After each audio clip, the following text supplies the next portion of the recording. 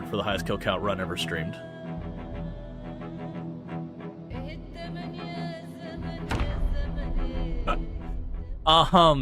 So Twist on Fire has that now, and he just said it like five days ago.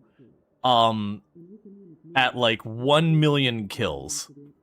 So the way we beat that is we no life this game and this game exclusively for the next year and a half or so.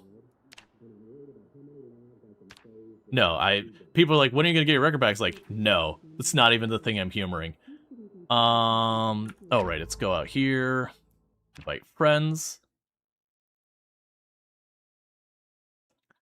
So you mentioned we were friends. I tried to search for you. I'm assuming you're under a different name in Steam? I did a search for Curly. Why didn't I see Curly_Dancer? There you are.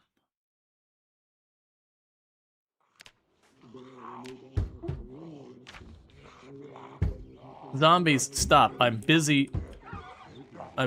Okay, well, I'm like busy inviting you. So you should have an invite, and I'm being evicted by the zombies, because...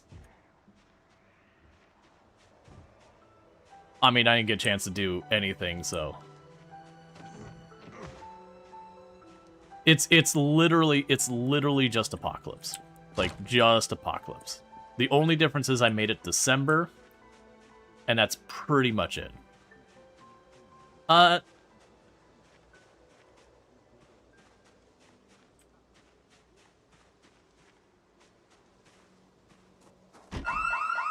you kidding? First house alarm. Alright, it's gonna be one of those runs.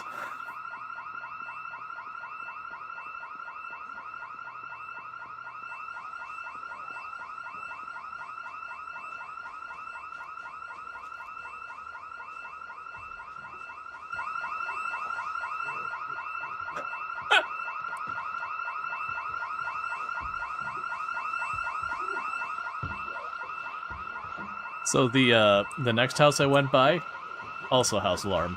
They're on their default settings.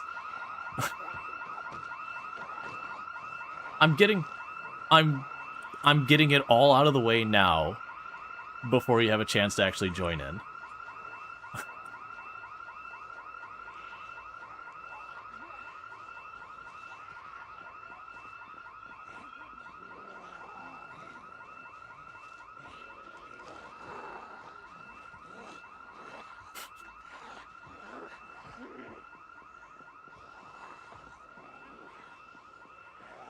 Yeah, and I went for just a generic, decent like, fitness build.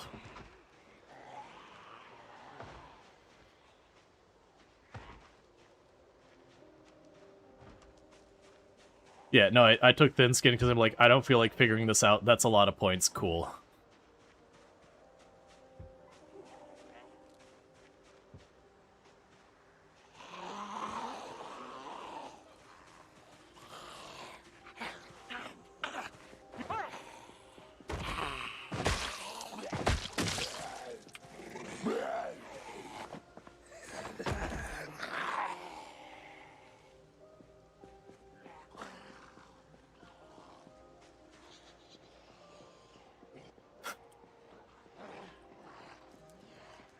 I'm trying to survive the zombies, so I'm like not caught up.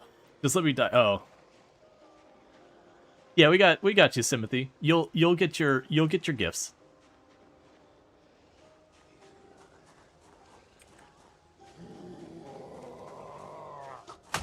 That's just all the outfits. There's one called Santa. Like if you scroll down. Thankfully alphabetical.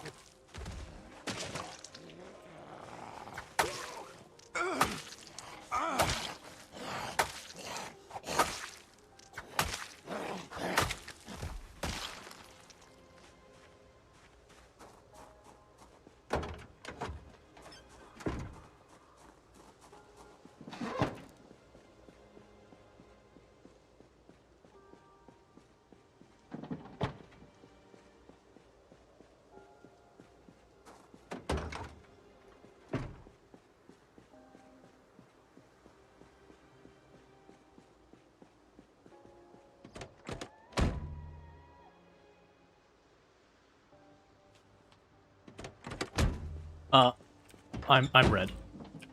I didn't even look to see if there was a green. I was just like, okay, found Santa. Moving on.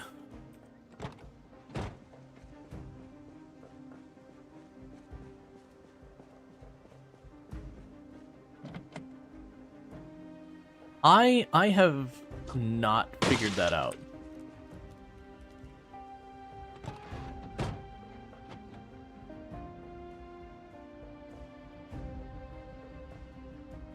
It just happens to be foggy right now. You might spawn in at a terrible place, all depending on how lucky you get with your spawns. Oh, that's a key. No gas, though.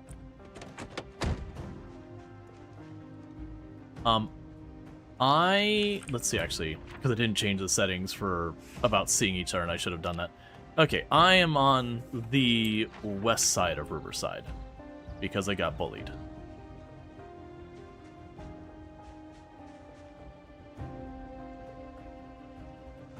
Summershade Road. I do not know where that is off the top of my head.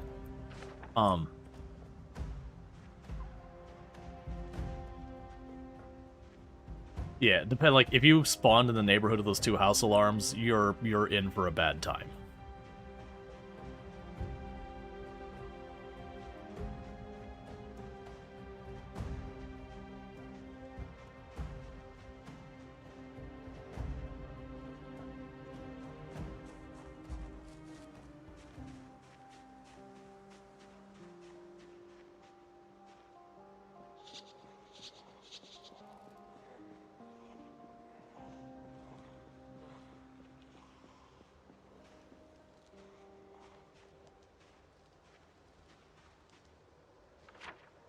And how was the glare?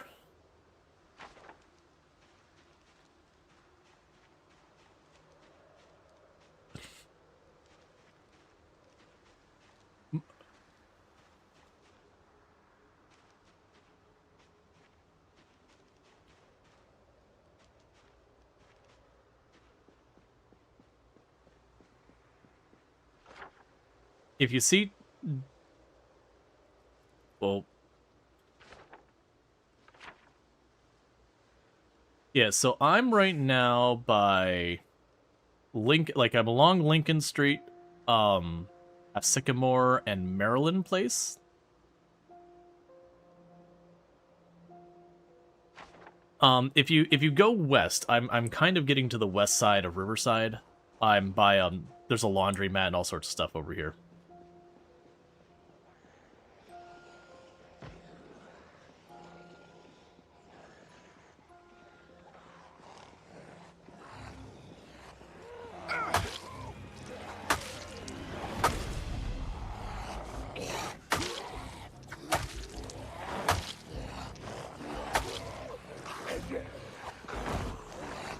I mean, low-key, some of that really budget-friendly wine is actually not terrible.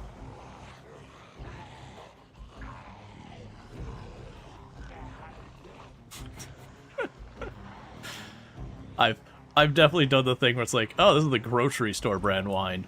It's basically like a wine cooler in a bottle, but sure, you know what? I'll take that.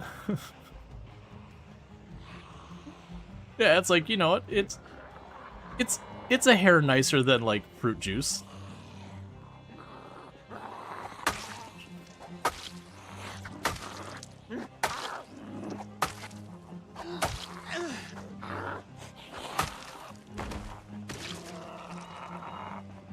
Okay, that was a...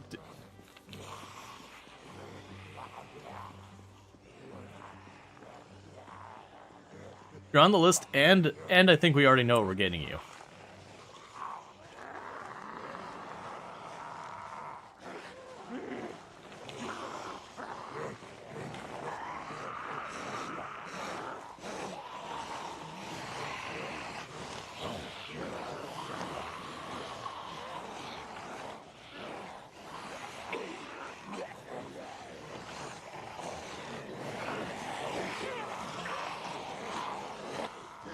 Yeah, so we got like two things going on. Yeah, the two things we got going on is one is just delivering gifts to households.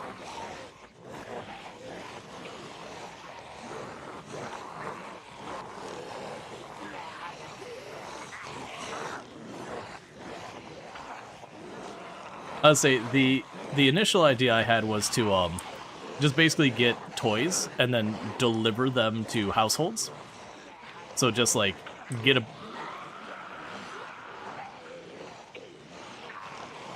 yeah. Oh, good.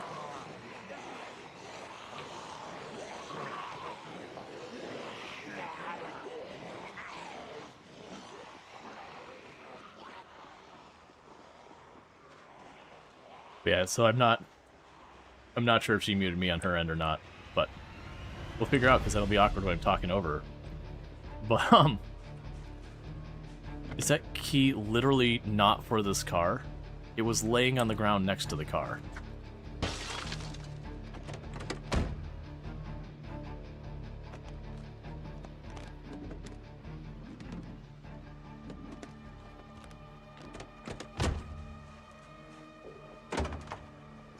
Ooh, I actually want that duffel bag. Am I just not remembering Apocalypse Zombies? These zombies seem to be forgetting me really fast.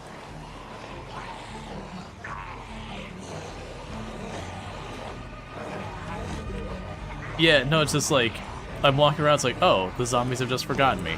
Okay.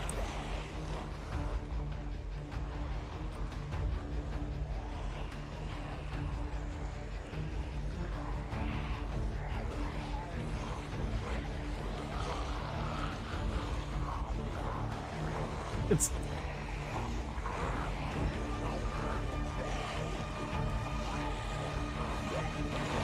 Hello.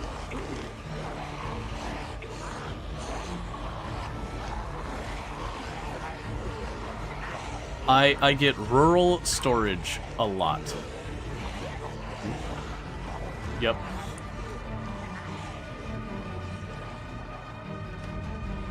Oh yeah, no, absolutely, it's the whole, like, eye playing tricks on you thing.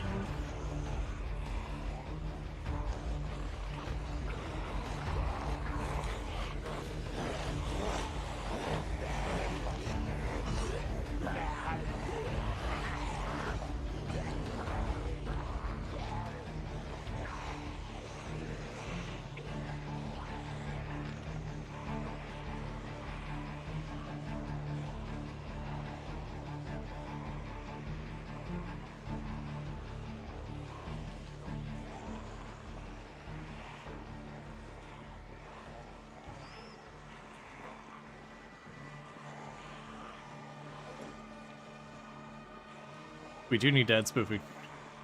We did put it together pretty quick.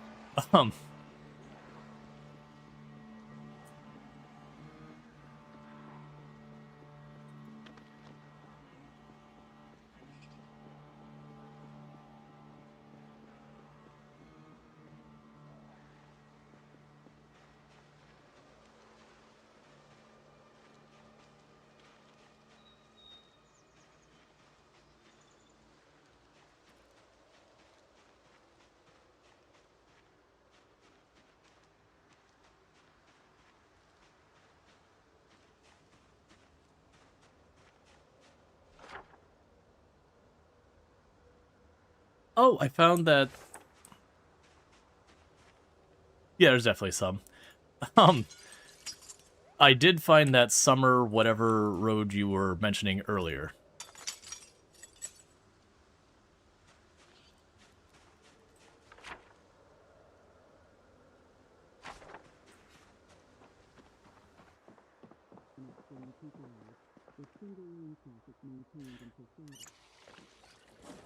Nice.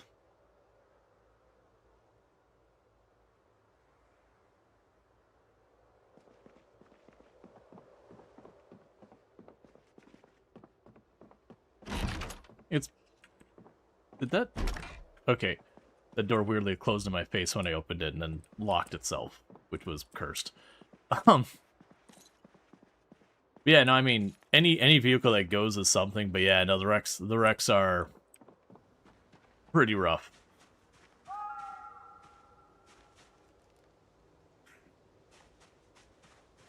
Alright, let me get Spoopy on the list real fast. Just gonna go hide in the bathroom like you do.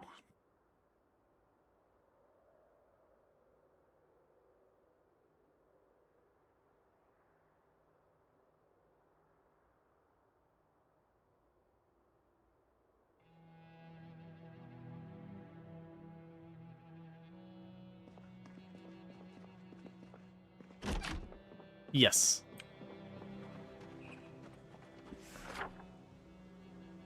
Yeah, you mentioned there was a house that was broken with a bunch of bodies in front of it. I think I found that house.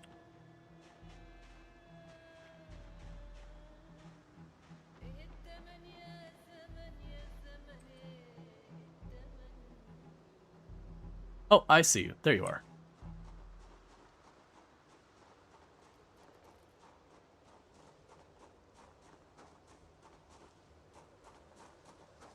Yep, nah, duffel bag is solid.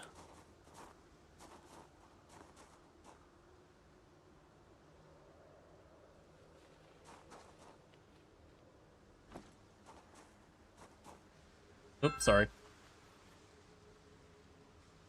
I'm not sure if it came across my alarm to start stream came on.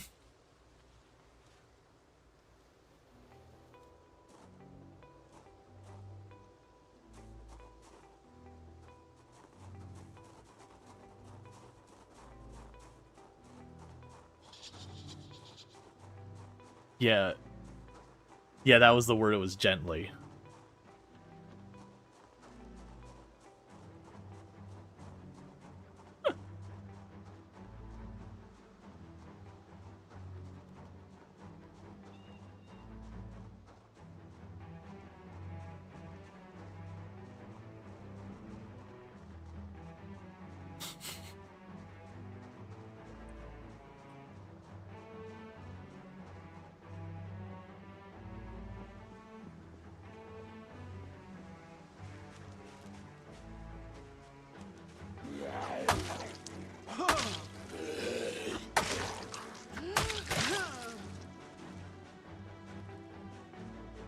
Any time from 3 times a day to once every 3 days. Anywhere between there is normal.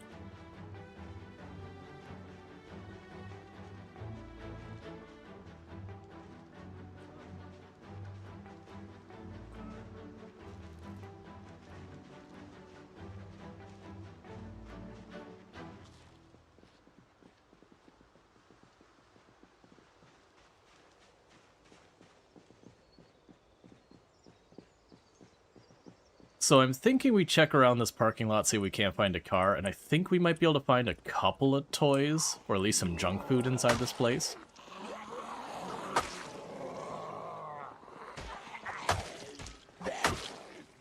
Have you...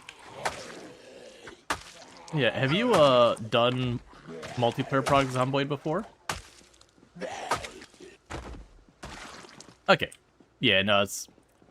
Just to mention that if we get into a fight, like, when you're close to other players, it can get a little desyncy sometimes. Did that seriously do a car alarm? What is with everything having alarms for me today?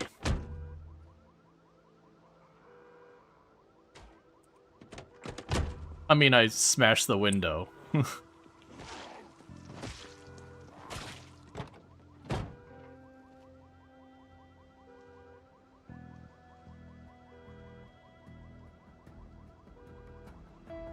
Well, if we're doing a long-term run, I just found the generator magazine.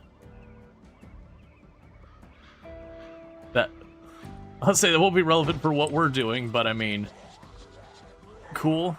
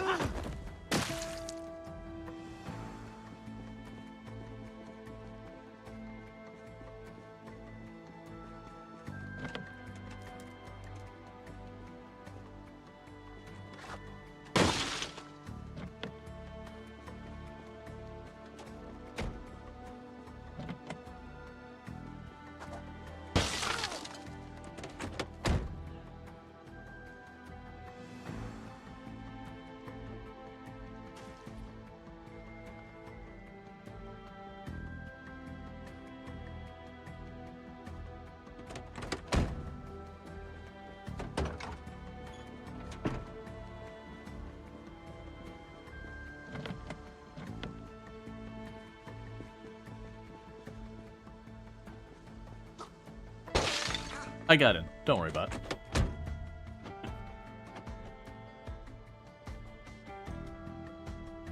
Sometimes you just gotta do a burgle.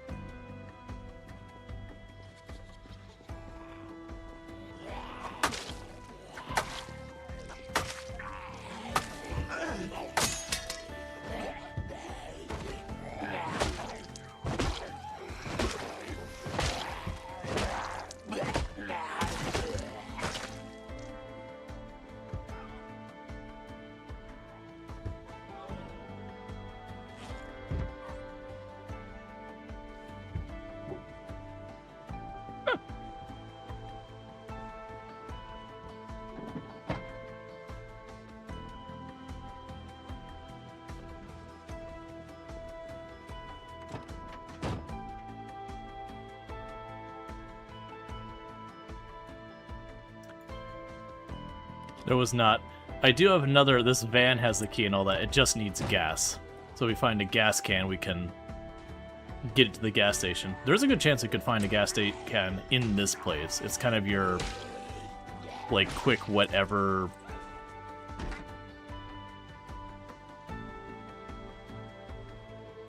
Nice.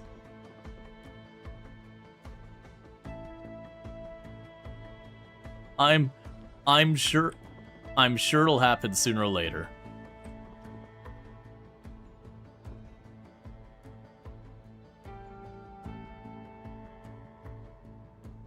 I mean, the best way to dirty it up is just to, like, just wear it for a while and keep fighting, and it'll get there.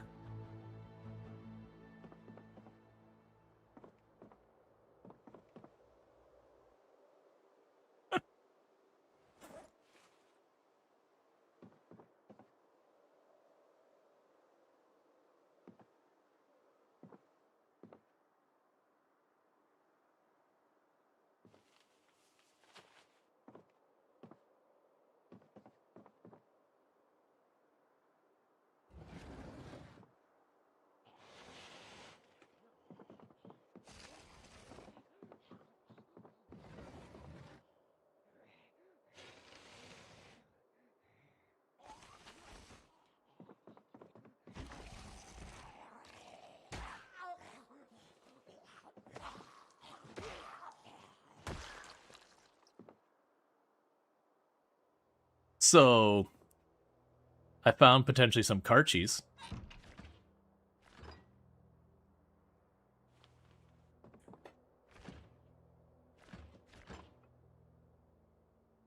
No mayo so far. Mayo is in the game, but it is not something you see often.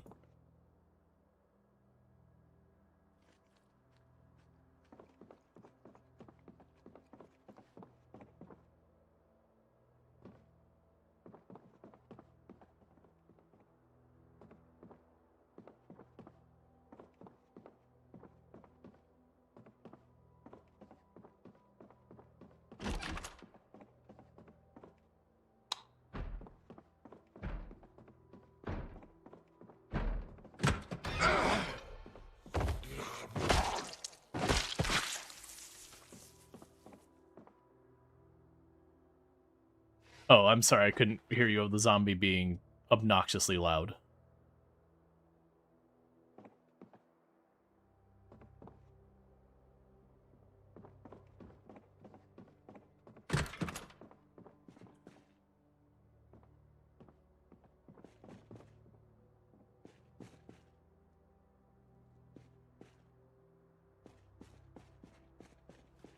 Yeah, no, like, in the entire time I played Product Zomboid, I think I've only seen Mayo, like, single-digit number of times. To be fair, when I get late game, I don't loot hardly at all.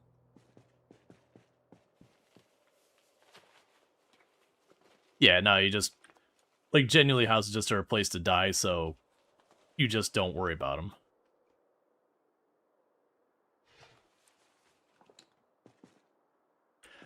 There is a stuffed rabbit you can find.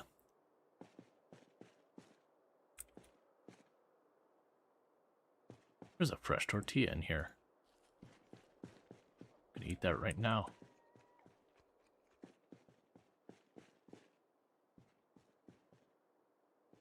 It's like one of those things where your character is full and you're just like, wait, I found ice cream that's not ruined. It's getting eaten right now. No gas can, though.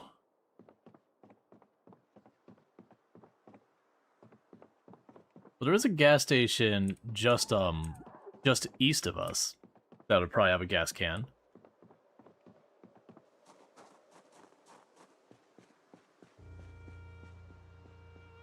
Yeah, I just didn't want to interrupt, like, the conversation kind of thing.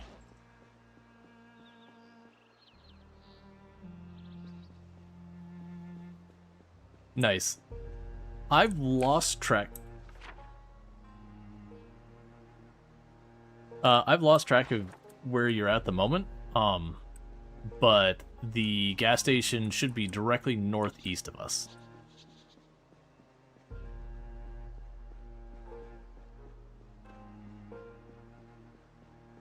I think that's this building down here. Yeah, it's been a long time since I've been in Riverside. Yep.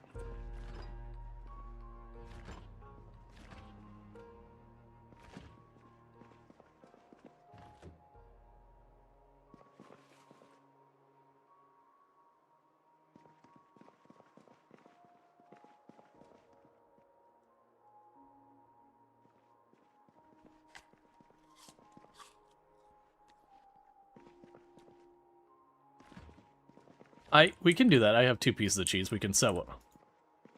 I can set one aside. We can put in the glove box.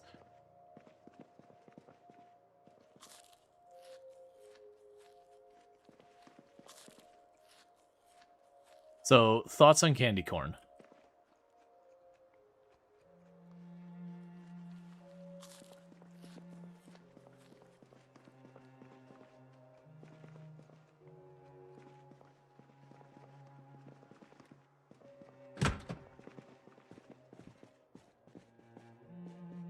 Yeah.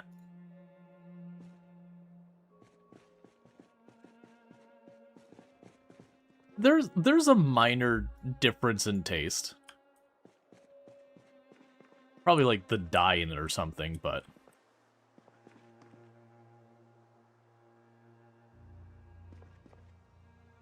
I do like candy corn actually quite a bit.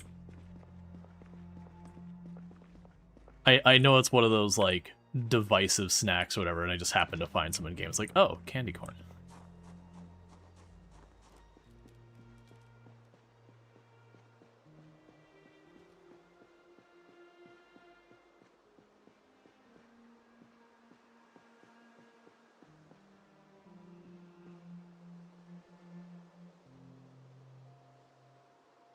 So, low-key, I'm not a real big fan of, like, ketchup and mustard and mayo. Like, I like hot sauces, stuff like that, but all the stuff that sugar gets added to and all that, not really my jam. Like, if mustard, I can get on board of, like, a Dijon or whatever, but, like, the yellow mustard we have is not my jam.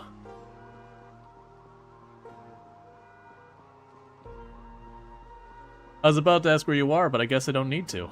I can just follow the sound.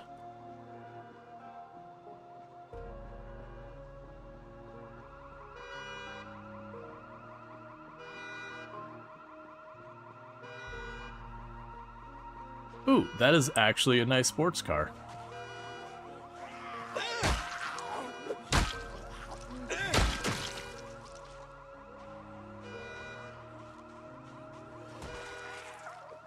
We might be able to find the keys inside the bar. Yeah, no, it's definitely a thing where you accidentally walk behind someone and startle them.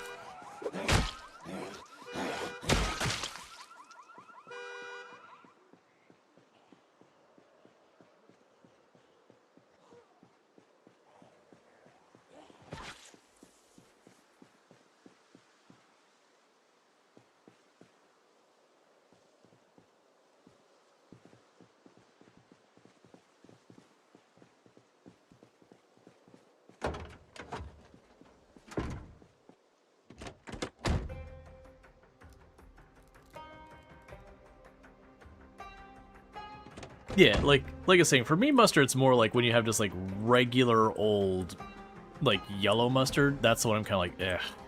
Versus like, you know, stuff like Dijon that's got a little bit more going on with it. I can be on board with those.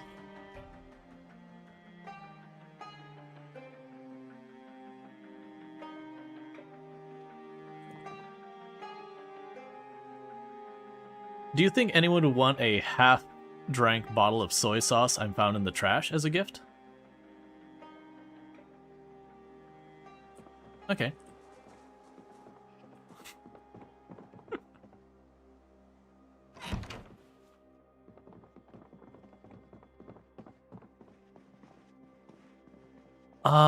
You can find guitars. I don't see any here, but there is definitely electric guitars. I have a couple ideas of where we could find one. None of them are super convenient to where we're at, but I'm sure we're going to move around as we're looking for gifts.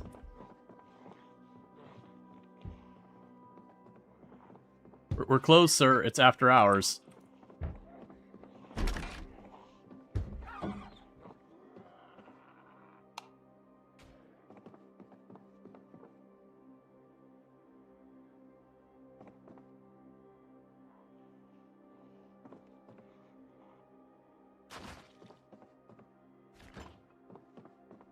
I can get behind that.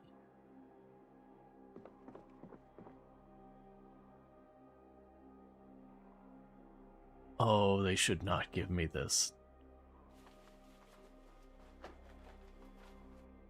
Let me just check one thing real fast. Excellent. Save that for later. Don't worry about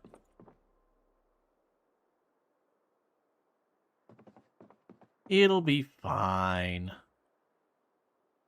Ooh, would anyone want coffee liqueur?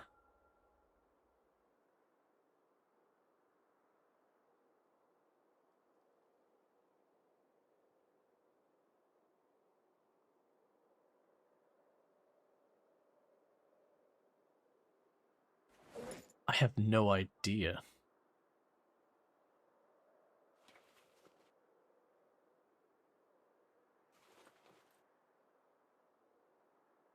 I genuinely have no idea.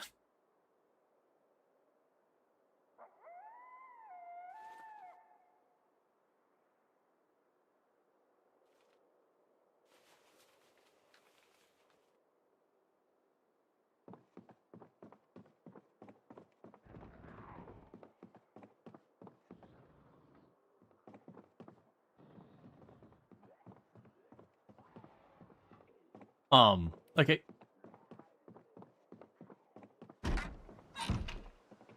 Sadly, no keys that I saw. I could have missed them, though. Those were like double and triple checking.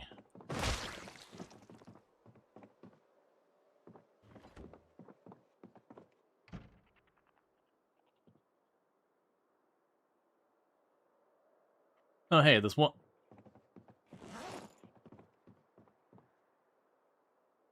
If you go to this left cabinet, there's a scratch-off ticket. We can see who does better. Because there's...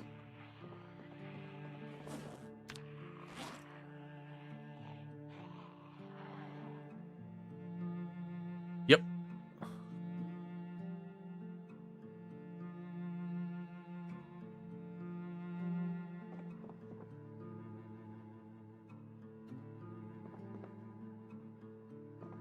I haven't moused over mine. But,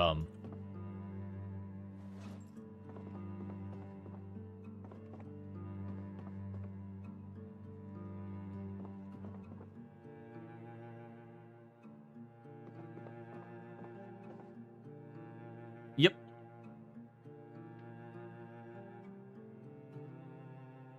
Mine apparently didn't actually give me the scratch-off result.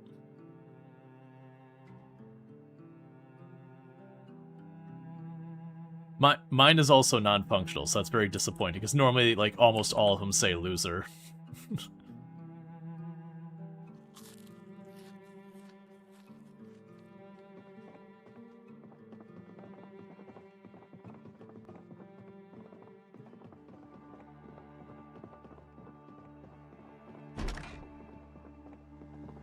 No, we'd have to get electrical skill and all that. Probably better off just looking for keys. Like, we can get the big delivery van if we go to the gas station, because then I just need a gas can, because we have the keys for it, and it's actually not in bad shape. It just has no gas. Alright, so that's northeast. Almost exactly perfectly northeast, too.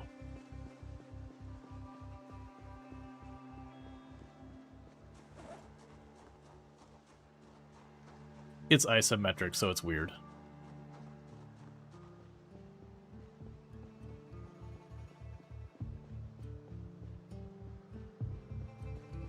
What do you... Oh, I thought that was something on her back. I was about to be like, what weapon are you holding? No, it was a zombie. It's just like, there was a crack in the ground that just weirdly looked like it was on her back.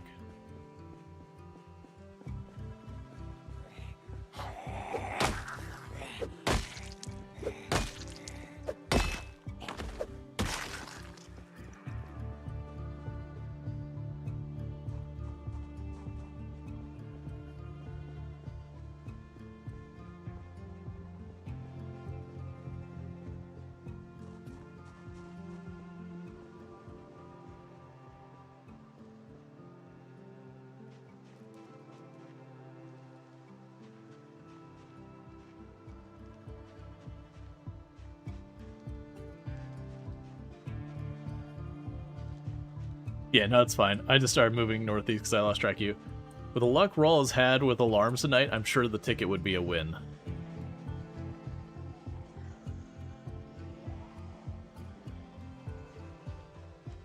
Oh, yeah, no, I don't have mine either. Okay, yeah, there's been some weird, like, desyncy stuff like that where, like, you will sharpen a knife, but it won't show you that you sharpened it, but then when you put it down and pick it back up, it then shows you the correct thing. The multiplayer's had some bugs. Yeah, like, I didn't tune them down or anything. Like, even... So, like, Apocalypse are supposed to be random from, like, normal hearing to slightly below hearing, I believe. Like, slightly lower. But it feels extra inattentive. Holy crap, this zombie's nothing but gold.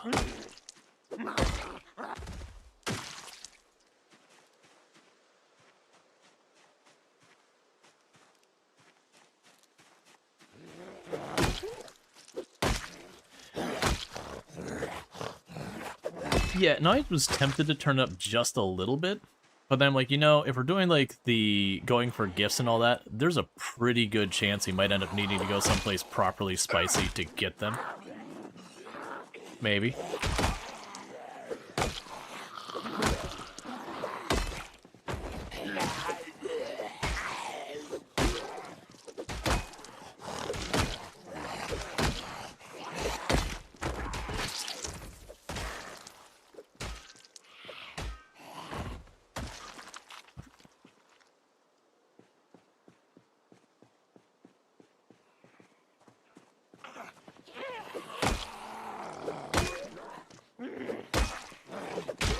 Sadly, nothing. Could be a fun place for, like, an Easter egg, like, it just makes them fall down.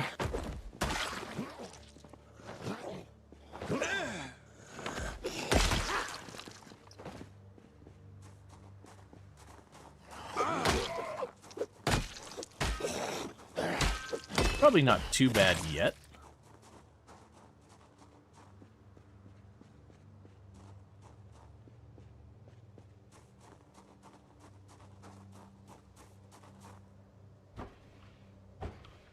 Okay. We got ice cream. Do you want the ice cream sandwich or the creamsicle? Okay, it's on the right side of the ice cream freezer.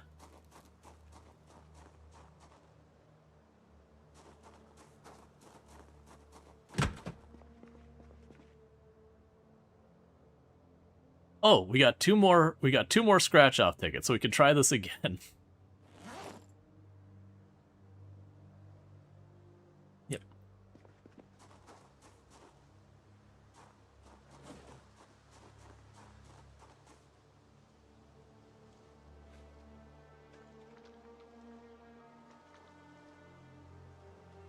That sounds about right for the zombies.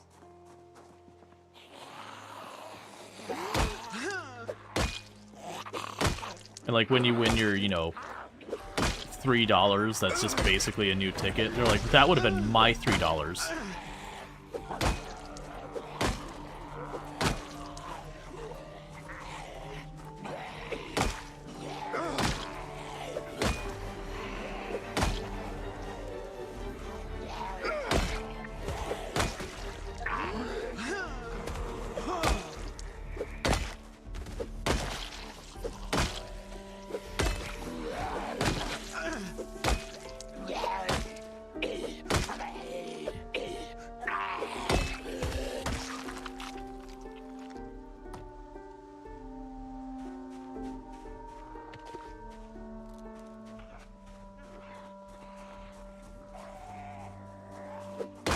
Did you get the munch?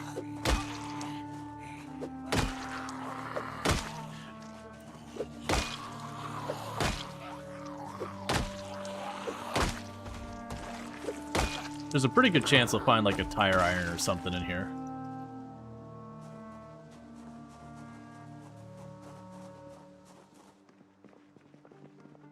There's a scratch off under the register. Oh, yeah, okay, so you got one up there as well.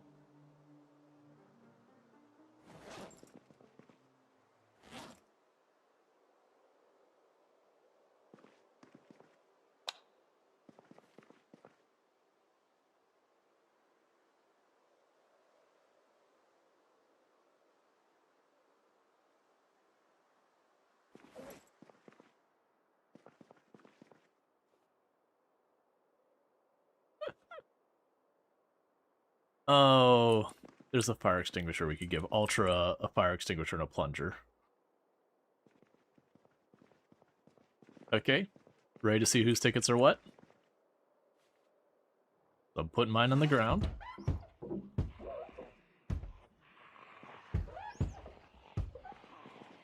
Mine says loser.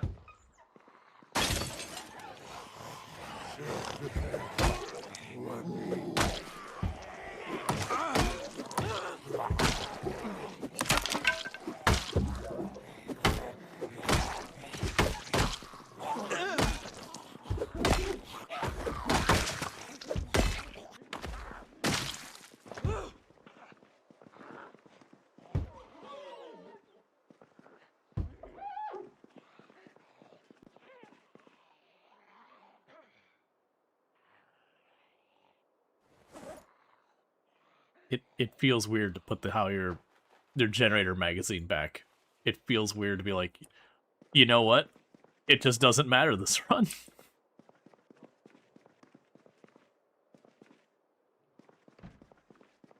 This is true. Who do we think has been like the one who's suffered to try and get one of those magazines the most?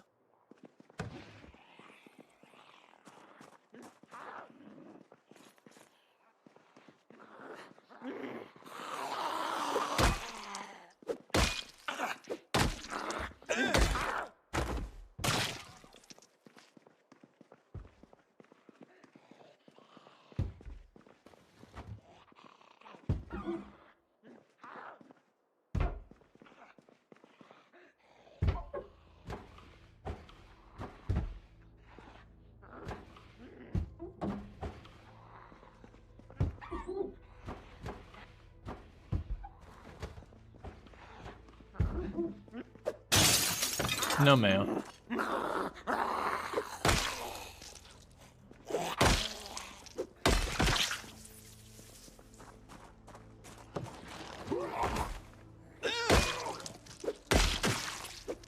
Multiplayer's been going good.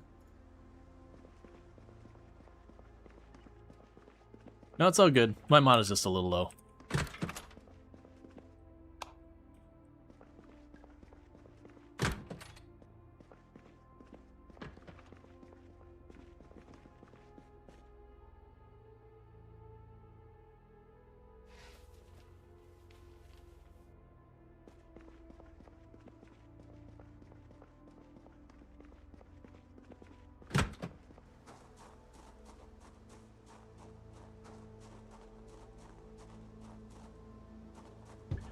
I figured the coffee liqueur sounded like something that someone would want, so I do have coffee liqueur.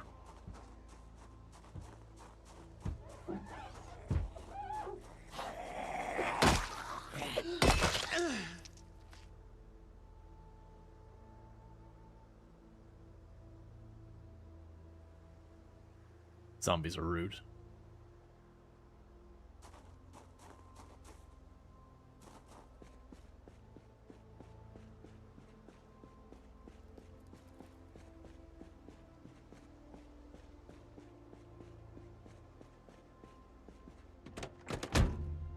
I didn't see a gas can either. The interesting thing was I did find car keys, but they don't seem to be for either of these cars. Oh, there's a gas can in the trunk of this car.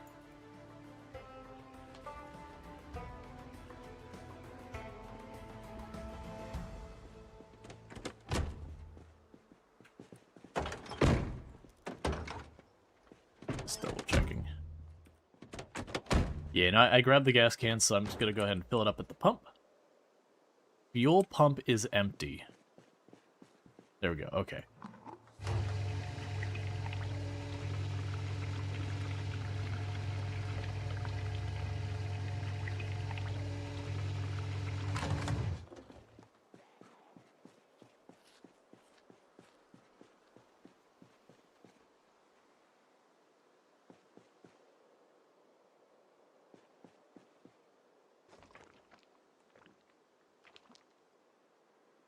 Alright, so I got the gas so we can go hit the, get that van for us.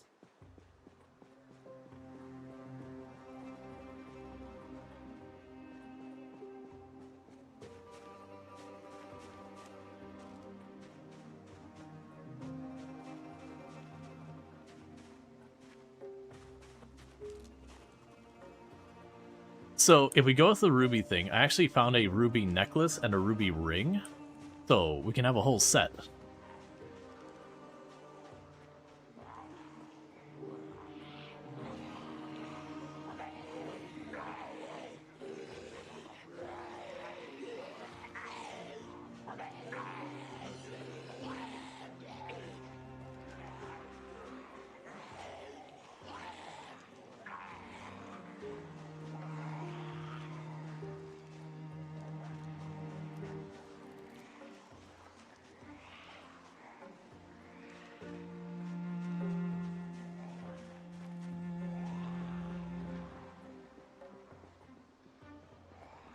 Yep, and it'd probably be good to have more than one car available. You know, things are going to happen to the cars.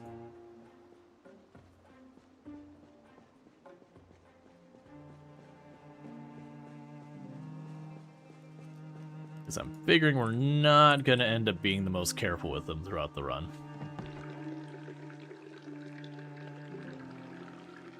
Oh no, we're not going to take the time to, like, carefully clear everything. It's going to be like, nope, we got to get those gifts.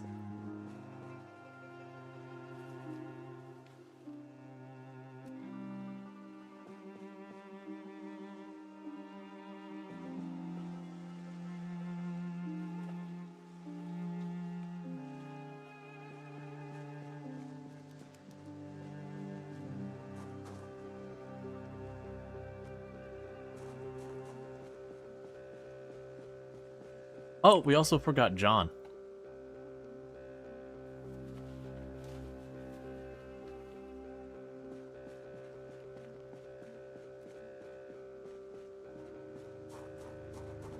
I said we forgot Jonathan Ong.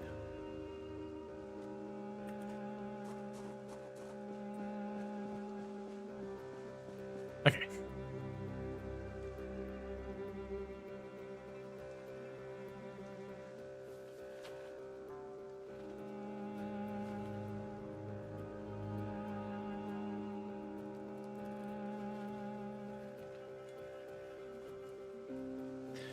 But yeah, so we're basically just getting everything sorted out for the moment, all that.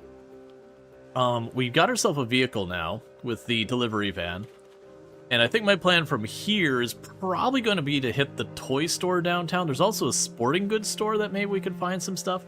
Like, the whole idea is that we're trying to get some, like, gifts for people and all that. I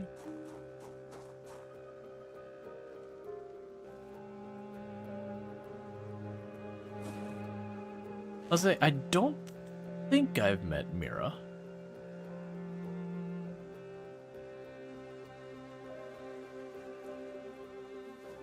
Gotcha.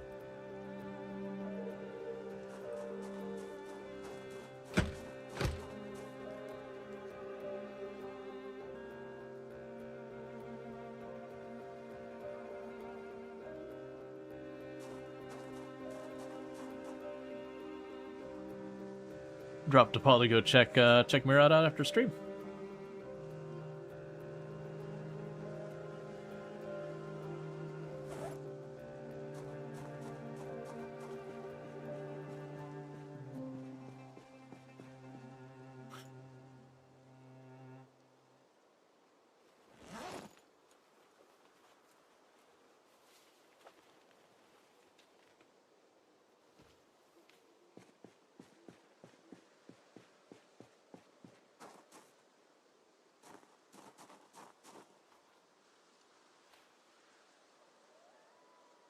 For another cursed gift, do you think anyone would want a bucket of milk?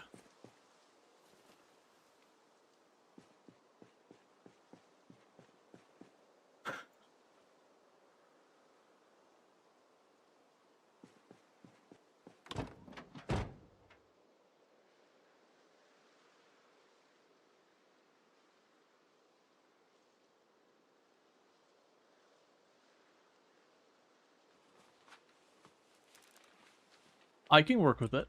I mean, I definitely feel like whatever Spoopy gets, it needs to be just absolute fun chaos.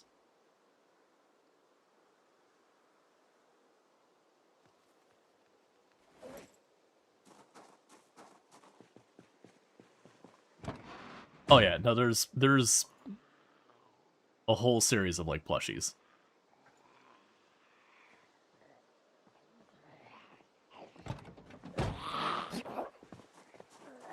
Yep. Yep, basically straight up apocalypse. Except December.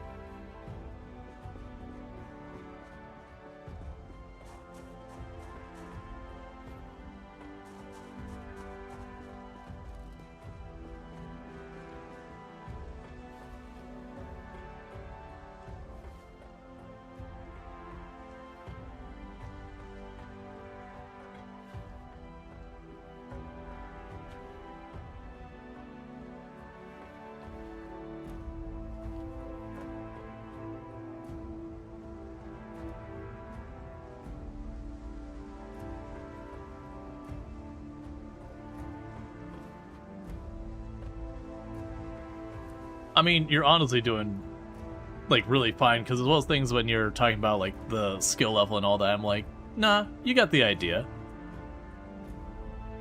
Like, you're not just running face first into zombies and falling over dead like you see a lot of new players do.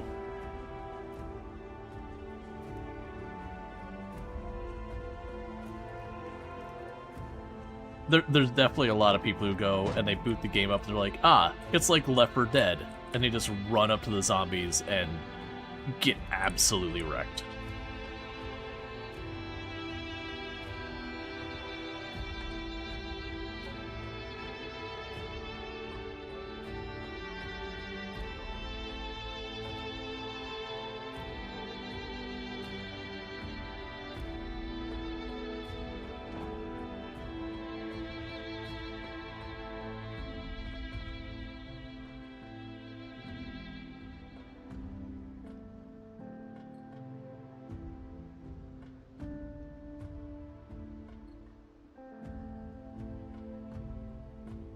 I honestly think most of the people would like burgers. There are tacos. They're hard to find, but we probably can make that happen.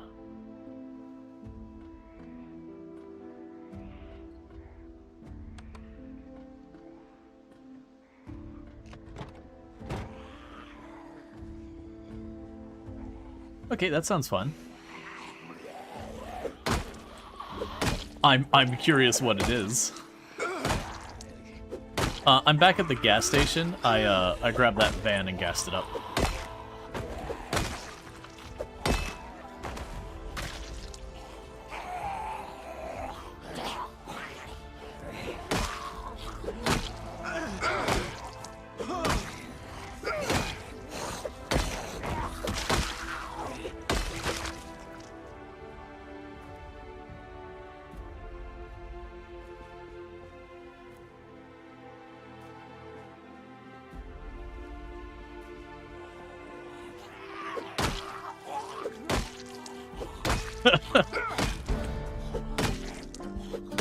Hey, it's not the Marshmallow Circus peanuts.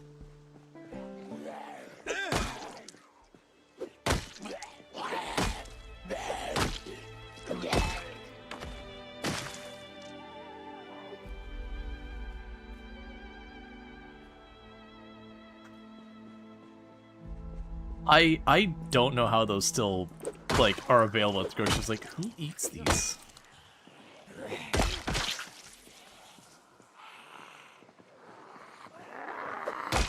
I know one.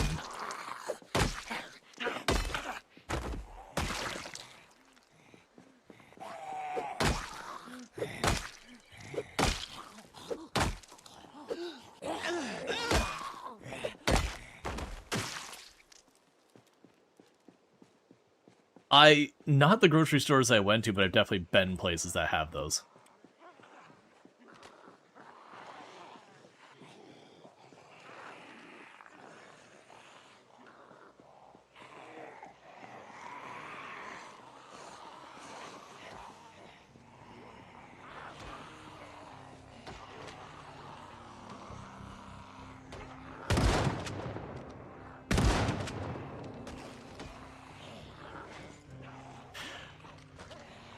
I mean,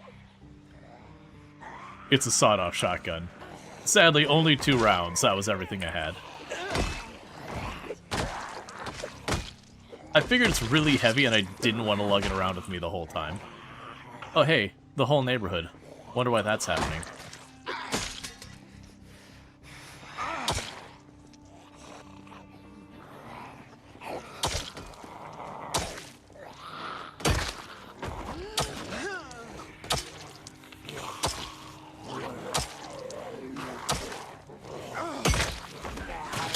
That seemed... Another house alarm? Come on.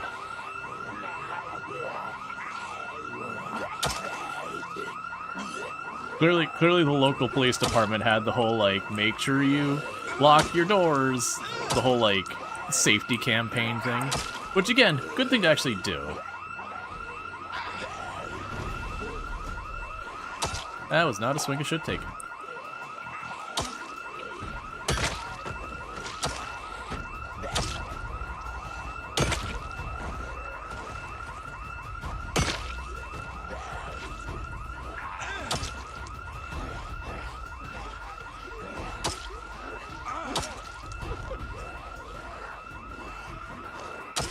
Yeah, it's only 7%. What's the probability when you hit 10? It's not that bad.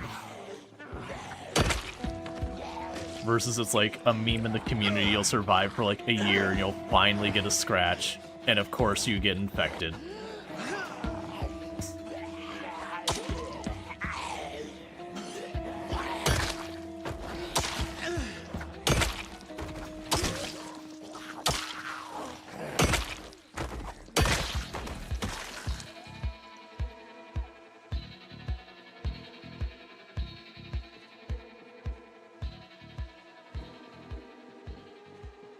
So for the jewelry set, we have a necklace, we have a ring, we have the earrings. What are we missing? A bracelet, maybe? A gold bracelet? I don't think there's... Yeah, I don't think there's a ruby bracelet, but just a bracelet.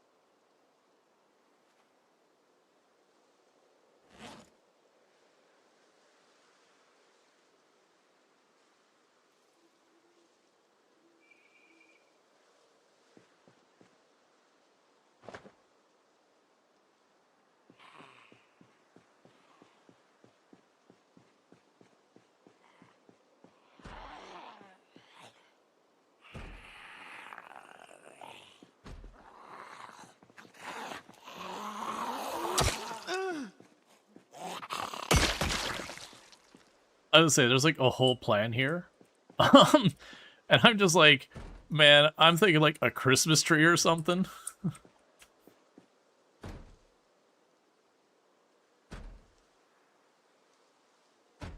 mean, someone's gonna want a purse.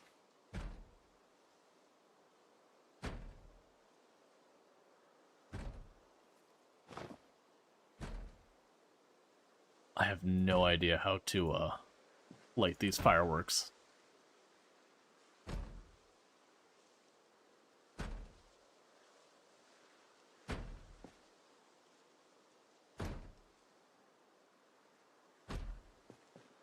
You said something on the internet. You should know by now.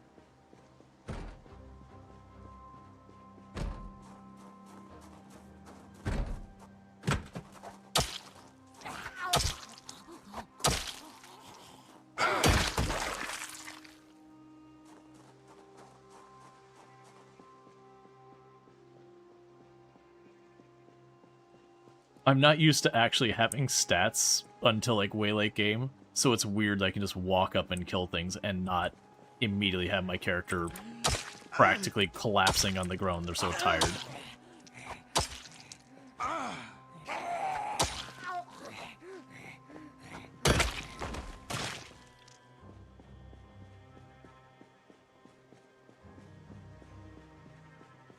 Oh yeah, you know what?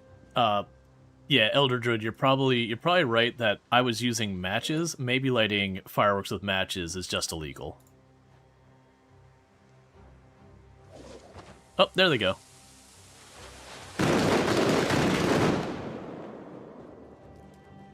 That was fun.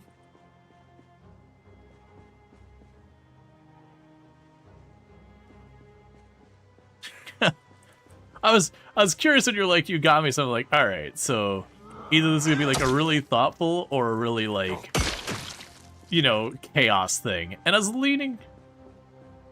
I mean, it could go either way.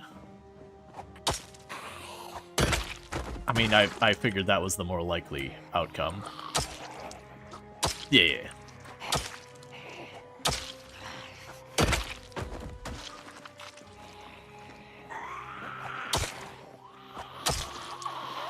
I mean, you don't mix silver and gold.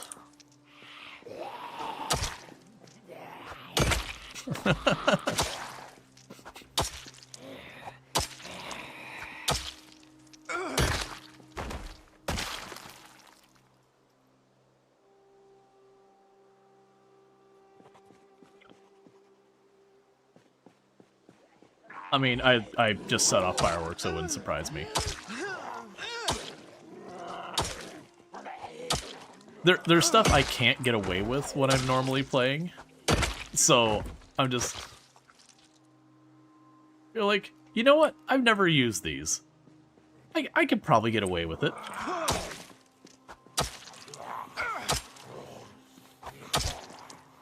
And I'm making the town a safer place for everybody.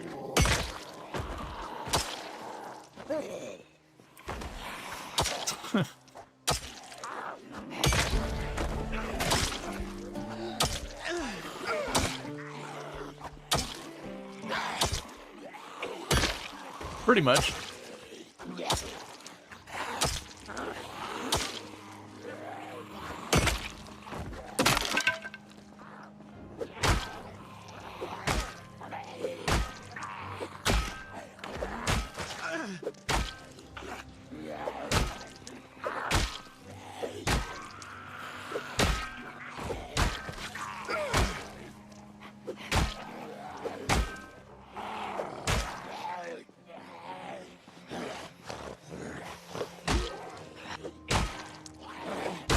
The toy store? Yeah, the car is like right next to the pump.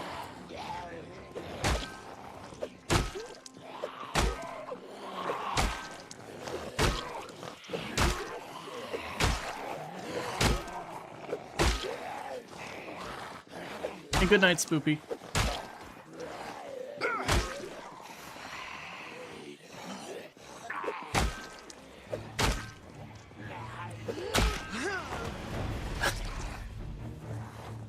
The new sound effects they've added to the game always make me chuckle, like, when your character is getting really strained and they swing their legs, like, ugh.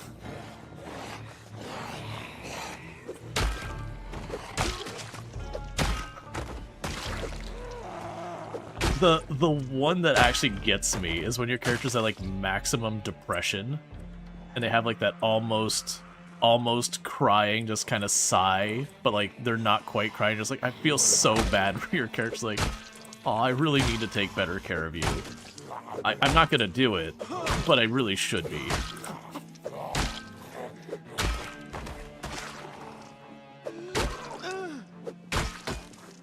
Look, you deserve it, but it's also a lot of effort.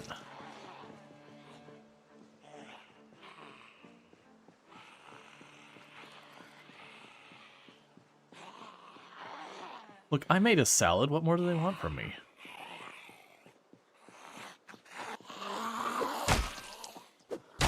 Low-key and prodding Zomboid, salads are the secret to happiness.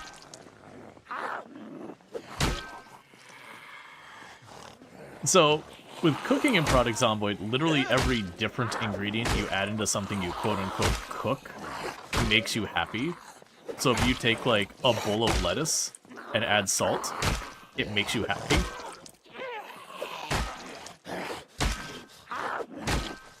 Yeah, so it's just like, you get the most unhinged things, and you just keep chucking it in a bowl.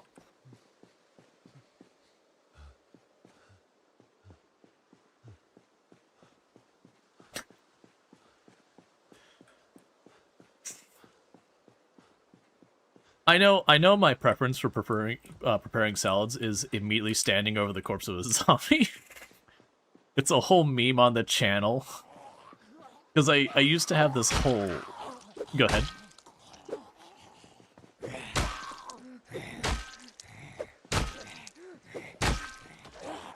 No, I was saying I had this whole spiel I would always do.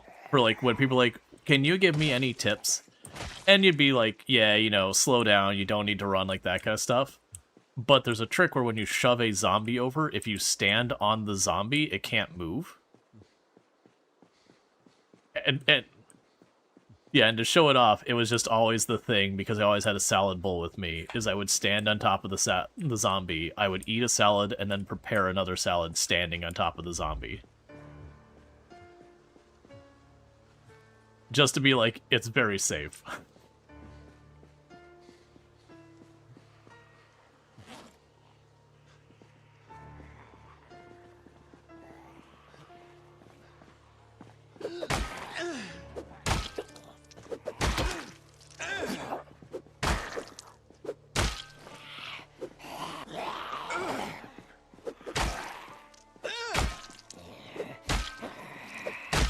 Yeah, no, it's like, you watch the other person they're fighting, it looks like they're being just absolutely murdered the entire time.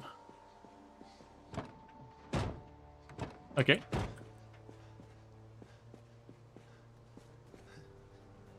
Thank you. hang on 1 second. I want to make sure you know I appreciate it. So we're just drinking that right now.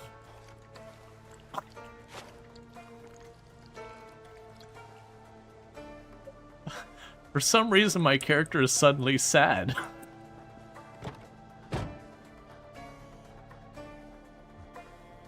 Something about drinking ketchup straight from the bottle just didn't... It's basically tomato soup that's just cold, right?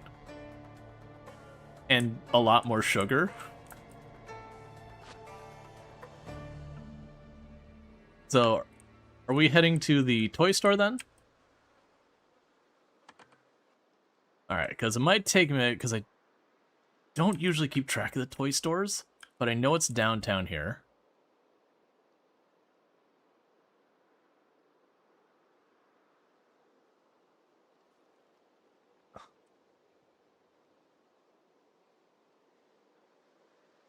That might be it. There is also a sporting goods store right here. Oh, I think the Hugo plush might just be fancy clothes. But that's okay.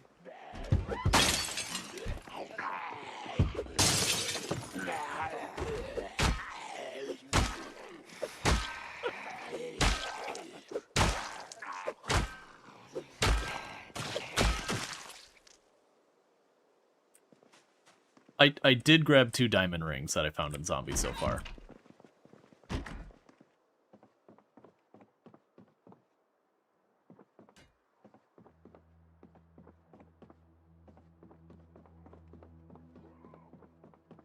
Are you kidding me? Now in a Hawaiian shirt? What is this place? Oh wait, there is a Hawaiian shirt.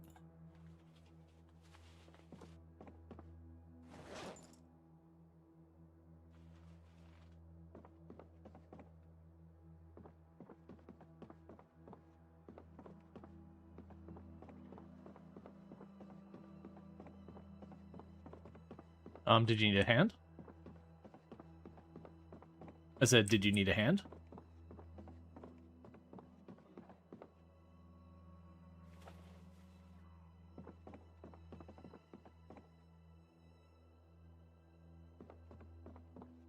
He's not too bad.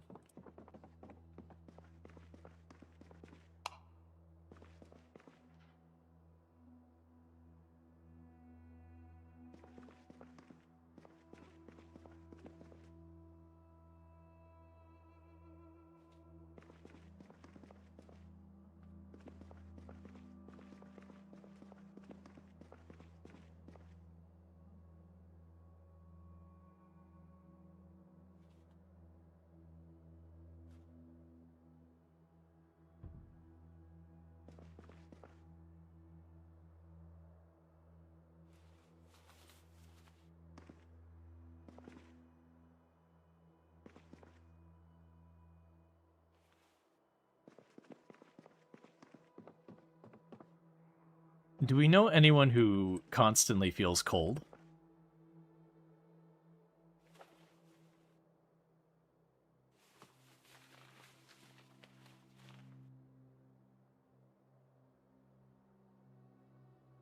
Okay, so to go with the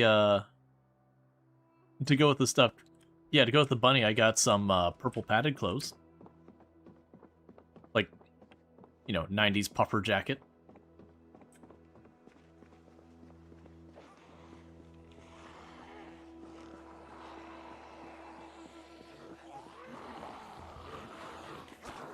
I was gonna say, she stopped moving in the zombies on my screen. That does not bode well. Yeah, I'm guessing one grabbed you and then they chain stunned you.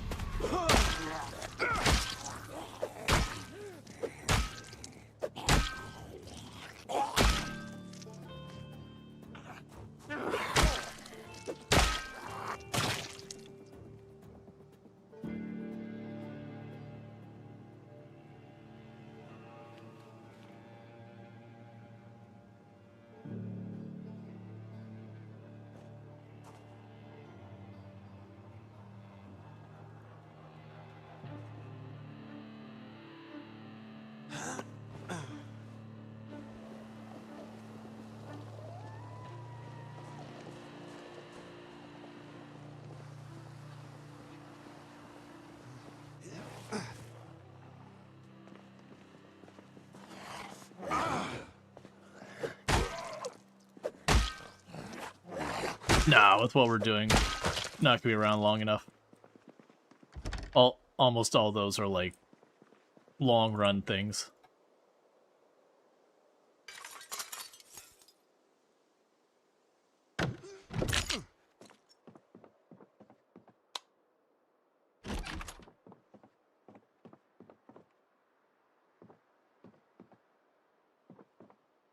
Yeah, depending on when you spawn, like, we're in the middle of town, so it shouldn't be too hard to find your way around.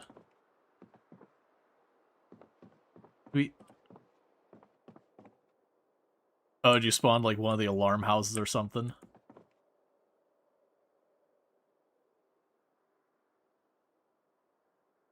Sure, I will try and do that.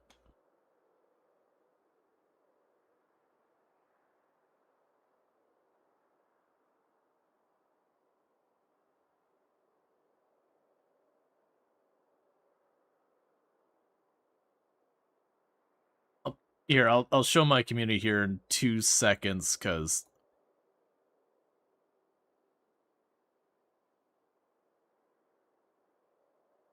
Yeah, just so my community can see it. So this is what's going on over there with the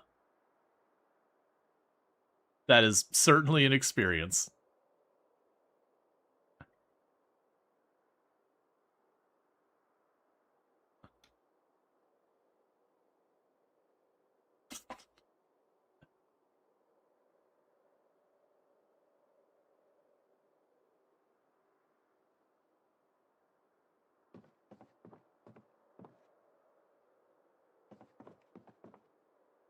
I killed your character, and then because they're in a big pile, I just drug them a little bit off the side so it'd be easy to find.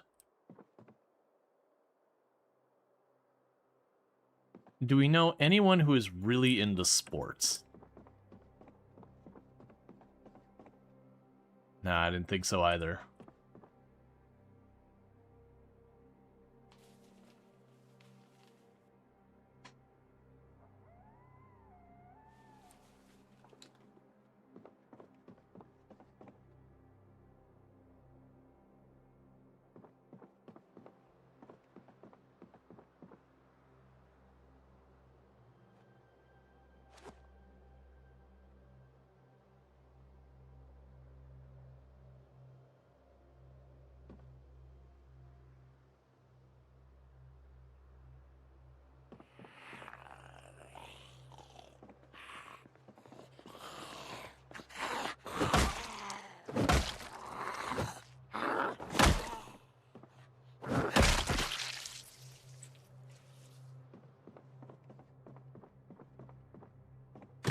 As long as the sports, we're keeping it defined as, like, hockey, badminton, or, baseball. I think there's also football.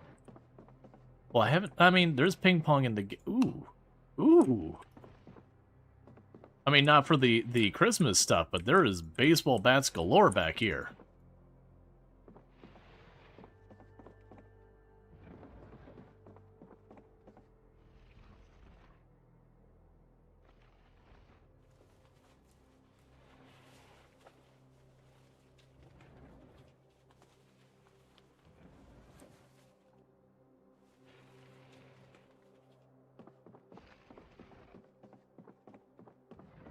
Darts, maybe? There's a dartboard we could steal.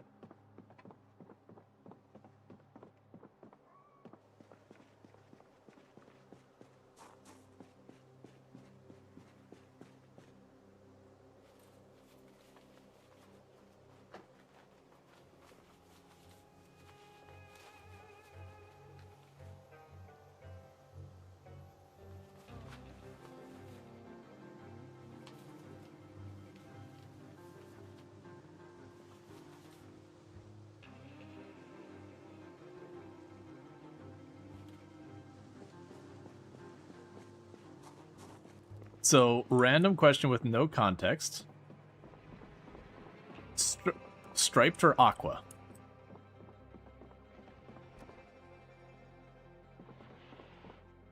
Yeah,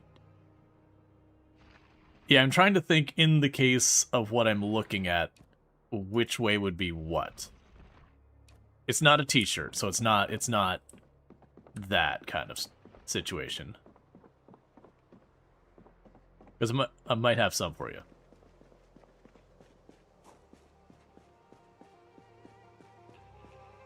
Yeah, no, absolutely. You gotta have the whole set. Also gotta find a gold belly button ring.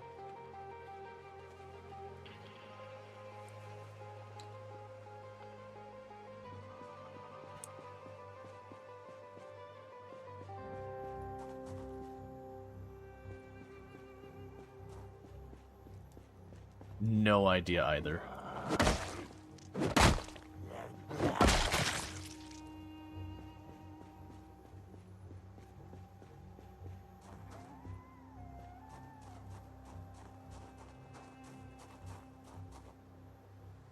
I can see that. Because it's going to make the comment probably not ultra because, you know, Canada, it's just, you can't wear bikinis. You'd die.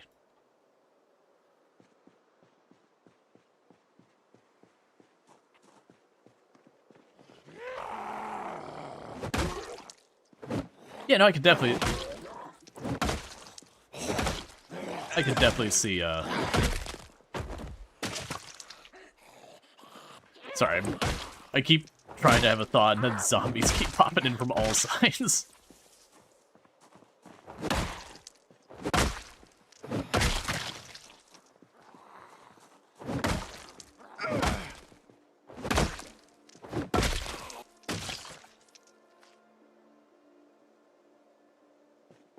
Okay, I figure we grab, like, everything not bolted down in that place.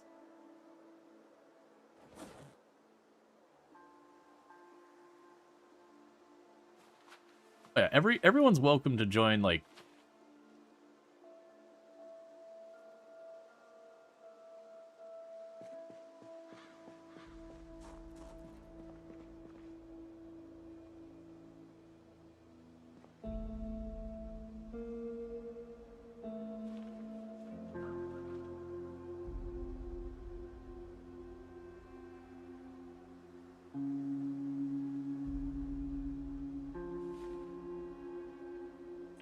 I think if you are at the toy store, you're probably just east of me, but on the correct road.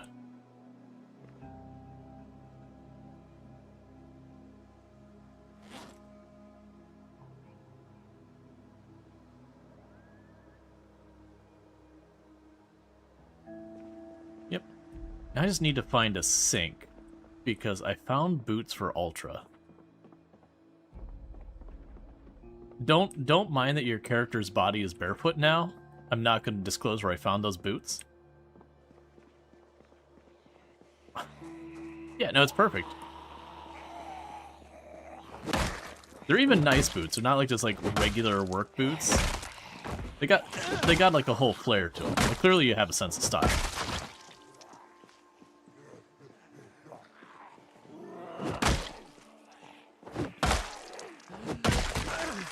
I mean, they look more biker boot than, like, riding boots, but, you know, they're nice.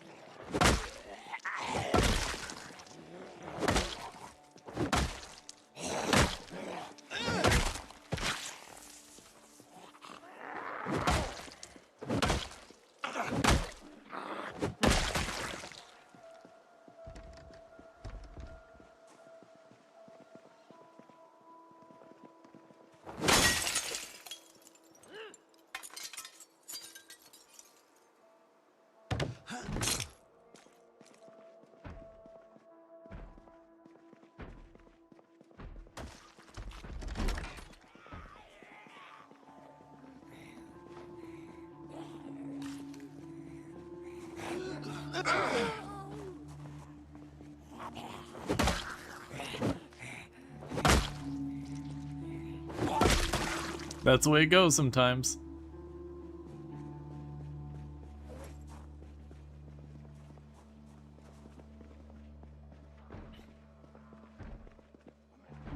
Well, I mean, you can have some cheesecake and all that before.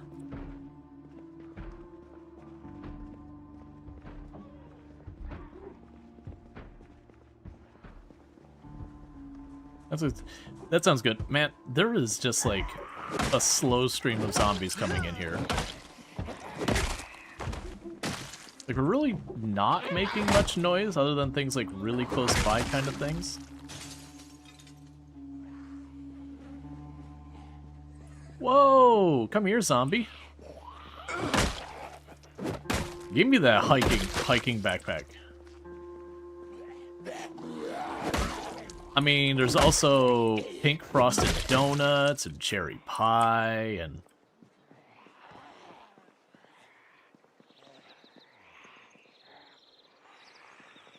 I did not see a key lime, but I can absolutely get into a key lime pie.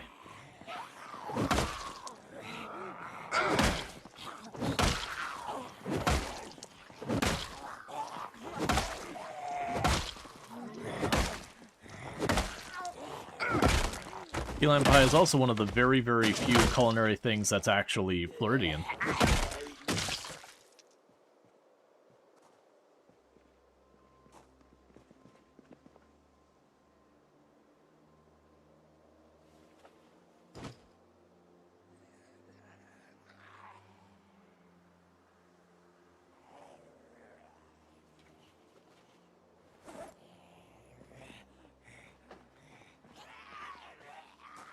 I didn't see any, but I was more focused on the desserts.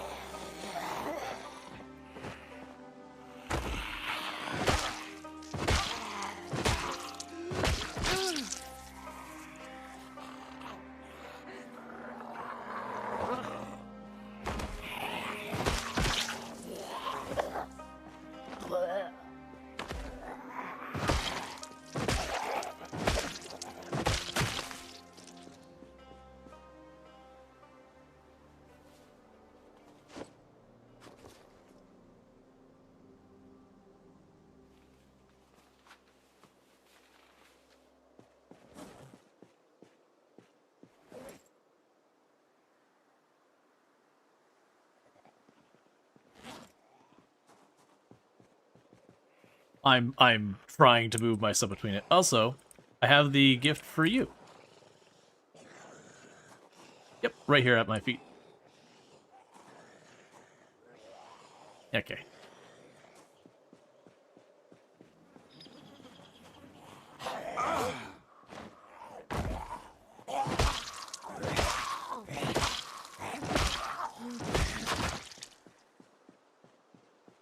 No, it's I picked it up again, it's here. I just dropped it on the ground where I'm standing. Because you gotta accessorize.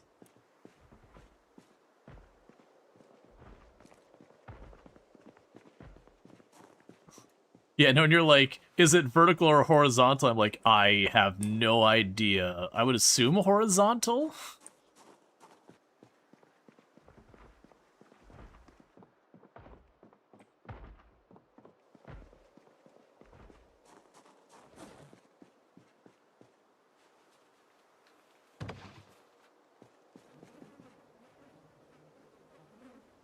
Not a bad plan.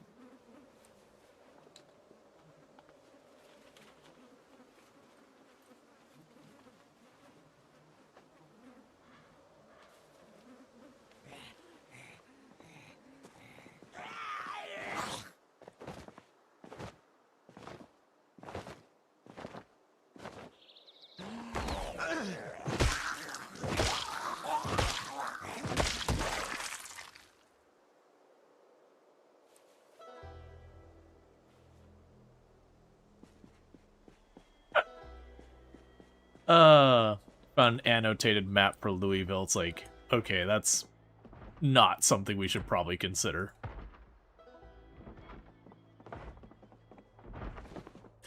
I mean, I would be down for the chaos. There would definitely be deaths. Because that's actually one of the things I was thinking, is if we were, like, struggling to find toys. I know one of the biggest toy stores in the game is in a mall in South Louisville. But, you know, that's also in the mall in South Louisville.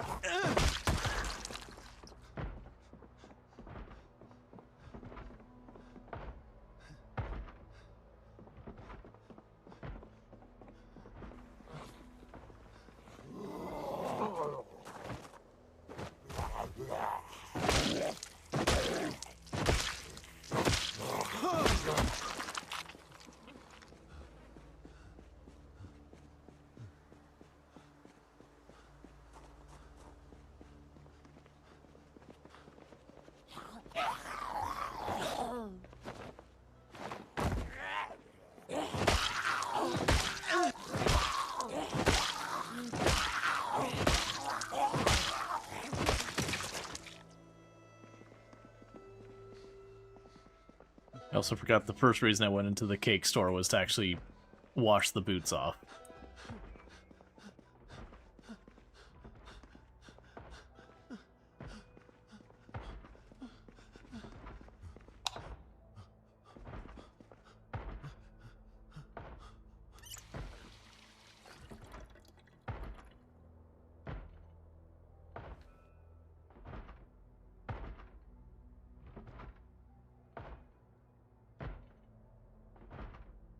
I don't know what they're talking about.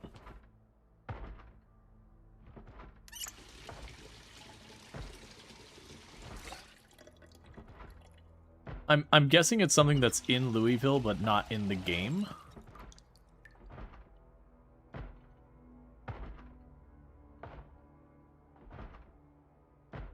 This feels cursed. Watered down diet soda. Yeah, I just was wanting to top out the bottle of have some more water.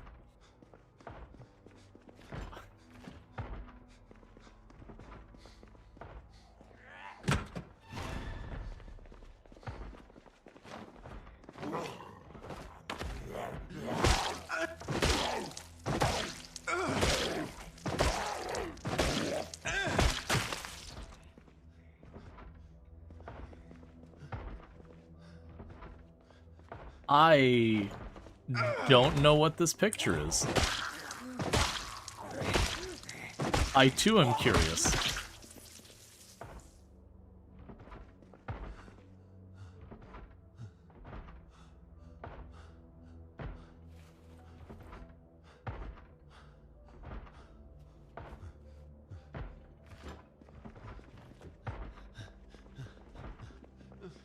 Try and check if I can find 2 seconds without the zombies smashing my doors down.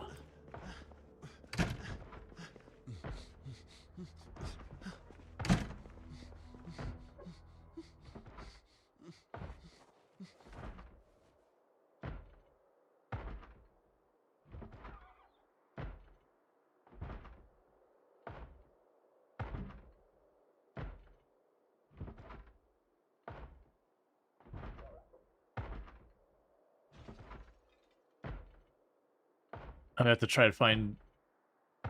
Chris, can you post it in my Discord as well, just so it's easier for me to grab?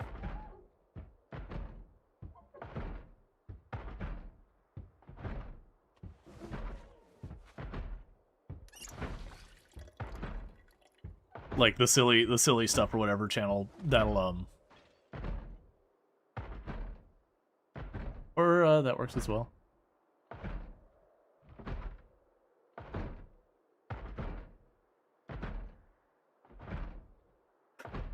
That is amazing. That is a solid, quickly done Photoshop job.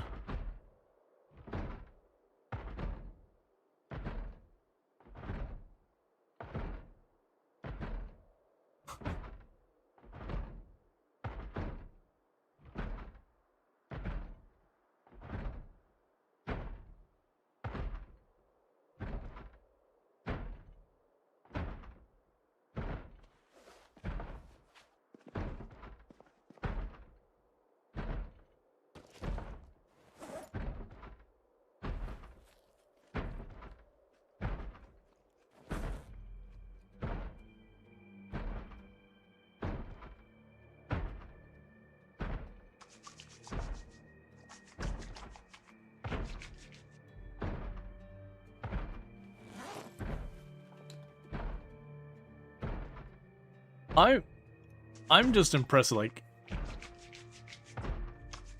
Rockridge.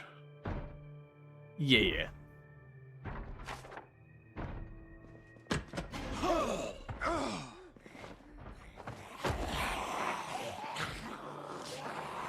Okay.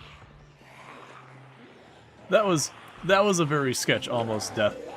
Because I sat in the bathroom long enough that I could, like, rest for a minute and check out the picture, and I opened the door, and it was very crowded outside.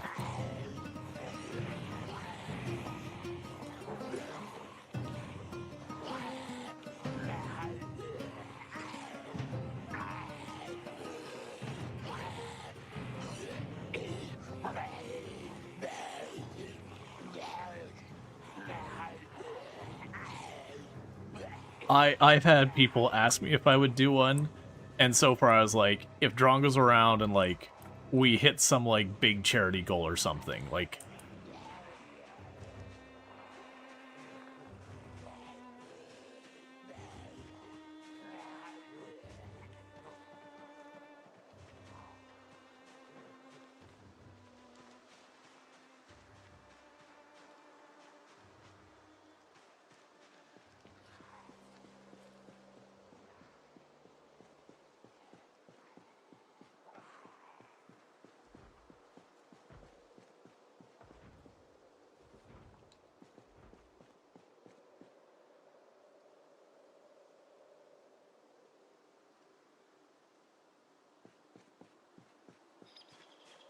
I mean, honestly, you could die a lot really quickly in Product Zomboid.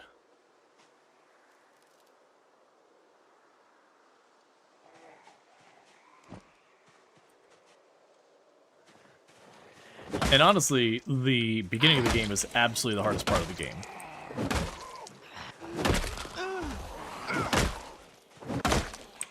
Oh yeah, and you've got, like, whatever skills you started with, that's the worst you're ever gonna be.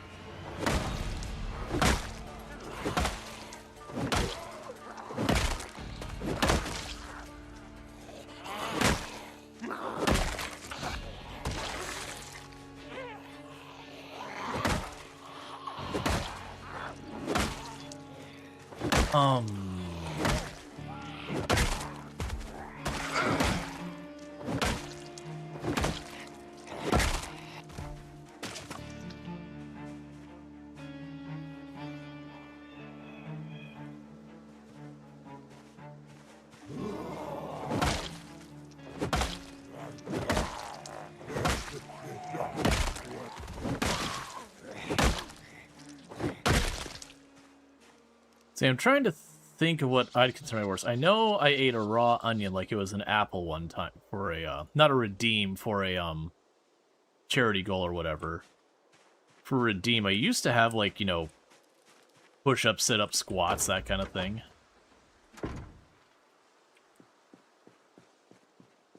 Yeah. Like, when the channel was smaller, it wasn't too bad, but as the channel grew, it's like, alright, hang on. This is getting way too disruptive.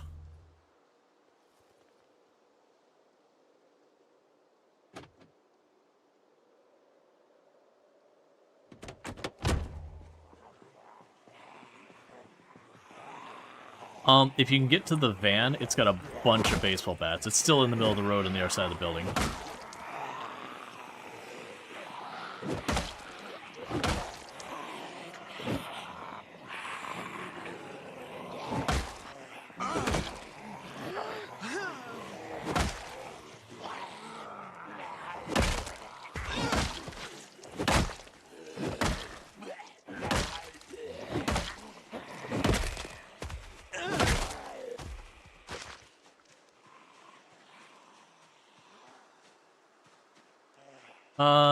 Well, I don't think they should be able to do that unless one of us is in it. If someone's in it, they'll start smacking on the windows. Otherwise, they'll just stand around and kind of glare at it.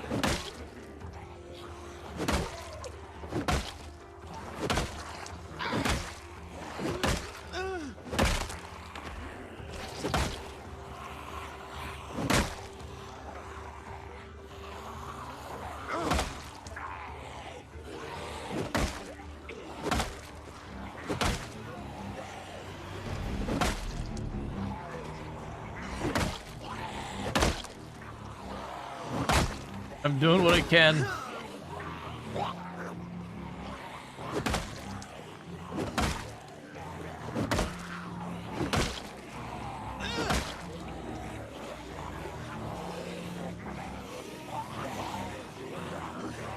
I might have pulled them off of you.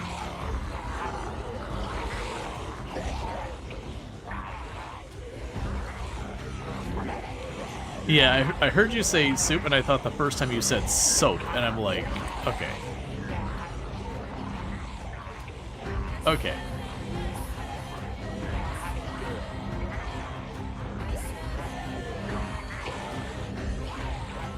Alright. I can probably buy you some time to get into the van.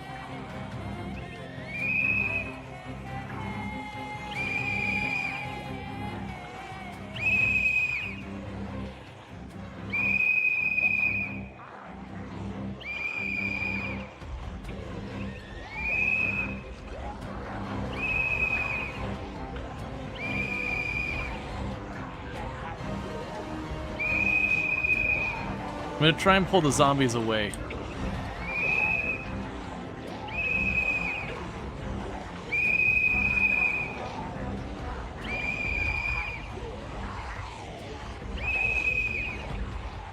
Yeah, now if you get a bunch on you, you can like just kind of dash away.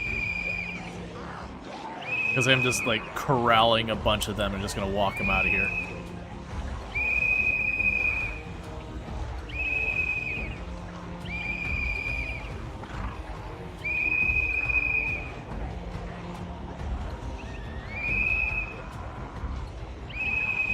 Because they added a whistle to the game a while back.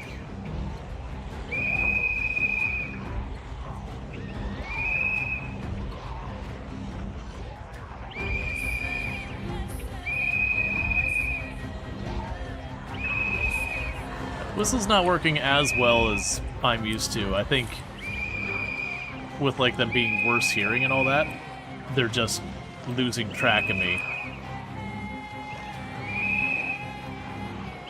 I still probably got a good, like, 20 or so I'm dragging away.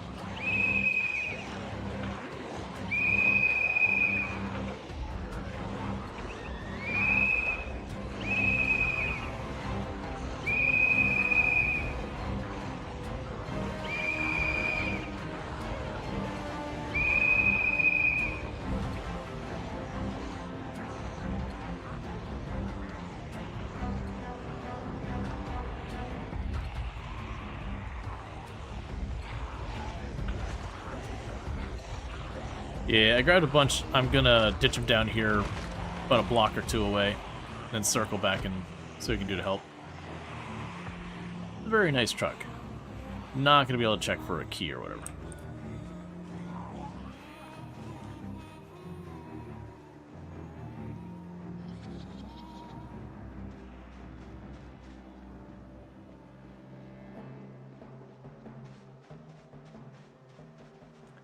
I've died on that exact spot you're standing. Yeah, when I was fairly new to the game, I was running between those trees and I just got grabbed from behind through the tree. Because when I was new to the game, like, this is where I'd always start. It's a good place.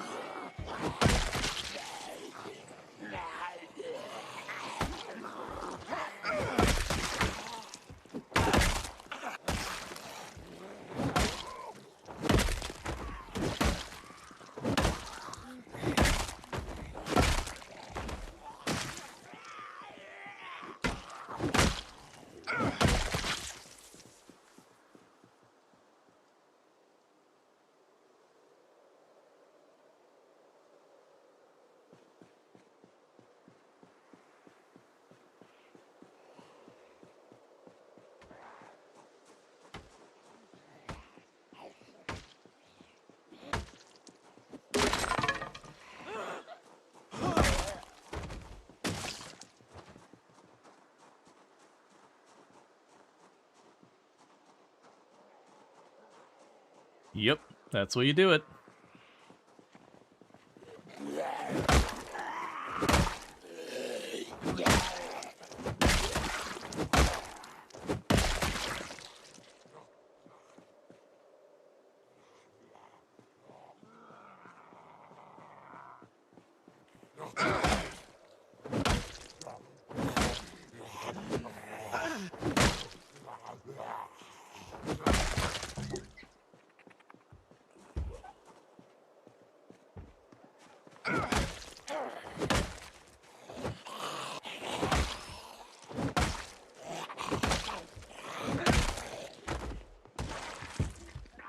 Okay, as soon as we get a break where we can actually move, we can, Oh yeah, yeah. Yeah, no, I'm fine with you joining, Queet. Anyone in the group is more than welcome. I will just... Well, actually, either me or Curly, I think, can invite you.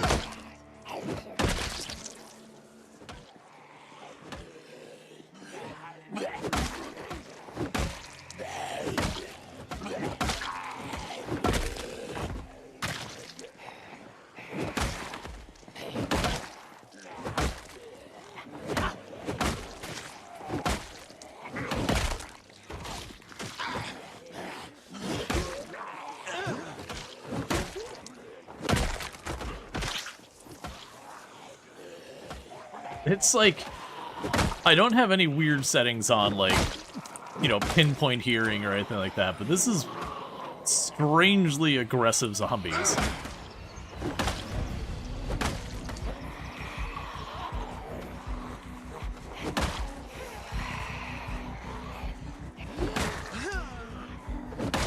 No, you're doing solid.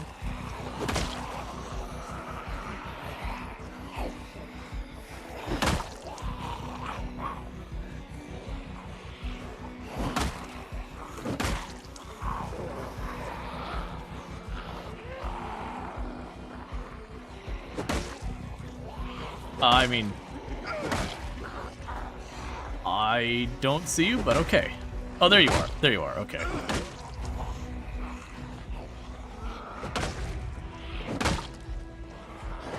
And pretty soon, I'm gonna have to duck out of the fight and recover. It's gonna be a downhill spiral.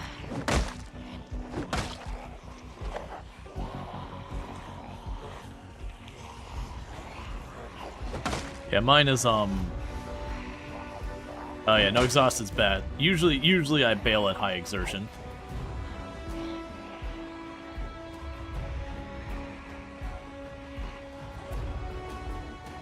Yeah, so I'm starting to just try and back off because those like the exertion and all that, the damage penalty is like ridiculously big.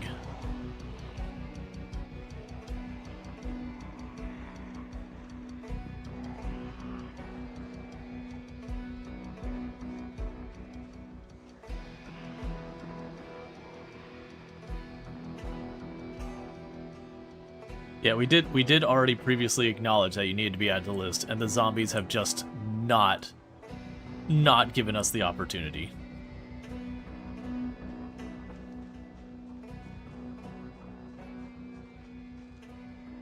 Oh, if we hit one of the apartment buildings, you mentioned the guitar, but there's like guitars, pianos, clarinets, saxophones.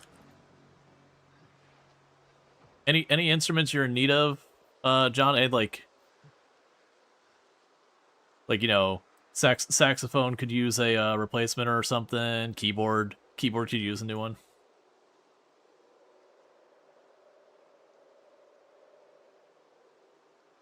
A quick key? I don't know. I just right click and choose it down.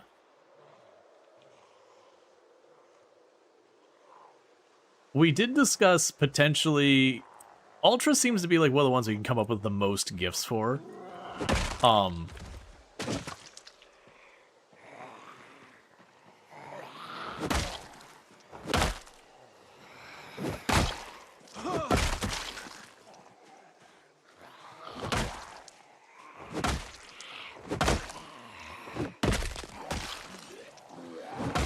Trying to buy you time to rest.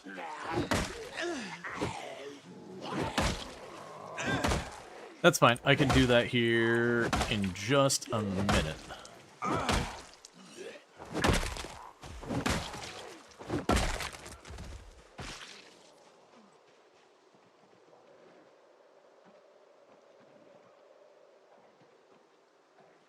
just gonna try and break away for a minute so I can try and do that invite.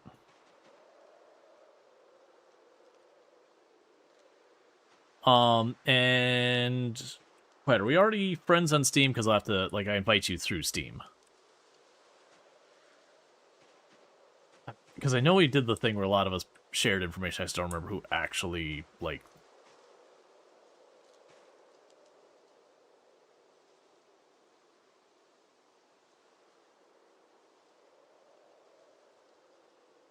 Yep, there is guitars. Okay, so friends... Add...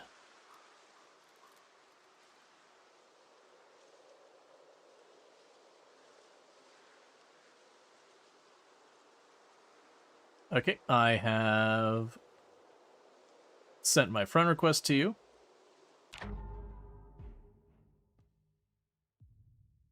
And now's where we hope that, Ooh, I wonder how often this refreshes.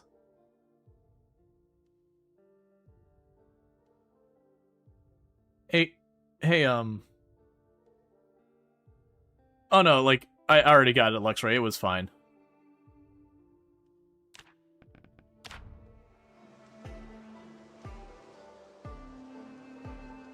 Yeah.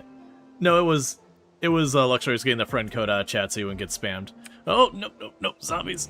Hang on, I'm busy. Wait your turn, zombies. Yeah, no, I got you. I did get the friend request to you, Quiet. When you get it, when you get accepted, let me know.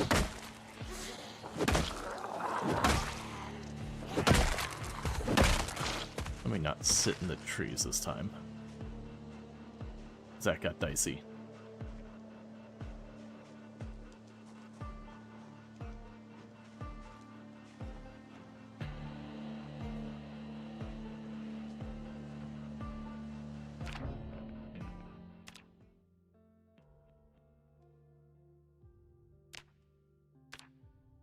All right, invite sent. We are in Riverside, and if you want to dress up like Santa, the outfit is called Santa.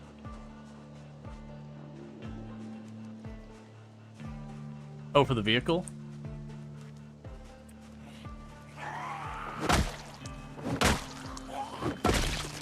That's valid. I should be able to get back to the car now.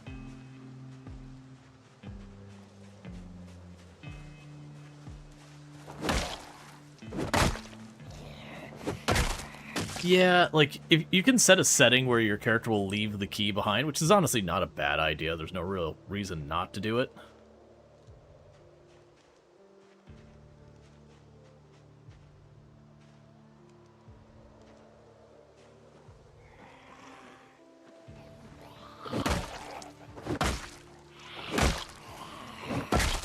Well, it's interesting to me, because I've been hearing a lot of people talk about how aggressive the migration's been recently.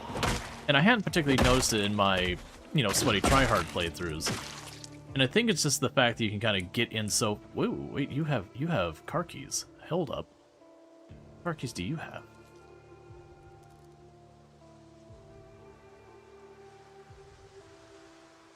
There you go.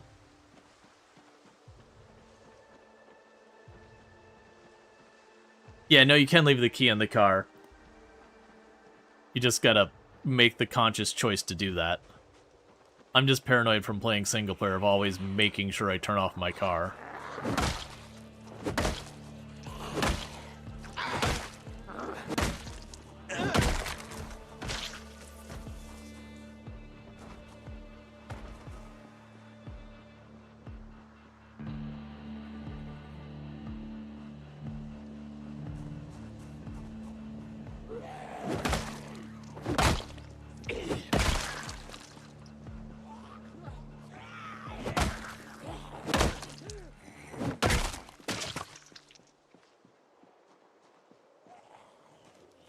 Yep, I do as well.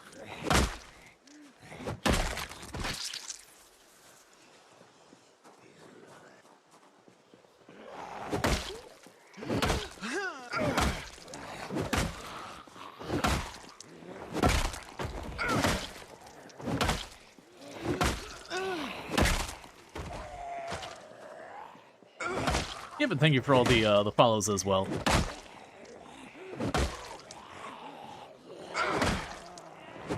I sadly cannot see it because...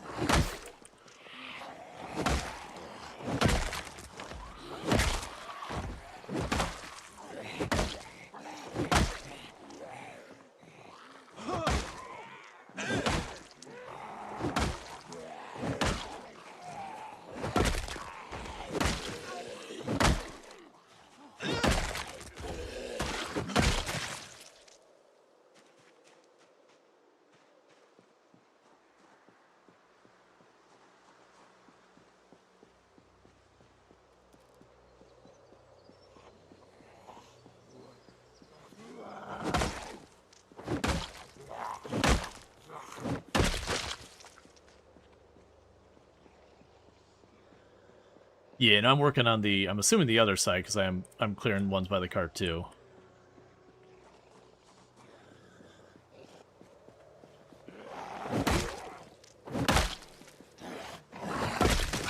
It's important. Gotta properly prepare some gifts.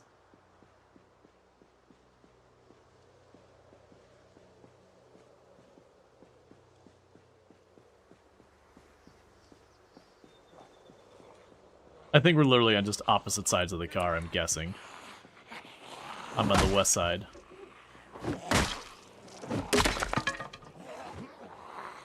Oh. My bat finally broke.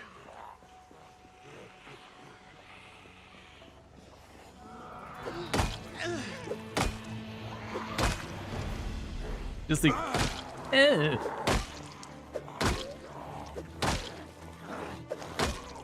My arm is so tired. I've spent the last, like, you know, it'd be like 5 hours just swinging a bat again and again and again.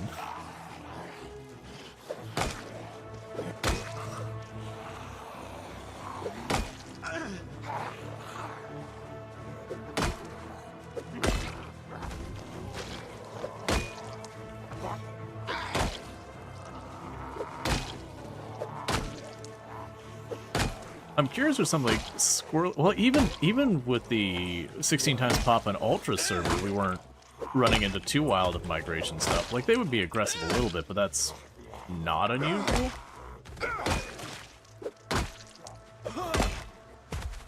No, this is the only time I've seen something like this was briefly in build 41. They had a bug that changed all the zombies' hearing, no matter what you set it to like beyond pinpoint hearing.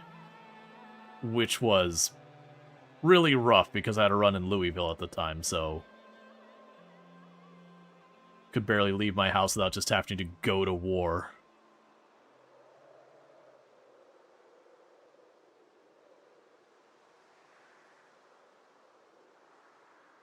Yep, doing the time in the zombie mines.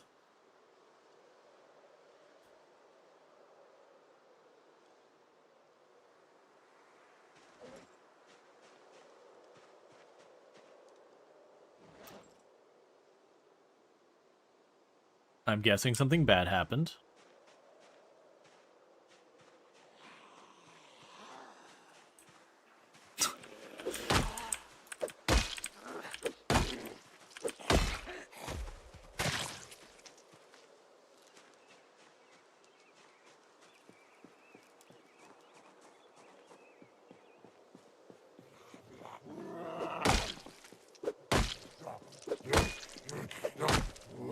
And then, Queen, if you're trying to find us, we're like right smack dab, middle of downtown, Riverside.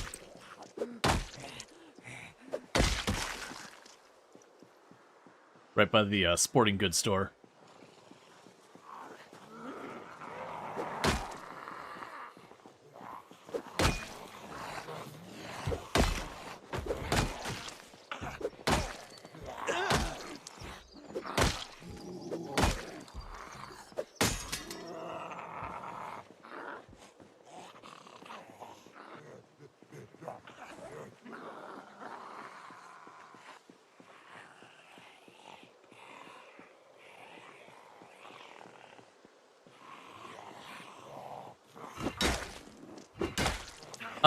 I dropped a duffel bag at one point. Yeah, no, I when I switched to that hiking backpack, I found busy having zombie. Oh, good, a med event. That way all the zombies can move somewhere. It looks like they might be moving southwest, which would actually be really good for us.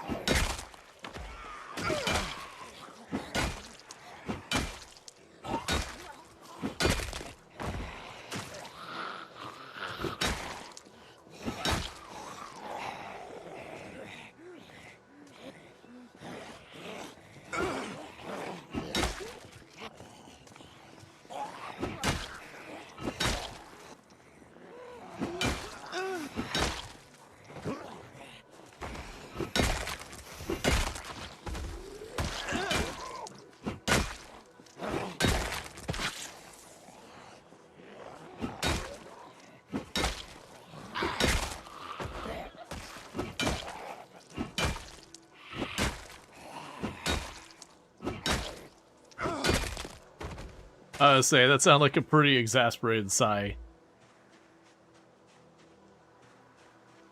Got grabbed while you're sitting? Yep. It is a time as old as tale for Project Zomboid.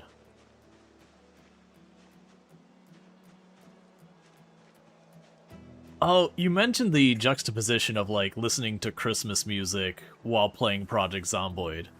The go-to music I used to run all the time when I was playing the game was, like, just, like, lo-fi kind of stuff, and it's the same thing, where everything's just, like, calm, and there's all that, and you're just hearing crunch, crunch, splash, crunch.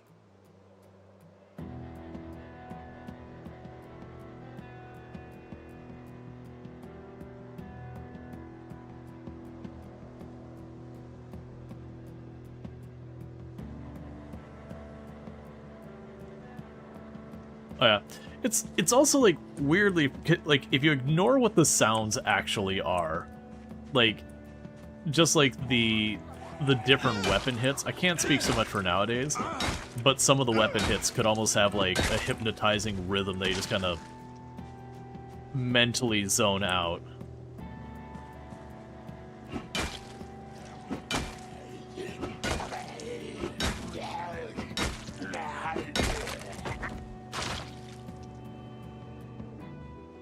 Yeah, because that...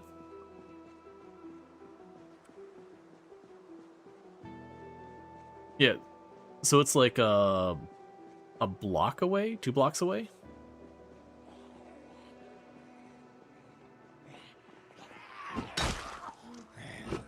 Okay.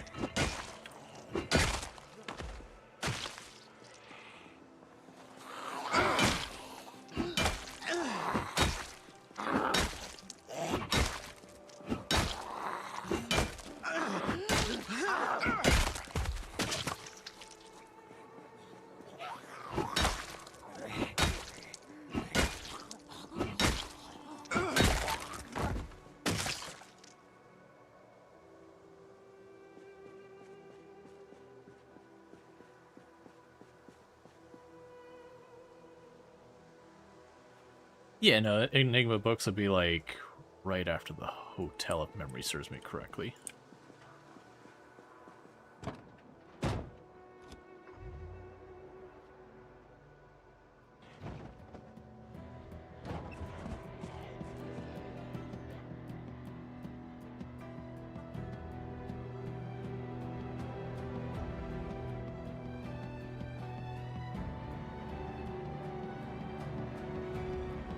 Okay, so there's the post office. There's the hotel.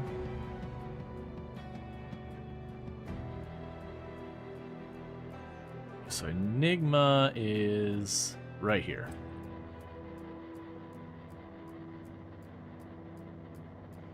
The temptation was real for a moment to be like, let me get those zombies off of you. Honk the horn. No. It's like, okay, we're already having enough of just the zombies just not stopping. Oh, I mean, if you're tired, you didn't need to go sleep in the middle of the road. We could have found a better place for you.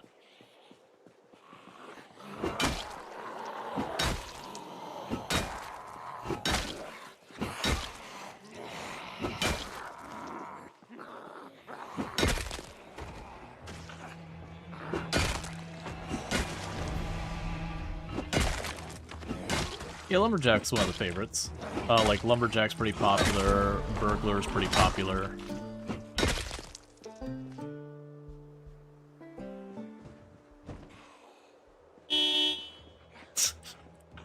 And immediately honks the horn.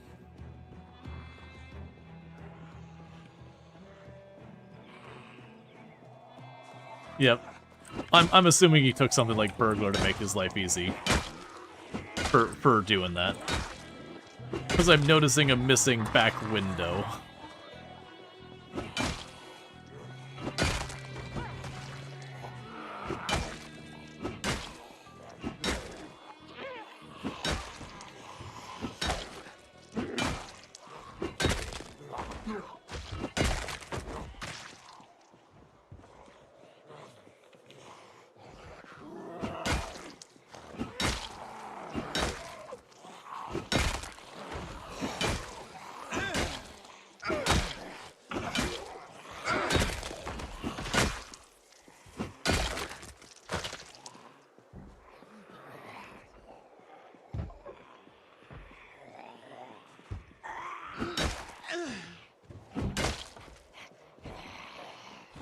Burger.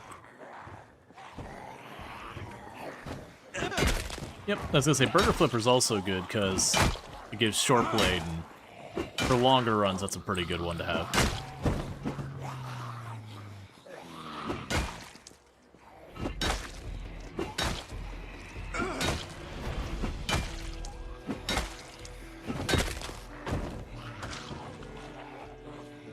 Did you see that they added motion sickness to the game?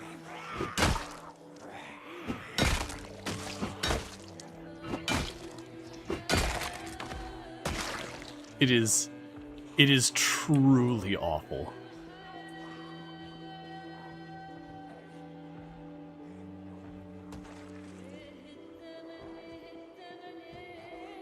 It also is not like real motion sickness, because like Tomb gets pretty bad motion sickness. And you don't get motion sickness like hop in the car, go like one block, and be literally to like near collapse levels of motion sickness, and then have it stick to you for a day.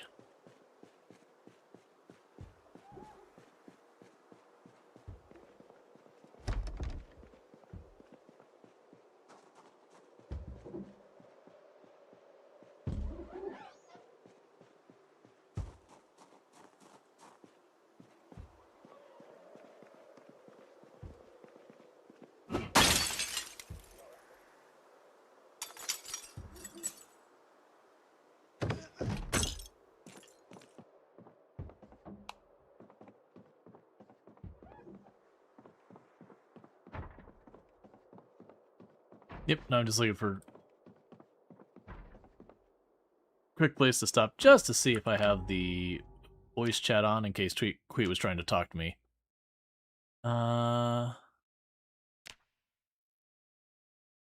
Yes, it's on. Okay.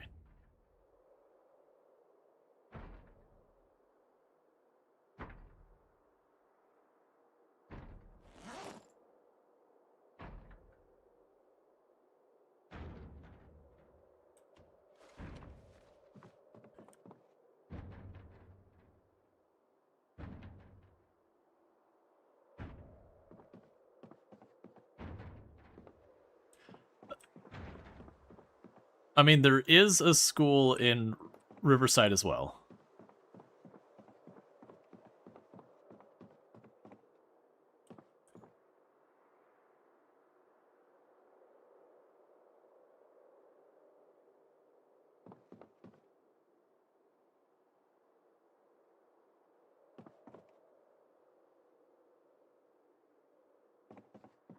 I'm looking to see if there's any good paperbacks for anyone.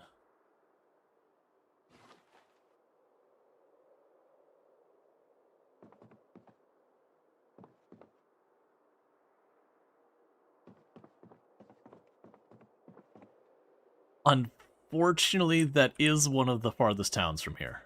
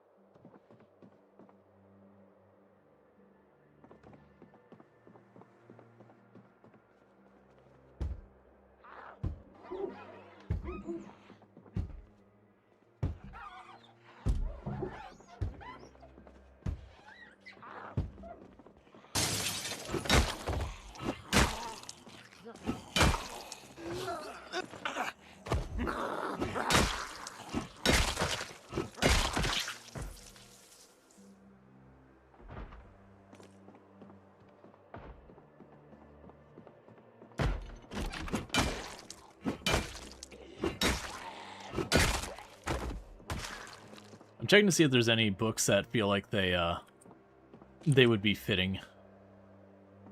Because there's some pretty just for gifts. Because like right now, the ones I've got that we could consider is Agent Under Fire, Heart of Darkness, Skating and Grinding, and the Boy Band Hot Handbook.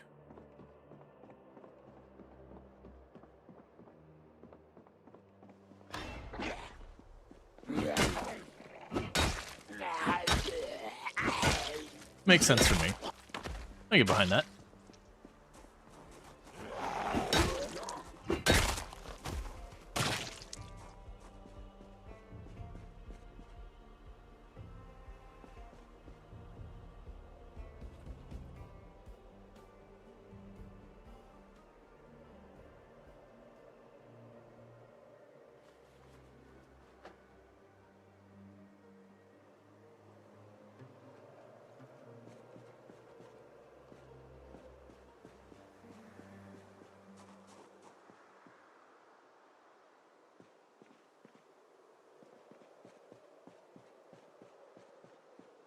I want to say the toy store is the one on the far end.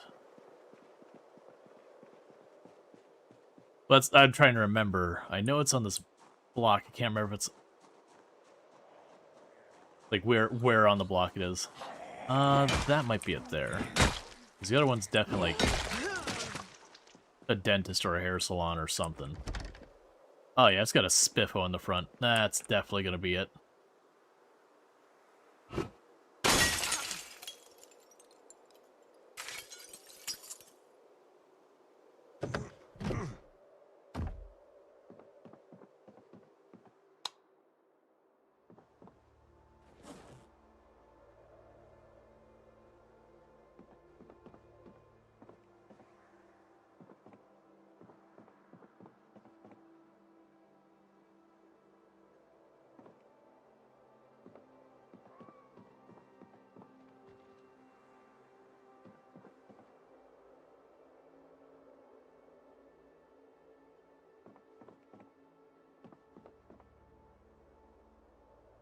Oh, we could get there's a Hanukkah card here. We can even get everyone cards.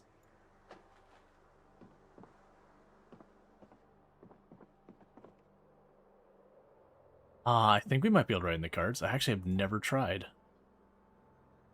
Yeah, you can write a note in a card. You can.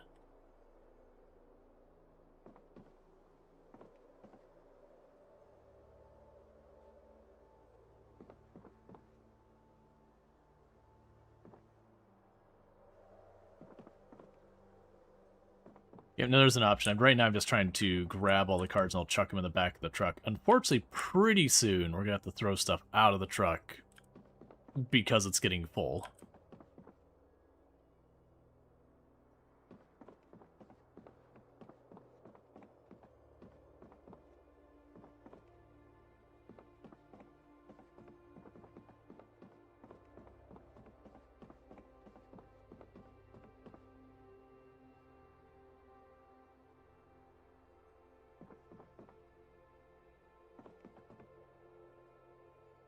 Okay.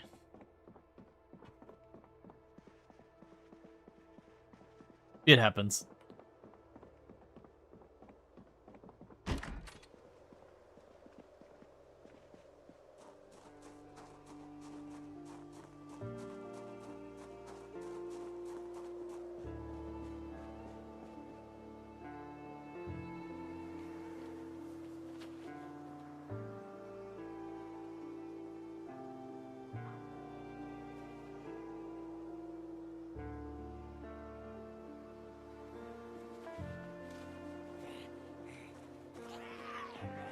Yep.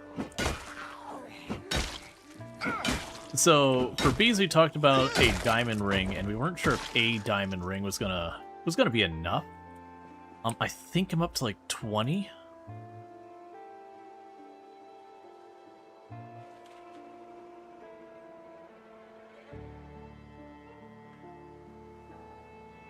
Yeah, so I actually have 7 in the car.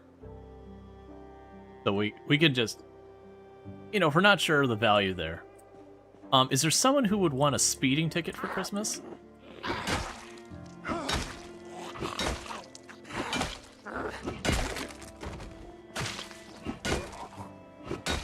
Yeah. It sounds like something someone with the BMW would have.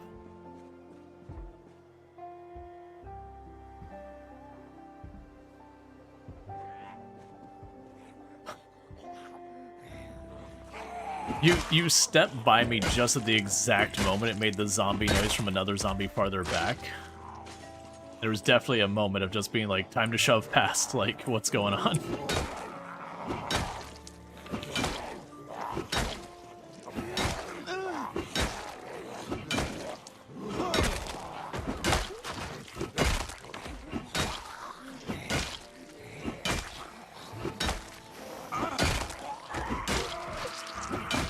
I basically grabbed all the holiday cards they had.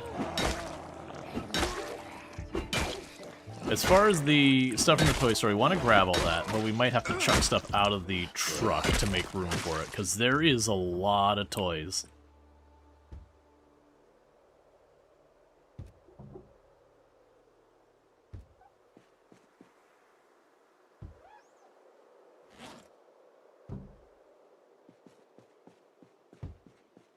I did not see the bunny.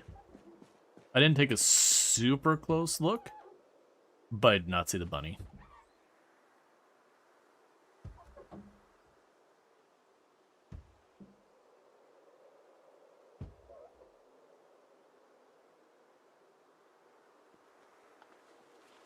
There's more than one toy store in the game. We can make this happen. Your Christmas shopping is going good.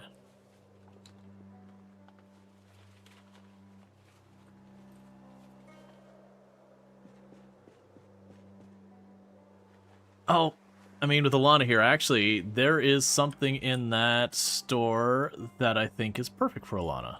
Let's see if I can go find that. There was a really fun rainbow keychain.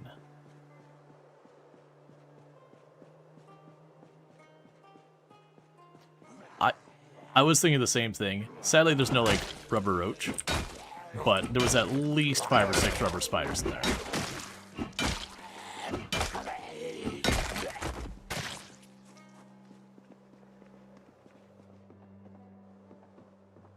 And also, I still have the scarf, so I'm dropping it down right here.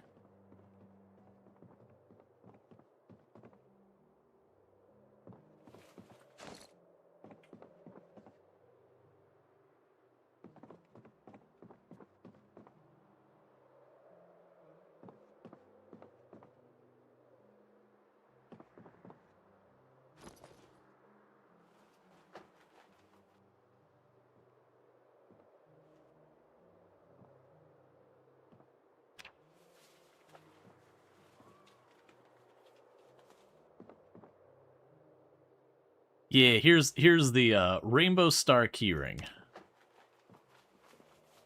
That we can set aside for Alana.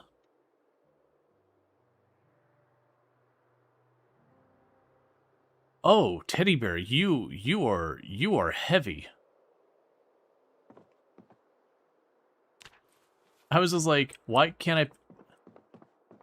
Yeah, I was like, why can't I pick this up? I got a good 4 or 5 space left. Teddy bear's 5. Teddy bear's big old chunker.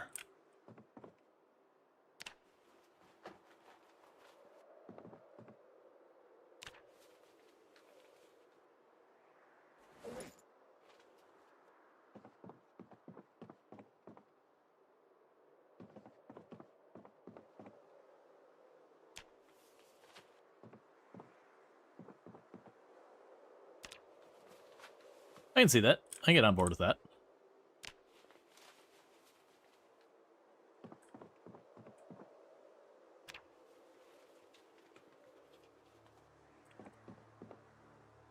Oh man, that shelf has like 4 teddy bears. There's no way I make that work.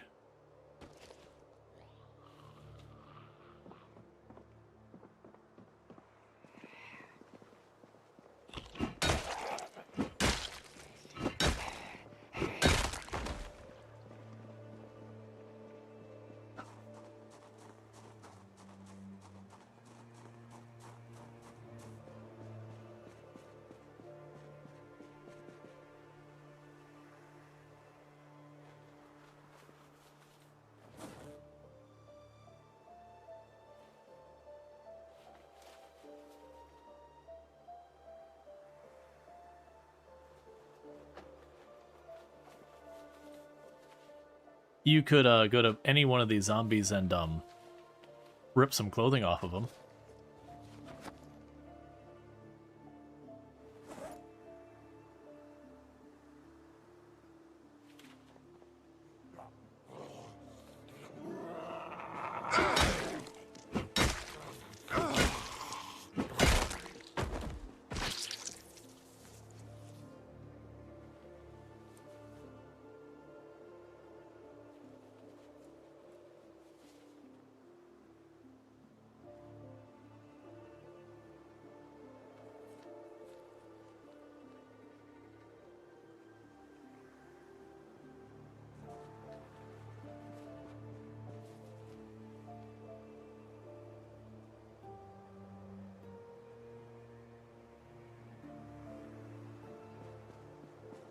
He actually managed to, I had the dartboard. The dartboard was like 40 weight, so I took that out and just hucked it on the ground.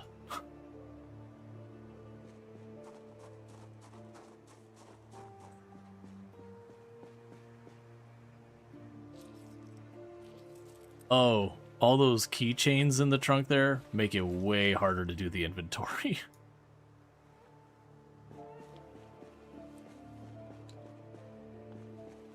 I think what I'll do is I'll move the keychains into the glove box.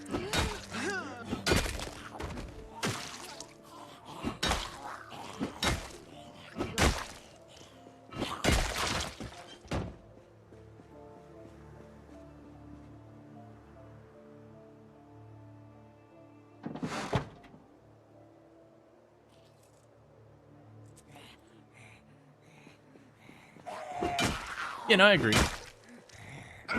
Because it can always be at the end if we still haven't found one. For like the big danger hoorah, I'm sure with how many toys are in the one mall, we could find one. Assuming we survive to, you know, to get to it.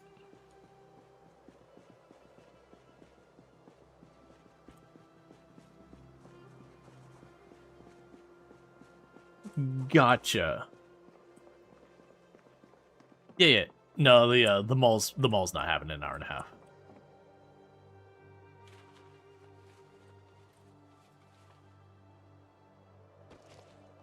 Yeah, no, that's absolutely fair. Yeah.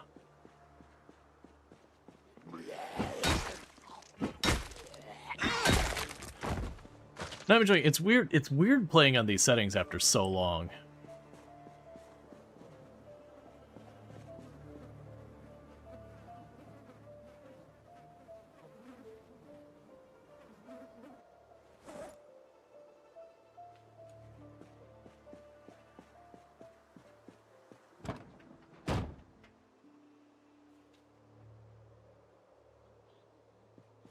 Yeah, I'm trying to think. I can't think of anyone out of our, like, group of friends, you know, who I would particularly think being like, hey, that's the one who, you know, maybe could use it a little hint or two on that.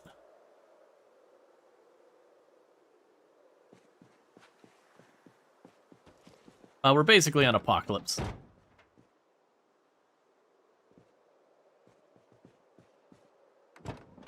Yeah, I'm just chucking the keychains in there so it's not as cursed going to the back of the truck.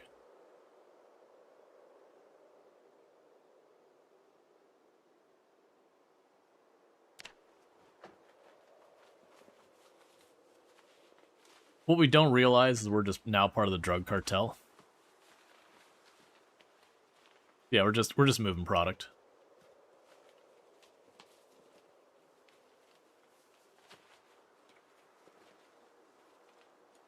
No, I mean these days it's RAM. That's what we're holding there.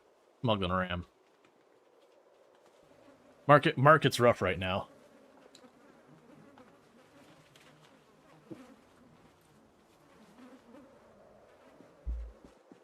Yep.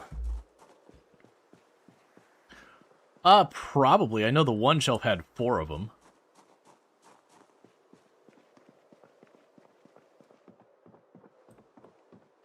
RAM is more expensive than gold per ounce right now. I fully believe it. I hate this timeline.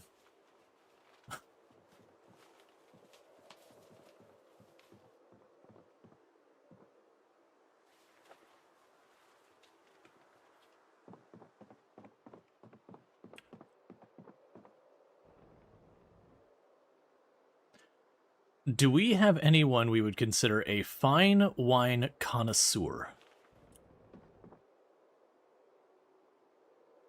Yeah, I'm not thinking of anyone either.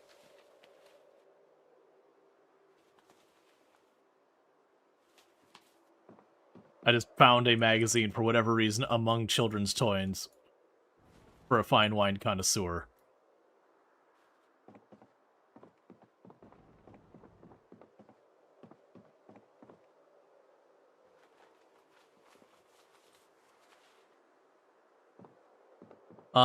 Well, we haven't added John yet. And I think... Gotcha, I haven't stopped.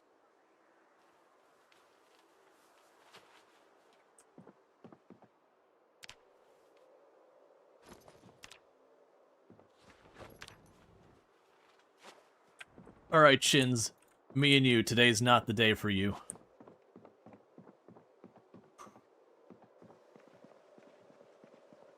Who needs knees that are functional?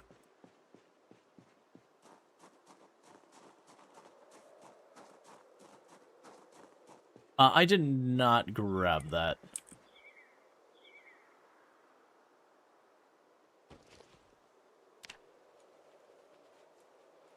Oh no, Truck, I need you to not fill up while I have all these teddy bears.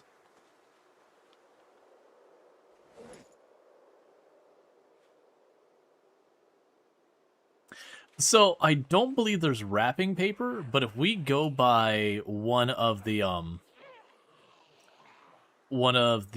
like, big storage warehouses for food, they do have cardboard boxes.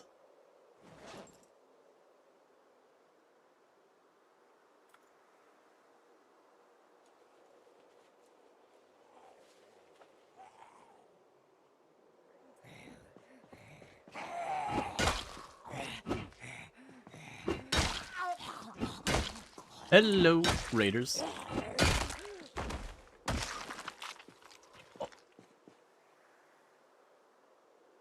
And I just found us a gold bangle to go with our gold jewelry set.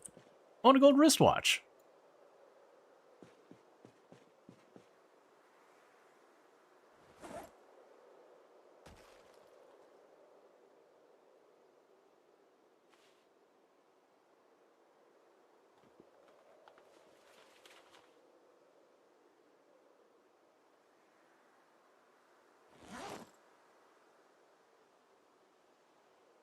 I think that works.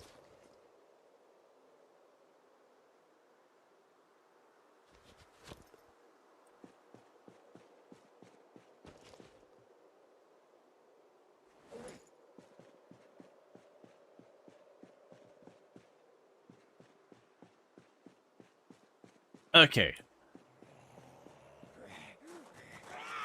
I believe we have enough teddy bears. The only catch is I'm having to carry them because they don't fit in the van.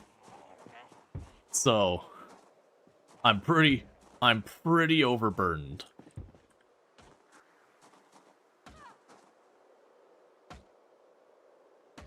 Yeah, no, actually, how much spare carry weight do you have? Like, how bad is your situation carry weight wise?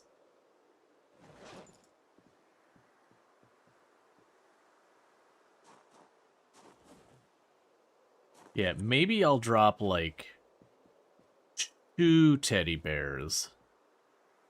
And if you can find somewhere to put them, that takes... Yeah, I got 2 teddy bears in my satchel, another teddy bear in my backpack.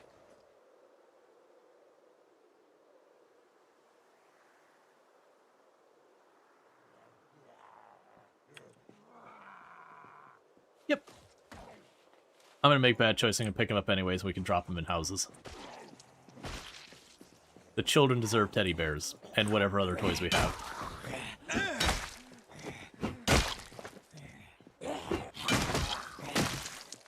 It's been a really rough Christmas for everyone, so we're just trying to help.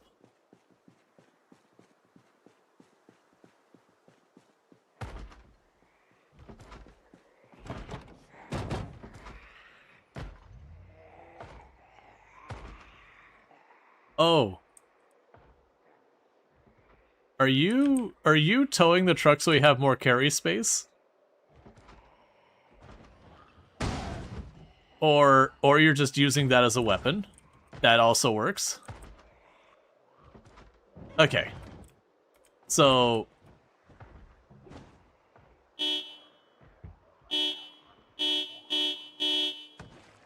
and then just whips it around. That's actually, I've not seen that done before. That's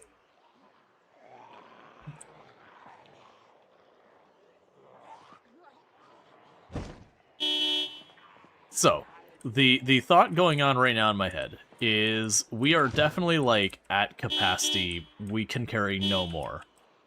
The boxes do have weight to them.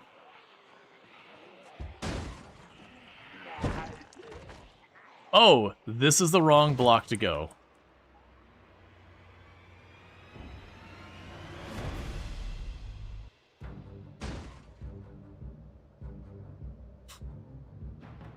That's honestly pretty awesome.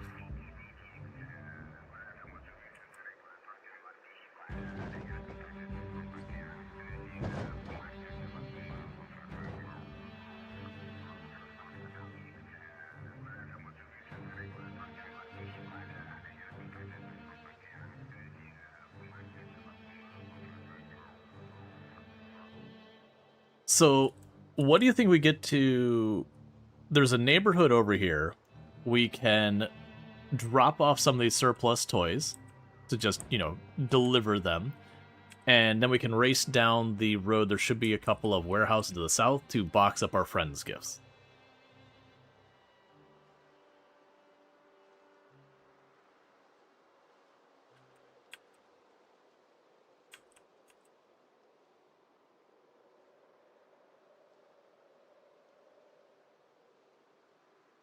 Okay, so I probably park right in the middle of these, grab some toys, and just hit each house.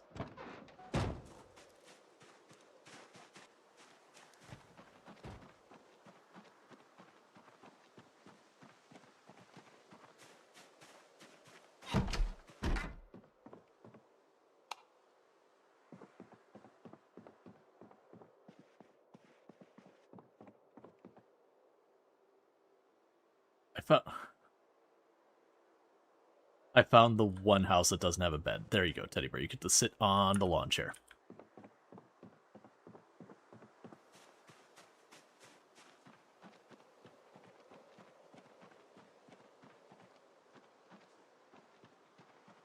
It doesn't have any furniture, because it's for sale.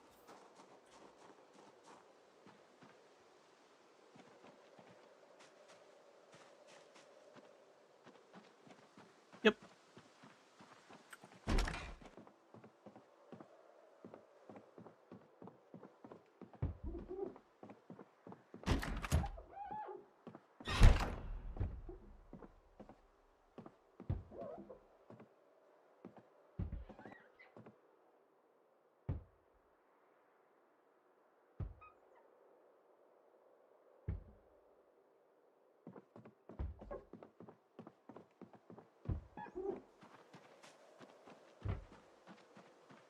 No, that's fine.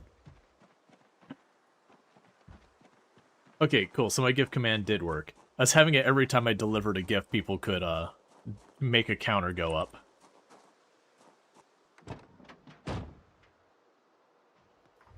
Alright, I'm just gonna move the van like 2 houses up. We'll just kind of inch your way along here, then we'll loop back the other side.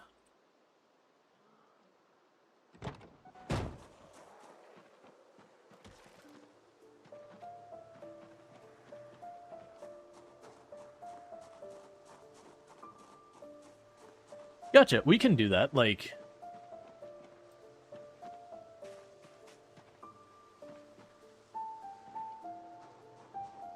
Works for me. He's got a place for the car over there and all that.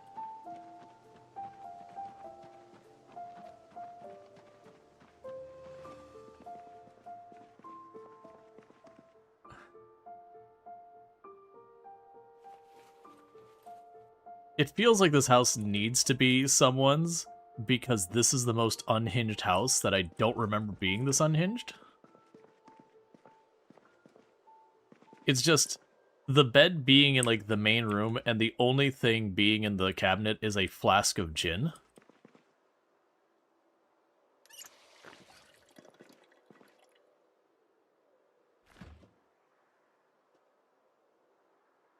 On the plus side, they do have ice cream.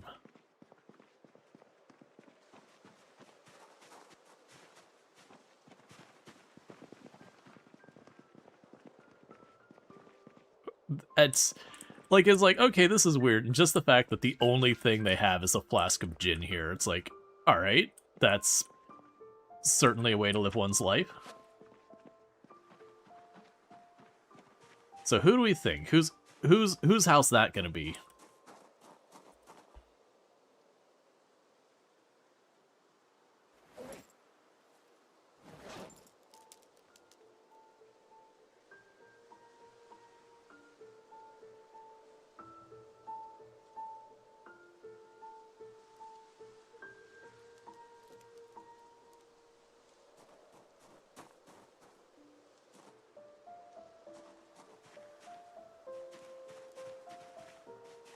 I don't think so.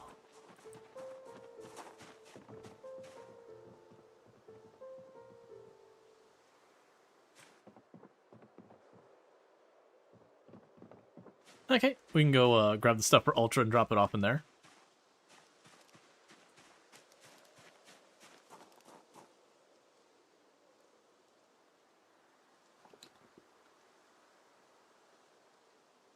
Oh, we also should not forget the Christmas cards.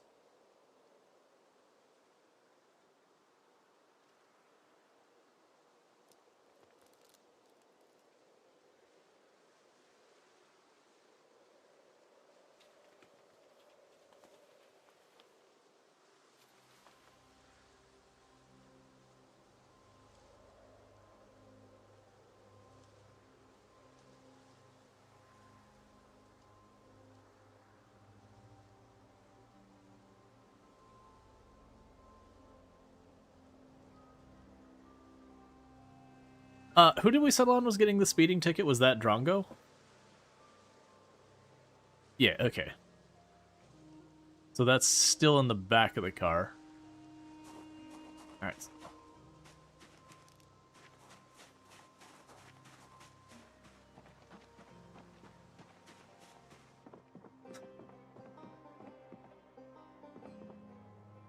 Right, because of the bird thing. I was like, alright. I'm thinking it's like, oh, right, she's super into birds. Yeah, that checks out. That just makes sense.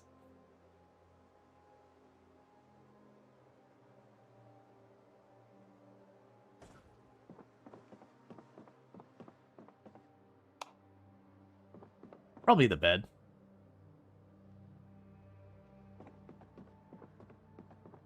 So there's the padded pants and the padded jacket and another scarf and the boots.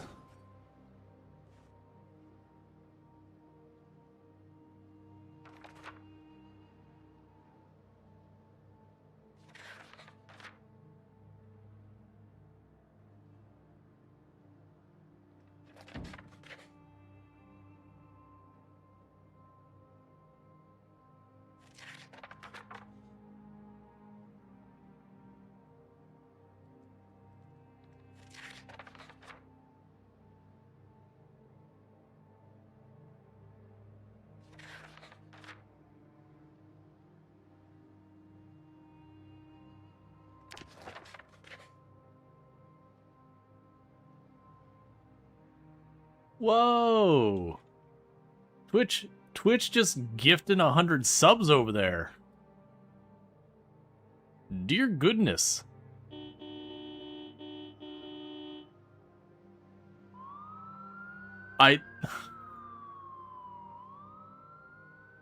That is ridiculous.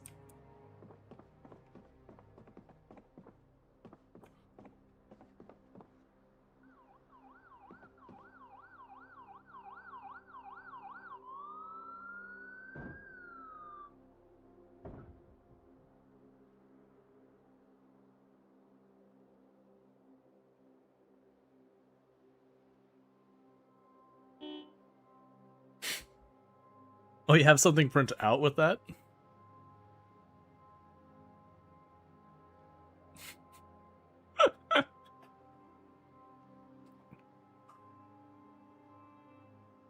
Generosity too great.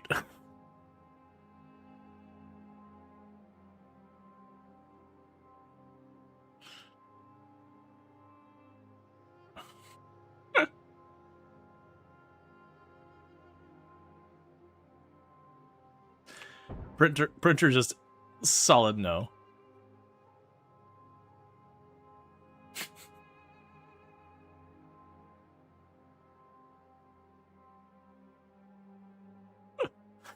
So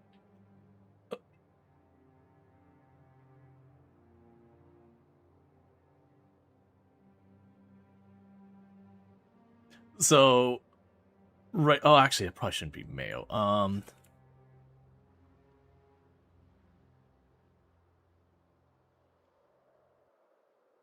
And that's hecka generous. Like, that's amazing stuff. Yeah, no,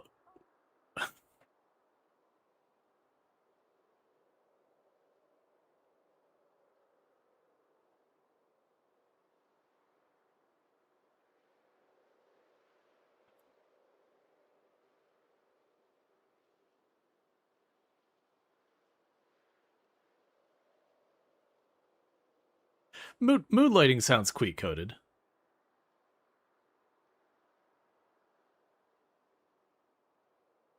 So I've got the Christmas card for Ultra that I've gone ahead and written out.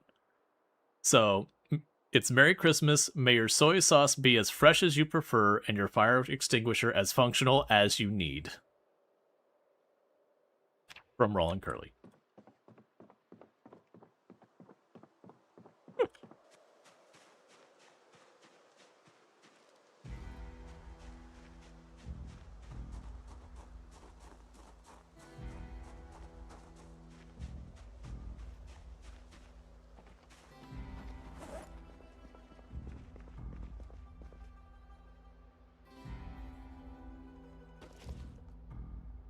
You had the bathing suit.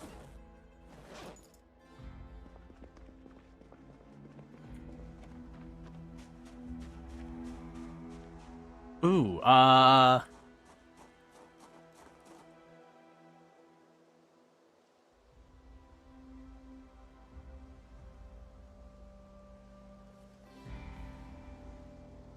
yeah, ultra sorted.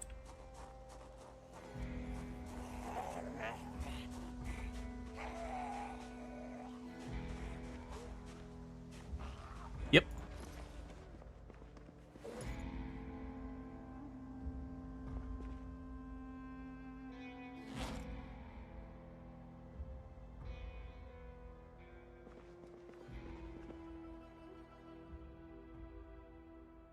Yeah, I've got the Hanukkah card. I'm just trying to think of what to write in it.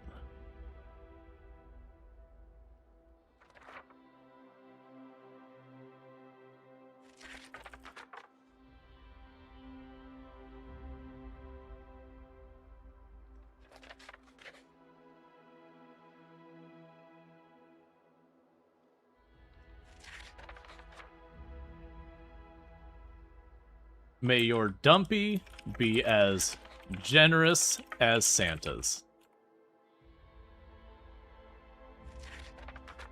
Enjoy the burgers.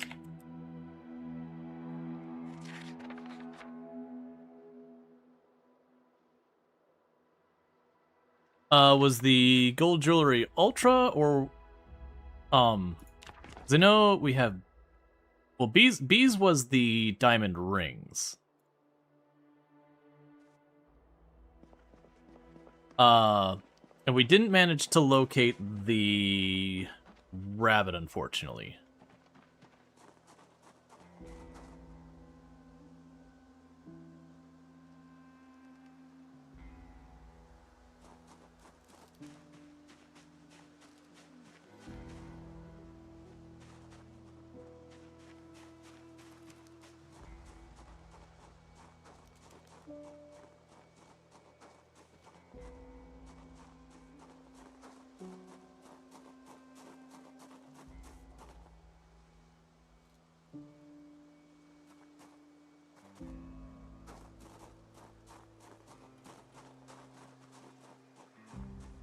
Let's see if I have an extra. I do have an extra pencil.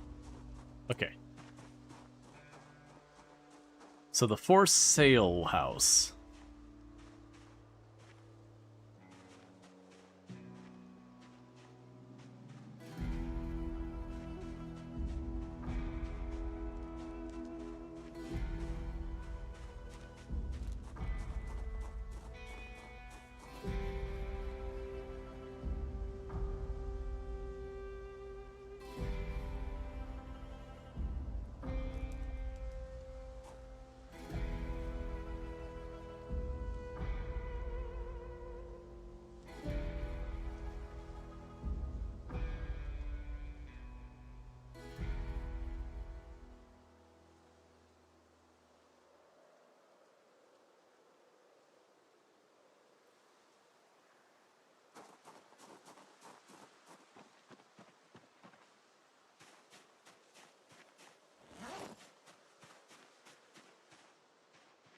So we still have. Ooh. So what gifts do we have for Tim?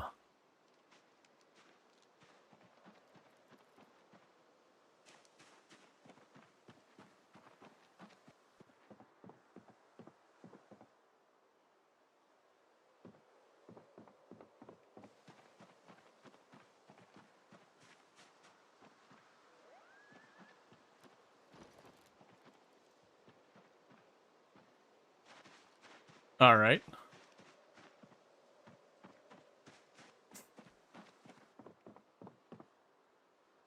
The chest hair? Hey!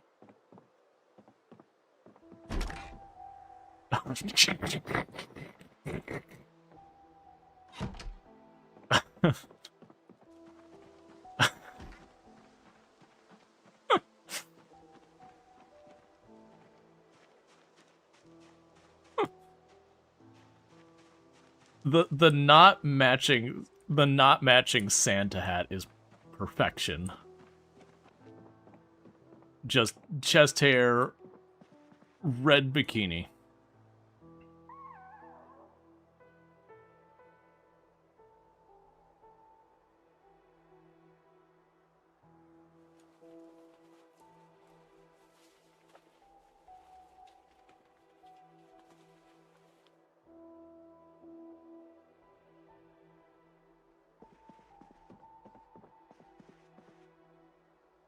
Apparently, Project Zomboid does not like bottom bunkers. Can't put a teddy bear on the bottom bunk bed. Just the top.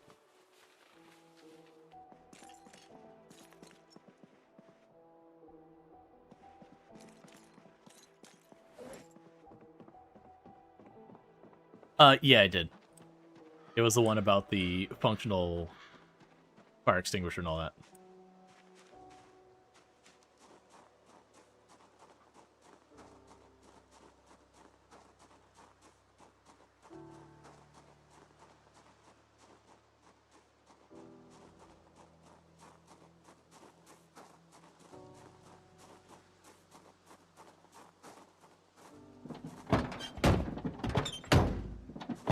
You go ahead.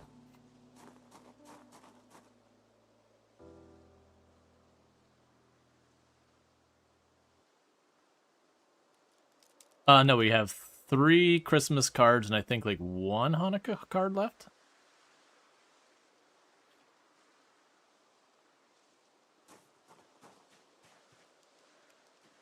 Gotcha. For the, do we figure out who's going to be in the for sale house? There's also like a couple more. Okay.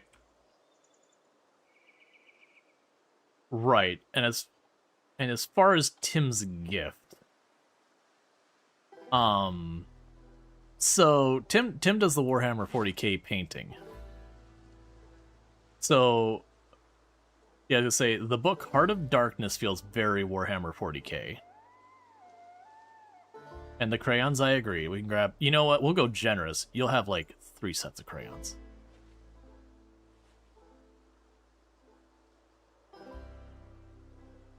Definitely need to throw some dice in there because for Warhammer 40k.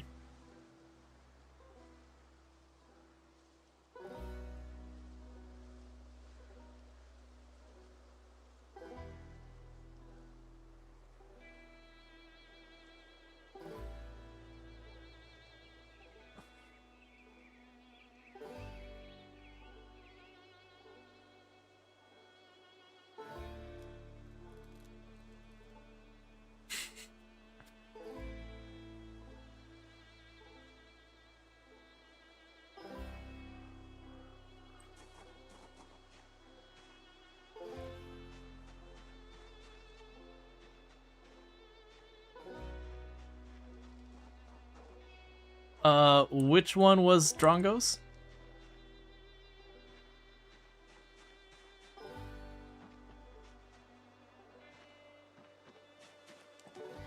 No, I was looking the house, I mean, sorry.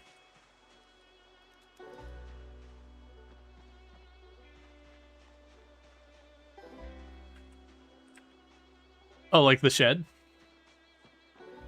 That's what I thought, but I was double checking because I got one thing to add on to the gifts that I think would be perfectly appropriate. So we're going to go ahead and put the playing cards because we're going to consider those magic cards.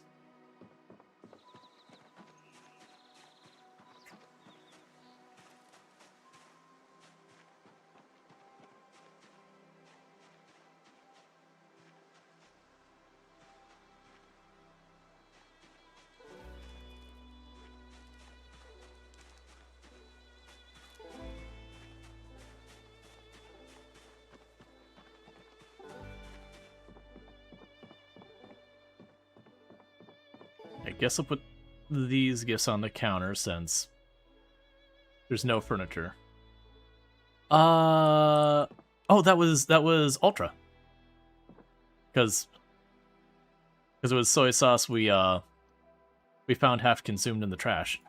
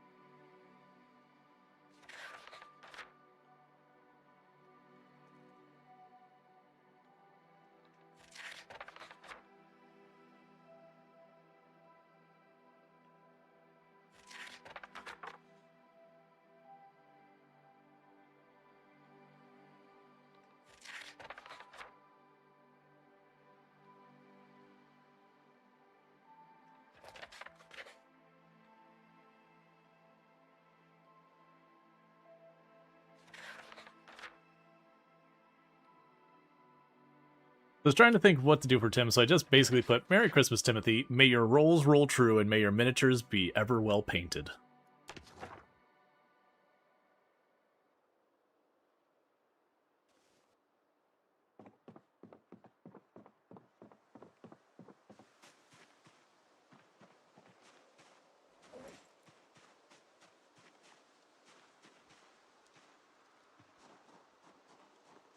Yep, alright, so we still have, Oh,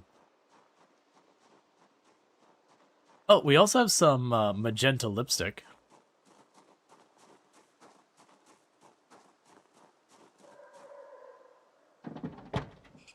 I think he just ran, like, full speed into the house to the left.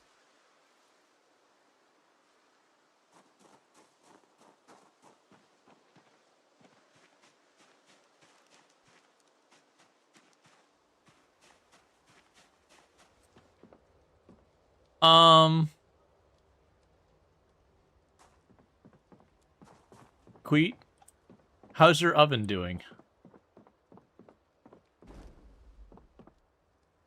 Also, I put some lipstick on your bed for part of your gift. It's probably fine. Oh no, he's not trying. There was a success.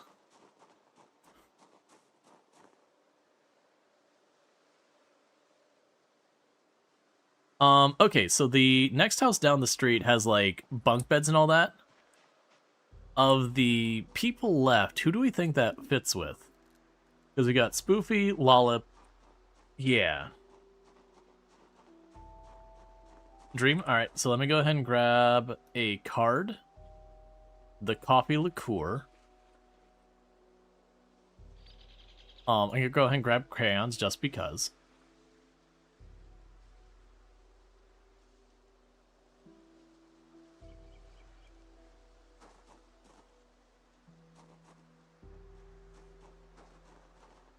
It's like first house on the street. Like where the corpses and the broken windows were.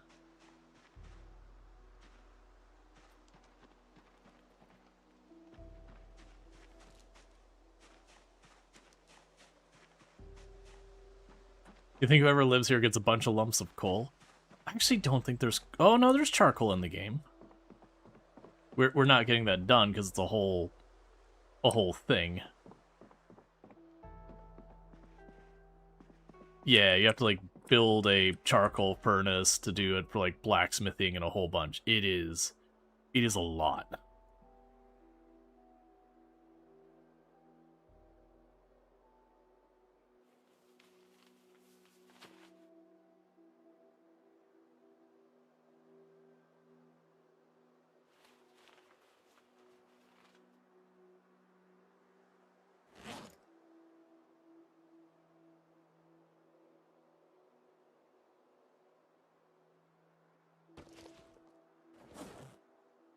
I think I still have it on me.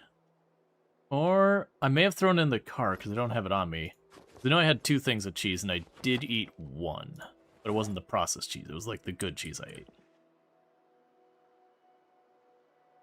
Alright.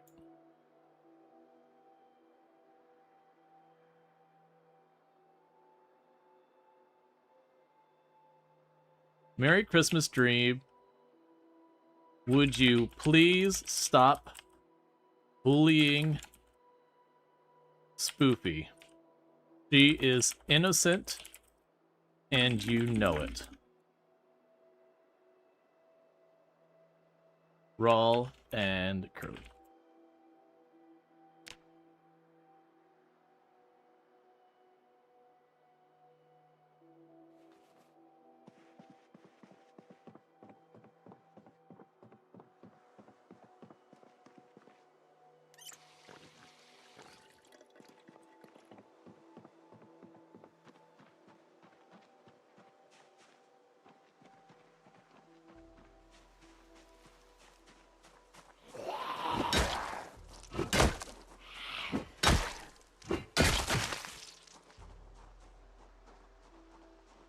And then B's was the pile of diamond rings. Who was it? Spoofy that we're getting all the ruby jewelry for?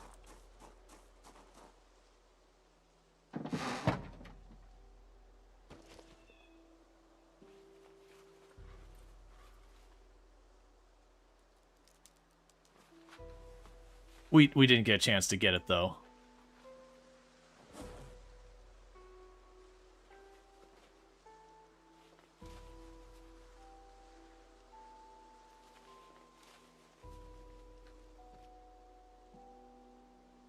No, I got the bucket, but then, you know, without time we couldn't find a cow.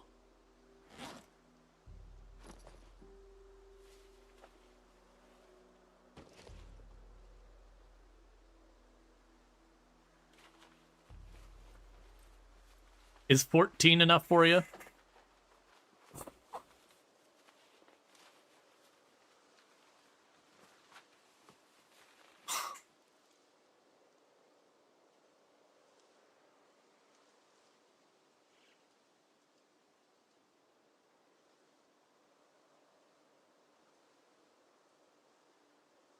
Oh, right, and also for... Yeah, we can do that. I'm gonna thank you for the follows. Welcome to the stream.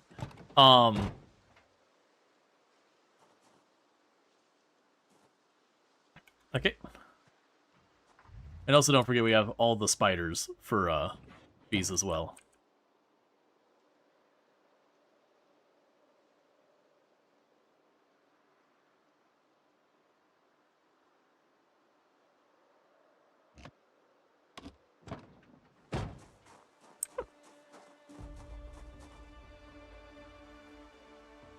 Okay, so I've got the dolls. We are going to run out of Christmas cards, sadly.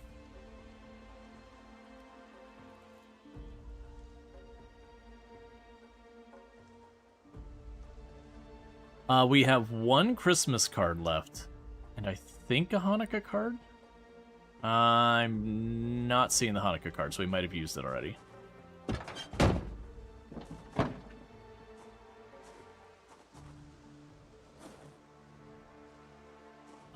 Okay. Which house are we making spoopies? Okay.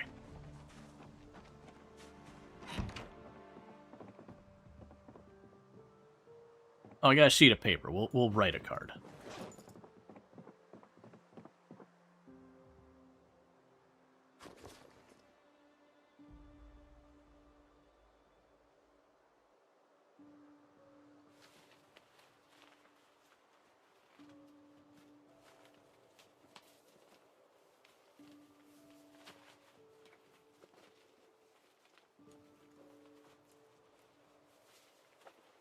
So the question is, do we put all of the dolls on the bed, or do we just, like, strewn them everywhere?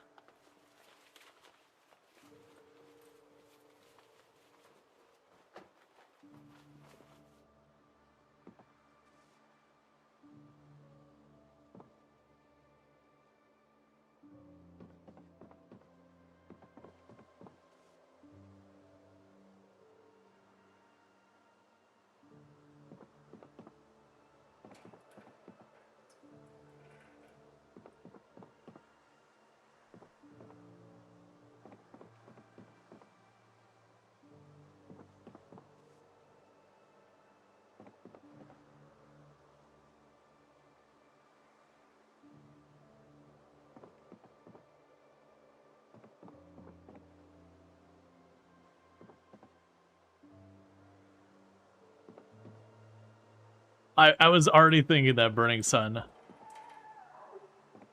Put one of the dolls in the microwave.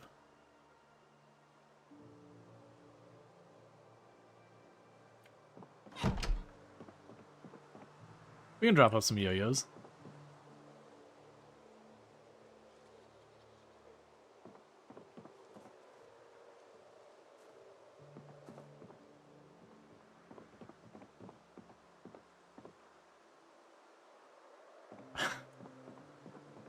Okay, so we want to grab just one doll back.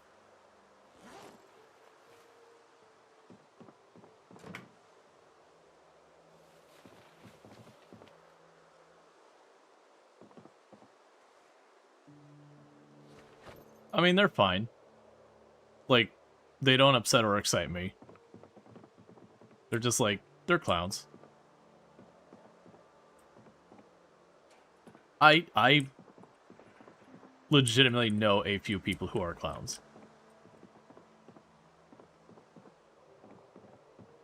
Oh, no. Clowns, like, especially for, like, little kids and all that, like, clowns, you see this person as, like, what is wrong with this person? It's like,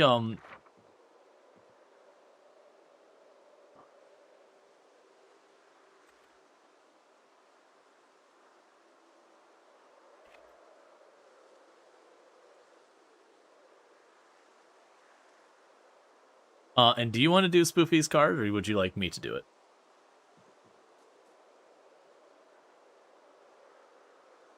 Alright. Merry Christmas, Spoofy. I told Ever to stop bullying you. I don't think he will, but at least I tried. Rual and Curly. That's just a meme that I have because I just happened to jump into Ever's stream like right after, you know, Spoopy has said something, and Ever's like, why would you say something like that? It's like, why are you bullying Spoopy? Like, I show up here and immediately you're telling her to stay quiet or whatever.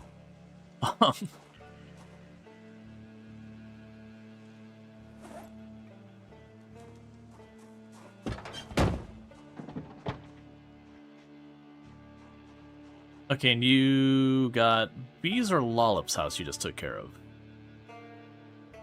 Okay.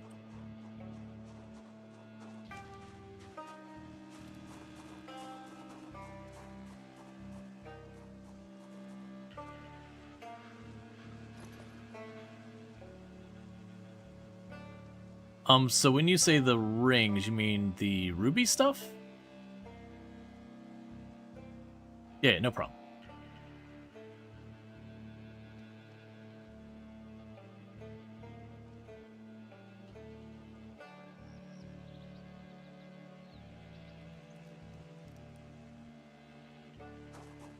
And then, did you want the Christmas card for Lollip as well?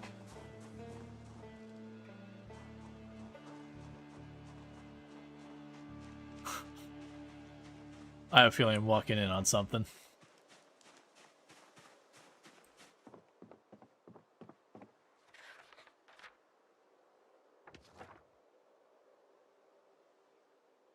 I mean, I'm more concerned about, is that a lamb chop next to the bears?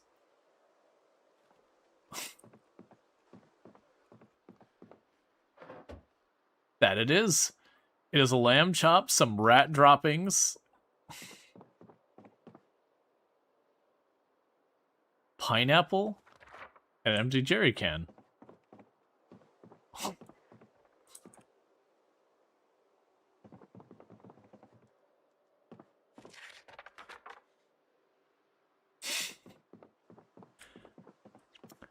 I think I'm gonna put Lollip's gifts out here.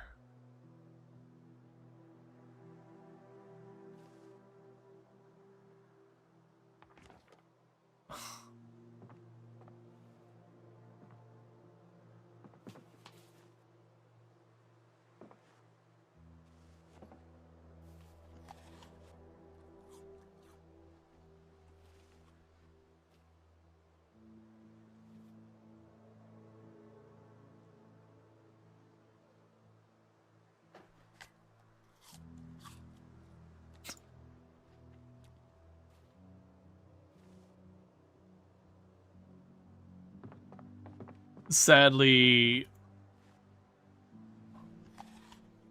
the there is no bicycle. Oh, do you want to do this Christmas card? Yeah, just put it right here on the floor.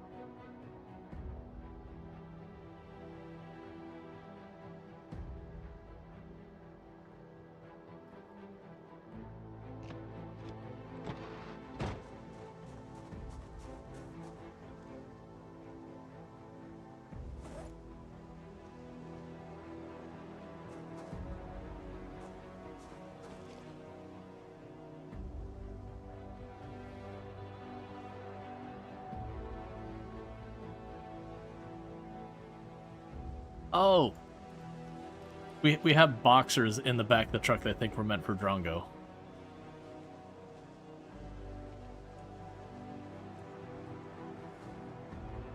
Oh, I can re-invite.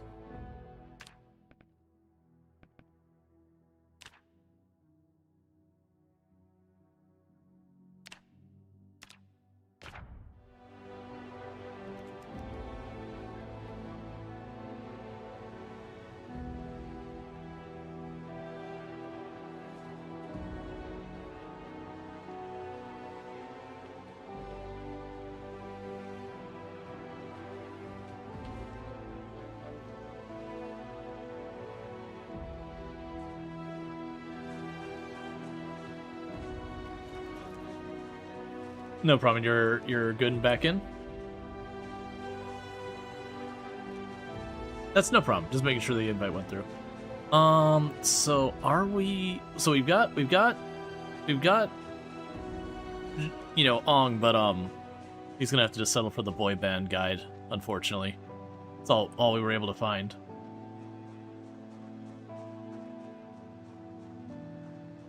Wait. Yeah, I mean, we could have gotten an instrument, but he already has so many. Like, I don't know which one to get him.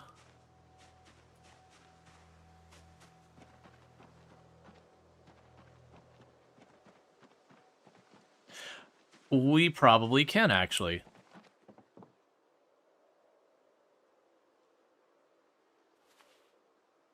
And I'm also going to place all of the other cards we have in Drongo's area, since magic cards.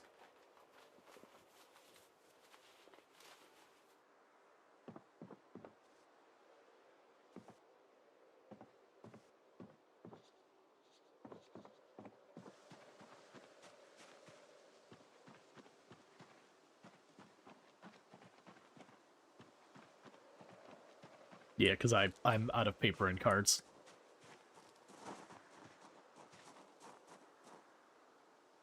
Oh, the car is up here to the right. Just moved it down the road towards that top street.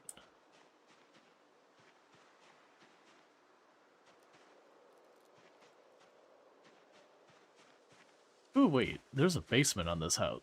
Let's make bad ideas.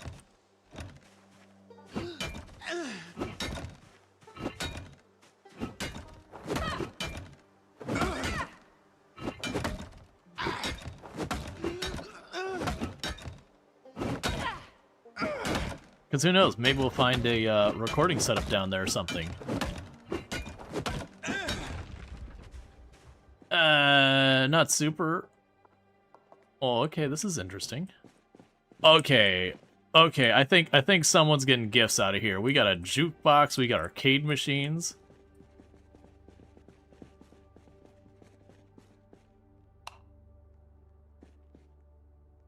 There's like a blacksmithing setup. I wish I found this in one of my games. This is awesome.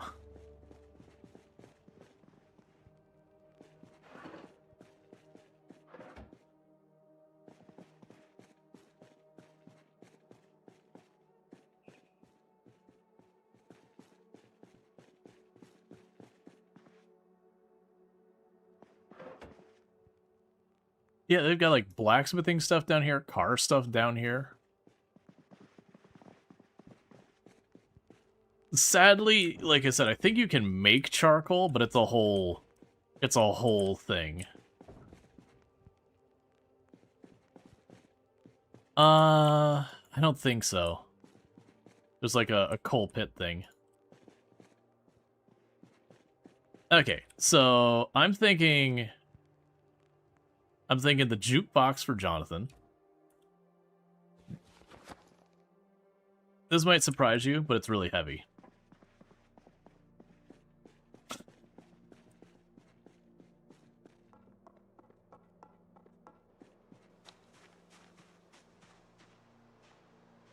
If you look on the left side of the screen, there's what looks like kind of a dresser. If you click on that, you'll see an up arrow one. That picks up, and then there's like turn around, like rotate it, drop it, all that stuff. Take it apart.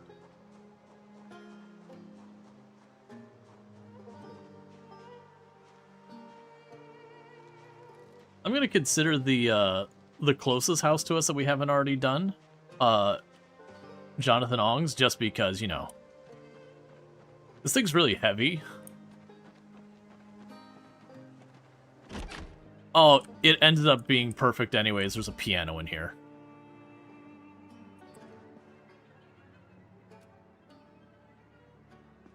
It's one we haven't been to. It's just to the northeast.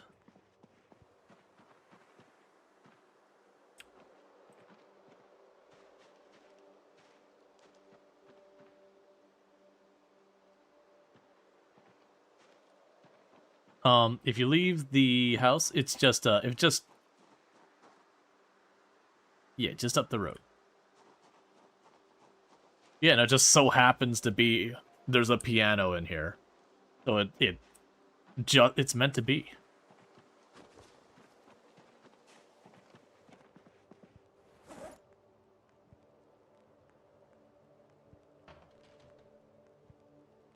And I will put the teddy bear on top of the piano.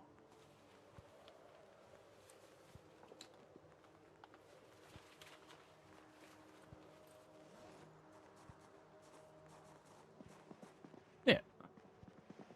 So we got a fancy jukebox and everything.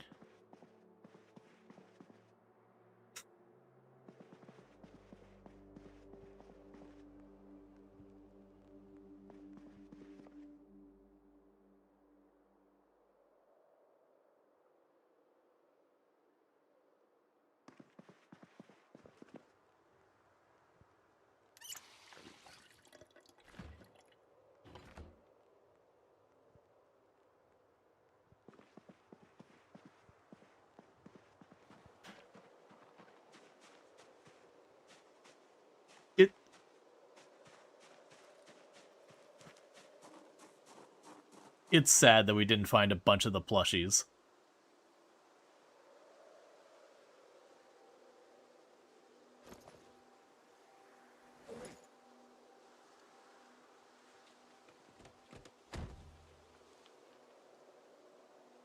No, that seems like a solid card to me.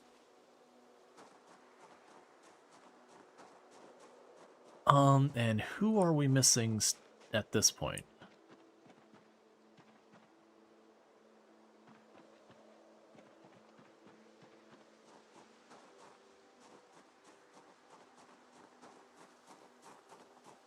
Yeah, no, where's the key? Oh, the keychains are in the front.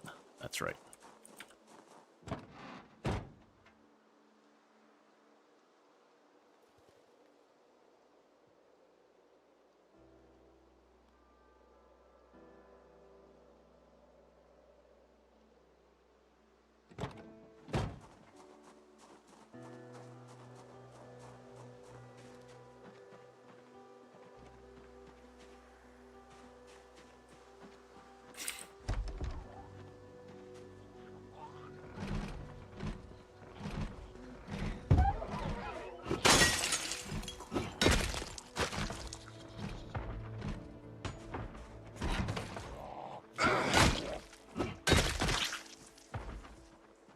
Yep, and the next house will be the one we can drop off. Because there's only the one rainbow keychain, I'm just going to toss a whole bunch of extra fun stuff in there too.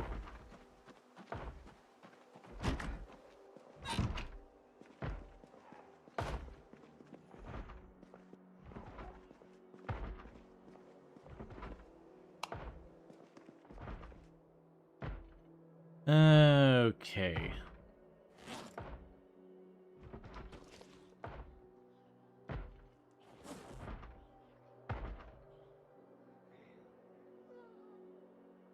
Where did those keychains go?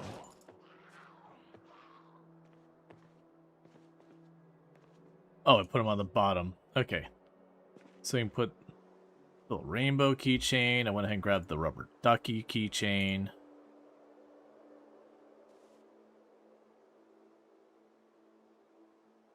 And the kitty keychain. And I feel like, you know, there's also Mini-orama. So I'm just going to go ahead and start placing toys everywhere.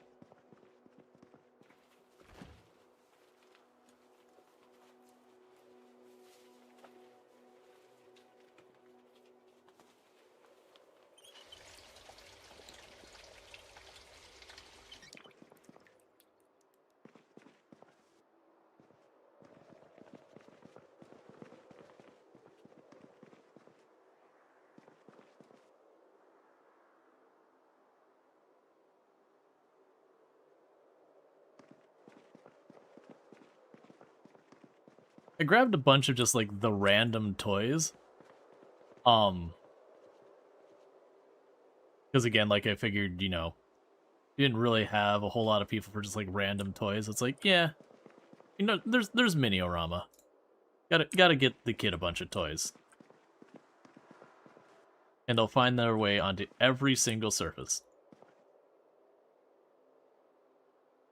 Oh, right, yeah. Oh, the Lego bricks have to go on the floor. That's just how it works.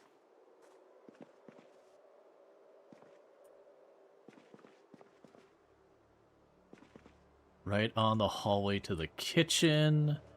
That way when you need a midnight snack.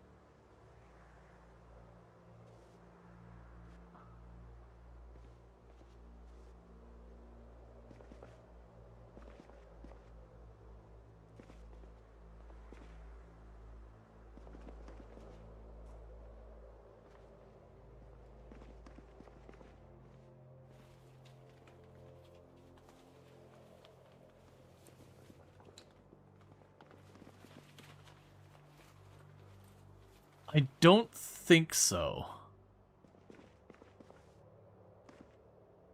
You can do a lot of like construction stuff in the game.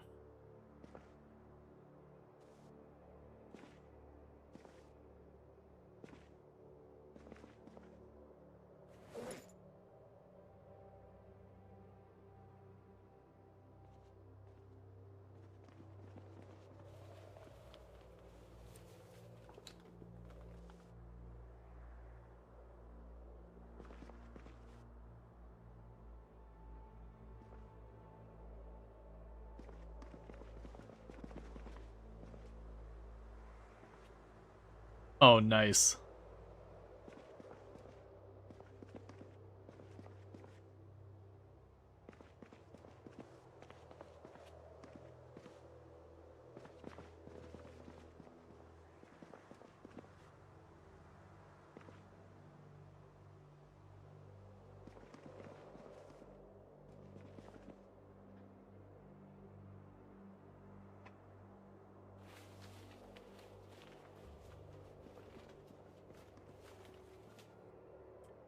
This feels like exactly what the kind of thing you'd wake up to if you have like a kid or 2 or 3 and you're like, I'm tired, I'm just gonna take a quick nap, you know. The kid's 5 or 6, they're not gonna kill themselves in the next hour. And you just may just wake up to this many toys.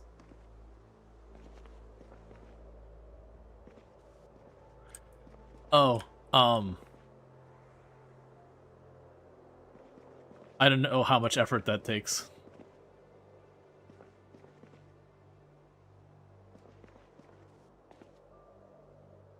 I might warn you, I have a lot of planes.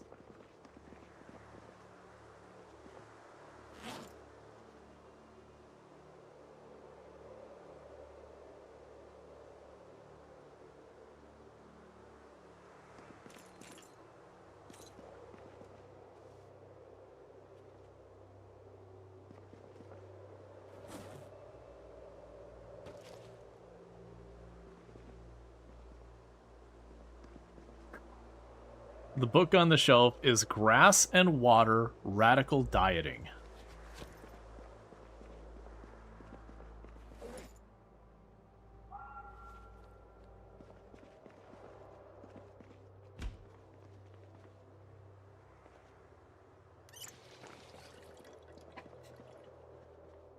Definitely feels like I'm just running to the neighbors to go grab some sugar. Just don't kill yourselves for 5 minutes kind of thing. And somehow the house is destroyed by the time you get back, like, only 15 minutes later.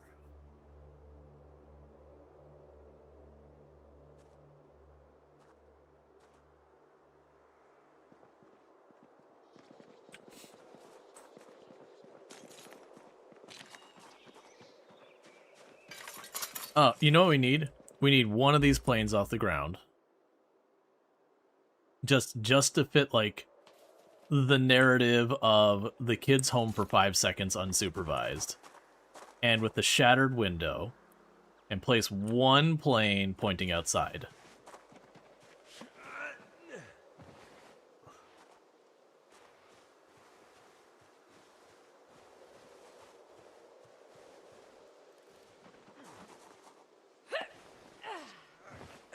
Oh no, I see what you're doing, Queen. Not only breaks the window, but takes out the neighbor while they're at it. Those toy planes, they've got some heft to them nowadays.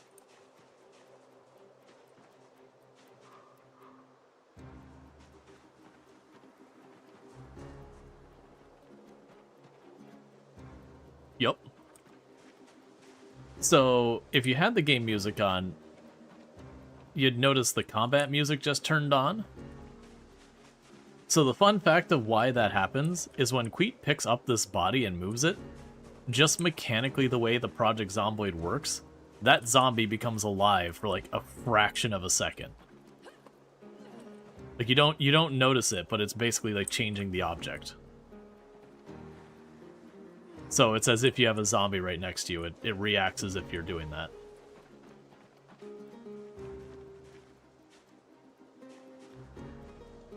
The solid story. It definitely feels like this is the most chaos house.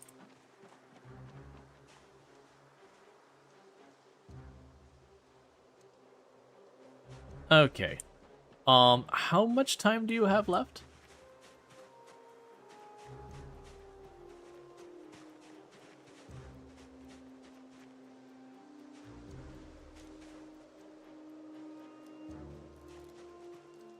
Trying to think of the place we can cause the most trouble for ourselves in 20 minutes or less, and I'm not coming up with very much.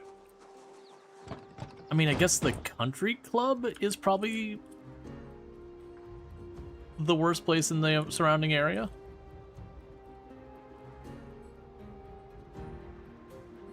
If you don't know where that is, it's straight south.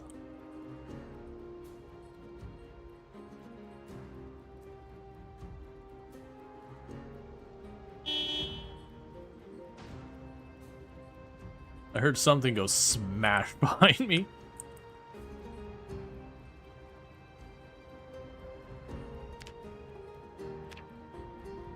And let's move chat so I'm not... Oh yeah, no,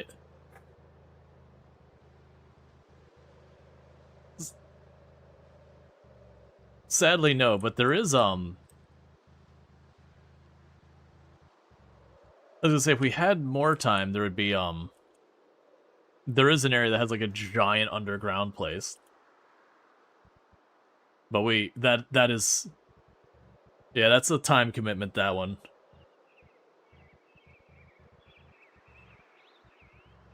Yeah. Yes, I believe if we... Oh, that was so weird.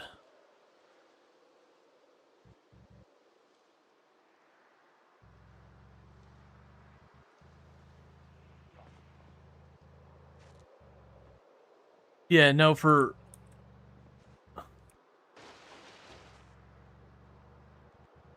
Yeah, no, it's weird, because like I said, on higher pops I wasn't seeing this, so I'm wondering what's causing it on the lower pops.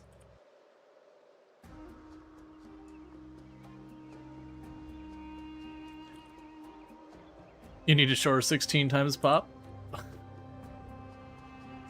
Be just death.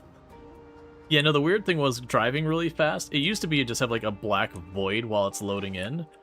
But weirdly they added like road cones along the black void. So I almost like slammed on the brakes going like, what the crap? Why does the map end here? It's like, oh, okay, never mind, it's fine. So I believe we're going...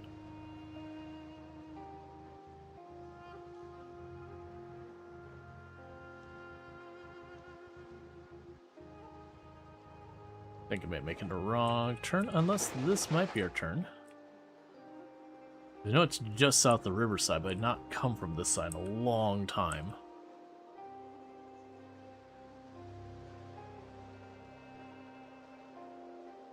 Oh, no, this is right. This is the country club. So I'm gonna try to get... Whoa, whoa, whoa, road barricade. Yep.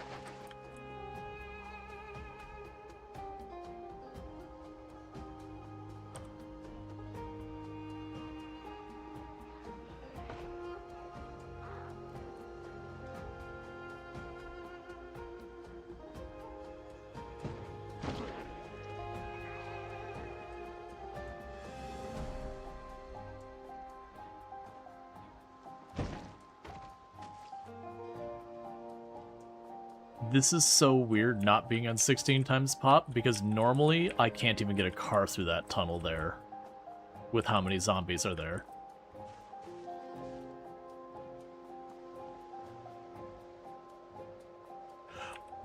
Oh no. No, absolutely. It's just like, it was just pulling into that area and being like, I was like genuinely expecting to just get in there and get bogged down and have like a final like fight kind of thing.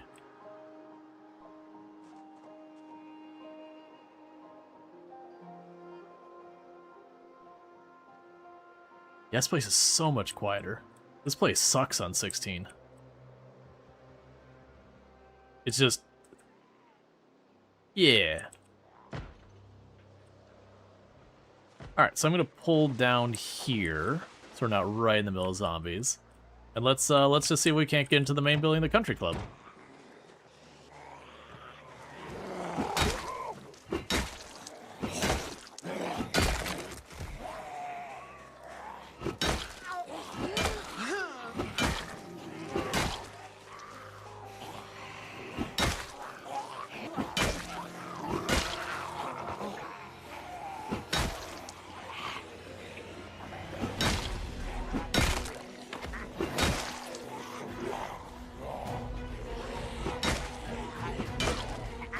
But yeah, there's a bar, and there's a pool, and a whole bunch of fun stuff in there. There's like a whole, like, ballroom kind of thing, so...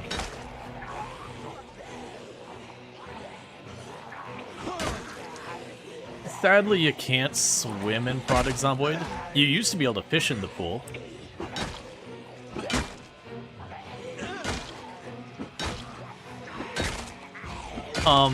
They made fishing a lot better, but then they made it so you couldn't fish in, like, fountains and pools like you used to be able to.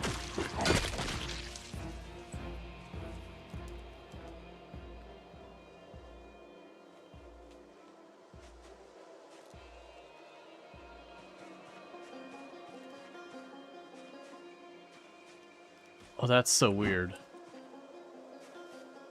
It clearly killed the zombie, but it's like glitched and stuck as if it's not dead, so it's just like squirming on the ground. Which is sad, because I had a shotgun.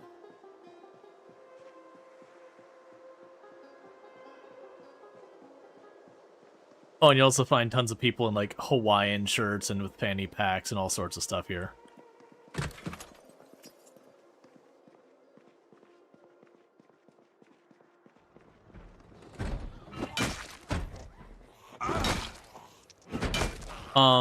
Do you not know what a fanny pack is?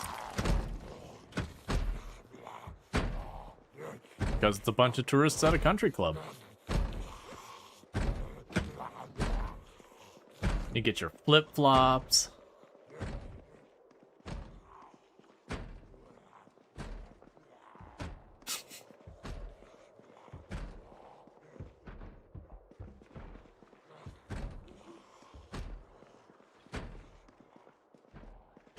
I know, right? Ugh. Imagine hanging out with the Pauls.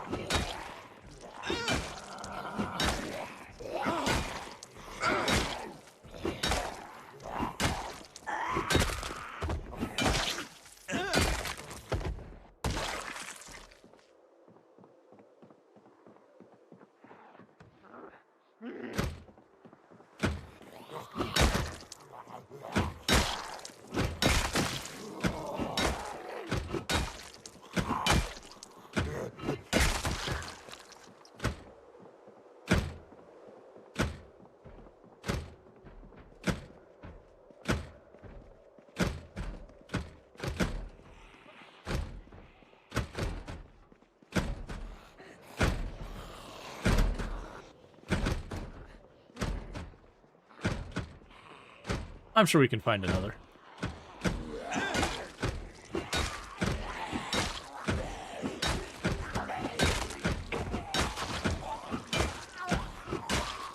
That sounds fantastic.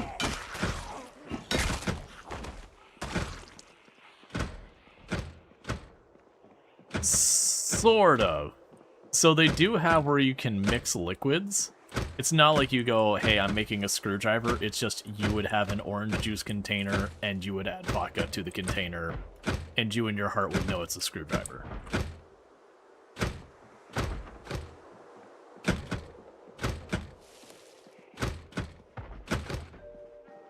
And it's also one of the most complicated UIs in the entire game.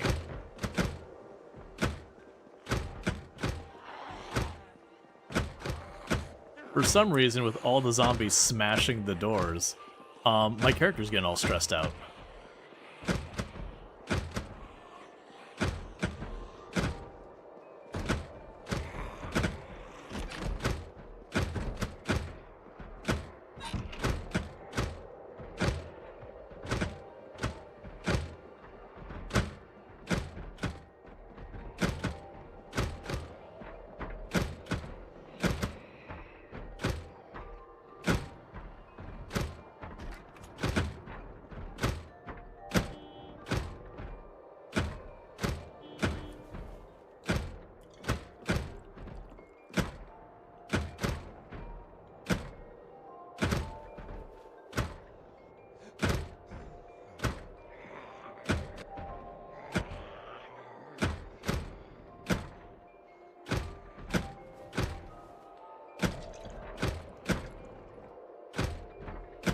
Oh, I have certainly made a regrettable decision.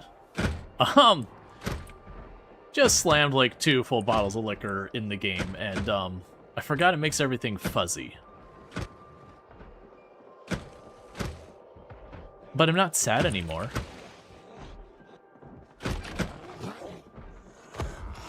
Yeah, I did leave at least 1 bottle of rum. Yeah, I believe on the at the bar on the far bottom left there was some rum.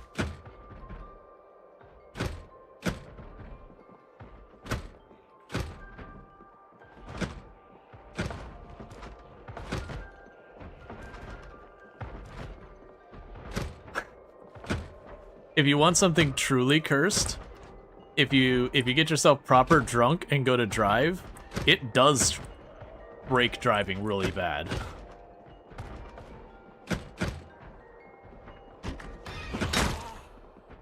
I thought it is. Isn't grenadine? I mean, I know it's used in a lot of liquor stuff. I'm pretty sure it's a type of liquor. There's a way to find out.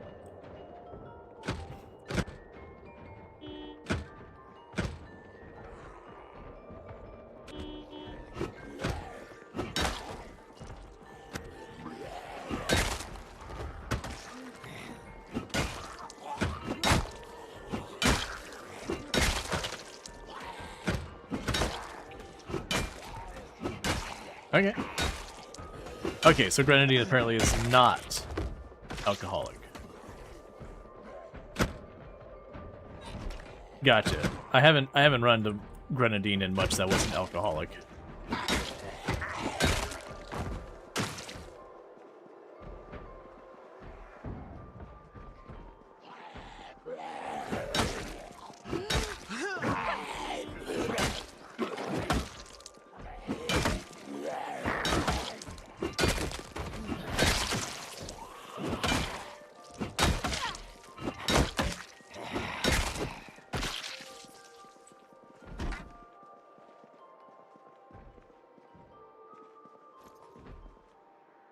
So with the latest update, you can actually have the satchel and a backpack on at the same time.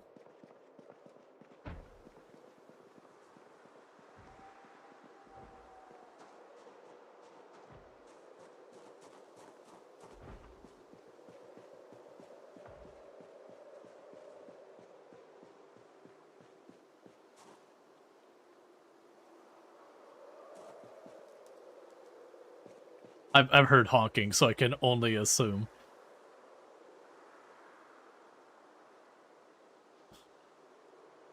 I'm pretty sure we left the bottle of rum in the bar. I think in the back corner. Because you said vodka.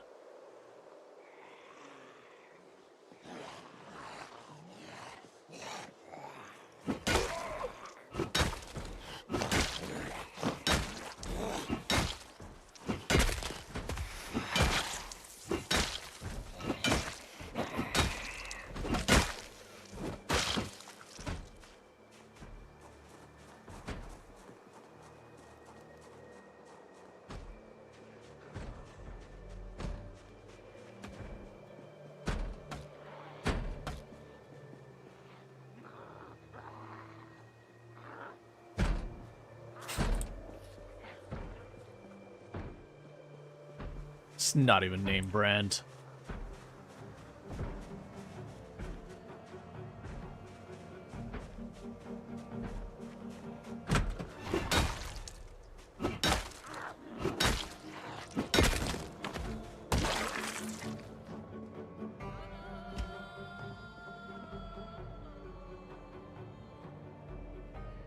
This is fancy. Their kettle's made out of copper.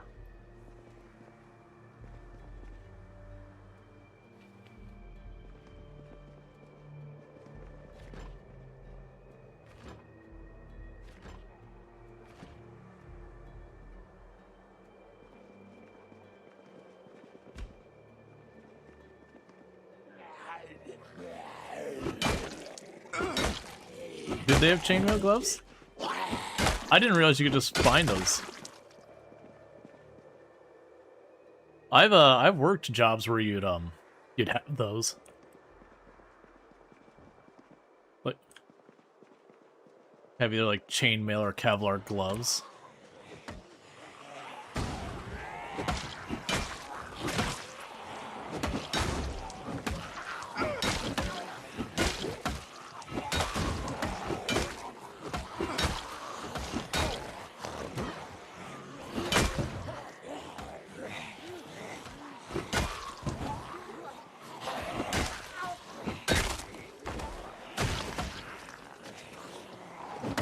Probably got in as a +1.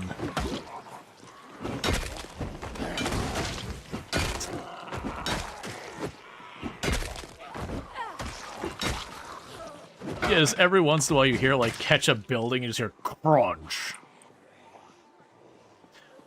That's my highest kill count character has a hat that's a summer hat with like these little like spiral rings on it.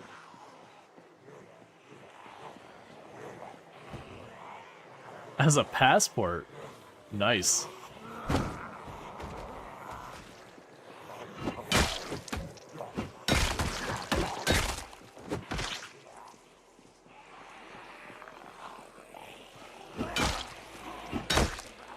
But yeah, so that character, she runs around, she's got like a kind of magenta pantsuit, like a really fancy white shirt and a summer hat. You know, and boots, because even if you're going to be fancy, you just got to be practical.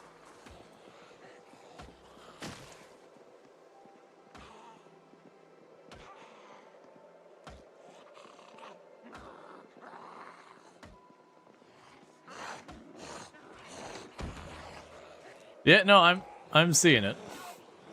So it's not just like just on your end bug. It is just a straight up bug.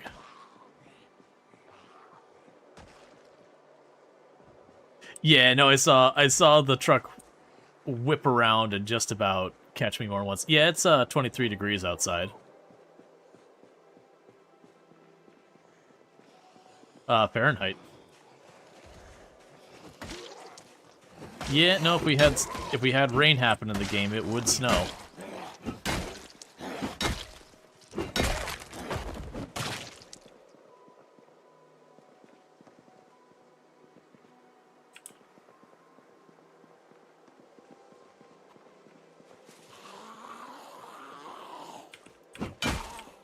You gotta have your shorts.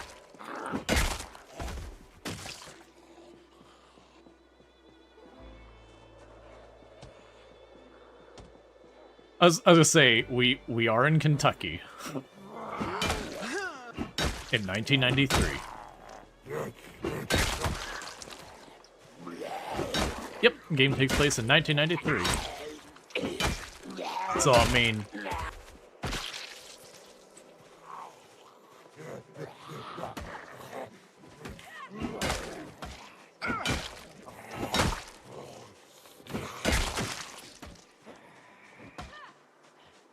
I'll say this is the, I'll say this is definitely the time of, like, jorts and, you know, acid-washed jeans and all that garbage.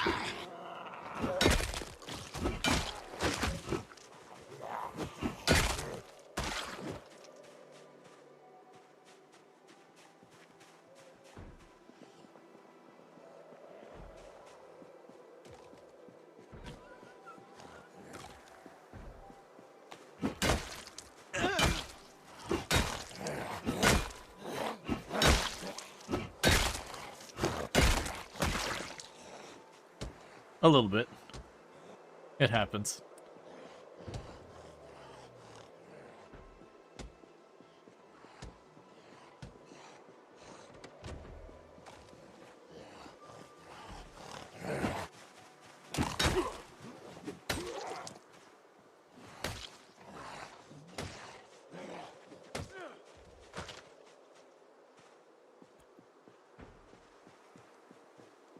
Yeah, absolutely, no problem. And then the conversation of things that might happen with Project Zomboid in the place that we're discussing things, if that happens, it'll be fun to, like, you know, take people to places that they may or may not be ready for.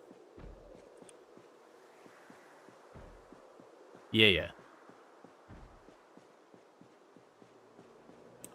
I don't think you can throw it in the water.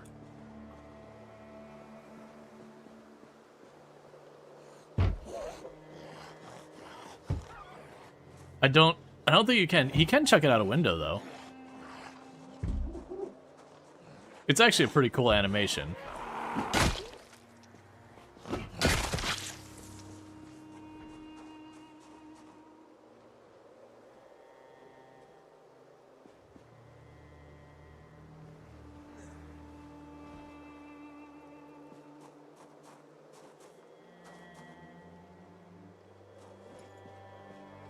Wait, you can fish in the swimming pool.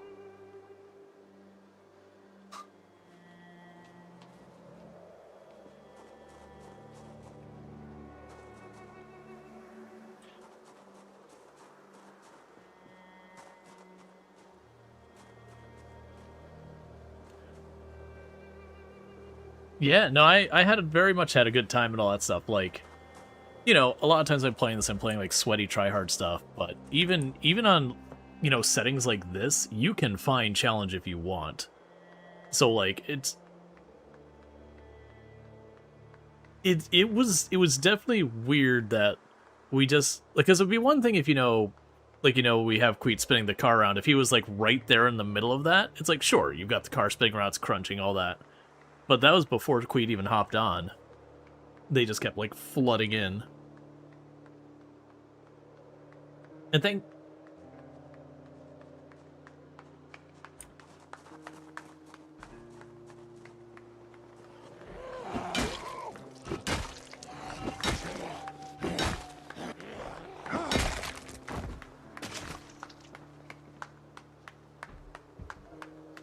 So I see you flagged yourself for PvP, Queet, and you're clapping at me. Are you wanting me to hit you?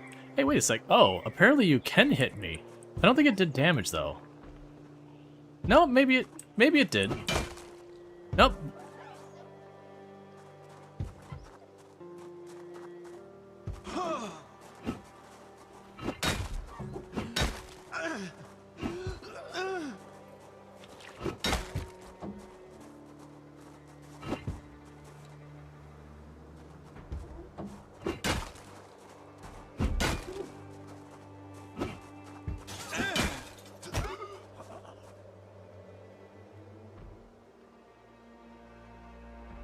Alright, catch you there. And thank you again for hanging out. I really appreciate it. And also, everyone on my side, go follow Curly. Also fantastic, wonderful, plays a whole range of games, good times over there. Lots of fun chaos. Alright, later.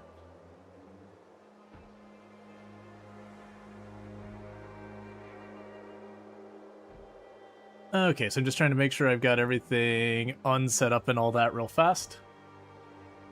Okay, so we should be able to stream together and all that. Okay, so with that, since I'm here on my own, I'm gonna go ahead and exit out of this real quick.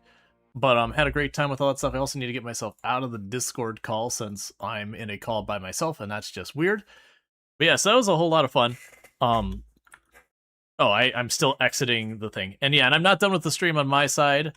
What I am debating right now is if I want to stick to Project Zomboid or if I want to go over to Vintage Story. Because I am waffling on that one way or the other. But yeah, no, it's also fun. It's fun to have like have Queet like popping in there, hanging out. For the record, I don't think I've seen someone do that where they take the car and they tow it and then they whip it around like that.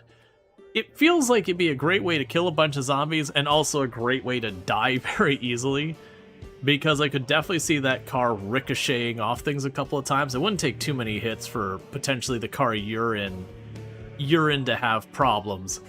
And then plus, like, if your car takes damage, you'll suddenly be latched onto this other car that it'd be very difficult to move yourself. Or if the car got snagged on something. Because I know I've had where I got a trailer where I've got like a pull between me and the trailer, and then your car's just stuck and you're like, well crap, run away from the zombies kind of thing. But yeah, so we did start a bit early for the purpose of doing that collab with Curly. I am thinking I might be switching over to Vintage Story for the time being. Because with where we're at with the stream... Oh, actually, let me check to see if Tomb's home. Tomb may have just gotten home, so this actually might be a really good time for me to take a quick break. But let me check really, really fast to see if that is the case. Because she should be getting home, like, any time now. She's supposed to get home a little late today, but... She literally just walked in the door right now. So what's going to end up happening, chat, is I'm going to take about 5 minutes real fast to take a quick break, use the restroom, welcome my wife home, that whole thing. And then, like I said, we'll probably maybe switch over to Vintage Story. I haven't decided yet. We'll figure it out. But regardless, thank you so much for tuning in, and I'll be back in just a couple minutes, and we will continue with whatever we continue with. And I'll be back in just a couple minutes, and thank you again for tuning in.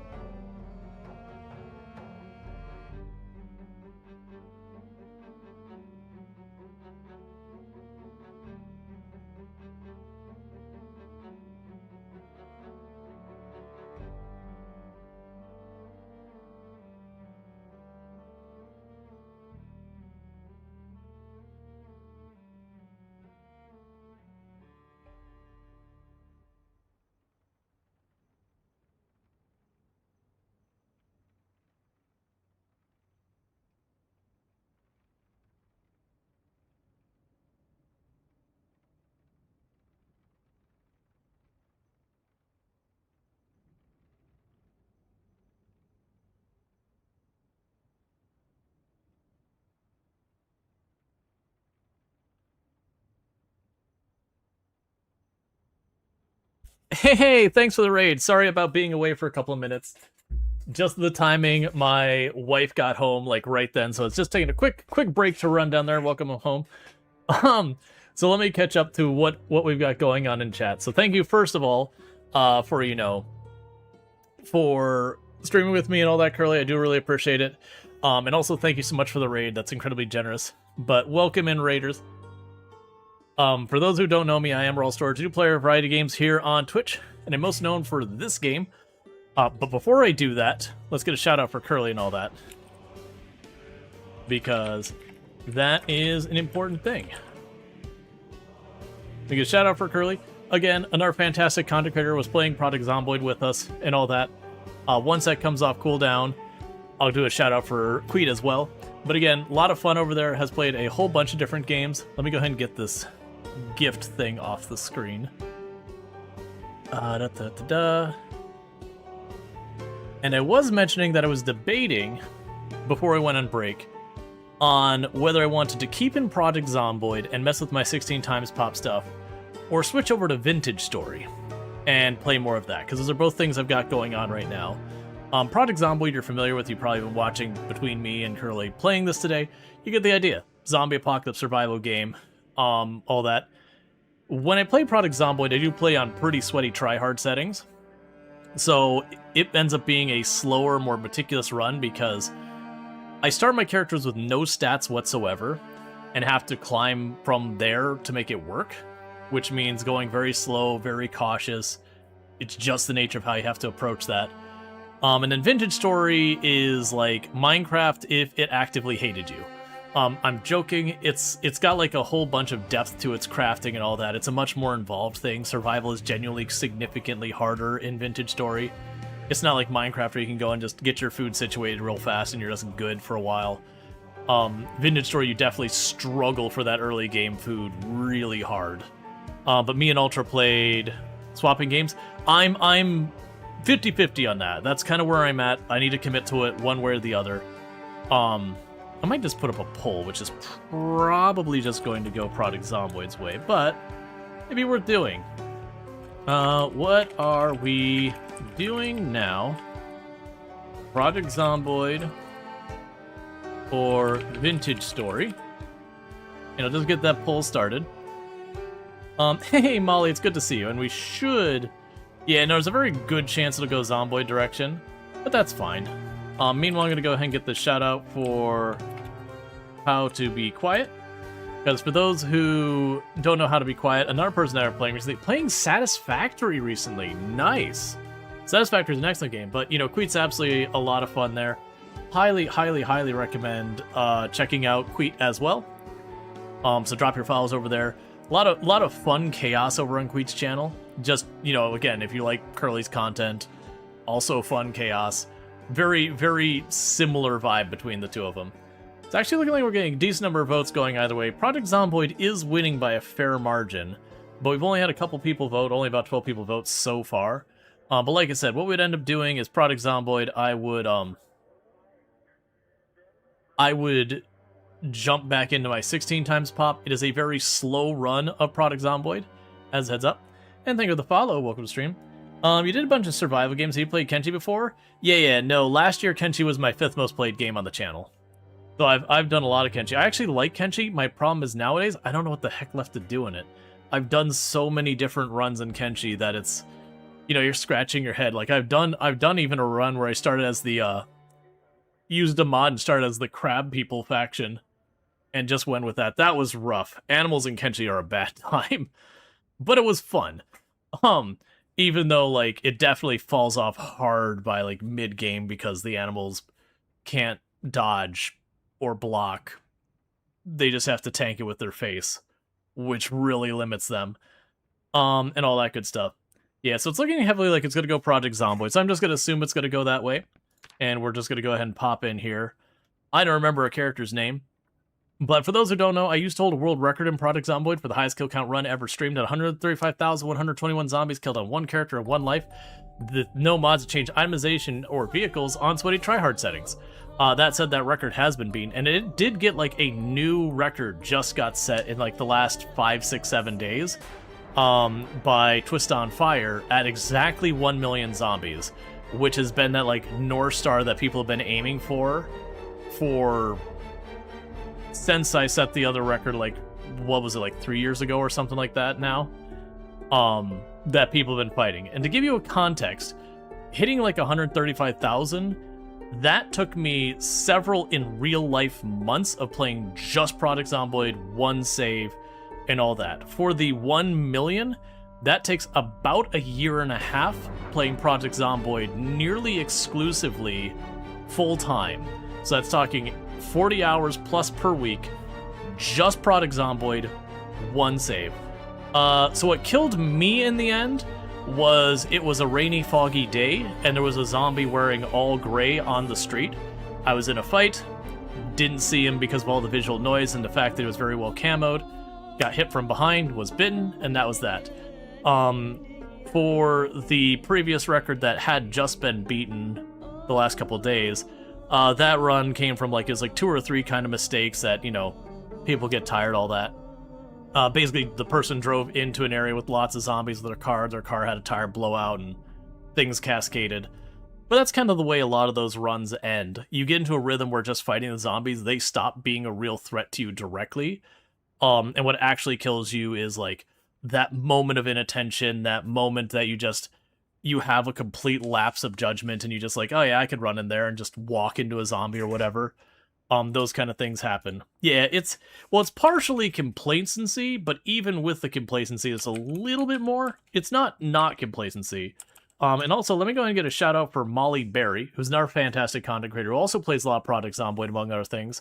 Another fantastic creator, does a lot of fun stuff, does a lot of like fun voices and singing and all that stuff while she plays and all that. Just lots of fun and lots of googly eyes and good stuff over with Molly Berry and all that. All of them fantastic creators. Yeah, so unless there's a major upset here at the end, it's looking like it's going to be Project Zomboid. Because it's 16-9 votes, and you'd have to have a pretty major upset for it to flip. Her lipstick is awesome and always has cool hair. Molly definitely always has a pretty solid getup going on. And the same in person. It's been a pleasure that I've gotten to meet literally all these creators we've shouted out in the last couple of minutes. I've had the pleasure of meeting at TwitchCon and all that, and they are all just as fun chaos in person as they are on stream. So with all that said, so it's going to Project Zomboid, so let's go ahead and get that. Like I said, I don't remember what this character's even got going on. Now, the fun thing is if we actually... Where is it? I don't think that's it. So I actually have a backup here of Venus. This is my highest kill count run character. I can't load her up because she'll instantly die because she's build 41. But that character has over 300,000 kills. But you know, she's retired. The game's in a different version now. Generally, I run pretty close to mod free. I usually run just a couple of UI mods, and that's basically it. And part of that is just because of you know, people be like, hey, I don't understand, I'm losing weight. I keep eating food, but I'm still starving. I don't get it. It's easier to explain to be like, okay, here's that hidden calorie bar that's behind the scenes, and talk through how it's working. Now, I'm going to need a moment to just refresh myself as to what we got going on. Right. So, we spawned over here in Muldrow, and I was hoping to get a survivor zombie, because what I kind of want to do in this playthrough is anytime we find a survivor zombie with an annotated map, we're treasure hunting, that we will make that our objective is to claim that treasure.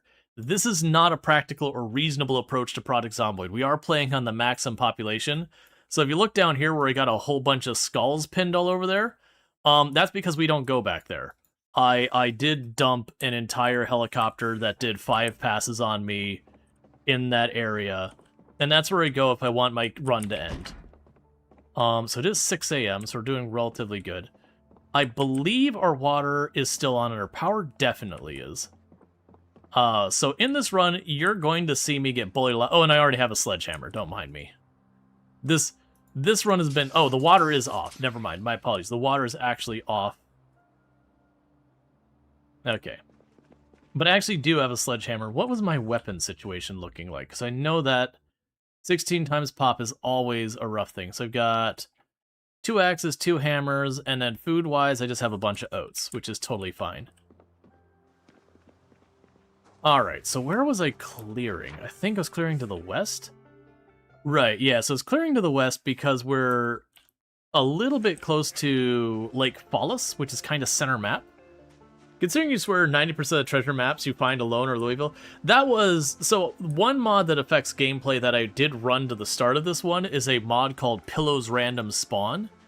And the way that works is you just don't get a choice about where you spawn, you just hit random, and you show up anywhere. And it makes a whole bunch of locations. But we did find, when we looked at it, the spawn places, more than half of them are all Louisville. Which makes sense, there's just a bajillion buildings there. Yeah, no, there is dyslexia-friendly font in the game. It's under the accessibility tab. If you just go in here, you'll see it right down here. Enable dyslexic font. If you turn that on, you'll get the, I don't know if it's Open Dyslexia or Dyslexie. It's one of the two of them. They're very similar fonts. But it's one of those. But with that said, we are playing on... Oh, I should probably update my title. Give me 2 seconds, because we're no longer playing with Curly, and I don't want to lie. Let's see. 16x,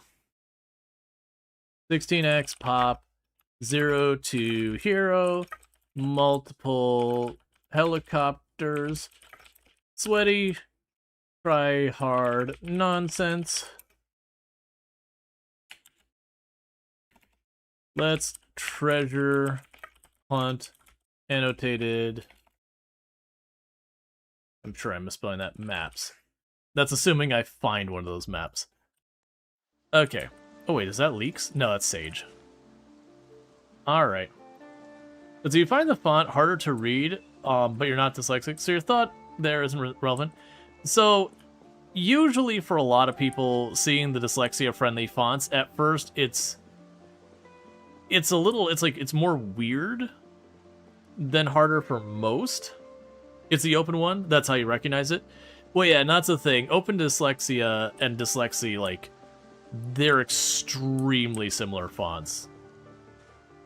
But they're both good. One is like a paid-for commercial font, and the other one is a, like, open source kind of thing.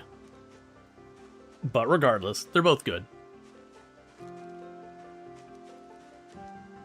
Now, one thing you'll notice is I'm not going to be running around much. And a big part of that is if we look at my character's stats, I do start with literally nothing. Thank you, wifey. Enjoy. You enjoy. Love you. Love you too. Appreciate it. Thank you for cooking dinner. Okay. But, so I started with literally 0 stats. So you will find I am quite often not able to stay in a fight very long because the character just gets exhausted. Cool. Because my character just gets exhausted, that kind of thing. That's just the nature of this run. It is a challenge run. But at this point, we've got our first point in short blades. We got almost 3 points in short blunt. Our maintenance is coming along pretty good. No one cares about cooking. Our fitness is at 1. Our nimble is at 1. We're about to hit 3 strength and 5 foraging. But already we're about to hit 500 kills for the run. Now, the other big pain point we run into a lot in this run is because of 16 times, there's foraging 5, because we do... Sorry, because we're dealing with 16 times pop, where people's like, oh, cool, well, if you need weapons, why don't you just go to insert name of place? Usually when you say, I'm going to go someplace, it is a protracted war to get into that location. There's no real, I'm just gonna pop in real quick, loot some stuff, and get back out. I'll drop the sage seeds on the ground, drop the branches on the ground for right now. So we could grab those on the way back. Now one thing I am gonna keep up is this menu here. And the reason I'm oh, you know what, I probably haven't been to that building to the north, have I? So pretty much what we're doing right now is we're kind of sticking towards the middle of the map. And we're just moving from one place to another and just trying our best to, you know, kind of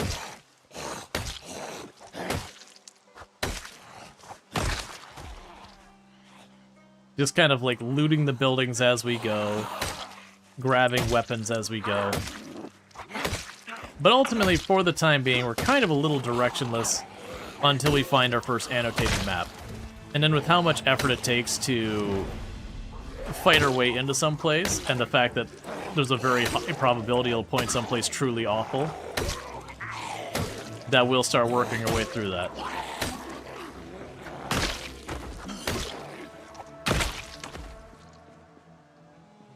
Okay. But you'll probably notice, like, weapons left on bodies all over the place. But yeah, so even a little fight like that, I have to stop in between the fight to recover my endurance and my muscle strain. It's just nature of the beast with this. That gets better and better as the run goes on. That's part of the reason I like the zero to hero thing, is once your character starts getting some better stats, you can get away with so much more in the game. And so by making my stats start lower, it's kind of a slow burn until you get to the point where you can start just really, really throwing down and causing mayhem. Yeah, I'm pretty sure I started pushing this house, and we just hadn't gotten through it. Alright, so one thing I tend to do in all my runs, as soon as I get the emergency frequency, I live on my radio. Every morning, first thing we do is we turn my radio on at 8 a.m. because 8 a.m. is when it refreshes.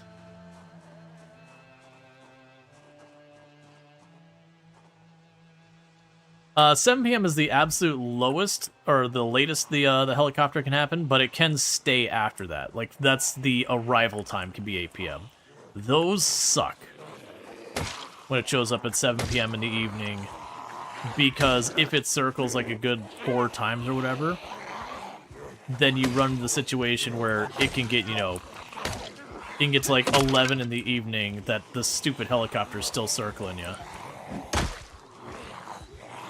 Alright, so far weather is mild today, mild tomorrow. What we really care about is there a storm coming and is there a helicopter coming? So we got light fog tomorrow, but no helicopter. Because the radio will tell you on that frequency if there's a helicopter coming that day.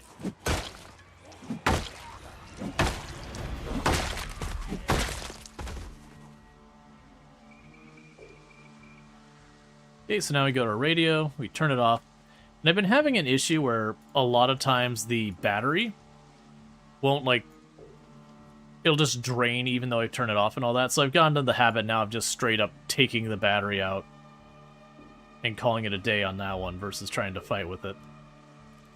So you put the battery away, unequip the radio, put that away, grab herself an axe.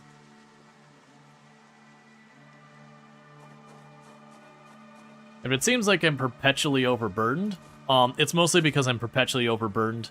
Because we have, like, no strength, my carry weight is very limited, which makes it really hard to keep our strength up, or keep ourselves from being overburdened.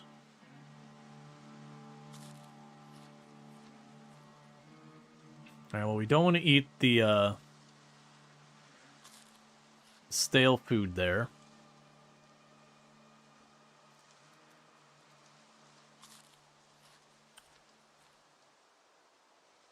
So give a moment for the muscle strain to drop off, and we'll do that. You end up taking an ankle bite from a crawler you didn't see last second, was circling a horde in the field in the dark. Yeah, no, I think the worst helicopter event I've ever had was Project Zomboid has tropical storms. And I had a night that there was a tropical storm coming in. The helicopter arrived at 7 p.m. So it was like all foggy and rainy and awful, and meanwhile there's a helicopter just cruising around. It turned out okay in the end. It wasn't a super awful place population, so as far as number of zombies showing up, it was a pretty mild one. But it was definitely one of those ones that, like, I can't see what's happening, and just doing the best to survive it. That clip pops up every once in a while.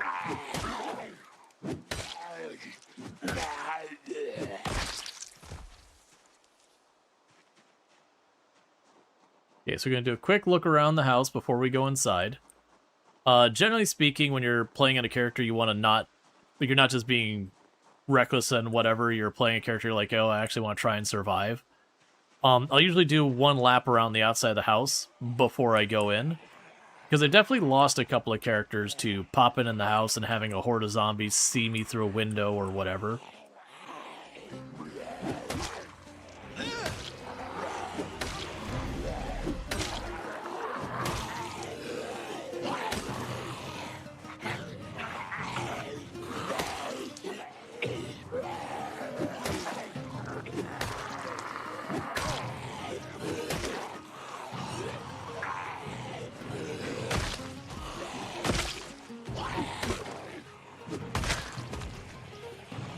That is too many for me to do on this character at once.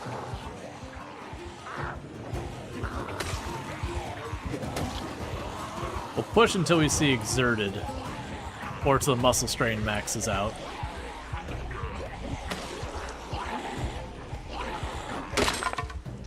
Or that happens, I guess.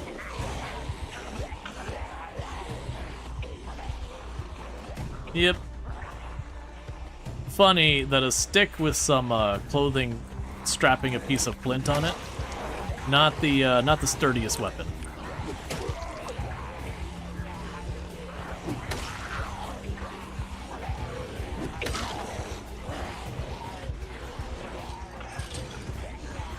And generally you won't see me do stuff like, you know, there's a whole people who do like the fence cheese thing and all that, which no judgment about that.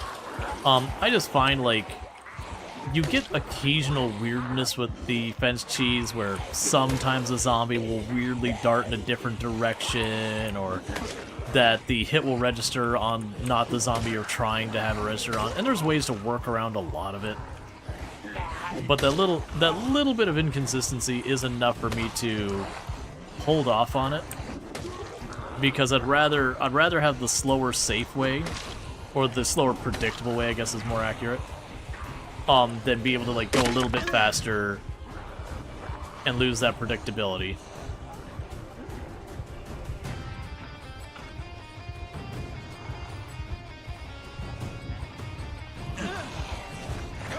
Swing and a miss.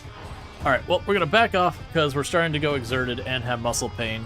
I'm very short on weapons, so I don't want to take the time to use everything.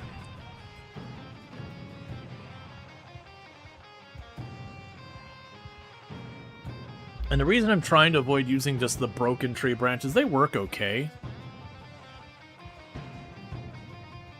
But it is just the reality with those tree branches and all this, they don't give you maintenance XP and all that. So the more I lean on that, the less maintenance XP I'm getting overall. And the maintenance XP is effectively how long I can keep using a weapon. The higher it goes, the more I can get away with. Let's go ahead and put the other stone hammer on the other side. So I've got them ready. We'll have ourselves a little bit of oats.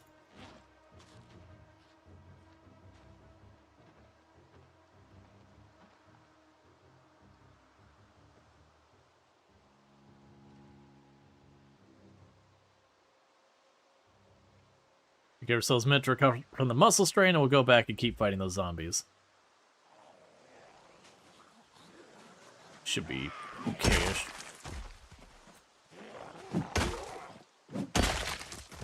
Does a little post-slaughter rest? Absolutely.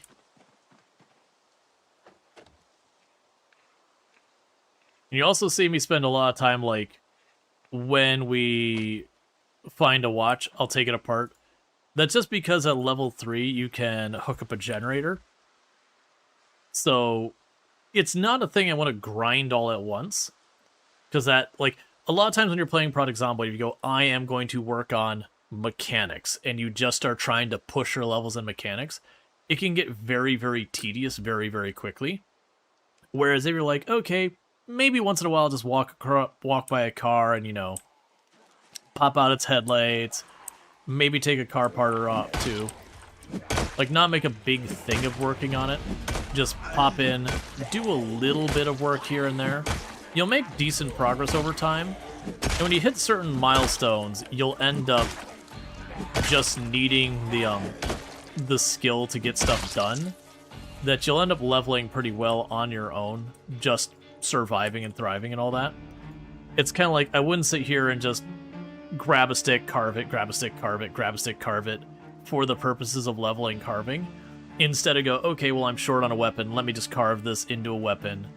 You know, okay, well, now I'm going to nap that into a weapon, or like whatever, and slowly kind of build those skills up.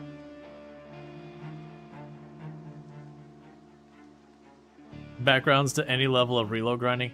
Oh man, I remember like the whole thing about people grinding reload where they would unload their magazine and reload their magazine and unload their magazine. It's like, why are you doing that?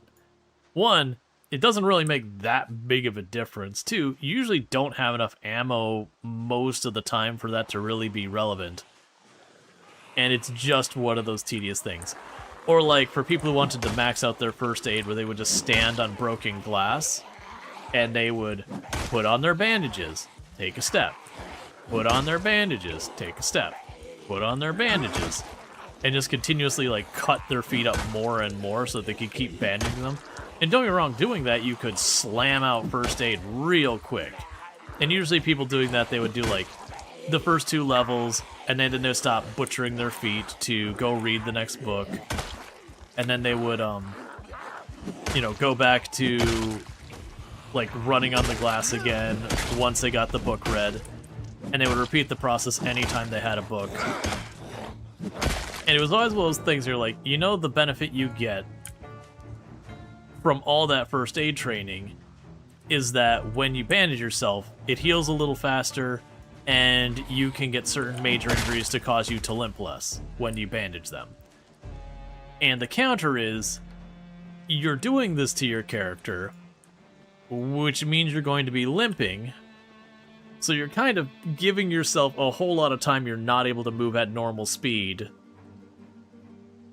to maybe someday prevent yourself from not being able to move at normal speed. The consequence of your training is worse than the consequence of not having it. First aid's always been a meme in the game.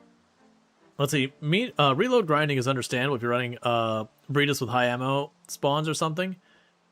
If you run as this build, it could actually be helpful. Go for it, but vanilla base loot just doesn't matter. Yeah, even then, with like, even if I was running like Burritos mod with the guns and ammo cranked to the moon, I wouldn't just sit there and like rotate the magazines to train it. I would just fight the zombies and have it trickle feed me the XP. Because like I said, you get in the situation where you're just kind of like hanging out the house, just repeating the same 2 actions again and again and again and again to level something, and it'd be pretty rough. It's real easy to burn yourself out that way. And that's true in more than Project Zomboid. It's like, we had tons of people back in the days when I played Warframe, which would be before streaming, that you'd have people who are like, I want to get Ash, so I'm missing this part. And they would repeat the one mission that they could get that part from for Ash. Again and again and again and again, and nothing else. And if you're having fun, by all means, keep doing it. But all too often, people would just sit there and do that and just absolutely burn themselves out. Used to do it while waiting for the emergency broadcast. Yeah, that's fair. Yeah, that kind of thing's fine. Just like, I never really put a focus on exercise in the game. But when I don't have a book to read, historically, I've gone and exercised in the evening. I haven't been doing that much since we got the Build 42 because of the changes in muscle strain. Oh, and where I mentioned that salad is the secret to happiness, if we look really fast, so this gives me no happiness. Eating an onion gives me no happiness. However, if I put that onion in a bowl, it now gives me a little bit of unhappiness. Or like, sorry, a little bit of happiness. That the green and the unhappiness means it decreases my unhappiness. Now if I take a step farther and I add the grape leaves to it, now it gives me a little bit more. So when I eat that, it makes me happy. So very much in Product Zomboid, the secret to eternal happiness is salad. Because every single item I put in that bowl, as long as I'm not duplicating and putting the same item in multiple times, will make my character a little happier.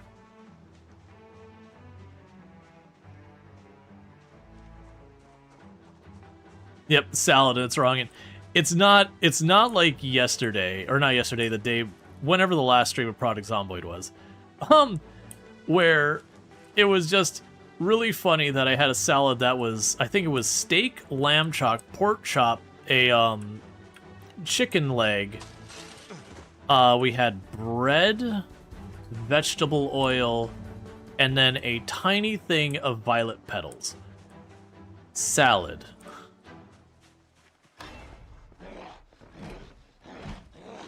I don't know what your deal is, but I'm not climbing through that window to deal with you. There's a basement on this house. That was not too smart of me, but that's fine. But yeah, so it's just like, it's a bowl of meat. Just a big bowl of meat with some, what we're going to pretend are croutons. It was just like a loaf of bread, a chunk of bread put in there. Some oil, and you know, to make it qualify as a salad, it needed some vegetable.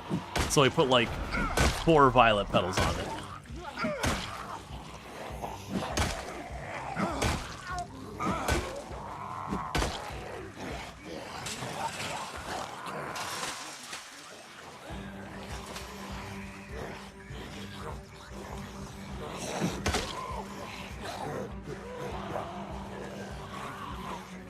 Like, don't get me wrong, it's basically like where you go to, you know, some barbecue joint or whatever, and you're like, man, I don't know what I want. Do I want the ribs? Do I want the steak? Like, what do I want here? And then they have that thing on, you know, the menu that'll have some, like, name like Hungry Pig or whatever. And it's kind of the, I can't decide what I want, so just give me a little bit of everything, please. I'm gonna drop the hydration bag in the ground. I didn't realize I actually...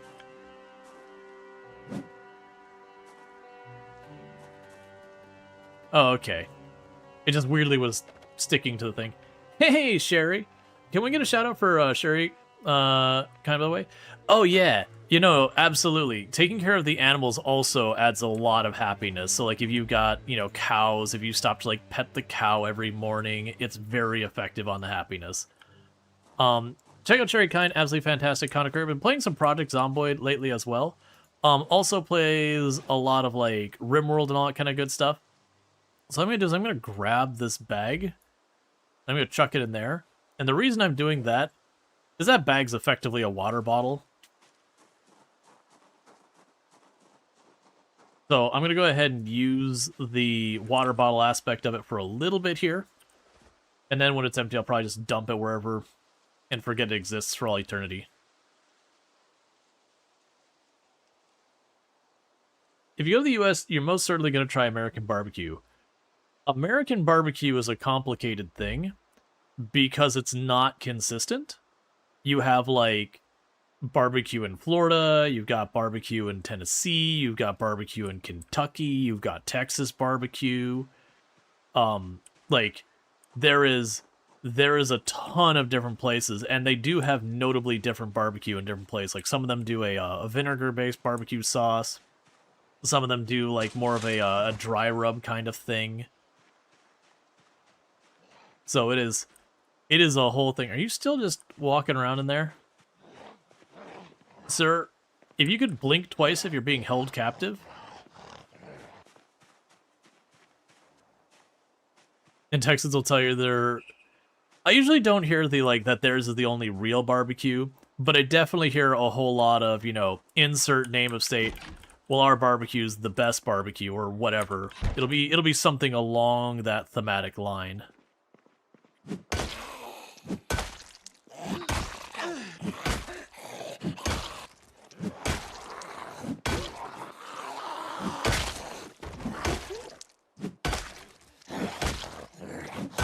Maybe break the window? Nah, I didn't need to. It would have, like, that also have been a solution, but, little thing. Alright, well, we got a couple of magazines we can knock out real fast. Oh, cool! We can read a book called Flat Earth, The Redlands.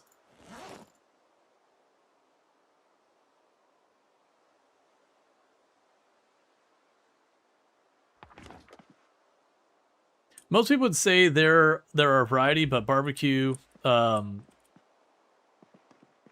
which... Oh, I'm assuming KC is Kentucky. Texas, Memphis, Carolina. Yeah. There's definitely ones that are more noticed, like, as being, like, good barbecue. Kansas City. Gotcha. I don't actually hear much about Kansas City barbecue. Like, you definitely hear lots of, like, Texas stuff. Because, you know, I'm sure Texas will always make sure you hear about Texas. That's been my experience with Texas. That Texas will make sure you are aware, Texas. Part memeing, also part kind of not memeing. Grab salt, grab the milk chocolate. I think you can use vinegar as a topping in the game.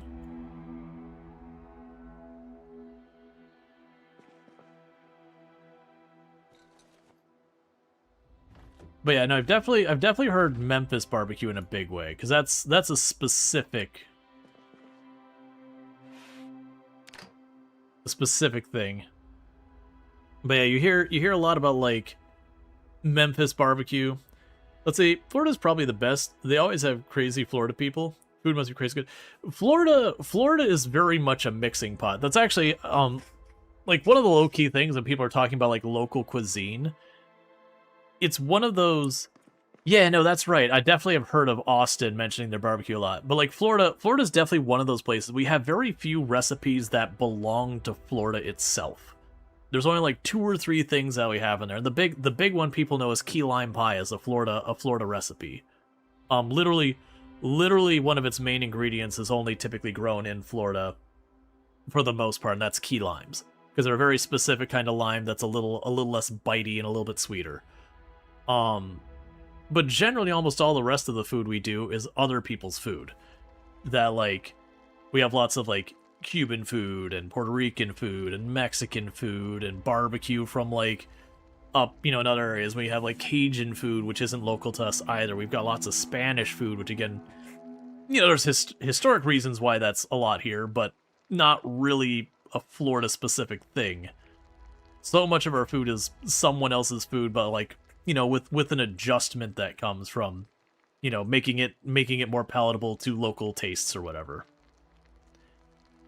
I mean, I guess some southern comfort food would just broadly be from the area, i.e. fry everything.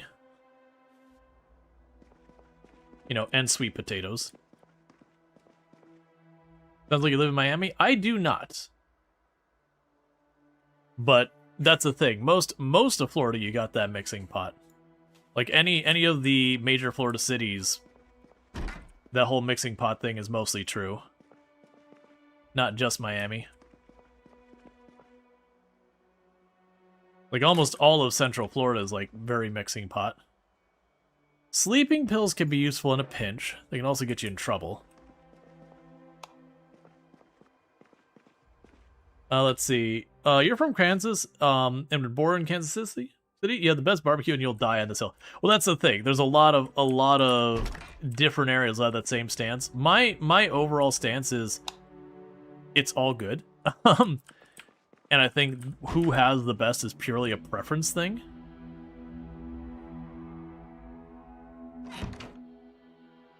It's a catalog. Oh, interesting. It's just a catalog. I haven't seen it with the other graphic. Okay, so you can learn recipes. But it's like what are those things like you'll have people who prefer a more vinegary barbecue sauce. And you know, when you get a more water-based barbecue sauce, they find it to be like too sweet, not very enjoyable. But with like the vinegar, they want that tang to happen. I think the best barbecue heavily depends on the type of meat you like best. That's also a big thing. Like what barbecue sauce works best for like chicken and what barbecue sauce works best for pork. Or, you know, if you're doing, you know, you're doing sauce to put on like other things, like where they've done like mac and cheese with barbecue stuff going on with it. It can be all over the place. Like there's lots of like vegetarian barbecue options that you just have a very different barbecue sauce that works best with it. Because like a lot of the vegetarian barbecue stuff I find works a lot better with like the more vinegary, the more tang barbecue sauce versus the sweeter stuff.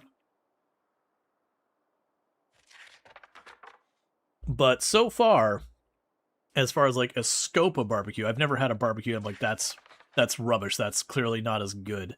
I've had individual cooking stuff that's certainly been that way, but not like thematically like the region.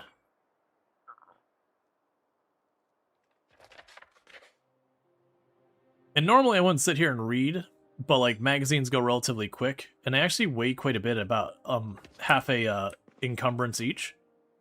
And since I'm dealing with such limited carry weight, it's just easier to be like, all right, let's just read this real fast, get it out of the way. Okay, so we need to make sure we're eating some solid salad. So we've got grape leaf, and we're gonna put salt on it. I have no idea where my bowl is. There we go. We can add vinegar to it.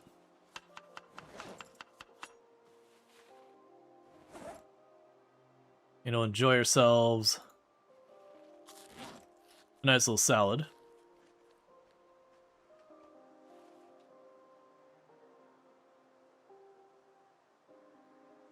The peach will probably go bad first, so I'll put peach in a bowl. And apparently I can't put any toppings on the peach, so we're just having... I mean, we're having peach slices, is what we're doing. We just happen to be serving in a bowl, and honestly, that's not bad.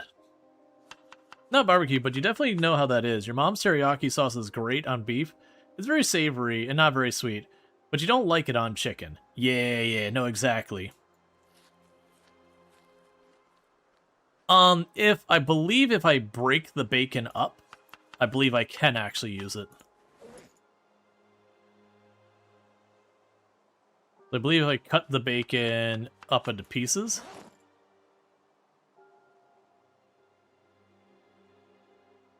Yeah, because now I can add the bacon there.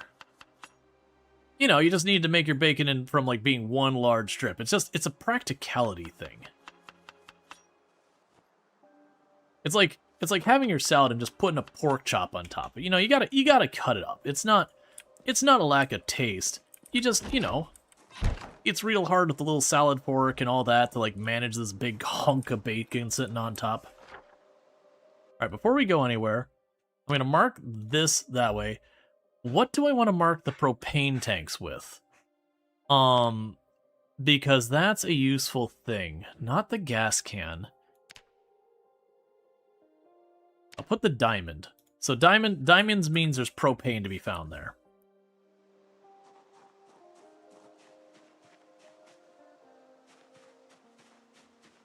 Your local butcher sells bacon ends cheaper than the whole slices. Well, that's like... I know people have different feelings about different types of stuff. That was always... I was a big fan of burnt ends. It was always like, when it came to barbecue, was always my favorite. Oh, yeah, we're eating that now. These might be the last ice cream we ever see. Yep, just gonna go ahead and eat a popsicle and a creamsicle, because once that power drops, this is all gonna start going dodgy. Oh, this freezer. This freezer's gonna be the death of us.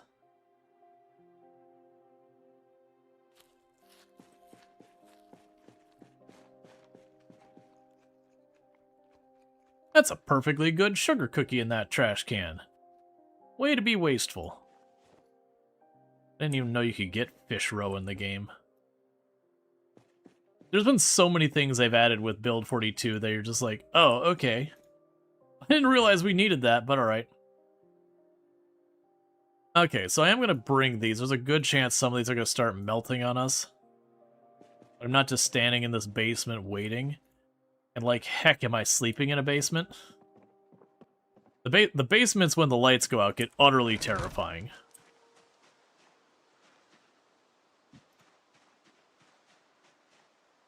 So we'll probably prioritize the popsicles to eat first. Because a melty popsicle's just sad. Like, melty ice cream, at least you got, like, sweet syrup. It's definitely nowhere near as good as, you know, proper ice cream, but it's passable. But, like, when you get, like, a melty fudgesicle where it's just kind of goop, are we eating the ice cream immediately? Oh, absolutely. I'm just too full to eat right now. Oh, we got a breather. Let's eat our fudgesicle. Hang on, zombies.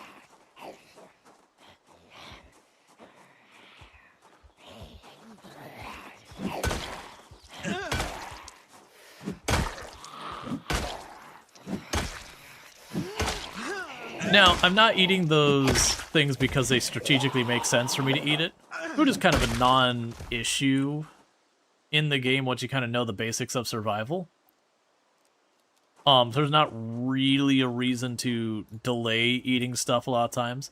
You want to keep some food on hand, but, you know, it's not a kind of real priority. Fudgesicle and vodka, it's a mudslide. Yes, let's get the creamsicle next.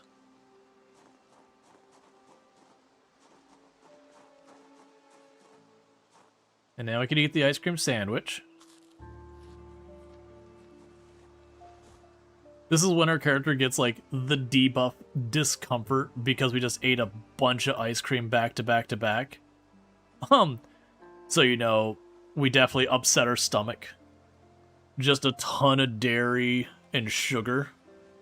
You want it as an ice cream maker? I don't believe you can make ice cream again after it melts. You can make a lot of things. Like, you can make butter later. You can actually, nowadays, you can make pizza again.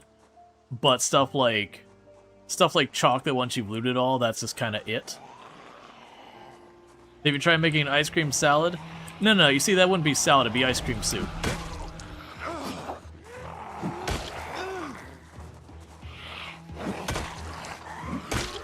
But yeah, no, there are certain item categories, and that when you're making stuff like salad, it has to be something in one of those categories. Same with, like, stir fry and all that. So sadly, your junk food and sweets and all that don't work in there. So you grab, like, your potato chips, you can't saladify them. Ice cream is dressing. Honestly, low-key, if you're in the apocalyptic situation, you just can't seem to find yourself, you know, some salad dressing. I'm willing to bet pretty well that, honestly, like, just taking a little bit of ice cream or melted popsicle would probably be not terrible. It's effectively just syrup. So if you have a salad where, like, a sweet dressing would be good, not really the kind of thing I would go for. I tend to be a lot more interested in, like, savory or spicy flavors than sweets. But I could definitely see it. Especially if you're talking something like a strawberry or a cherry ice cream. You're just making, like, a really weird, you know, like a really weird, you know, cherry or strawberry dressing. Just pretty hard on the sweeter side.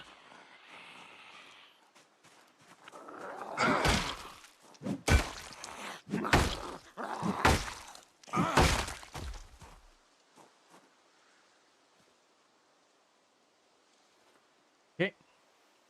Clean up our mess.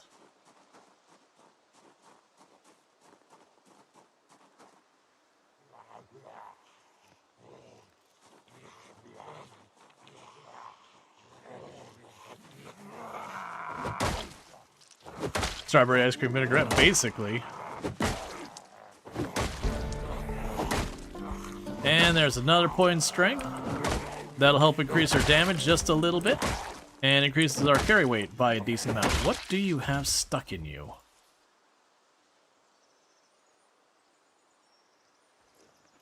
A steel rod. I'm gonna drop that in the ground because I can't do much with the steel rod yet. You can use it as a weapon, but there's no XP from it. So we're gonna go ahead and we're gonna grab this box because there's maple syrup in there. I don't need the cigar.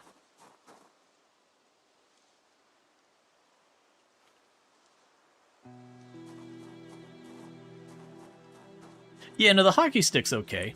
It's got, its durability has a bit left to be desired, and its damage isn't amazing, but it's got some pretty solid reach, and it does at least a relatively okay job. Yeah, let's go for this house next, because I'm hoping to avoid those really big groups. Oh, the rod? Yeah, no, a lot of those things like steel, rod, and those actually do okay as a weapon. They don't give you maintenance XP. So they're kind of just okay. But, in a pinch, they definitely work.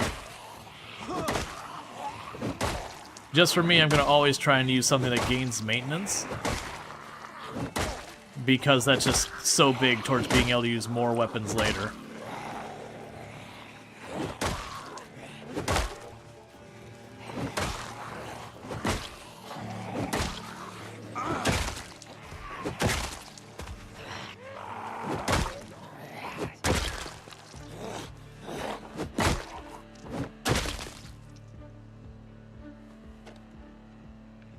Okay, don't care, don't care.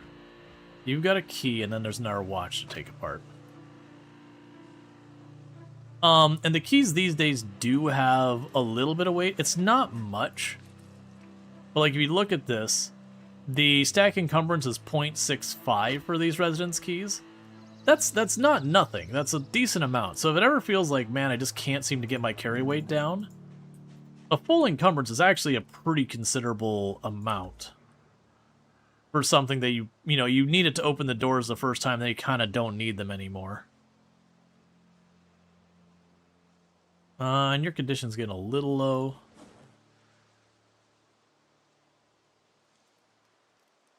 Go ahead and put the paring knife on the left.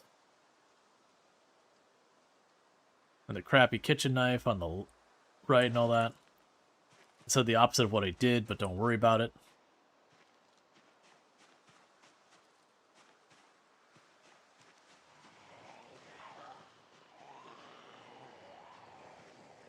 But yeah, so this middle area of the map is relatively quiet in zombies. Which is why we're starting our focus here, so where we have like 0 stats. It's just going to be a thing. One of the other things that's going to happen is don't be surprised if I get bullied out of places. You hear a meta event and then suddenly you turn around and just get like overwhelmed with the sheer number of zombies popping out. It is just a thing on 16 times pop.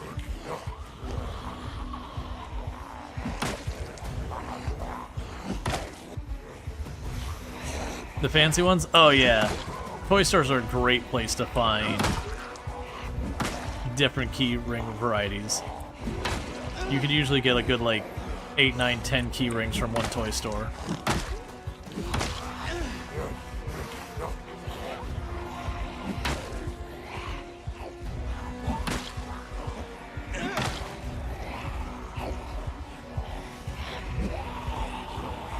Too early. Just using the broken stick, it won't give me much damage, but getting down to the last couple weapons. Oh, I just saw the in-game time. We need to be backing up out of here.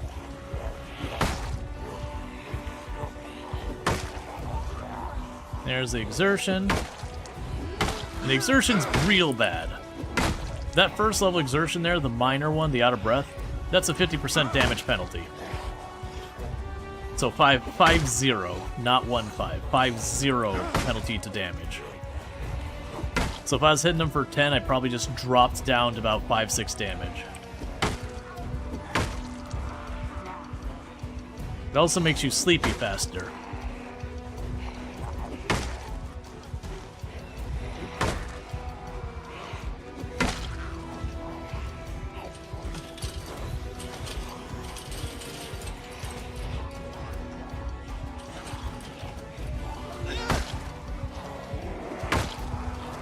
And then add onto the muscle strain.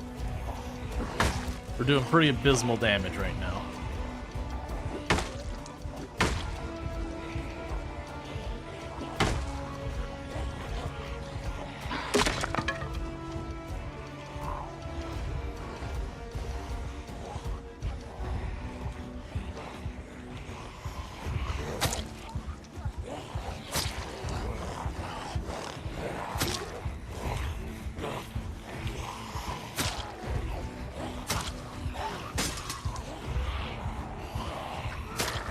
Did you become the trucker zombie from Resident Evil? I have... Low-key, I played like the first or second Resident Evil like way, way, way back when they were new. And I believe it was like Resident Evil 4 I played with my older brother, but genuinely I don't remember crap from it. It's just not a series I ever really got into. I know they're fairly beloved. For me, 1 and 2 I found utterly frustrating because of like the camera angles. But it's just not a series I never got like big time into. So unfortunately, I don't know much. I do remember whichever one I played, it was utterly obnoxious fighting the final boss because everything was like a quick time thing of just like hitting the random specific buttons to avoid the, you know, attacks. It's just 100% just knowing what buttons it was going to be and then reflexing kind of thing. And I am not a big fan of heavy use of quick time. Like, that whole bit. Gotcha. Yeah, no, I probably did play that one, but I don't remember. It's been a very long time.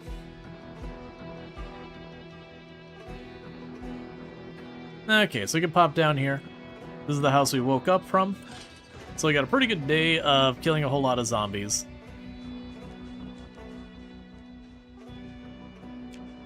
And at this point, it's too dark. Alright, but the downside is we're getting short on weapons. So double check to see what our situation was so far as like stones and sticks and cloth and all that. So I got the ball peen hammer. So I do have 4 more stone hammers. I've got plenty of rags. But I do need more sticks and that kind of stuff. I'm gonna drink my water.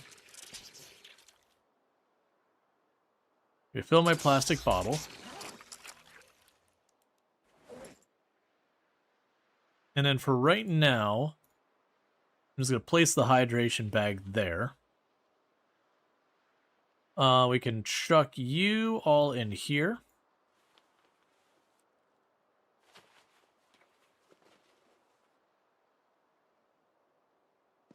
That should be fine for right now.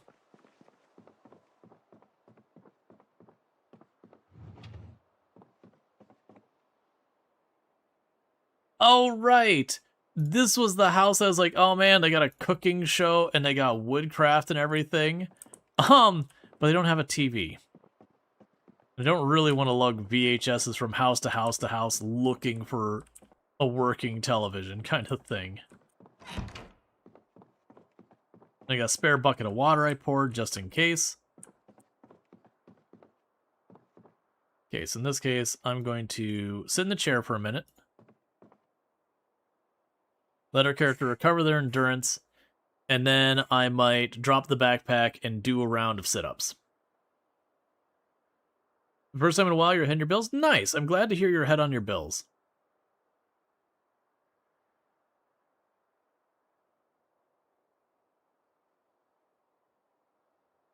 Yeah, notice a couple other houses around me with television shows. I'm not super worried about it. They can be a way to get some XP.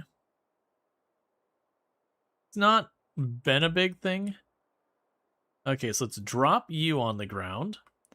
And then I'm going to go exercise, sit-ups. And this is one of those things I used to do all the time, and I haven't really been doing in Build 42.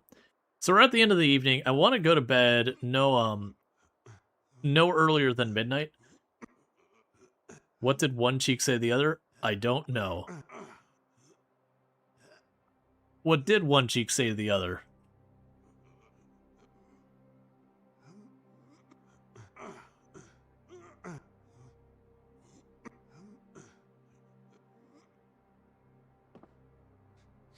They can put back on our fanny packs. Get our trauma bag.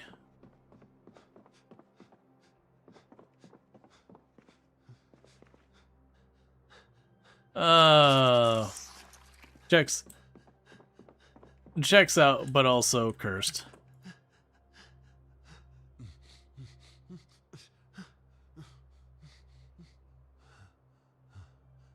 You're gonna rest for just a minute.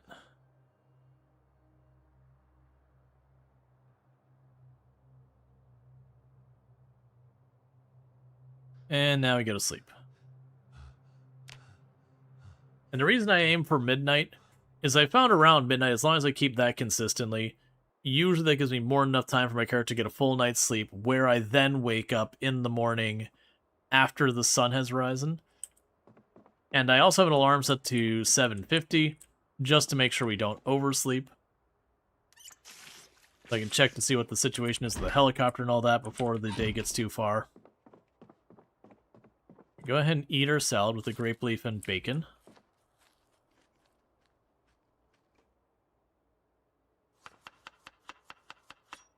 So, grape leaf, bacon strip, vinegar, and salt.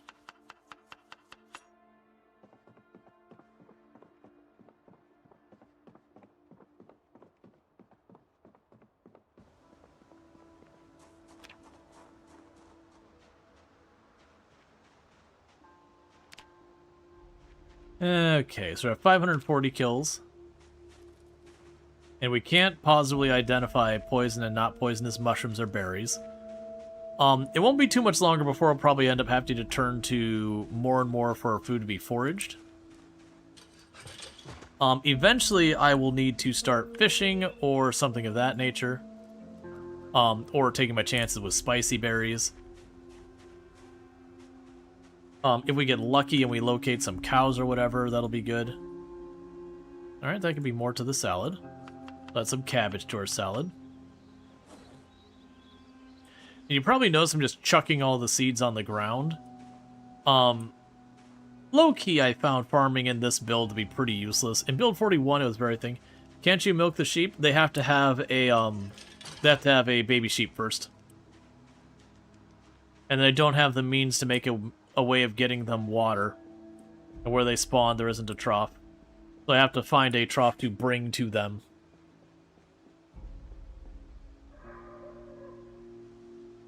Right, or pregnant. They basically have to start having a baby. Once they get to that point, we can start getting milk from them, but the fact that I don't have the means to take care of them where they're at is going to make that a pretty unlikely thing, unfortunately.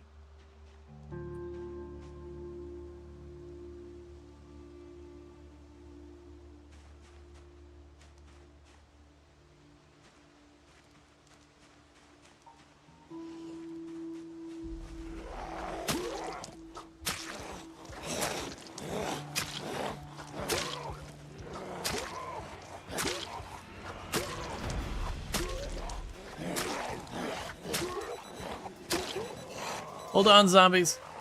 I gotta listen to my weather. You understand, we all have our morning routines.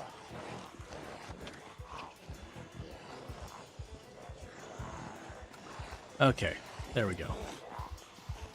Imagine starting your day without getting the weather forecast.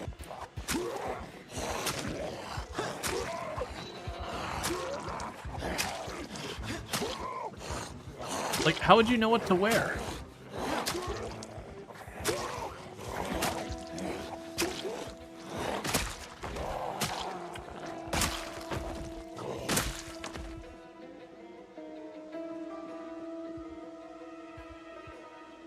Okay, looks like our power is going to keep holding another day. Because we get about 2 days warning with the power failing, because it'll be like, you know, power fluctuations detected, power unstable, something like that. And that's your cue. Yeah, no, you level skills in this game. Everything you do just about is giving you something. Right now, I'm very slowly gaining strength because I am walking with enough of my max carry weight covered. It's only like 0.6. All right, we got a severe thunderstorm showing up in 5 days. Don't. Okay, no helicopter, though.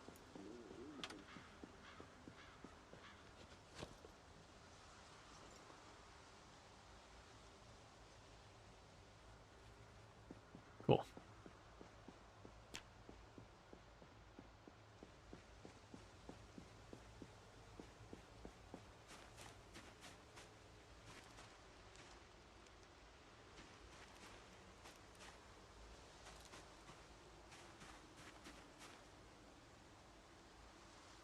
Got some cilantro.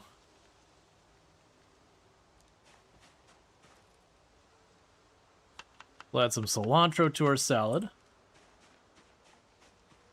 Why are you taking the battery out? Even when I powered off the radio and made like double, triply extra sure it was powered off, I've still had sometimes it comes back on with like 20% battery missing. So I've gotten to the point of being annoyed with it enough that I just started taking the battery out so it'd stop happening. There's been a weird bug that it's not consistent either. Like, it'll work right a bunch of times, and it's not a new thing for Build 42. It's been a thing that's been around for a very long time in the game. I haven't quite figured out what it causes it. But just kind of one of those things that I've just made it a habit to take the battery out just to make sure we don't drain a lot. Alright, so we got bacon in a bowl. Put a little cilantro on our bacon. Put a little vinegar. And a little salt. We got ourselves a bacon and cilantro salad.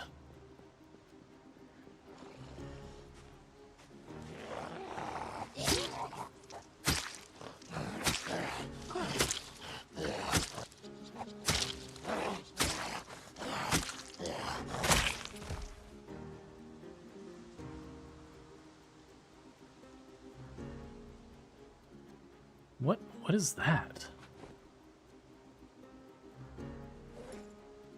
Oh, it's a pencil case. Okay, I don't really care about that.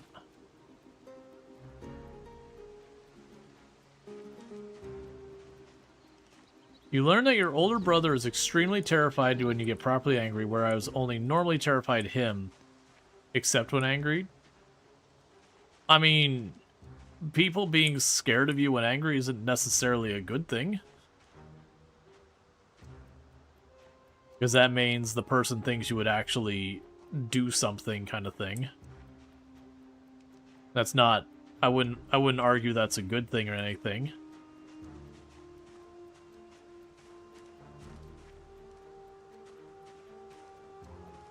Yeah, we're short on weapons, so we don't want to grab big groups. We want to just pick away. What do you got? I think it's just a junk letter opener on that one. I didn't get a good look. Either letter opener or another dining fork.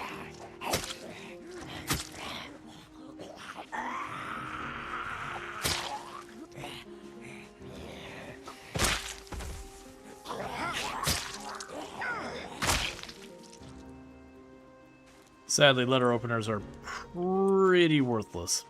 They do very low damage, and you only get like 1 or 2 hits and they break. They're usually not even worth giving up the carry weight.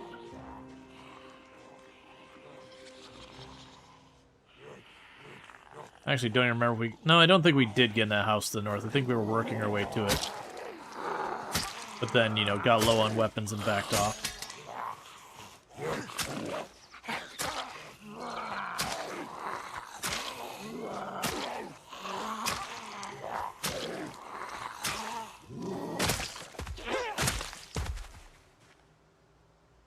Okay. Drop off yet another weapon. Grab one of our hammers. Yeah, so we're basically using whatever we can get our hands on weapons-wise. You think people often overlook how valuable mailboxes can be in the game? Yeah, no, you can get magazines on a mailbox. I usually am pretty on top of checking the mailboxes. The number of runs in Build 41 that my Generator magazine or Herbalist magazine came out of a mailbox is a very, very long list of runs.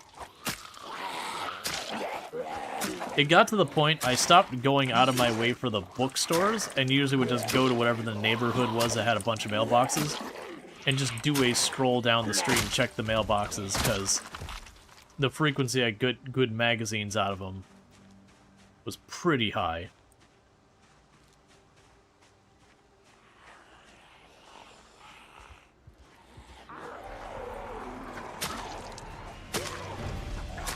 And you might be wondering why I'm clearing to a house I've already looted.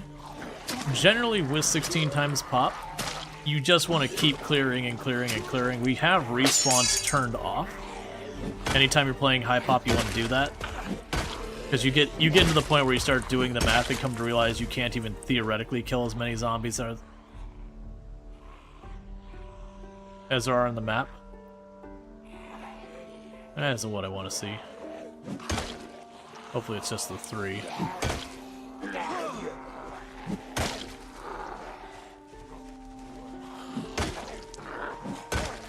But with lower pop, it's definitely worth considering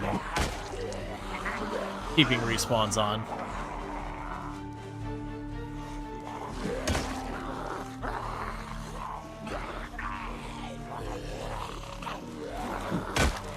Oh yeah, no, it's definitely a thing, like, people going out of way to the, you know, the quote-unquote place to go look for whatever they're looking for, Generator Magazine being among the more common ones, not finding it forever and ever, and then just locating it, like, right by where they started or were basing or whatever. Alright, so I pulled another group, that's not going to help us with anything.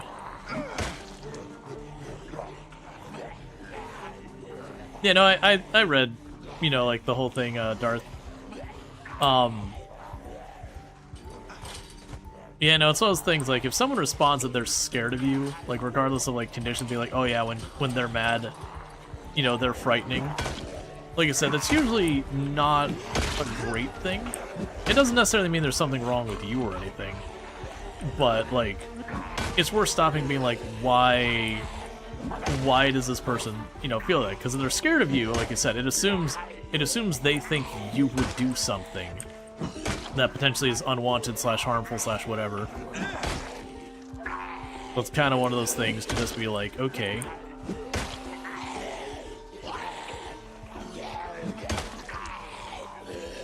Do you know if enough time passes, the towns eventually become ransacked?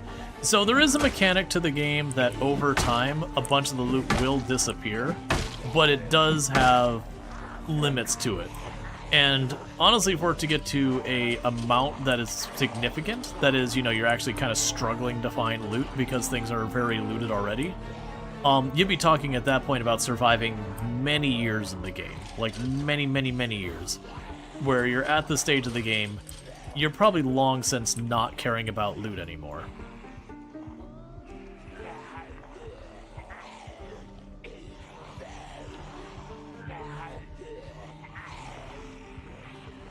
Because there's definitely a point in the game where, like, loot from the ground just, you know, it's like from shelves and all that, mostly just doesn't matter, you don't care.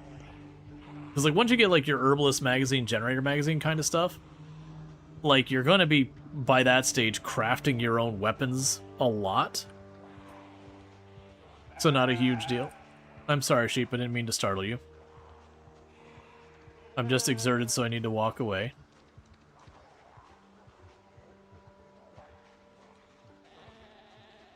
So it's one of those things that, like, in theory can become true, but in practicality, not really. It's kind of like, aren't you worried about running out of zombies? Not really.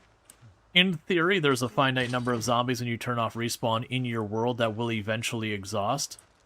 But in practice, it's such an absurdly high number that it just really doesn't matter.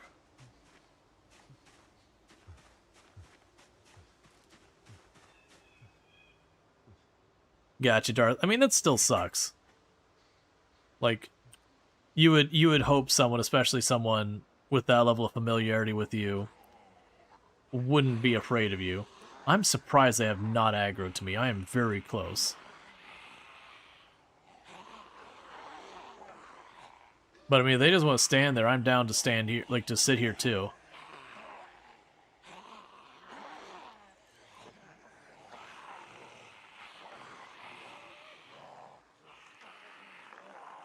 Waiting on that muscle strain. Which that muscle strain will start going away more and more as time goes on. If you remember from when I was playing with Curly earlier, we only had muscle strain show up like one time when I was just basically continuously fighting in the downtown area the whole time. Like after a very long while, we finally did reach a point where muscle strain started to become a thing. But it is just a thing that early game with low stats, it can be a pretty big pain. And thank you for the follow. Welcome to the stream. So this is where when a lot of people are like, oh man, the muscle strain is so brutal, it's such an awful mechanic. Generally speaking, if you give yourself some fitness and strength at the start, the muscle strain becomes far less of an issue. Oh yeah, the lower torso, that muscle strain is from our sit-ups. That's it, this muscle strain is sticking to us for a while.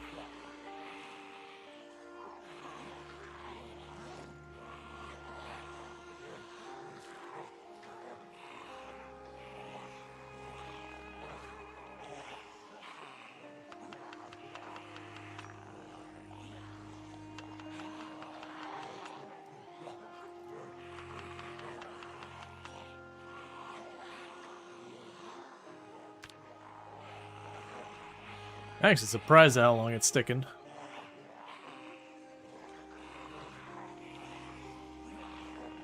That's it. We did push ourselves to high exertion with stone hammers. And stone hammers are very heavy for one-handed weapons. They're at 2. So they cause a lot of exertion, a lot of muscle strain.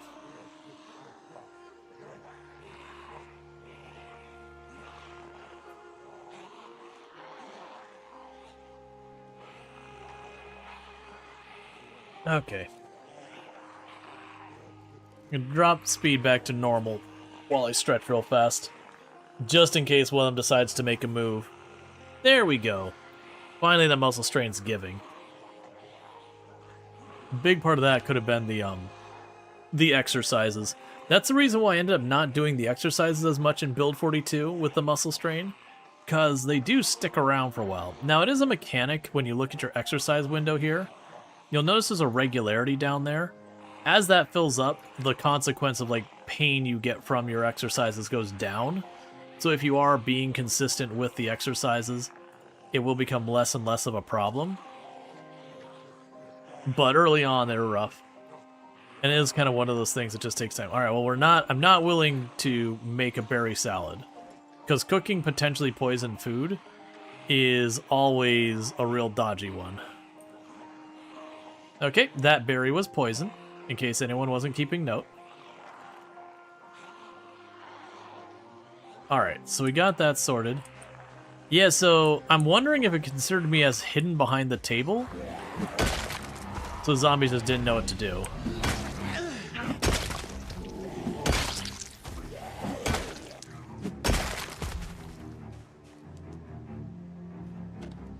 Yep, no, I play a lot of berry roulette.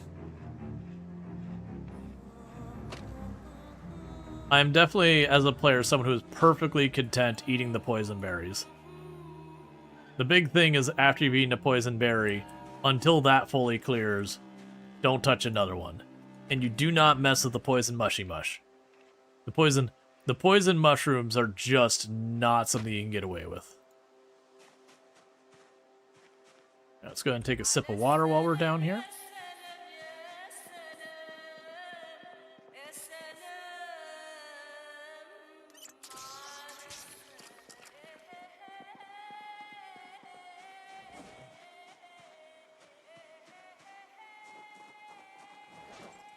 Get the next weapon staged, turn this back on. Start cutting across the field. Pretty soon we'll probably want to, we can actually eat cilantro seeds.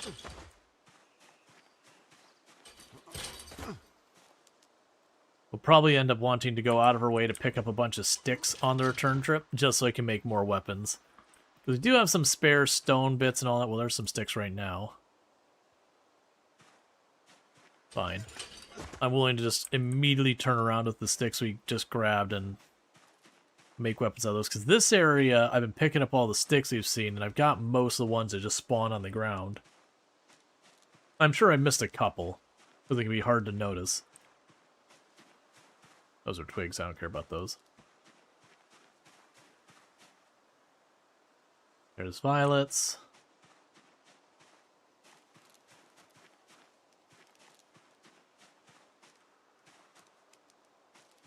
Those are large stones.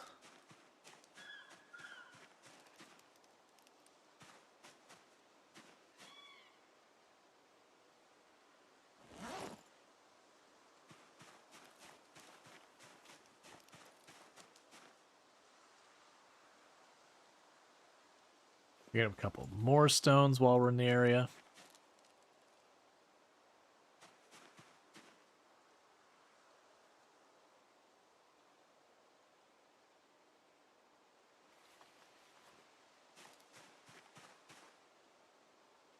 Okay.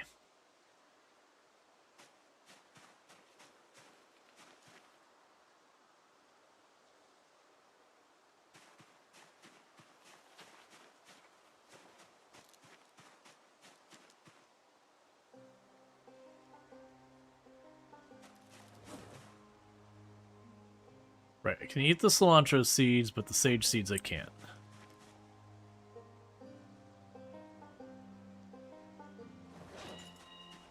Yeah, so at this stage of the game, I'm going to be very not picky about my weapons.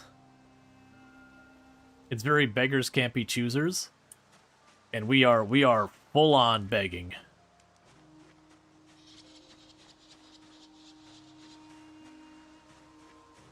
Alright, so bring these back and drop them off. I'm not seeing any branches on the ground anywhere around here. I believe we got all the loose small stones. The big stones, I believe, eventually we can break into smaller stones, but I don't think we have that available right now. We're going to march these in, drop them all in the cabinet. That should keep us in pretty good shape so far as the stones go.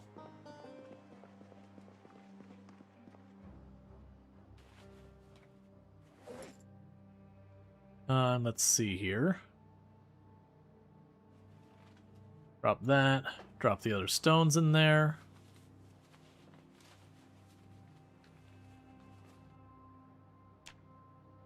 Then go to craft.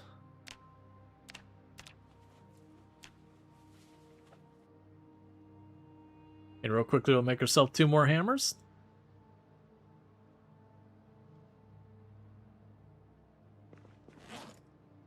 Means more maintenance skill.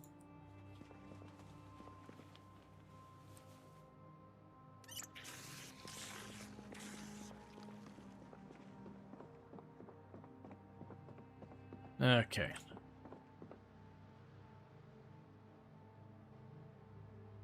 I give it just a minute for the out of breath to go away. So good news, I actually have a decent amount of things we can eat here.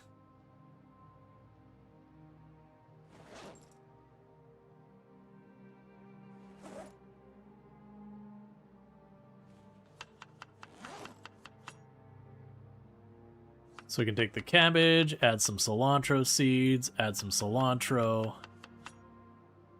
add some violets, add some salt, add some vinegar. It doesn't give us a lot of hunger, but like I said, it's a source of happiness, a source of preventing boredom, all that stuff. Yeah, now we're back down to poison berries, which we're not going to mess with. Okay, so with that, let's go ahead and we're going to work our way back up. See if we can't kill some more zombies. But pretty soon I'm going to need to get my hands on a bunch of branches. And the ways we can do that is walk around areas like this, both foraging for, and then you can see them on the ground, like those are logs. But you'll see some that kind of point east-west. And when you see the smaller sticks that point east-west, that's a branch, you can pick it up off the ground.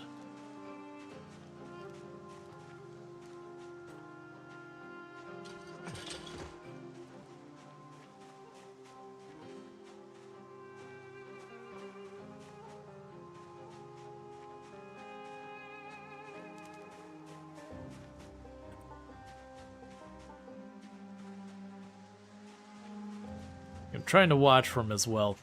Later on, our life gets way easier, because when, if we get our hands on a club hammer or a pickaxe, at that point, it can start breaking apart, you know, you can start breaking apart pieces of flint. You get yourself all situated. It's too heavy? It is what it is. It's just the nature of these runs. Early game, you aren't going to have the carry weight you need for everything. And you just gotta live with it. And you just keep working on that till you get stronger. Move on from there. So put that away until we're actually hungry.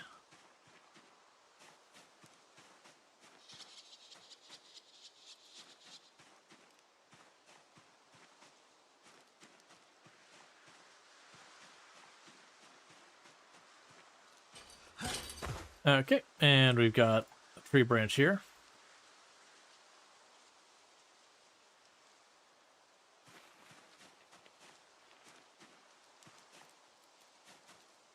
We'll grab the sapling as well. I think, yeah, I was going to say, I think the sapling and the branch we're just going to have to huck on the ground. We can make spears and that with that later. I'm not super keen on spears. But as well as things, I keep dropping those on the road. When I work my way back, I can pick them up on the way home.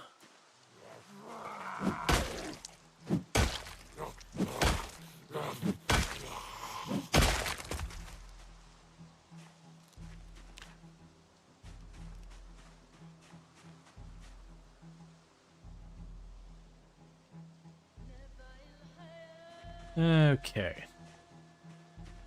And here's another branch. Now, eventually, one of the things we can also do later, if I get a hold of, say, something like a wood axe, or we get to the point with napping and carving that we can make a primitive wood axe, those axes tend to be pretty useless in a fight. They're just so heavy and cumbersome, the attack speed is so slow that you're just going to get yourself killed if you try fighting with them. But what they can do is they can chop down trees relatively easy. And in those cases, I can just go through and start carving away trees here and there. And then with carving those trees away, gradually I can turn around and get a bunch of branches from the trees we cut down. And that makes it a very easy and reliable source for weapons.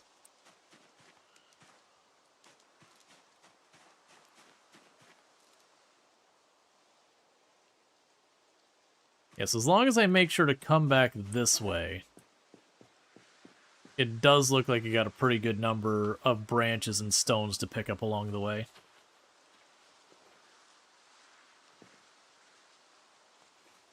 And also the game's music is being weirdly non-participating right now. You're like a little snippet of music. And then it kind of takes a nap.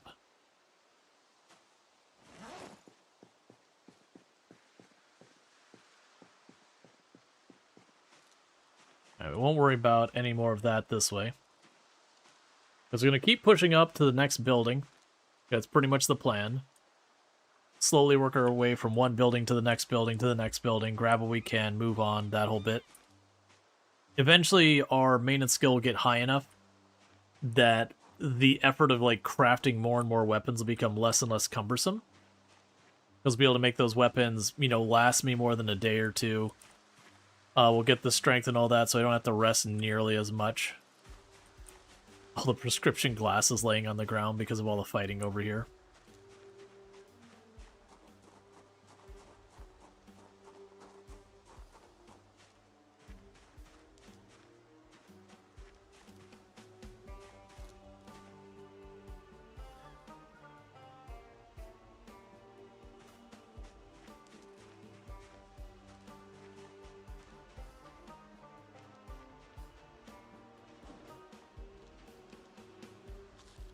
You're going to eat something real fast and then get to work on that.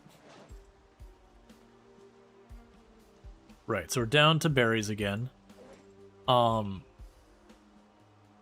Let's not eat the berries until our other stuff is starting to be gone. Especially since we know one of the two types of berries are definitely poisonous.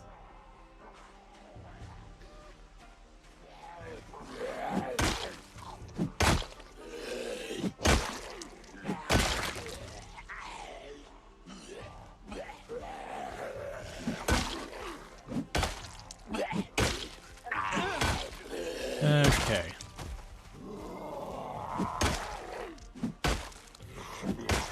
I do remember on some of my runs in the past on Product Zomboid, I do remember the whole thing where I would keep mark that say like, okay, I've cleared this area of town, and like the last time I cleared it was like this date or whatever. And it was one of those things that every N number of months I'd kind of just circle back and be like, okay, let's go ahead and, you know, double check to make sure the area is still clear, because the zombies do move around quite a bit. It's just a good way of making sure they don't kind of like backfill and all that stuff. Like, luckily, you don't believe there's a mechanical for spinal compression and bulging disc in this version of the game. No, there's no like, hey, here's your chronic injury, you know, getting yourself some repetitive stress injury on your wrist because you're just smashing zombies again and again and again. Like, just slowly demolishing your poor wrist. Because in real life, that'd be a very genuine problem. There's, when you look at people who've worked in carpentry and all that, a lot of them start getting stuff like arthritis on their wrists and all that because, you know, they're doing this. They're putting strain on that joint again and again every single day to do their job. So it is very genuinely a repetitive stress injury that they run into.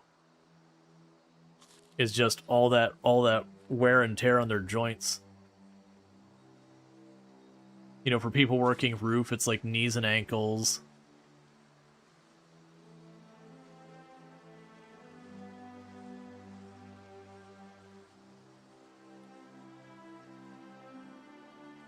I'm just eating a bunch of these because these are all worth only one. You're an electrician, your body is fucked.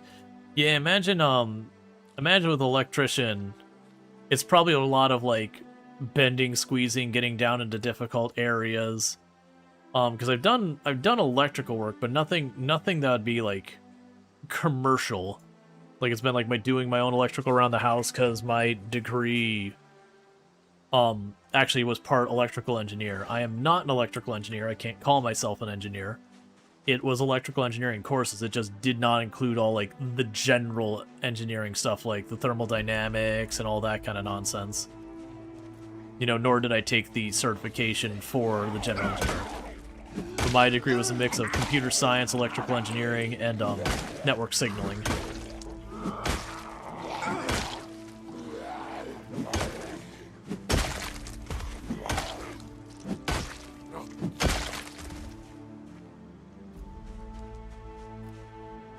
You're a former car mechanic?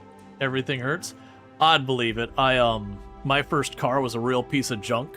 It was a 87 Honda Civic hatchback that when I bought it had over, I don't remember exactly, it was over 120,000. I don't remember if it was like 130 or wherever it was. 120,000 miles on it. And I got it for super cheap because the person who owned it before me rear-ended a school bus. So it was not in great shape, even considering the mileage. I used to joke that the front of it was 3 different colors. It was spray paint gold hood. There was that ugly bronze that was really popular in like the late 80s. And then it was like this kind of sky blue color that the Hondas also came in at the time. And none of it fit right. Like, I basically drove it home and immediately started working on it because the hood didn't close correctly. So I was worried about it just popping open while I was driving. But I got it for a couple $100 because, you know, it was a piece of junk. And I did a lot of work on that car. I was in that block a good number of times.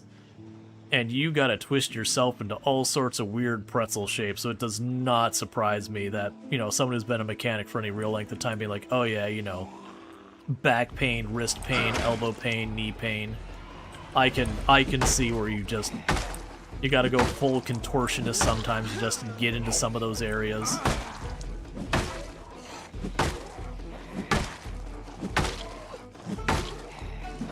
And then you get like seized bolts where you're putting like properly putting your body weight into it to try and like get something unstuck, and so then you knuckle parts. I definitely knuckled a good number of things from just bolts being utterly stuck, and then it finally gives you just smash your hand right into the wall of the like right into the wall of the front and all that. Or you get the real jerk who over-tightens an aluminum bolt. And so you try and very gently loosen up the aluminum bolt, but it's just too late. They've already kind of twist the top on it a bit. It does not mechanically sound. Or the one that used to happen to us all the time is you go to get your tires swapped, and that person would come in there with the air ratchet, not adjust anything, and just send it. You're like, I'm gonna need you to loosen that up a bit because I have a it's actually at my parents' house. We had a breaker bar that we actually bent the breaker bar by putting a length of pipe on it, trying to get a lug nut off. We actually bent, you know, a hardened metal piece.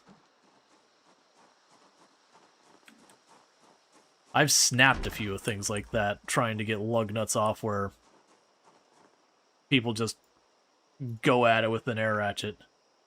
You can always tell when you go up to a garage and you're just hearing the zzz, and just hear the one guy going zzz, and you're like, oh come on, man, it's a lug nut. You just little love tappy tap. Make sure you set the it's not the clutch. What is it? When you're looking at drills and the air ratchets, you can kind of set like at what point it'll start skipping, so it doesn't just keep jerking the thing tighter and tighter. So that way you can kind of set it where it goes. It might be the chuck, because I know the chuck is usually where you have the part that like closes in on a drill, and I'm assuming it'll be the similar name for an air ratchet. It's the same mechanism. Torque limit, whatever that's called. Yeah, no, the idea is like when you hit a certain level of torque, it stops tightening. It'll just kind of spin it. And that's an important thing to do. You don't want to put your lug nuts on at like biblical levels of force, because that's not good for you when you're out and about and then you have a problem and you don't have mechanical advantage to work with you and you're trying to unstick it, and you got, you know, your little teeny tiny tire iron in your trunk that's like 8 inches long. You can get a hand on it, maybe a hand and a half if you're really on a good day.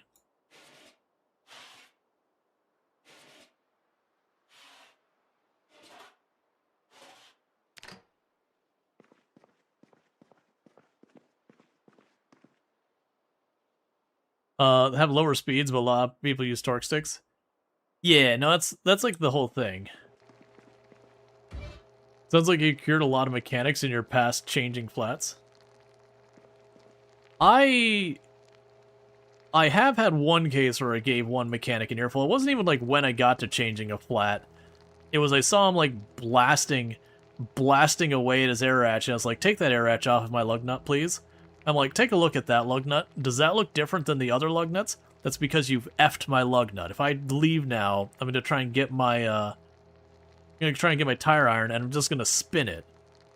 Like, do your job right, man. Like, that's not what you need for this. Okay, it looks like even the stuff in the freezer's starting to go dodgy. Which is honestly impressive.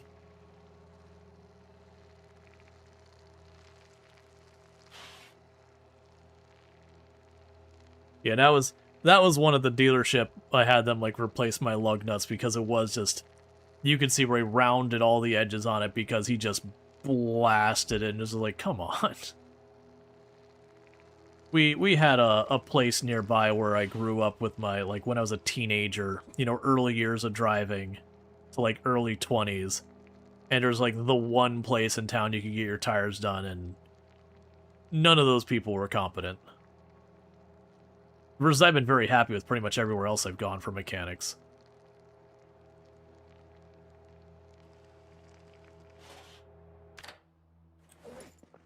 Okay. So we've got, let's go here. We can go ahead and cut that bacon into strips. We're gonna try and use that really fast because it's already stale.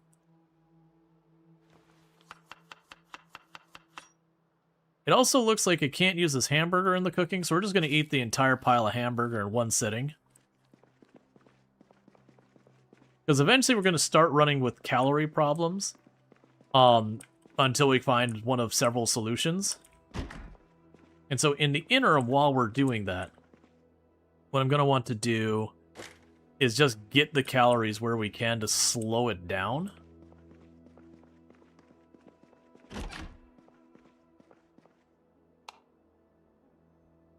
And a pinch, those can be good.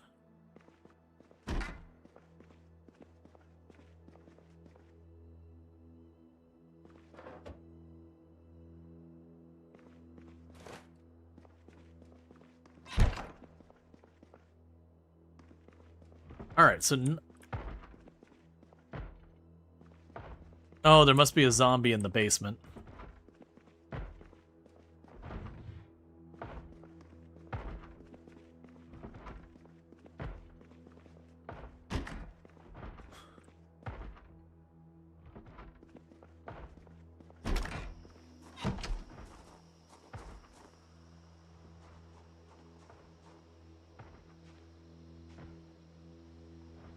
Okay, so you got a feed area over there. Impact driver equals everything torque to yield. Yeah, no, it was always one of those things that they just loved their little air ratchets and just went for it.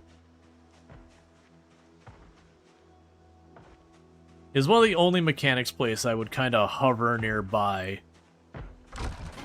just because I knew how rough it was for getting your work done well there.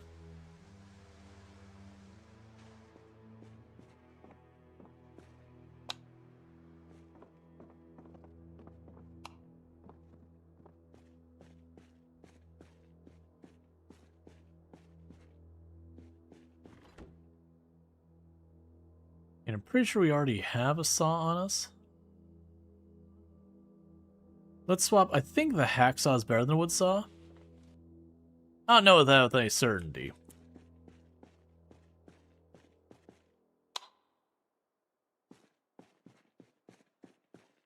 Got a radio, got a novel. I'll snag the battery. Snag the other battery. We got a hatchet. Got a mason's chisel. Okay, so we got goodies down here more than I can carry. How much can I get away with?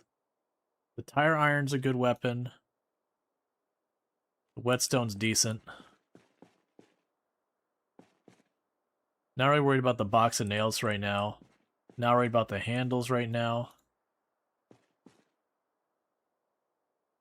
The shovel's decent.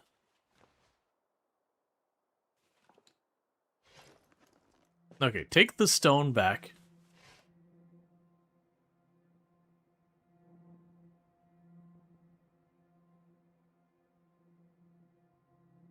Go ahead, and we're gonna want to slam a lot of this stuff. Let's go ahead and eat the bacon. We're gonna take the dodgy berries. I'm not gonna need those. We'll chuck those on a shelf.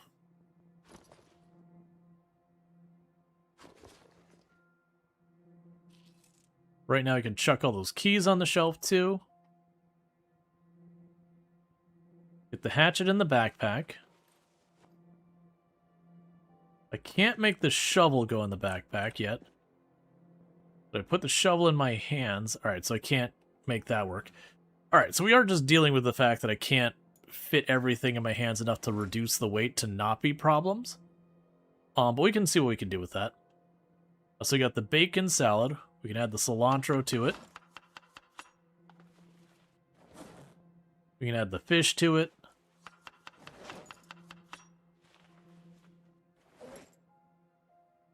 We can add some salt.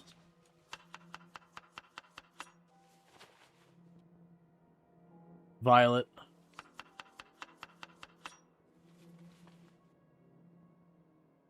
Vinegar. You can repair some things with duct tape, yeah. Like wood-handled tools, when they start having the handle get damaged, you can repair them with that. I'm actually going to go ahead and slam that salad immediately. Which will give us a little extra hunger.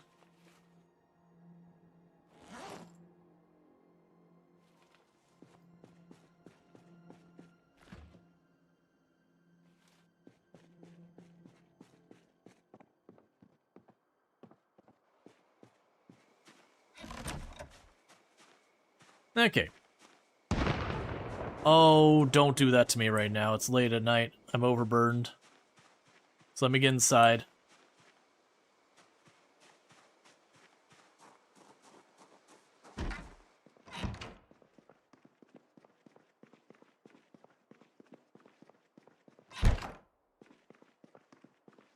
Okay. So, in the meantime, I'm overburdened and I got stuff that's not going to stay good long, so we're just going to go ahead and shovel an entire container of ice cream into our mouth. How is our weight going, by the way? So we're just a little bit over the healthy weight. The healthy weight in the game is 75 to 85 kilograms. And so right now we're sitting at about 89.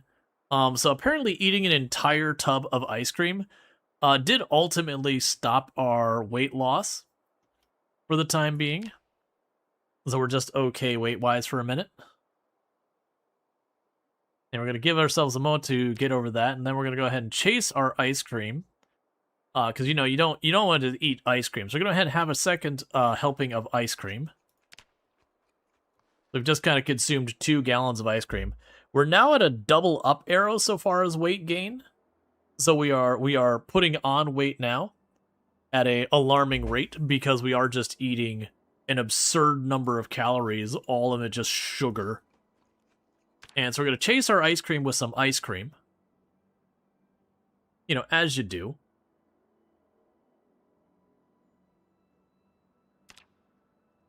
And now clear up a bunch of carry weight.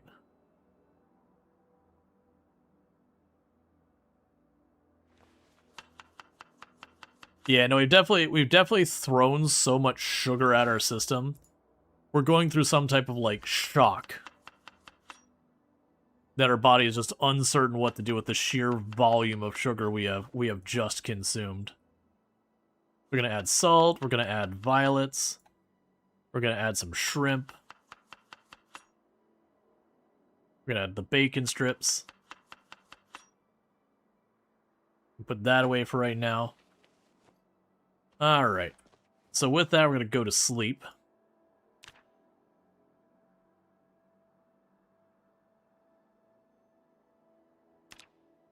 Okay, so we've now up to 90 kilograms. We gained a kilogram overnight. With how much we just shoveled into our mouth. And it does put us back towards more overweight, but as I mentioned before, we are going to run into problems in not too long where high-calorie food is going to be really hard to come by. Okay, so with that, we did manage to loot this house. So I'm going to go to locations and X that out so I don't try and come back up here and loot it again later.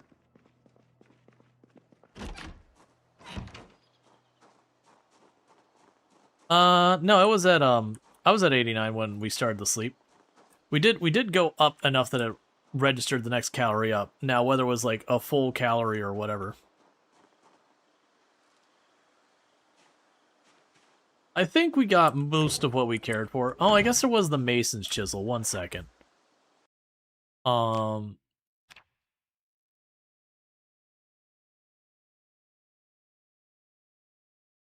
think that's the only other, like, noteworthy one in there.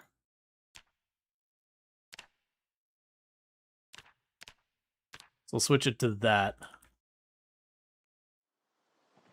So we get to the point of doing, like, masonry work or whatever. We're good. So there's a bunch of dog houses and feed, but no animals.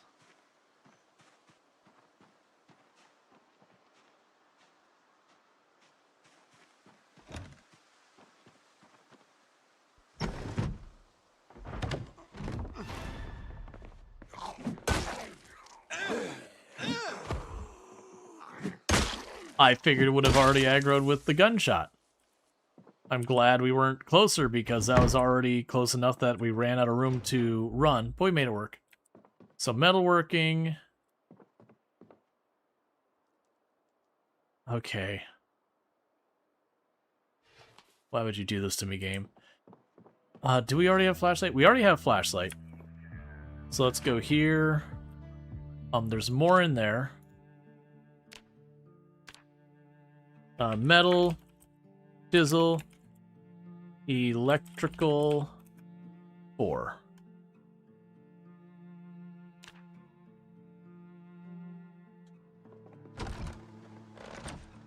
Okay, so we got those ones done, so now this house. Now, we're going to be back to what we have to do in the past, which is I drop my bag, and then we fight, and when I need more weapons, I go pick up my bag.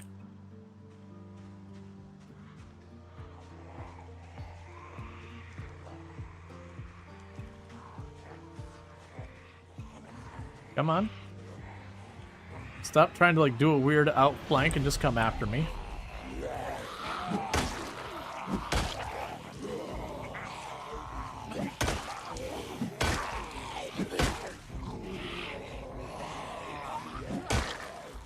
Okay. But regardless, finding that basement with a bunch of weapons in it was definitely a big win, because that'll give me at least a handful of weapons I don't have to craft for a while.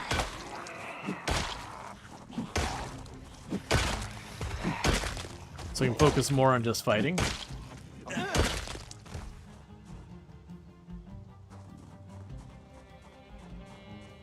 Okay.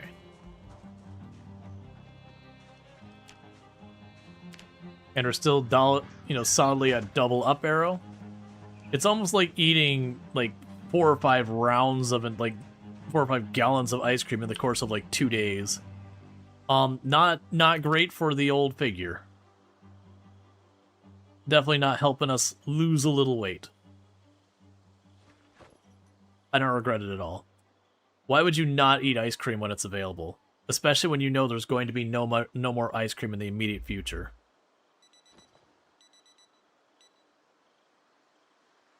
Where's my radio? There you go.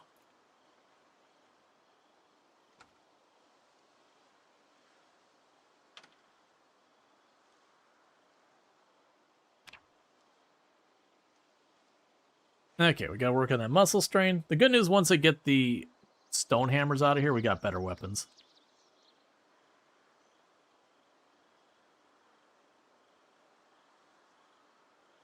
Now, it wouldn't be fun. Are you taking a weight penalty? Yeah, we are taking a penalty where my endurance takes longer to recover because we're overweight.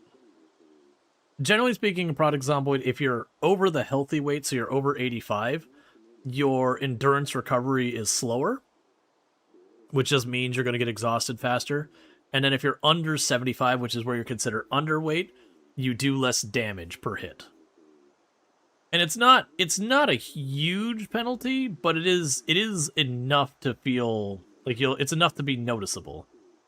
All right, so we got rain throughout the day and tonight. We got severe storm in 4 days. Do we have a helicopter? We do not.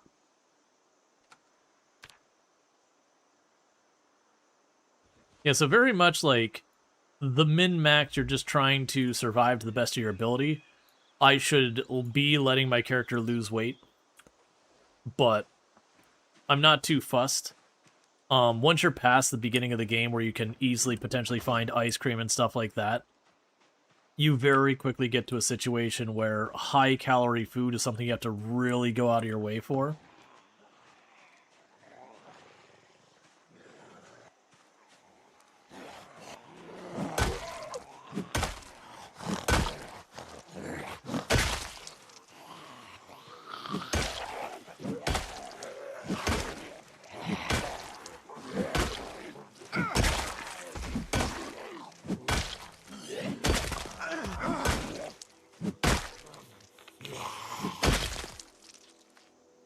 Here, got a watch.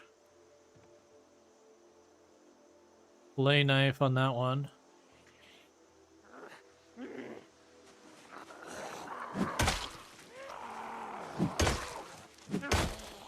Okay.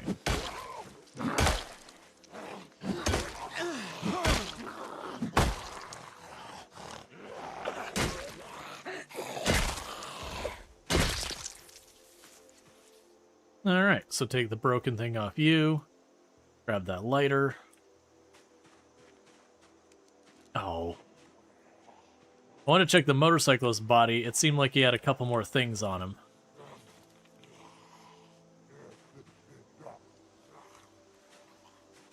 Yeah, it's a real shame that by default, stuff like the helmet massively penalizes your forging ability. And it's like, sure, it makes logical sense.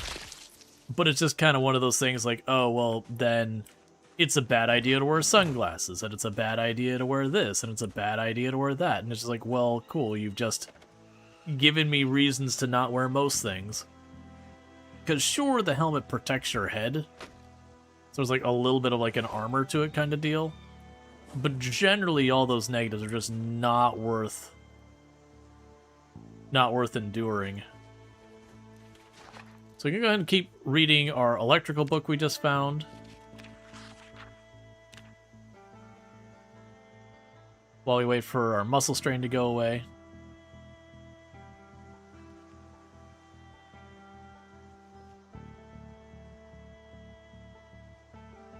I'm still surprised we keep getting cold. We are wearing jeans and a whole bunch of stuff.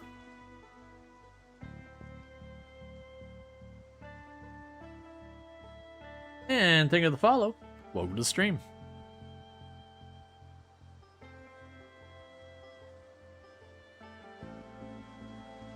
Okay, so we got you. Let's grab the hatchet as our backup weapon.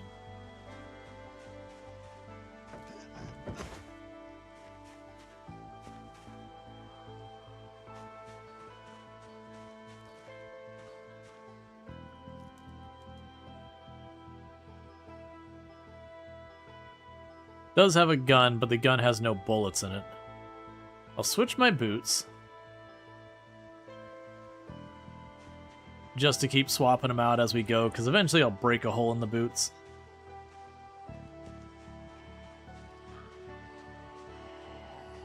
Okay. I was kind of hoping you have leather pants. Leather pants end up being pretty rare on zombies. These days you can find them way more than you used to be able to.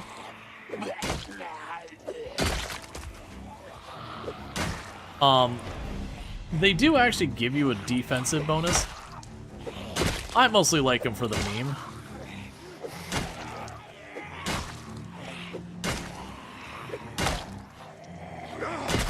Especially when you can find the skinny leather pants.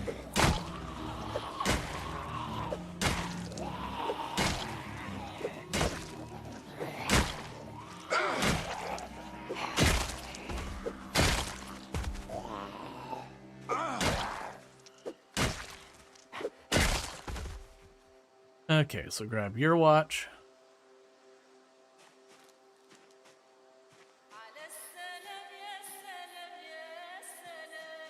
Oh, we can pick the stone up off the ground and throw it on a corpse so you don't find it foraging every 2 seconds. Alright. So let's disassemble the watch. So you're by no means proficient in Project Zomboid player, but you played a little. You keep making weird accidents. Like last playthrough, you double-clicked on sleeping pills and took one instead of grabbing them. Got too sleepy on the way back to base and couldn't see the zombies that came around the corner. Yeah. Well, that's kind of one of the big challenges with your long-term runs. Is sure there's the player's skill element of just being able to handle the fights and whatever, but it's just going that long, being very careful and not making those kind of mistakes of accidentally double-clicking and all that. It's also one of the things that can be such a bummer with a lot of them is because, like, for example, the character I have that's, you know, my current personal best that's still alive at like 300,000 on build 41, there was a time there where my mouse, the right mouse button was starting to get dodgy, so it'd be in the middle of fighting where you're backpedaling to fight the zombie. It would unregister that I was holding it, so the character would start to turn, and I'd be already swinging my weapons. I'd turn and swing sideways, utterly missing. And I got like 2 or 3 really close calls with that, and then a scratch out of it. And luckily, we didn't die from it. But that was actually one of the times I kind of took a long pause and Project Zomboid was like, until this is resolved, I can't play this game. Like, as punishing as death is in the game, it's like, yeah, no, it's just with a run that's like a personal best, like you don't want it to die because your mouse is being dodgy. It is one of the negatives of playing games that are pretty unforgiving and punishing. Like I said, I did get scratched in that save, and luckily scratches only have a 7% chance of causing zombie infection, and I won the roll.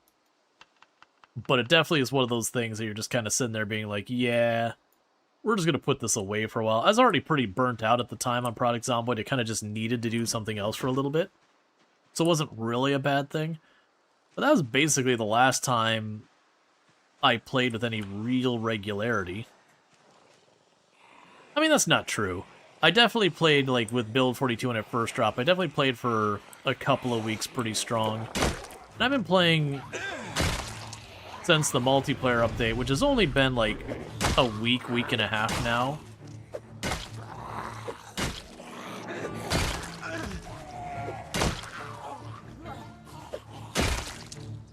But I'd still say, like, that's not nothing. But yeah, no, with that run, I was definitely playing a lot more Product Zomboid.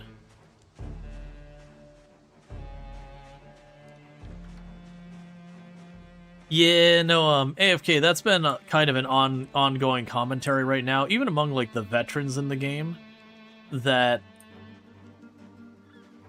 it, like, for as much, like, the new crafting system has added to the game, there's a lot of pain points. One of those big ones just being, you know, this covering up your whole screen and that covering up your whole screen kind of deal. And you can work around it, but it is rough. And one of the things that I've been finding a little frustrating lately that they've been doing, we used to be able to walk up to a window like this and go window, board up window. And now it's like buried in here, and you gotta go like barricades, you gotta find the window barricade, and then you gotta run over there and all that stuff. And thank you for the follow. Welcome to the stream. Yeah, that's all the thing, as they moved more and more in those crafting screens. The crafting screens have gotten a little bigger as they've expanded on them. But it's definitely a pain point where you're just like, oh, Nightstick, it's Christmas here. Nightstick is a real good weapon for us. A very durable weapon. We'll grab the pepper. Don't care about the canned fruit.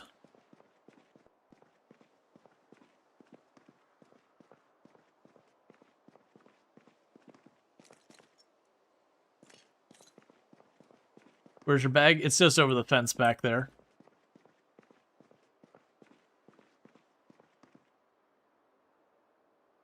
Photograph of a suspicious person? I feel like when you frame it as photograph of a suspicious person, there is a strong example of some kind of bias going on with your character, where you're looking at some random photo in someone's house being like, that dude's suspicious. That dude right there, the one I know literally nothing about, that's in this person's home's picture, that dude's suspicious. I feel like there's some bias you would want to be going to look into, because that's usually not how you approach those things. Oh, come on.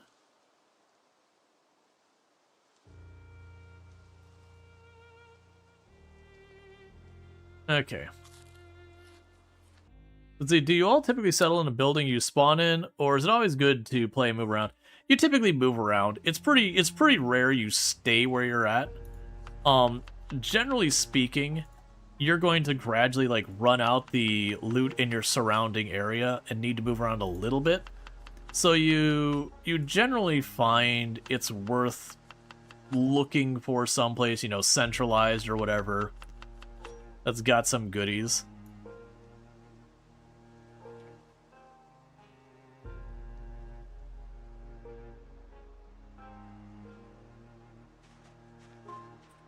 Look, the trench coat, hook hand, and eye patch are all signs of a well-adjusted individual. Yeah, I mean, it was Halloween. It was just definitely one of those things that you're just looking at that being like, it's a picture of a suspicious person. It's like, what makes them suspicious? Do we need to talk about this, John? What makes them suspicious? I feel like you're judging someone unfairly, John.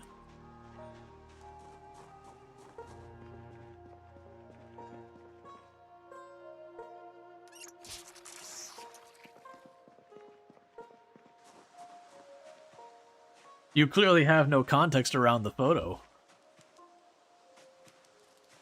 Well, now you know I'm starting tough. Well, to be fair, the game is literally at its hardest when you push start.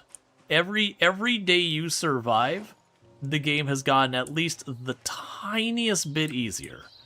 if for no other reason than you got a little bit of XP in something, like whatever you got going on, it's just a tiny bit easier. We're still up arrow gaining weight. I'm gonna eat that sugar cookie.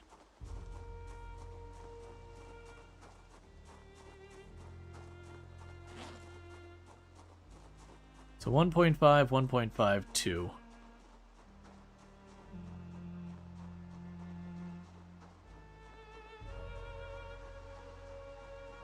If for bases you tend to think your base is a temporary place, you find a couple places you feel comfortable, especially at, yeah.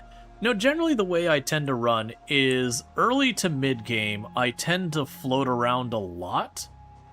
And that's partly because of my settings and partly just in general, that you end up kind of not wanting to stay in one place too much early on. But then when you get to like mid to late game, you usually do have a home base. And it's not some place you actually spend most of your time in. It's just kind of the place you drop back. It's like, okay, it's time to like take my winnings, the good stuff I got, you know, stuff I do want to hold on to, and drop those off at home. How do you keep all your loot early? Is because it typically forces you to stay put. One thing you will learn pretty early in the game is most of the things you're picking up, you probably don't actually want to be picking up.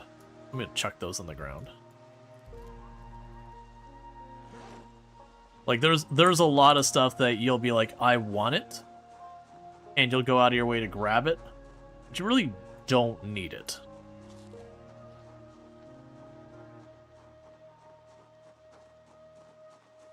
And it's one of the very difficult habits to break. Is just be like, yeah, that's a decent hammer, but I don't need to be carrying it all right now. And like you'll probably notice what I've been doing at the moment. We peek at our map. Like, I'm just clearing all this area, and I've got that one marked with a house. That's kind of an area that I drop a handful of things at. And that's like kind of my fallback, going, okay, here's where I've dropped a couple of spare tools, a couple of spare things. Yeah, that's also, like, you'll notice I do that a lot as well. Like up here, I'm saying, hey, there's a metal chisel and a good book. There's a mason's chisel. Mark those up there. There's propane, gas can over there. I got some spare books and tools in that place. So you're seeing I'm marking all that kind of stuff. It's really, really worth doing. Because if you try and carry everything, you're just not going to be successful. Even the amount I'm carrying right now is more than I'd like. But it is mostly weapons. And a lot of weapons that will break pretty quickly. Other than the nightstick.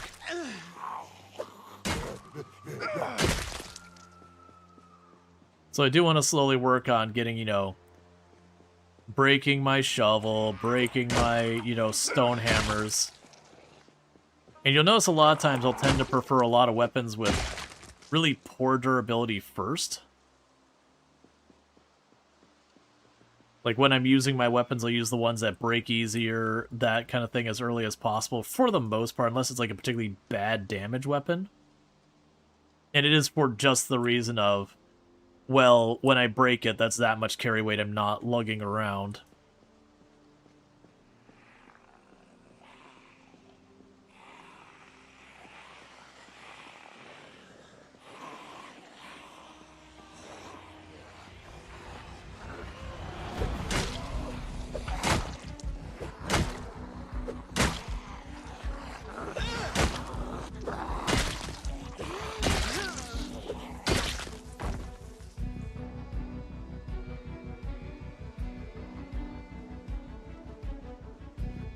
And then taking the time to always give myself a chance to settle. Okay, and I could just keep like pushing straight up the road. We do want to kind of circle around and deal with these zombies on either side of the road. Oh, I'm sorry to hear that, I'm sorry to hear that you're in a neck brace and dealing with that. That's no fun, Voxfoss. It's definitely no fun at all.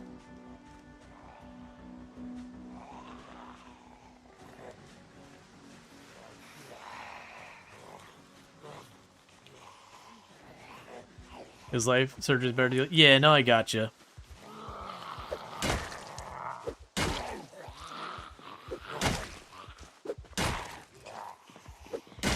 But yeah, no, it is life that everyone kind of... We all have our things.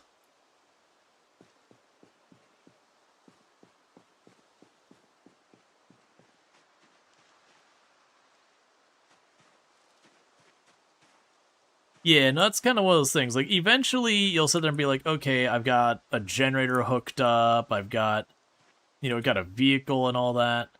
Like, once you start getting to that stage, that's kind of where you're like, okay, but where do I want to build my home?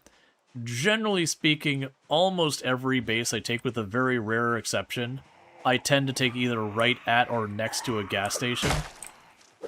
So far as, like, my main base. There have been exceptions.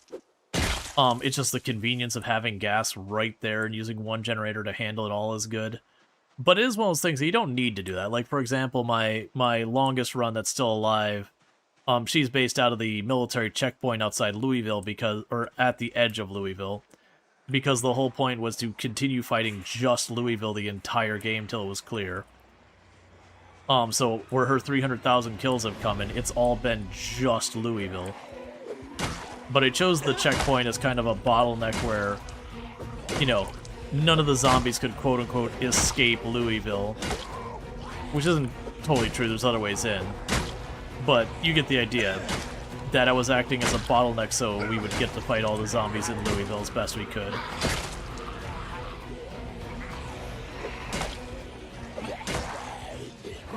But it does mean the rare gas station run. The good news is I have something like 30 or 40 gas cans on that character, so it's just do a gas station run with a trunk full of gas cans.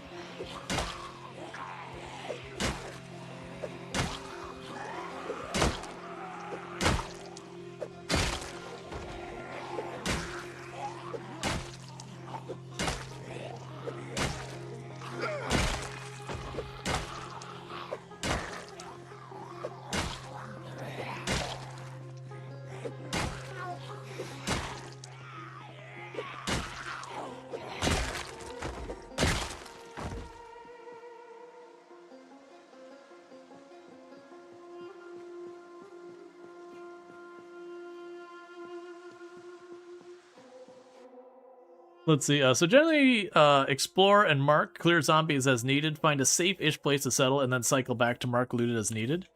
Yeah, a lot of that. Because when you get to the point of having a vehicle, a lot of that changes because you can load up a vehicle and bring that.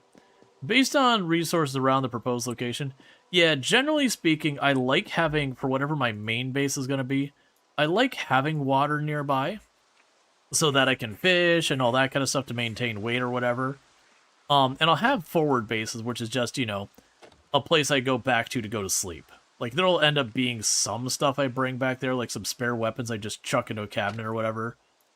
But it's one of those things, like, if I lose that location, I really don't care at all.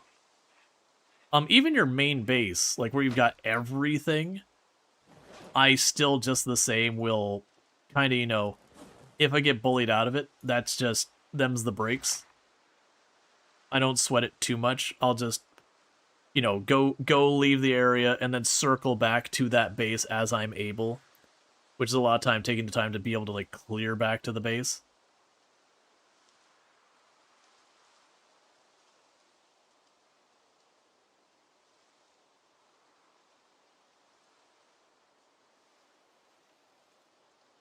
Alright, so we're working on our muscle strain.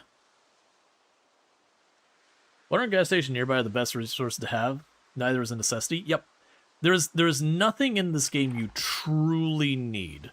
There is some stuff that's definitely very convenient to have.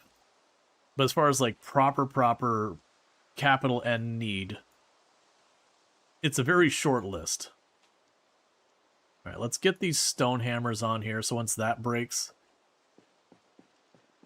we can get the stone hammers out here because they're particularly heavy. The shovel's about to break. Yeah, no, it's there's a lot of bases that I think a new player mistake a lot of people make is they will look for a quote-unquote defensible location, like the Rosewood Fire Station. And there are some benefits to having tall fences around you, but they can also get you in a lot of trouble. So generally speaking, I would say the Rosewood Fire Department has a lot of good loot, and it isn't an awful base or anything, but generally speaking, you can find quite a bit better.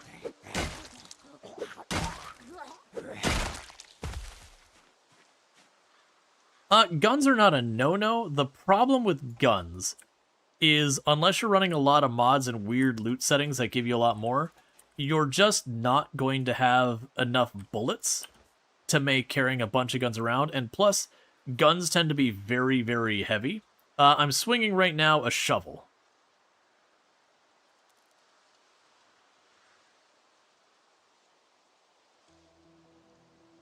Yeah, I personally actually agree that the Rosewood Fire Department's kind of big for a solo player. It's not bad. It's not a terrible location. It's a very popular one for good reasons. But I do feel like people worry too much about, like, the defensibility or whatever of bases and all that. I would argue the more important thing is, like, what resources are nearby, that kind of thing. That's gonna be far, far more important for the long term.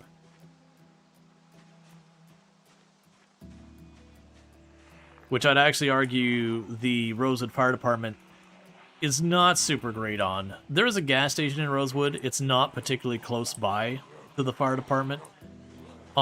There is water in Rosewood. It's also not particularly nearby the fire department. To me, the big advantage of the fire department is just the loot inside the fire department, which you can, you know, load up in a vehicle and take with you.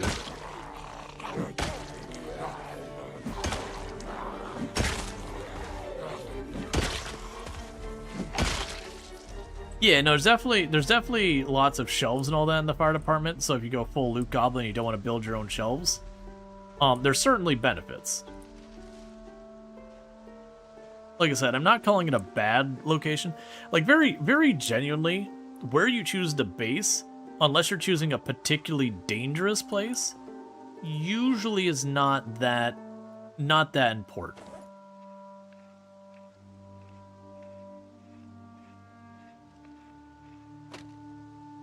Because, like, even if you go and say, all right, well, I'm not going to live by water, that's fine. I'm not going to live by gas, that's fine. It's very manageable. Because, like, the gas only matters when you get to the point of the game of having a car and a generator. Until you're at that stage of the game, gas is irrelevant. And the water's only a big deal for not having a big chore to keep your thirst up over time. And then also the benefit of when you're trying to keep your weight up. What's your favorite base location with loot in mind for Build 42? And thank you for the follow, welcome to stream. I don't really have one. Like, very, very genuinely, I don't think it's actually that important. Like, the where should I base, I genuinely don't think is that big a deal. Like, we've done runs where I've literally just gone out in the woods and just built my own base in the woods, where, like, no water was nearby or anything, just to prove it's just not that, like, it's not that thing that's gonna, you know, decide one way or the other. Generally speaking, you probably noticed in this run, I've not really based or stayed anywhere. We're moving around. But places I've gone in the past that I've liked, I like on the north side of Lake Follis, there's a gas station up there. That's a really good place to consider a long-term base. It's fairly central map, which certainly has its benefits that you're not forever away from anything. Everything is kind of a short jaunt away. Jump in your car, go to the next over neighborhood, and you got stuff. It's got, you know, a relatively nice downstairs for putting stuff in. You've got water right next by to fish. You got the gas station right there. Now, granted, when I've actually based from there, I built my own building between the lake and the gas pumps, so I could run one generator for both of it.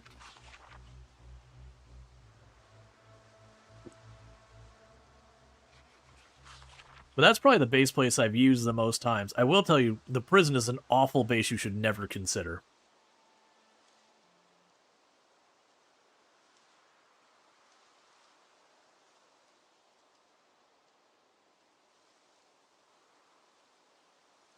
Okay. Yeah, no, even 20 people, the problem with the prison is you'd still need like 4 or 5 generators just to run it. I would argue with that big of a server kind of thing, where you're dealing with like 20 people, you're probably better served doing like the mall or the military checkpoint. Because the prison you do it just because you're like, screw the prison, I'm better than it kind of thing. You kind of do it just to kind of show you can, not because it makes sense.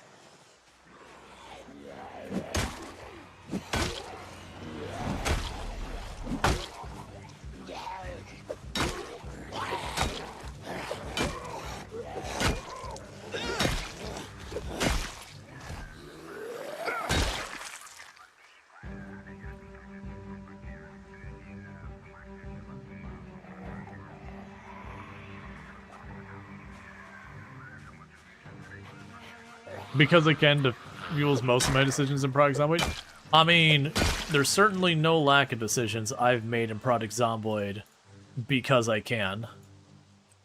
Like, does this make sense? No. Why are you doing it? Because, you know, I'm flexing on the zombie and that's what I'm gonna do.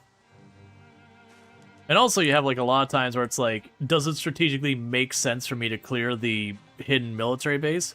No. Do I do it if my run lasts long enough? Yes. Yeah, no, it's the same thing. I generally won't use fire because, one, it's not actually that much faster once you get going. And the more you use fire, the longer it takes you to get your stats up to be better situated for fighting more. Because you don't gain stats for burning things. You do gain stats for, you know, slapping a zombie with a tool in the face.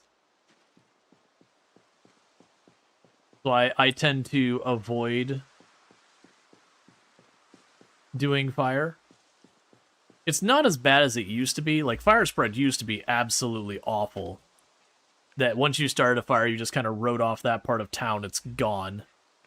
It still can get a lot of stuff burned pretty badly.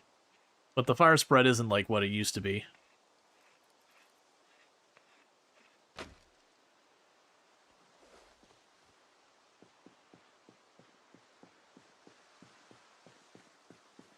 That said, I still don't like doing that.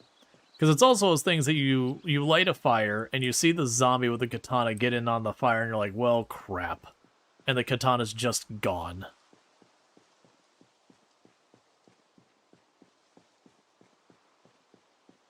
I've also specifically seen the people burn down the prison on accident a good couple times trying to clear it with fire.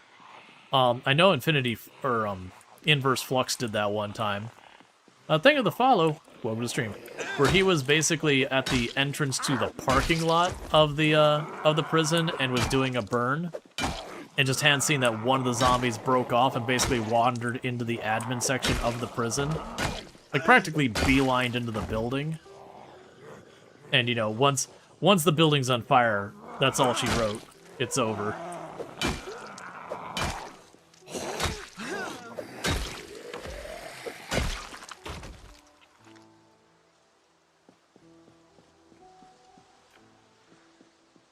You can do a lot to lower the risk. Will rain put it out? Rain does help. You start along in the parking lot? Yeah, no, it's just one of those things, like, if one of them breaks away, it only takes one getting to the building, and then the building's gone. And thank you, Rongor, for the 145 stream streak. I really do appreciate that. It means a lot, so thank you. Yeah, I haven't used the pipe bombs, but like once or twice in my entire time playing Project Zomboid. They used to always be such a meme. That sure, you could use the pipe bombs, but you never really wanted to. Alright, bear with me, chat. We just hit an ad break, so I'm going to quickly stretch my legs. Do all that, grab myself a drink and all that. So thanks so much for tuning in. But you should get that stretch, get those, drinks, snacks, whatever you got to. Take care of yourself. Take your meds if you've forgotten about them. And I'll be back in just a couple minutes. And thank you again for tuning in.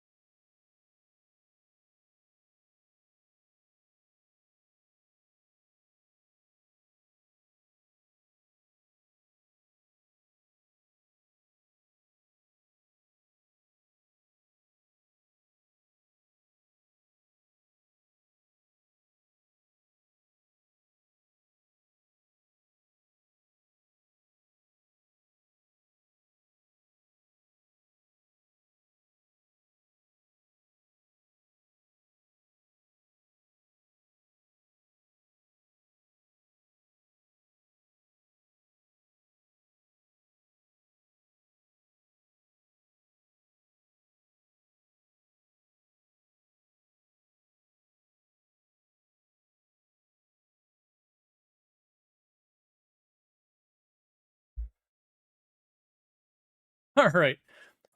Good couple of fun clips there. That last clip was a thing I did for Dare Drops, where they had just come out with that Kurzawa map or whatever it was called for Farm Sim.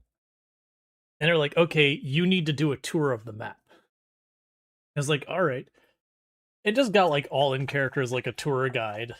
You know, not a good tour guide, but like that the kind of like the intern one. Let's see.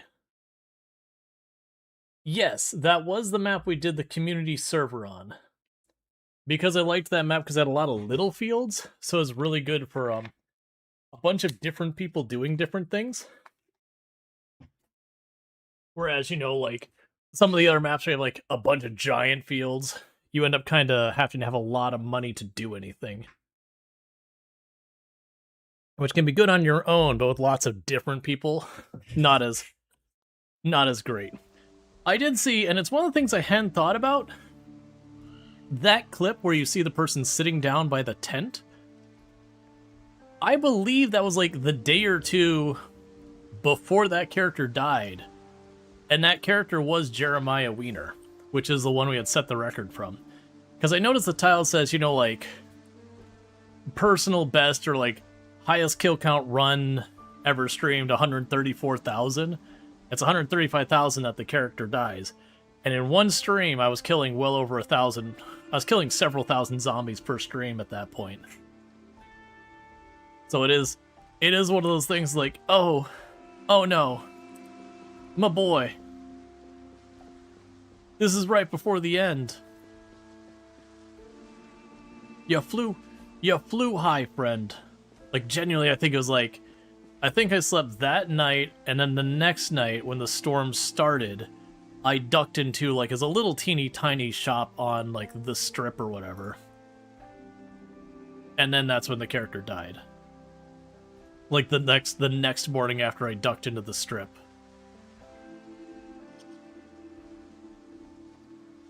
Open those up.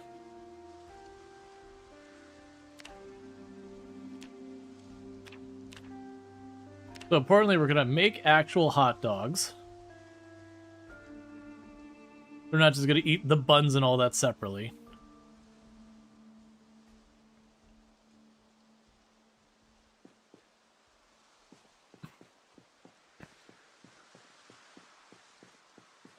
You just piled like 6 loads of logs at sell point.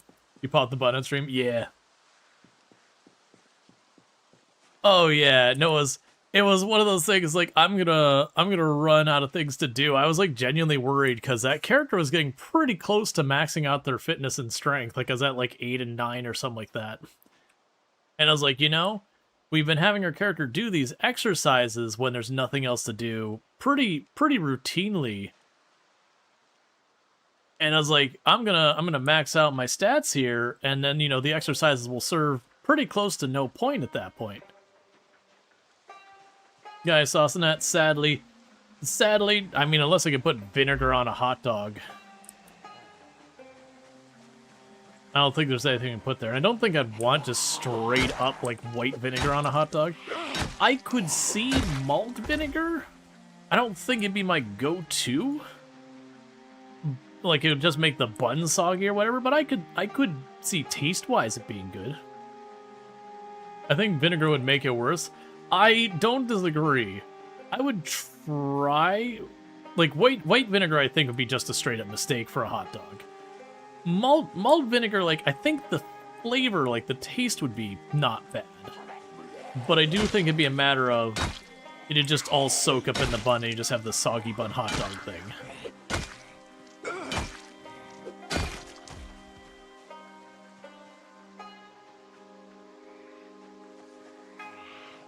But yeah, no, it's a very deliberate decision to, like, systematically kill all the zombies in the direction we're clearing. And it's just one of those things, because what'll end up happening is, as we go through, these zombies will just collapse onto the road again and cause me more grief. So we just keep on killing, keep on making progress.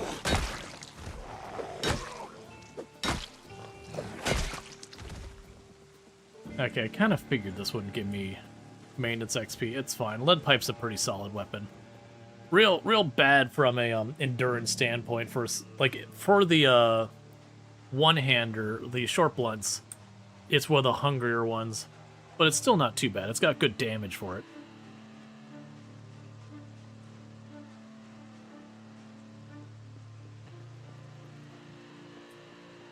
Alright, I've been putting off trying to drink the water as much as possible, but that's getting to be too much of an issue.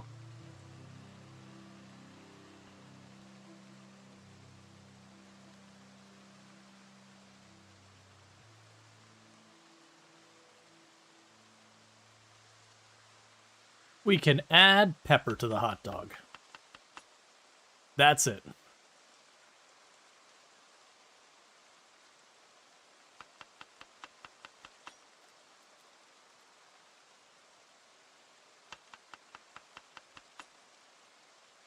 But don't get me wrong, a hot dog with pepper versus a hot dog without pepper, like just a plain old hot dog otherwise, I would take the pepper. That's definitely at least some kind of improvement. Because otherwise it's gonna be a pretty bland hot dog.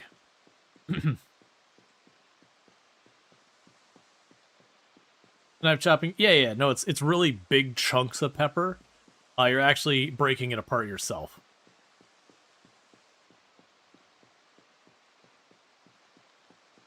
It's not pre-ground pepper, but you don't have a grinder, so you're just really kind of going at it with a knife. Don't do that. You'd absolutely cut your fingers.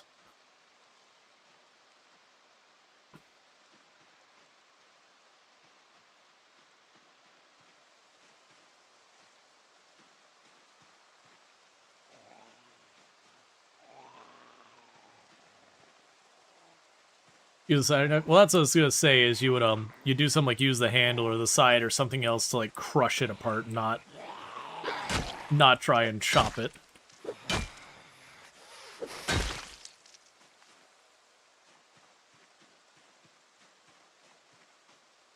Trying to cut peppercorns with a knife with no board while standing sounds very dangerous. Yep. Alright, so it's getting dark, so we need to circle back home. Well, to a place we can sleep without dying.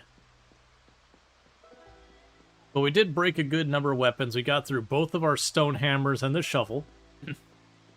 All of which were 2 encumbrance worth of weight, so we might still be over encumbered with this. Yeah, no, actually, we're pretty good. Alright, so where am I going? So I'm over here. Oh, we got zombies who fell in behind us. This is the reason why we want to clear out wide, is we want to avoid this.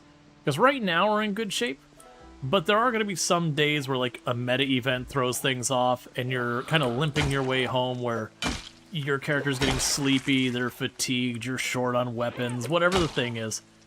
Yep, there's the fatigued right there. But, you know, things aren't great is the big part. And so... Oh, don't you... Okay. Luckily, we managed to get just far enough out of range. The character went for the ground hit when I didn't want it. So that was close. We missed being grabbed by pixels. For the record, that grab animation is very short range. You can get away with a lot more than you think. You also shouldn't try to get away with a lot more than you think. But yeah, so we should have headed back early. Usually I try to head back earlier than we have in this particular day, but it's fine.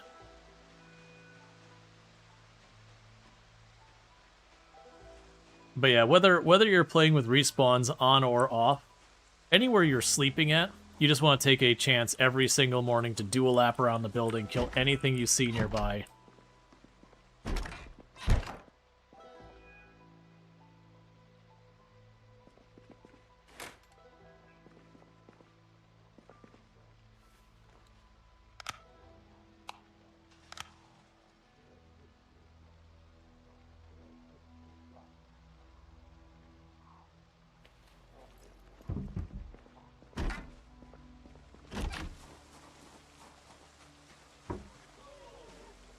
Could you not do that? Oh, come on.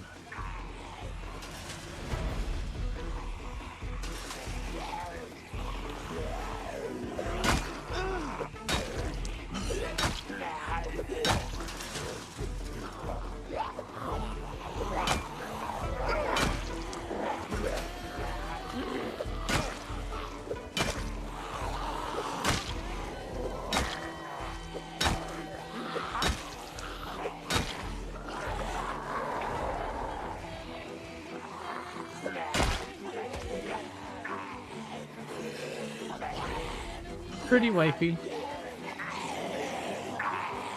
Pretty wifey sleepy. I couldn't imagine why. You just had an extremely long day.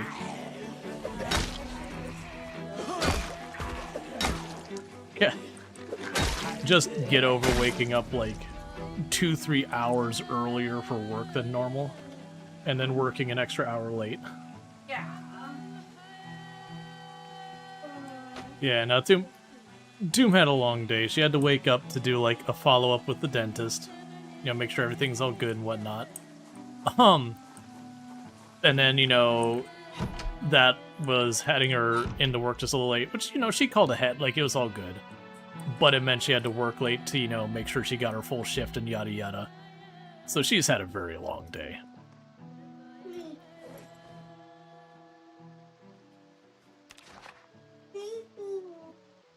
Yeah, you are sleepy.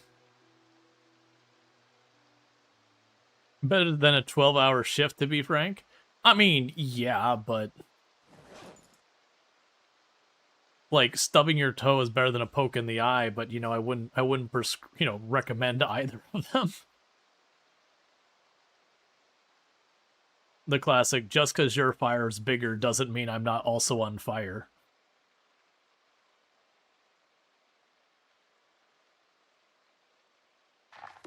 Okay, there's some progress on our book. You know, get ourselves a quick nap. Probably should have turned off that TV. I have no idea how loud it is and if it's drawing zombies from very far.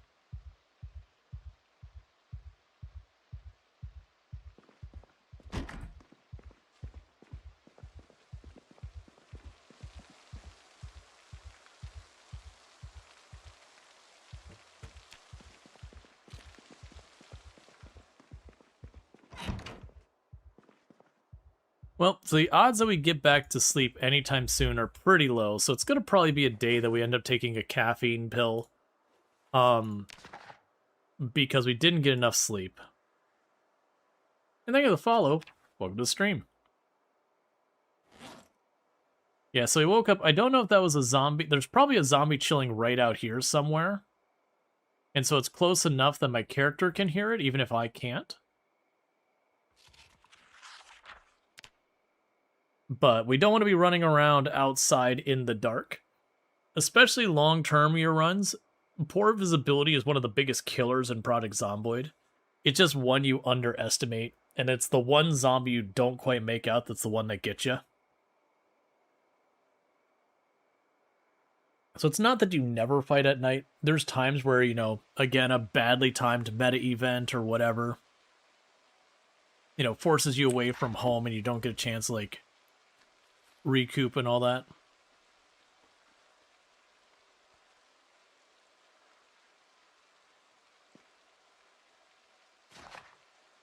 So we're just going to slam in this book out while we wait for daytime to come back. But especially with this panic, the things that causes this panic is, one, it could just happen because there's like an RNG chance your character has a nightmare. And that could just happen. Especially if you've had like your character's had like a lot of stress the last day. Fighting lots of zombies will do it, that you'll occasionally have like a nightmare or whatever.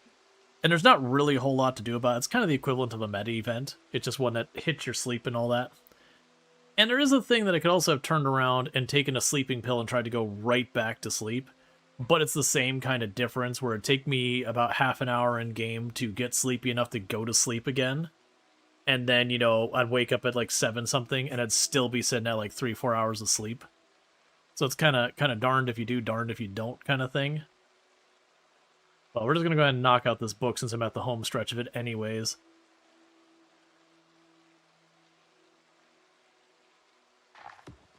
There we go. And discard that, and it's a little bit less carry weight. Alright, so we should approach everything as being dangerous right now around here. Because something did wake us up. Well, it could just be like a nightmare or whatever. It's also just as likely that it was a zombie like nearby that our character heard and made them panic. Both are utter, like, very plausible things. I'm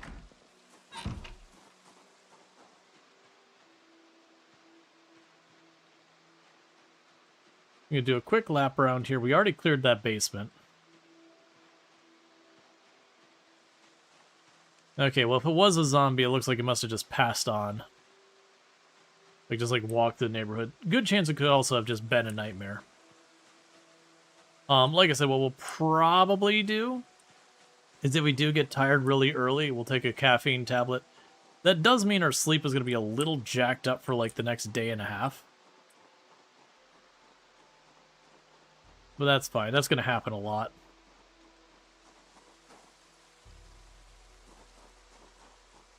Okay.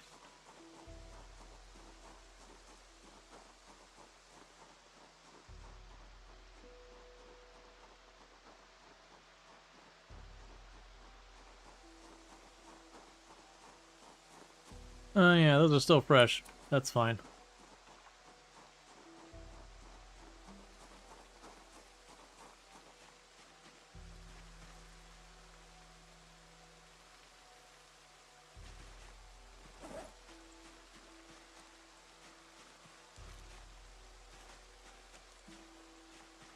Okay, it won't be too long till I use that nightstick, and that'll be a good time. The maintenance will be pretty good on it.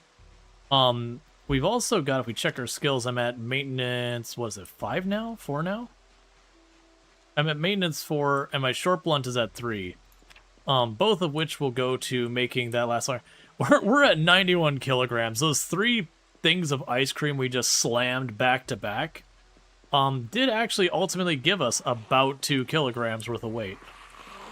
We're no longer gaining weight from it, but okay.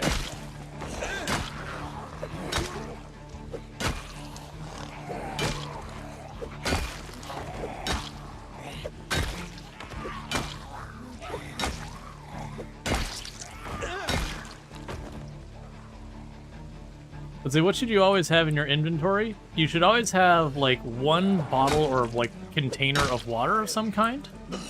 Because water is the need that goes, like, runs out first. It's also a good idea to have, like, at least a spare weapon or 2. Especially early on in the game, you're going to want extras just because your skills are crap, so your weapons won't last very long. It's not a bad idea to have a little bit of food on you as well. That's pretty much it. You can carry a bunch of tools.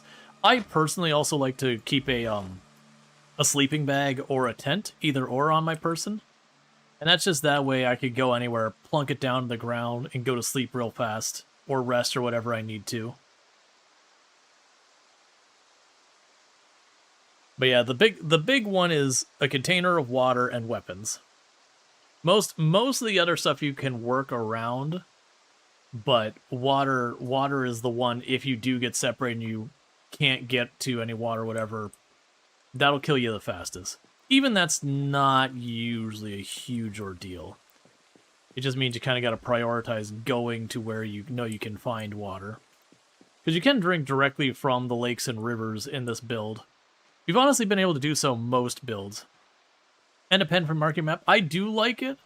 But if we're talking strictly, yeah, I mean, I guess the person didn't say, like, what at a minimum you should, yeah, so having a pencil or a pen or something of that nature is a pretty good idea. And it doesn't matter what the writing utensil, literally even a crayon is totally fine. If you can write with it, it's good enough.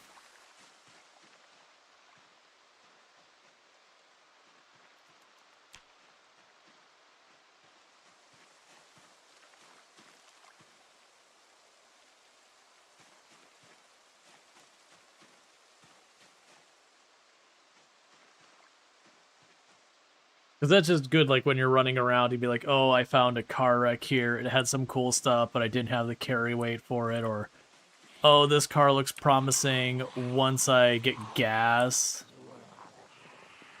Or, you know, oh, hey, this car had, like, a really good performance tire for a heavy vehicle. So, like, down the road, if I find a really good heavy vehicle, you know, I can snag the tire from this. Like, whatever you find out about. Like, oh, you know, here's a bunch of books in this car. I'm nowhere near able to use them now. I didn't have the carry weight, but I can circle back later when I am, you know, ready.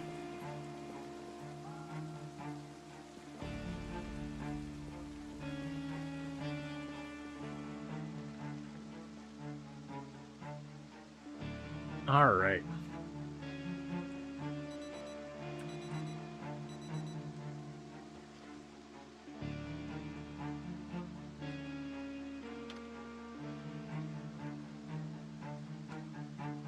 Okay, and we listen to the weather forecast.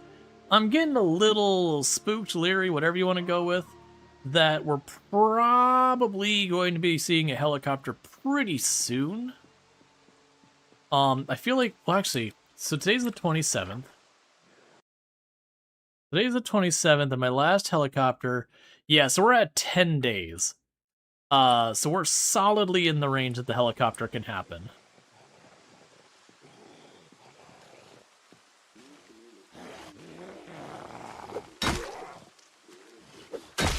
Really? Still no diciness on the power? This has been particularly stable power this run. Like, we're getting close to the end of the first month, and the power's still on. And it is one of those things that every day the power stays on, the odds that the power goes off gets higher and higher. If you're not catching why that is, if you have the power going off 1 out of 30 days, from day 0 to 30, when you get past that, it becomes, you know, it's a 1 in 30 chance on that first day. Now, the second day, because you're already past the first day, you've only got 29 days left. So now it's 1 out of 29, then it gets to be 1 out of 28. You get the idea. And there's a little bit weirder weighting to it. But broadly speaking, if it was an even distribution of probability, you would get down to the point where eventually you get down to the last day and it's 1 out of 1 because, you know, it is going to shut down in the first 30 days. So you definitely hit the point where out of the 30 possible days, once you've gotten halfway through the month, the odds are higher that it would have gone out already than not. Because of the 30 possible days it could go out, you know, you've crossed the 50%. Now, you still have, for the day, it's only like, you know, 1 out of 10, 1 out of 15, whatever's appropriate for the day, that specific day, it's out. But yeah, so we're definitely over the halfway mark. So the odds that the power would have gone out by now are higher than they are that they would not have. Now, I still have the odds for the individual day being the specific day in question is relatively low. But the cumulative is still significant. Usually a lot of runs have pretty bad luck where we lose our power fairly early.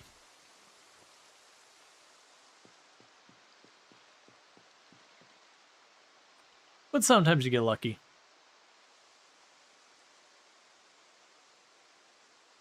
Calling it now, it goes out on the next helicopter day. Okay. I mean, we haven't gotten the alert of the helicopter. The helicopter's most likely going to show up in the next 2 days. Like, today it will not show up. We've already checked the radio, so we know today's clear. So if tomorrow we see the, hey, power grid's unstable, whatever message, that would put us in about the right time frame. If we don't see it, you know, start warning us that the power's dropping in the next day or so, then the helicopter's gonna probably land, well, you know, probably land first.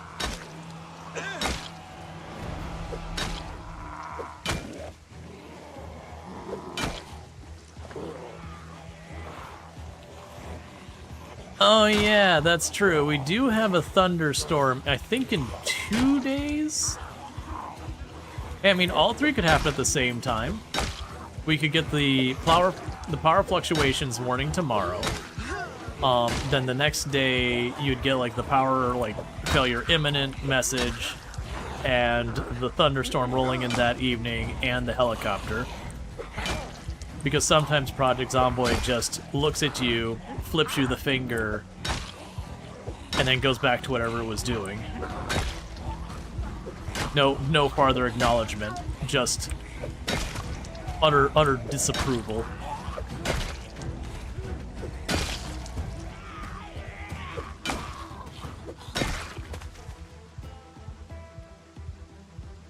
Yeah, so we're at the point with the right weapon categories, I can just kind of pull a good chunk of rally group and just not have to sweat it.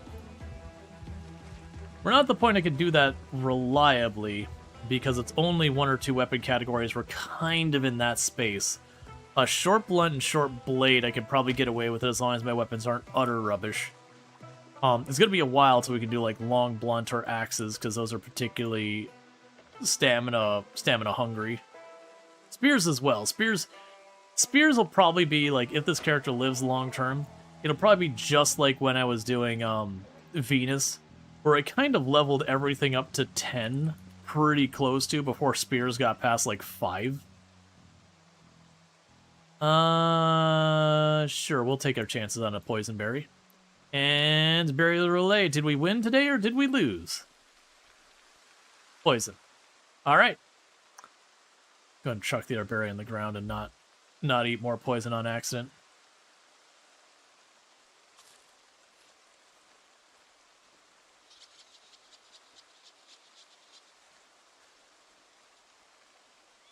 Gonna eat some mint and stuff.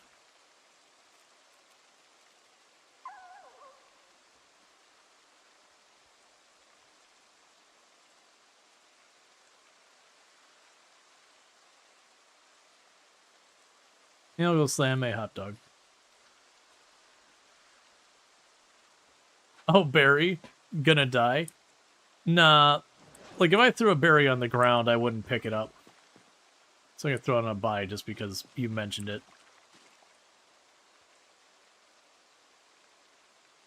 Alright, so we're waiting for our muscle strain and the berry's poison effect to back off a little bit. We won't stop for the berry's poison effect. It does suck that it's just enough to push me to the next up carry weight bracket. Yeah, so I just chucked the hatchet in our bag. Just means I don't have a spare weapon on hand. Yeah, we got the bad smell because of all the rotting corpses nearby.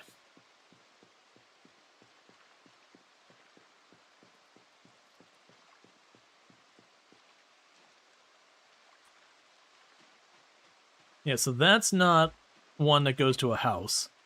I mean, there could be a house eventually on it, but the fact that there's no mailbox tells me that there's more down there. It's not an individual.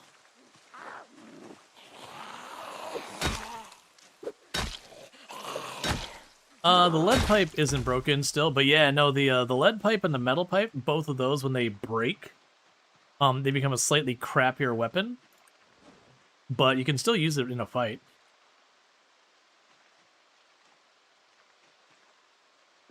Take a sippy sip of our water.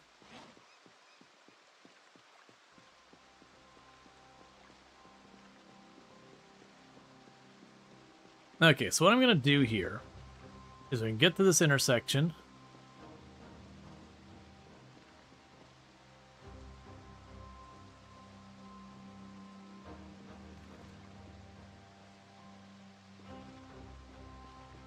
I was gonna skip them, but that's not the right answer. The right answer is just to keep clearing. Give myself as wide of a path as possible.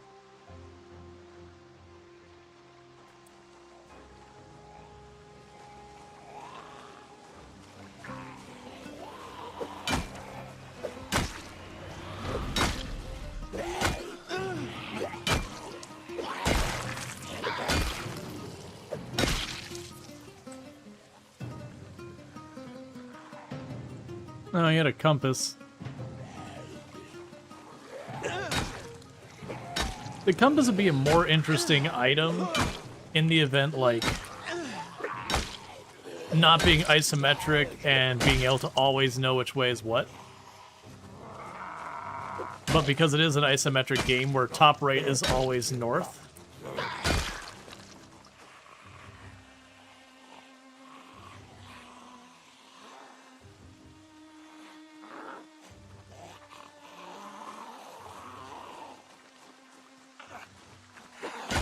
It's not a big deal.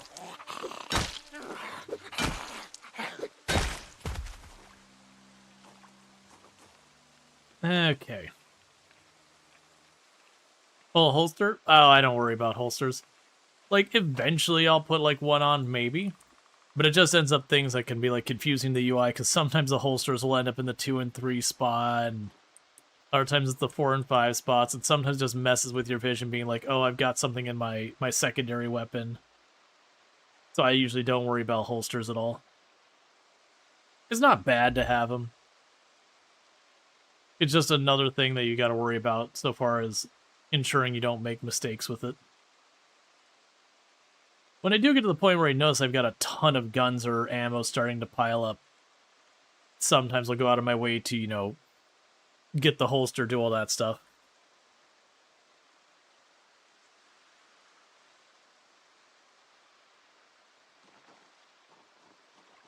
But yeah, I am planning on going up the main road. I'm just clearing down this way because they're close enough to this main road. I figure eventually they're just going to aggro over anyway. So rather than let them fall in behind me when I'm trying to do other things, I'm proactively clearing.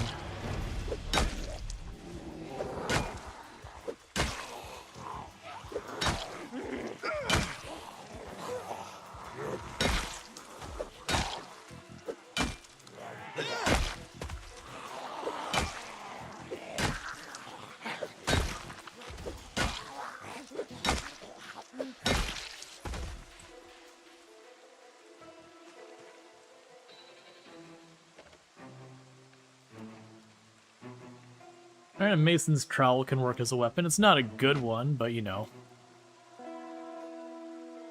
We're gonna break the good weapons we got a hold of, and they're gonna be left with whatever's after that.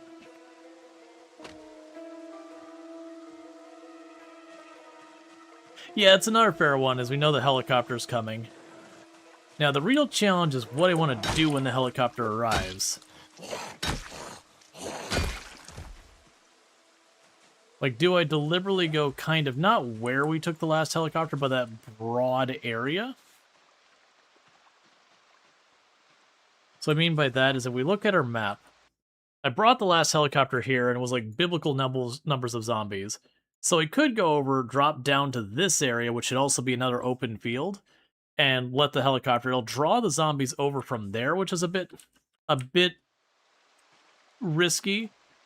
But at the same time, it means I won't have to worry about accidentally drawing the zombies to where I'm operating now. It'll be drawing the zombies to an area behind where I've been clearing.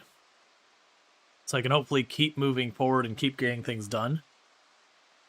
Sometimes it's not a bad idea with stuff like the helicopter to circle back, so you get the zombies pulled to an area. Okay, we won't worry about that far down. You get the zombies pulled to an area, and then instead of pushing forward to circle back and clear out all the zombies you brought, it can take a while. Because, like, how many kills are we up to? About 700? I'm willing to bet we brought about 700 zombies down there. It was a pretty ridiculous amount of zombies we brought into the area.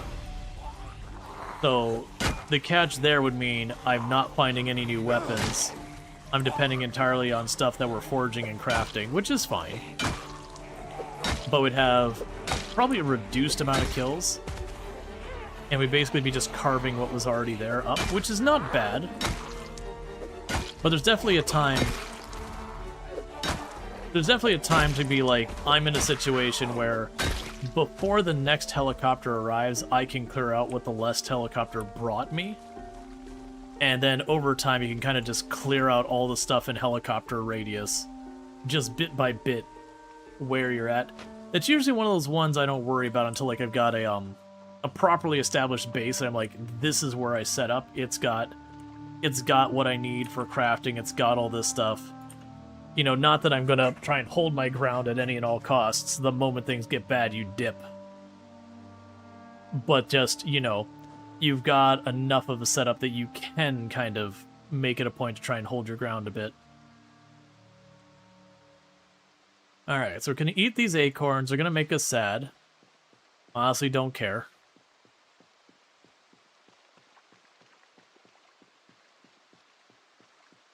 Because I'll just find one or two things I could toss in a bowl and it'll be like nothing ever happened.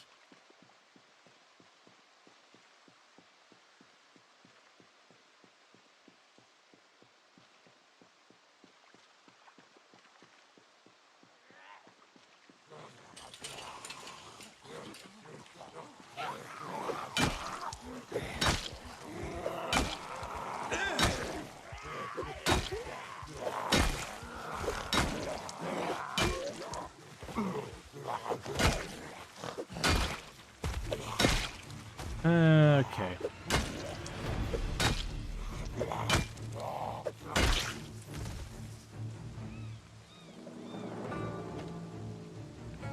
Yeah, you're watching Alice at Adventure Jester, and she said acorns are one of her favorite foods. She was cooking them, though. Yeah, so the acorns for foraging actually give you a pretty respectable amount of hunger. They're not, like, literally the best, but they're like, above average. And you find them enough that they're fairly reliable. If you cook them, then they take off the negative, and the only negative is they make you a little sad. So very genuinely you find, and they come in a stack too. So you'll find like 4 or 5, 6 of them in a stack, and they'll give you somewhere between like 4, I think it's like 2 and 10 hunger, with like maybe around 4 or 5 being about what you'd most see. So again, pretty solid on the hunger. You don't have to worry about them being poisonous.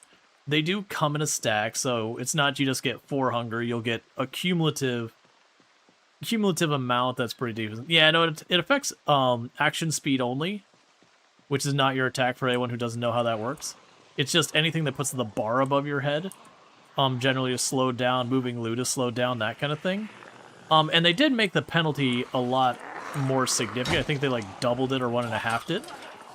So it is pretty significant of a penalty.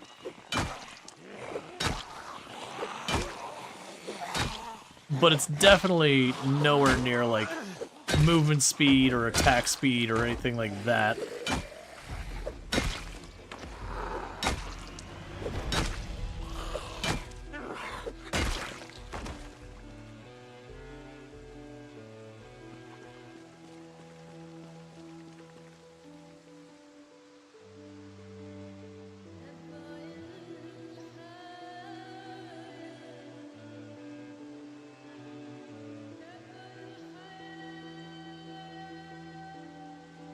Mostly just checking to see if I saw any zombies like big backpacks or anything like that going on. Alright, so they're closing in on this side.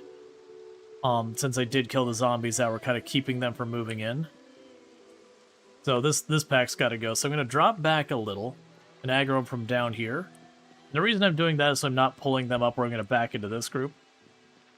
No, I don't like that.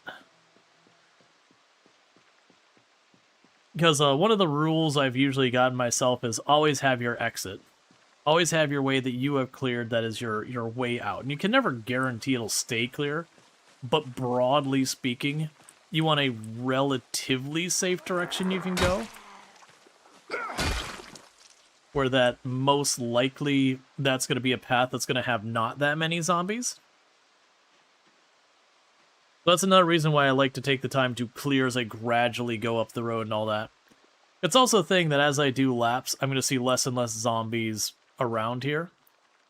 And considering it's only midday and we've already got like a whole extra half block or whatever. Oh, you have a shotgun. That is not something you need to be bringing me. We've already gone on one gun rampage because I found a sawed-off, or not sawed-off, a double barrel.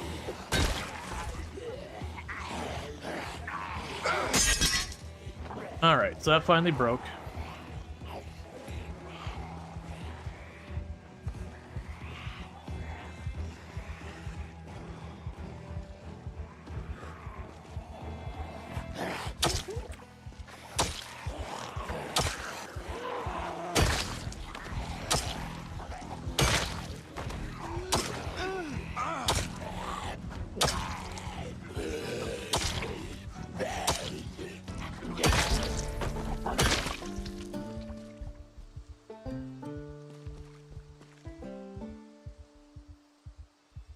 Okay, for right now, that shotgun's heavy, but he does have some bullets in it.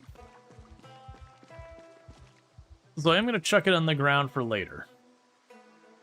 But the shotgun is like 10 encumbrance unless you equip it or whatever, so it kind of forces you to hold it.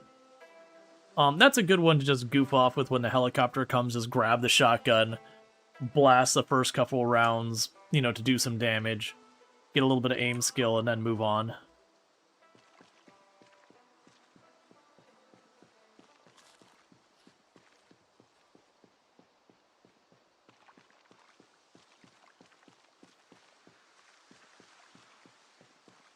Would the police clothing be better than this? If you're worrying about what clothing's better, you're already on kind of the wrong track.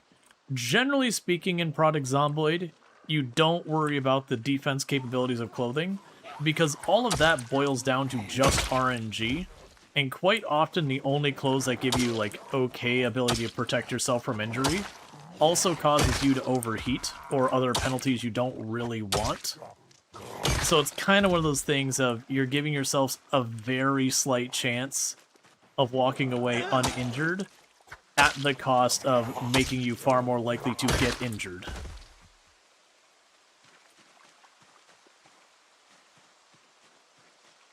Pretty much the way, like, I know it's a meme in most games, like, just don't get hit. Like, as, like, a joke for, you know, people playing Dark Souls or whatever. But in Project Zomboid, because any hit can be lethal, it's, no, really, actually don't get hit. You just need not get hit. But, like, to give you an example, the firefighter's outfit has got some of the highest protection of the easily lootable items. It'll almost, like, it has, like, extremely high chance to protect you from, like, scratches and all that stuff. But you will absolutely cook inside that thing. Yeah, and plus, as Oka's saying, there's still a mechanic called drag down. The way drag down works is when you get 3 or 4 zombies on you, or you're otherwise considered in a position that is vulnerable, you instantly get killed. It's not based on hits. Because the reality and the reason why they set that up is it really sucks when you're sitting there and you're just getting chain stunned by zombies because there's 3 or 4 of them on you. So you just watch your characters slowly die as, you know, you keep getting stunned again and again and again as they just keep hitting you. And then the odds you won that many dice rolls with zombie infection anyways is pretty slim. The only times it could feel a little bit like BS is if you get, like, back hit while you're sitting down. You do have a chance of getting dragged down kind of thing. That's the reason I said vulnerable position kind of thing. Is there's a couple places that, you know, realistically you're not going to be able to stand up without that zombie just chomping you again and again. It's kind of a mercy kill of just not subjecting you to it. Because they did add, it's like a metal armor that's very genuinely extremely durable, that it can handle a number of hits before you actually have to really worry about taking an injury. But wearing it almost kind of guarantees you if you're around zombies, you're gonna get hit.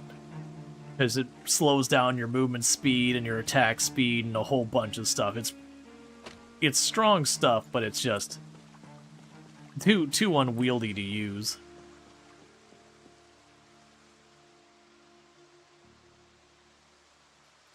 But yeah, so if you're worried about that, like, wearing a scarf isn't a bad idea.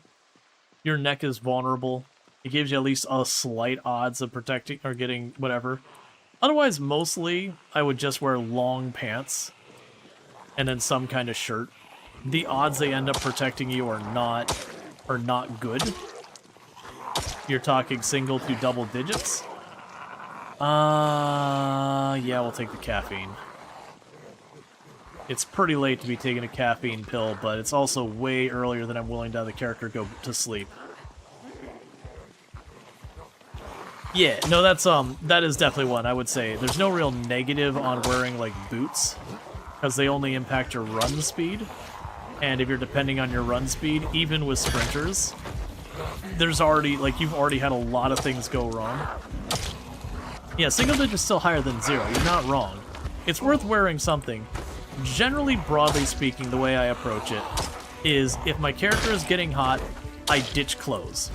Like, anytime I see the star over there, and it's not like I'm getting sick because I've eaten poisonous mushroom, or not poisonous mushroom, that'd kill you, like poisonous berries or whatever, clothes gotta come off. And generally I don't want to see cold. If I see cold, I'll put clothes on. But if it dips just a tiny bit into cold, I'm not too fussed.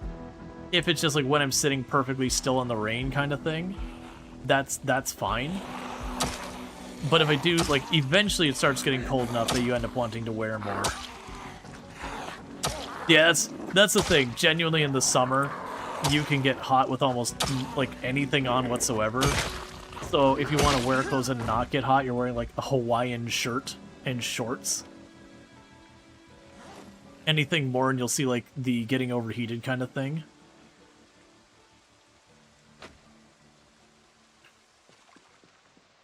Yeah, so broadly speaking, you should manage your clothes based on the temperature, not protection from the zombies. It's one of the reasons why I make the comment, people be like, oh man, have you tried cryogenic winter? I hear it's really hard. You know, like, I actually dispute that I find cryogenic winter to be easier than regular product Zomboid.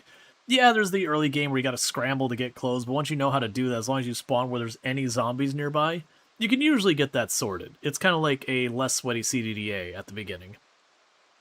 Unless you're playing like the extreme difficulties, which has a lot of mechanical problems in how it works.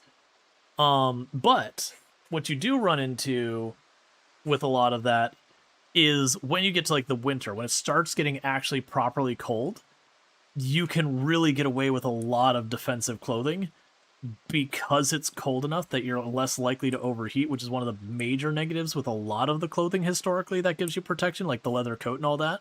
The heat is the big penalty. And so when you're just trying to not freeze, you can wear a lot more during the winter. So you can kind of bundle up your defenses without real penalty at that point. So with cryogenic winter, it literally makes it so you can always make more defensive clothing. And then during cryogenic winter, you could basically kind of go full bundle. One thing you can do is if you want to give yourself a little extra protection without the extra risk, is if you work on tailoring, which takes a little bit of fuss to do, you can actually put like leather strips on your clothes, and those leather strips will give you a little bit of defense without any noticeable penalty. It used to be a very desirable thing if you take that kind of time to get long johns, and then just cover them head to toe with leather strips when you hit like tailoring 10. Because it's something like, oh man, it's something like an 8 or so % increased chance of being like protected against bite, and then like 15, I think, chance of protection from scratch for like everything the neck down.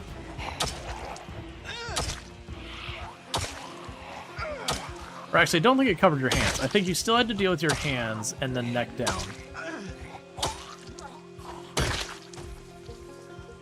Because yeah, between the long johns during the winter and a little bit of extra clothing. Ooh, that's actually a bad meta event. All right, let's fall back. The meta event's moving from south to north. We haven't cleared anything south, so we're gonna fall back. Because if I try and sit to deal with my muscle strain right now, yeah, that was a gunshot. It's they're called meta events. It's just randomly the game will roll a dice and say, okay, someone screamed in the distance over there, someone shot in the distance over there. And all it mechanically does, it's effectively like playing a loud noise over there for just a second, which just grabs a bunch of the zombies' attention and kind of forces them moving that way. So where you look at like the normal zombie migration distribution, there's a mathematical logic behind it where it goes, okay, these two zones, that one's missing more of its population, move some zombies over there. Distribution, okay, in this zone, there's an area that has no zombies, kind of balance it out there a little bit.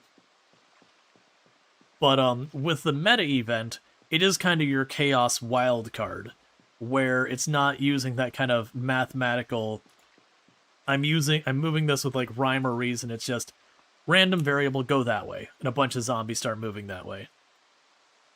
So they kind of keep you on your toes. which is a big reason why I like the meta events in the helicopter. Because without those, you could get the game to a point of certainty that you could almost completely predict how the zombies are going to move, broadly speaking. You wouldn't know, like, is it going to walk on this street or that street? But broadly speaking, you'd be like, I have been clearing here, I've killed about half the population here, I should expect about a quarter of the population from that tile over the next day or two to work their way to me, yada yada, you get the idea. But with the meta events just occasionally chucking things around where they're not supposed to be and all that, you can really get caught off guard by that. As you saw, the moment the meta event went, we backed off where we were to kind of let things shake out a little bit. Nope. Haven't. See, like, it's making it dangerous. Gotta back up farther. If it wasn't dealing with all the muscle strain and a kind of a crap axe, I could stay here and just carve what comes by me with these numbers. The fact is I'm already strained with these numbers arriving, that I could probably manage it, but there's enough of a, like, if we end up getting another group of zombies after, it could easily turn things over. Yeah, no, you're all good, Mac. A lot of people don't know what that signifies, because I've definitely heard people, like, they'll hear, like, the wolf howl, and they'll start running in the direction they thought it came from to go looking for the wolf. There's no wolves in this game. So it is kind of one of those things to be explaining that's like, yeah, this is just a, you know, random variable excuse to just kind of chuck a bunch of zombies in a random direction. To, you know, throw the player off balance, that kind of thing. Yeah, while we're resting for a minute, let's go inside the house.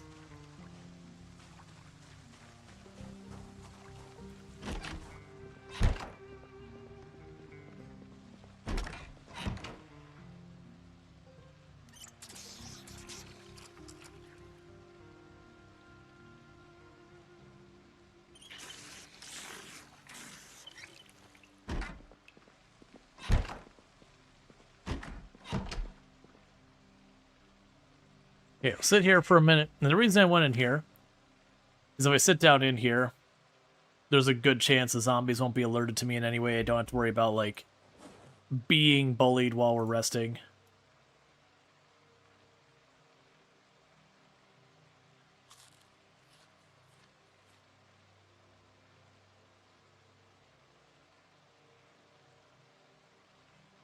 Yeah, so I still got a wrench, a tire iron, a ratchet, a nightstick, 2 knives. I actually have a pretty good range of weapons. We also have a pretty good amount of food as well. Yeah, also, as Lardine's saying, the direction you hear the meta event from has no relevance to where the zombies will actually move. It's a weird choice. That it just plays the sound and it just randomly chooses the way. So that's one reasons when you hear that gunshot, one of the first things to do is just look around and just the zombies. See if you notice the zombies moving kind of definitively in one direction or the other. And if you notice that, you know, then you can make your choice. Do you go with the flow of zombies so that you're less likely to aggro a bunch? Or do you meet where they're moving head on and just try, you know, cut a path through? There's reasons to do either, like, depending on situation. Like, if I'm feeling pretty strong, like, I'm very end game, you know, the stats are getting up to, like, the 7s and 8s, that kind of thing, there's a good chance I will literally just kind of hold my ground and grab what comes towards me and kill it. But where we're at a little bit earlier, then instead I will do a lot more of, like, backing off, kind of just getting myself out of the path. But see, it's weird because Molly's server, they seem to wander and flow randomly. I've not noticed that on 16 times pop. Like, if we look at what I've run into today with 16 times pop, we've had a little bit of migrations, but not much. And we've had, like, 2 or 3 meta events that have kind of tossed the zombies to one way or the other. This is what I expect Project Zomboid to do. This is very normal of Zomboid. Even when you have, like, the wave of zombies coming at you, if it's once in a while, that's very normal. But then, like, me and Curly, when we were playing earlier for our collab, just in the middle of Riverside, I was like, I don't know what's happening. These zombies, like, they just kept coming. It's not like we were making a lot of noise or anything like that. You know, when Queet showed up and started spinning the car around, yeah, anywhere Queet had the sirens going, it was doing the spinning of the car. Sure, that was loud. But that wasn't where we were at most of the time. And we definitely had zombies closing in. And, like, the van was turned off. I didn't keep it running. Yeah, no, it's probably a bug in multiplayer or something. But yeah, no, it's a very weird thing. That I was trying to see if I could spot anything obvious with it. Because it didn't even look like regular migration. Because with the migration, you have two separate mechanics. Migration and distribution.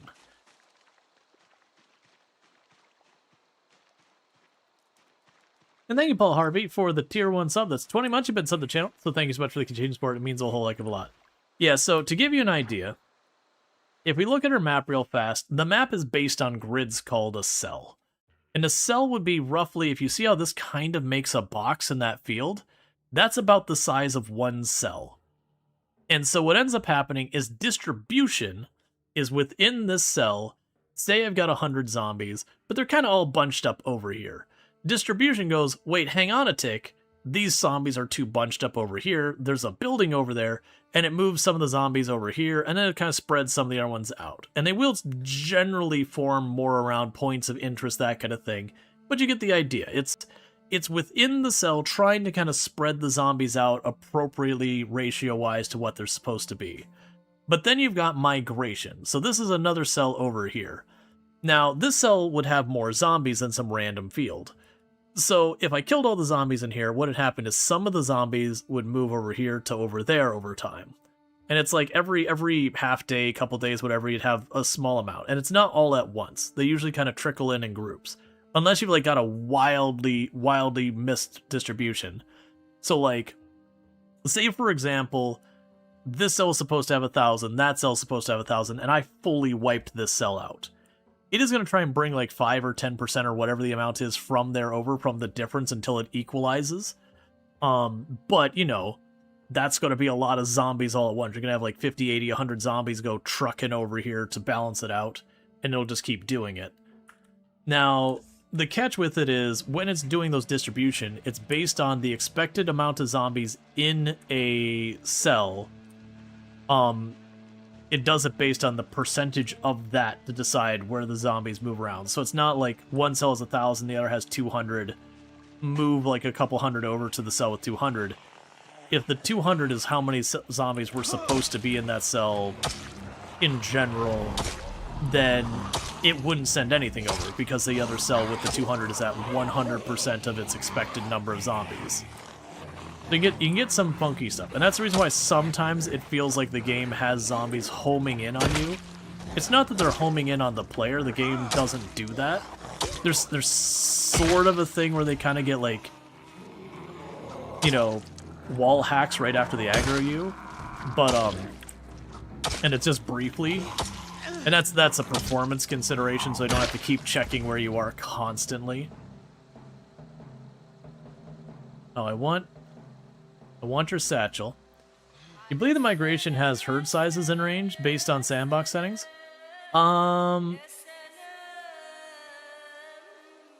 not aware of that being thing. They don't have an explicit setting being like this is the amount how many to move. I believe there is like a multiplier to it. So like in the sense that there's some settings to it, yes. I don't believe it's quite as like directly transparent about like this percent. It's got some kind of fuzzy numbers around it, which all works out in the math under the hood. It just makes it a little bit of a pain in the butt to quantify. Oh yeah, no, rally groups is a separate mechanic. Rally groups is just how many zombies will kind of ball up as one group in anything. Yeah, when the groups, like, when the zombies sit down, they like to bunch up in groups. And they will bunch up into groups up to the size of a rally group, and then they'll start spreading out. It's one of the reasons why on very high pop areas or very high pop settings, it'll seem like the zombies are just kind of attacking you if you live near one. because there's so many zombies in the high dense area that they literally kind of push each other out trying to make room, because the rally groups have a minimum amount of space they want to have between them. So if we pretend, for example, I've got a rally group here of 20 zombies and a rally group here of 20 zombies, they will naturally spread out, so this group will go over there and that group will go over here, leaving a nice little gap in between. It's actually one of the reasons why having a decent-sized rally group and a lot of times will make the game easier than eliminating rally groups, because you can get rid of rally groups entirely, which then you get like this weird dystopian thing where all the zombies fairly perfectly space each other out as they all try to like give each other space. But the challenge with that is when you run to meta events with a helicopter, there's no gaps to kind of aim between as you're trying to like maneuver through the zombies. And it can be extremely dangerous. Versus the big rally groups, the negative is you go to pull the zombies, it's a ball of 20 zombies or 50 zombies or whatever you said, so you have to be careful. But, you know, again, during a helicopter, it's a lot more manageable. What happens in 16 times pop with rally group size disabled? Though the zombies will have a tendency to spread out towards, you know, like out of where the high density area is faster, because again, they're all trying to get that, you know, 10, 20, whatever tiles space in between their groups. And because there's so many groups, that's that much more coverage they have to do to hit that range, because it's got to be a lower density. Because, you know, it's effectively one zombie per every n amount of space.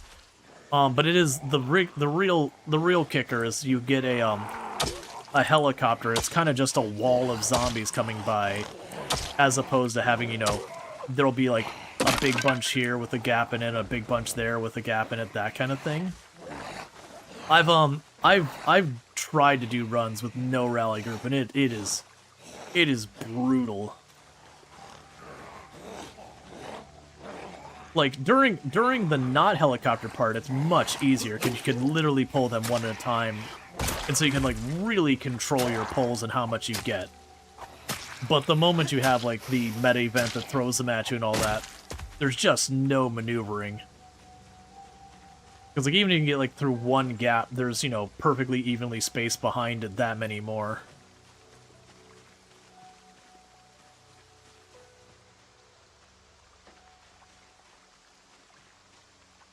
Oh, you found an interesting thing. The road to West Ekron just stretches indefinitely. Yeah, no, I have no idea about that, because it used to be the way it worked when you reach the edge of the map, depending on where you're at. Like, it used to be... Oh, we're not going to be able to see it, are we? Never mind. It used to be if you crossed to the other side of the river, which you could do by building a bridge across, which is a big pain in the butt, because it's a pretty wide river. But if you cross the river, you just kind of had this empty expanse that went on for a very long time. It didn't have anything in it and all that.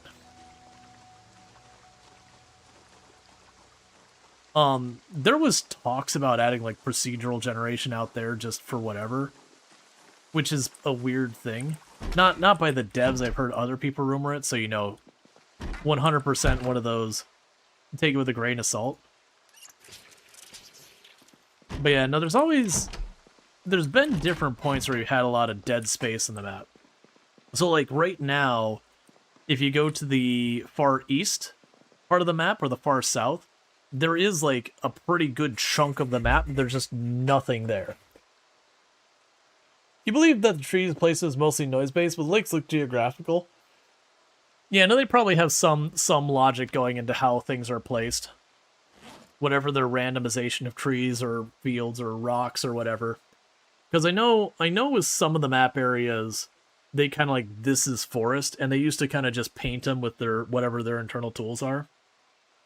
And I know at some point they tried to expand that to be like more like programmatic, to just kind of be like, hey, we want to make this a forest, kind of shuffle them around a bit, because there's still places on the map that you can kind of go up and very genuinely you'll just find like a solid line of trees that was, you know, whoever was placing the trees down, that's how they just kind of ended up. Versus, you know, later parts of the map, you'll see a lot less of that kind of funkiness. So if you go, like, for example, south south of Rosewood, there's a couple places, and like east and west of Rosewood, there's a couple places, like past the prison, that you just kind of hit, and there's like a literal solid wall of trees. You doing all right there, Darth?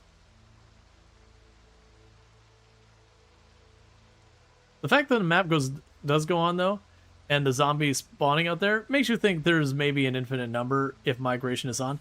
No, so that's actually something they have covered, is that if you turn off respawns, there is a finite. There is no...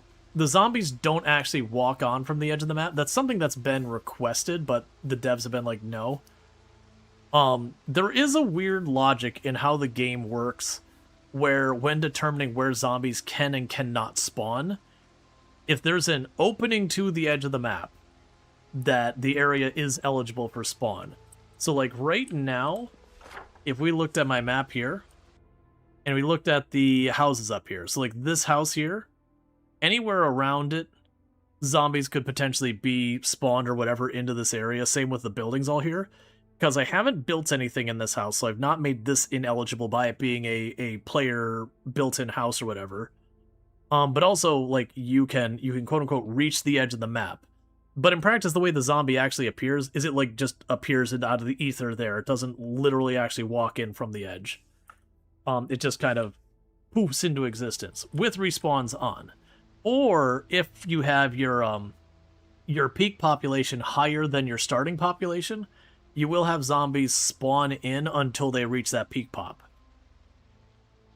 But if I were to turn around and then put a wall around it, so I put a fence around this whole area here, once I've enclosed it, so there's no gaps, this whole area becomes ineligible for spawns. And this might be out-of-date information, because I haven't bothered testing in a long time. Not tired enough to sleep. That's what I was kind of scared of.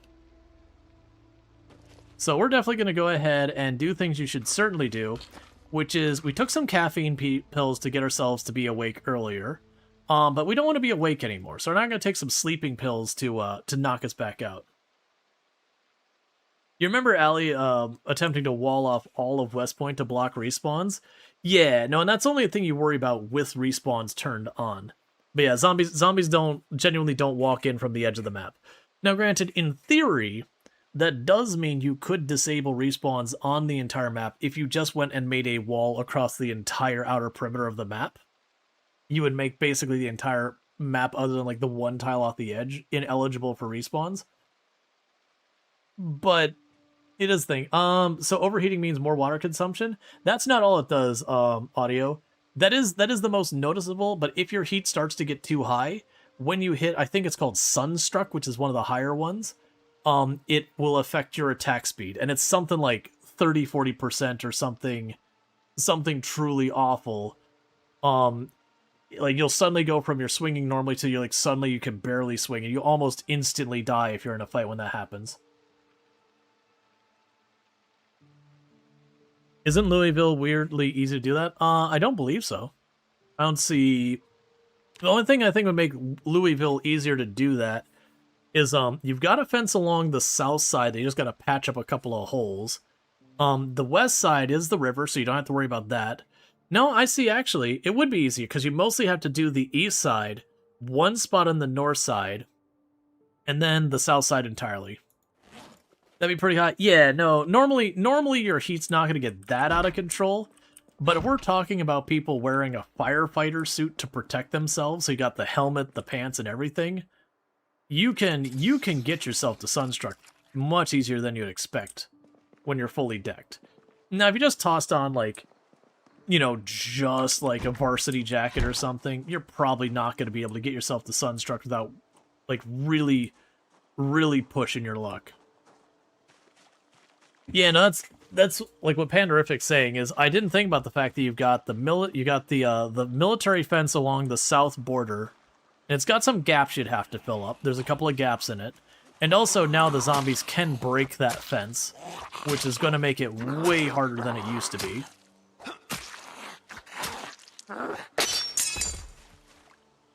But still easier than most places.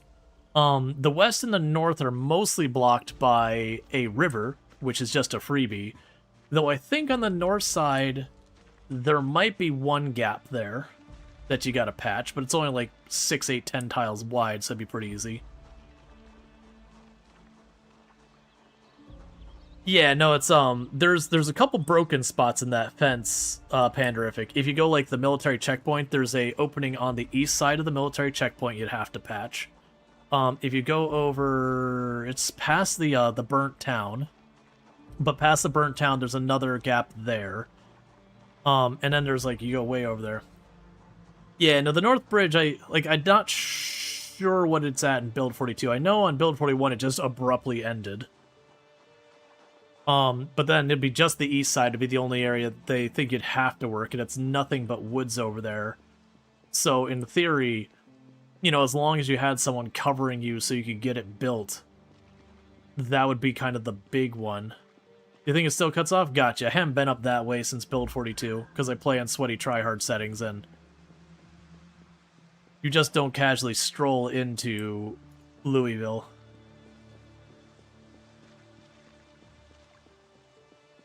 Yeah, I think the implication... Yeah, no, that's, I think they say something about that. So, Product Zomboid has a lot of hidden lore to the game. That when you go into it, there's, like... You have, like, random... Like, on the random news channels, you have it, like, talk about stuff going on here and there. You also have, like...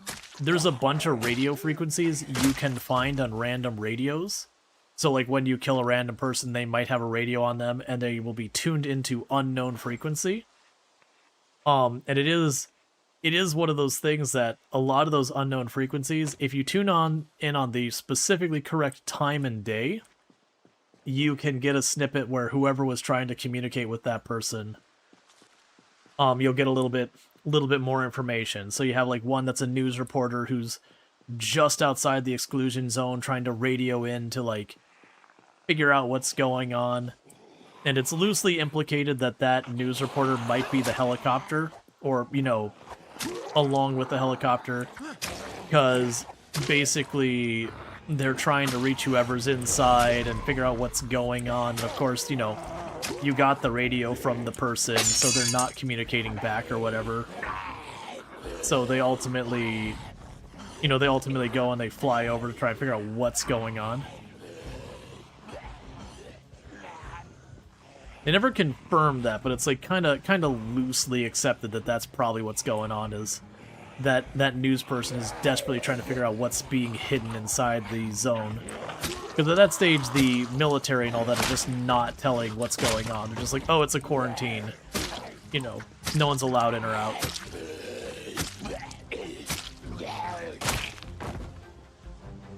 Tomb was like half asleep behind me going, uh-huh. Uh-huh.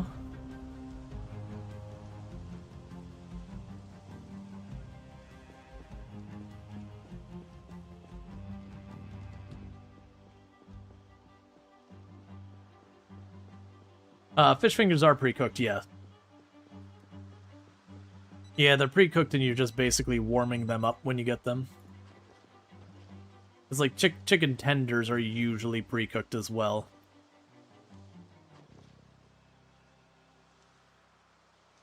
Where's my radio? There you are.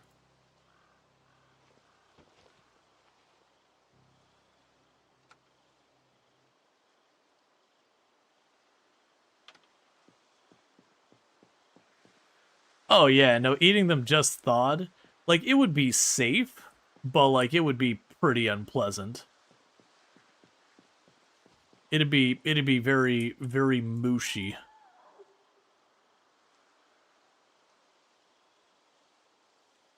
Just kind of soggy.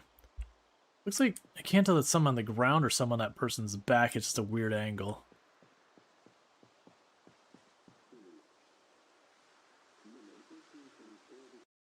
Let's see. Till this day, I'm holding off purchase for the Survivors update. Oh, you mean the NPCs? Okay. I mean, you're going to be waiting at least, like, 3 more years, probably. Maybe more. We also don't know if that update will be any good or not. Because to give you an idea, we get our first NPCs in build 43. But those are going to be, like, very, very basic NPCs. Those are not going to be the NPCs most people are wanting and waiting for. It's around build 45 that we get, like, the kind of NPCs a lot of people are excited for, where they're running around town, doing their own thing, all that kind of stuff, and the world just feels more alive. So we just go by the fact that, like, in the last, what is it, like, 4, 5, 6 years that it took to get build 41 and build 42, like, build 42 still in progress. Yeah, you're talking about waiting a good 5, 6, 7 years or so at the current trend. Now, hopefully it goes much faster. That'd be lovely. But honestly, you know, if you're not convinced by what's in the game now that you're waiting for NPCs, you're gonna probably just be disappointed.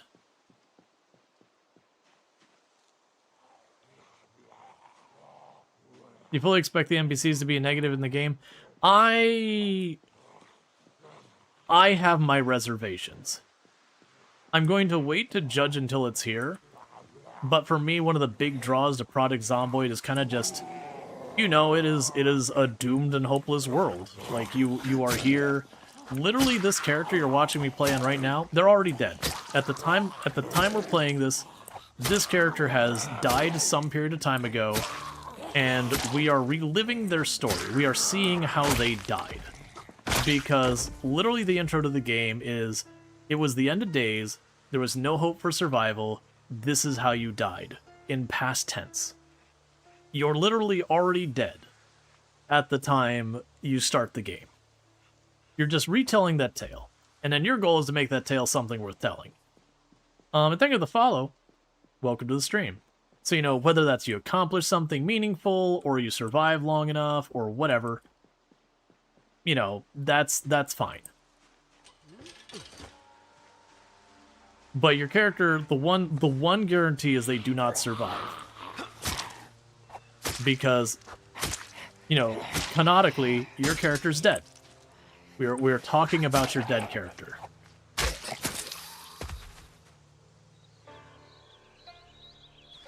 You're not expecting the initial NPCs to be great at all, but you do hope they'll keep open and modular enough that the community can tweak the behaviors clearly. Yeah, well, I mean, I think the reality is, when the NPCs initially come out, I'm honestly expecting a lot of backlash, and I don't even think it'll be anything wrong on the devs. I think the expectation is just going to be set impossibly high. Like, that people are going to want fully fleshed out, fully fleshed out, well-implemented AI and that all kind of stuff, where it feels very realistic and lifelike that they react to the player and all that, and that's just not what we're gonna see. But that implies there's someone telling the story to tell to, in a way. Not necessarily. That could be just the game's narration. Like, if I told a tale about the end of the world, where the world exploded and everyone's gone, but I'm writing this story, because no one said this is a fictional character, a non-fictional character, a true real-life character. It's a story. You can write a story about the end of all life.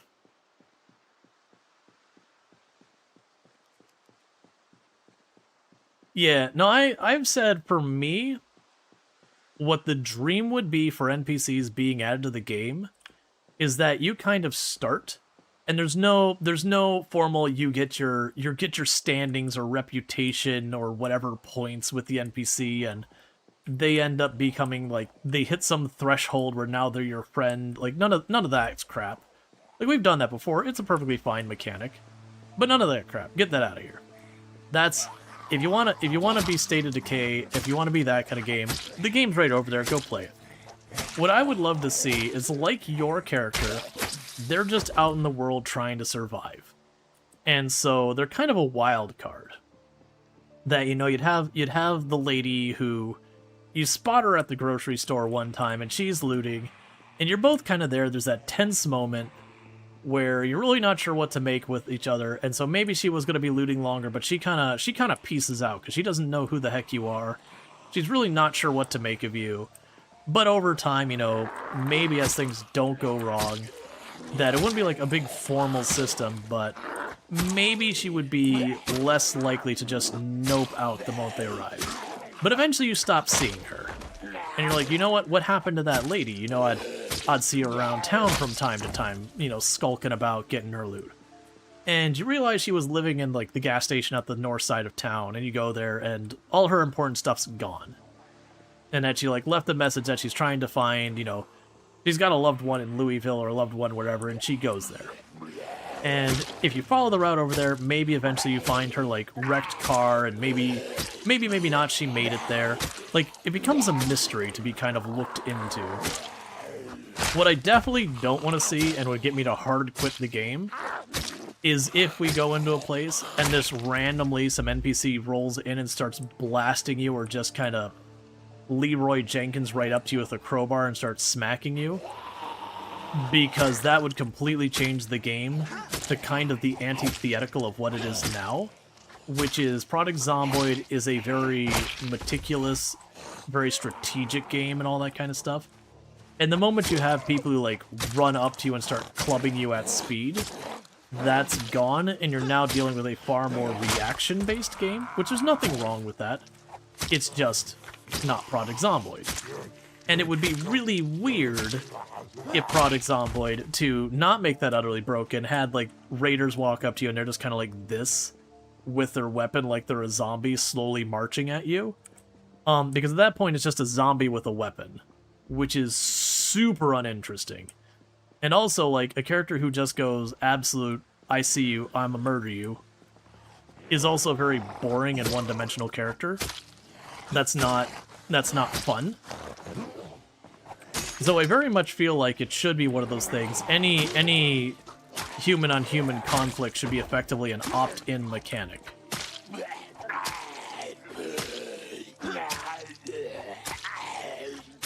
Fan saying, it reminds you of Dark Souls stories, where if you follow all their stories, they all eventually die. I'm even okay if you don't see them die. There's a high probability of it. But, like, you know, they relocate and they're surviving there. And it kind of becomes a thing, is who's going to last longer, you or the NPC?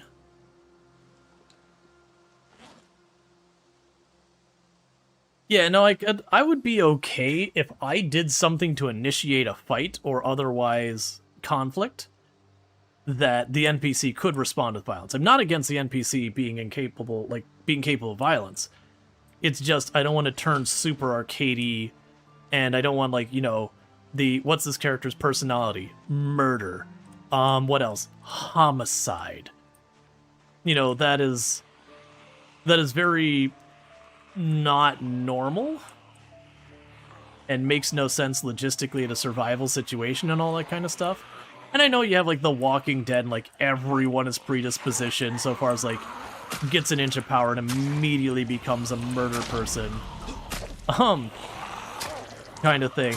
But generally speaking, when you've got, like, a never-resting, near-infinite number threat that is constantly hunting you day and night, you're not going to be trying to pick a fight with other people. It's kind of like the whole trope of cannibalism and zombie stuff. It's like, that is like the dumbest thing you could imagine. You've got a human-born illness, so you're going to eat the one and only thing that can be contaminated with it. And you're also going to choose, like, the most dangerous thing you can as a food source, as opposed to literally anything else. It's one of the tropes out there that I find the most frustrating, is, like, the zombie apocalypse. Oh, I guess we'll eat people. It's like, but no, that's the dumbest thing you could possibly do. And also, if you suddenly thin out the population by, like, 95+%, the odds that you find a handful of people who can gang up together to cannibalize is pretty slim. It's very unlikely you're going to find, you know, sympathetic souls to your cannibalistic desires in this awful, awful situation.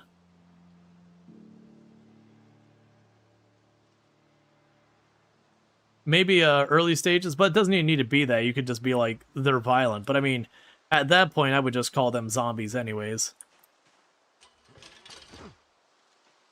Like, if you're just like, okay, I run at people, attack them, and eat them, it's like, cool, they're a zombie.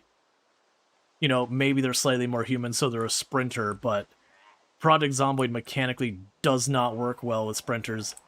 And to do that, you'd have to completely fundamentally change how combat works. To be, like, far more, far more able to like do fast and abrupt motions and that kind of thing. At which point, you know, that's just like a completely different game, not better or worse. It's just a completely different environment.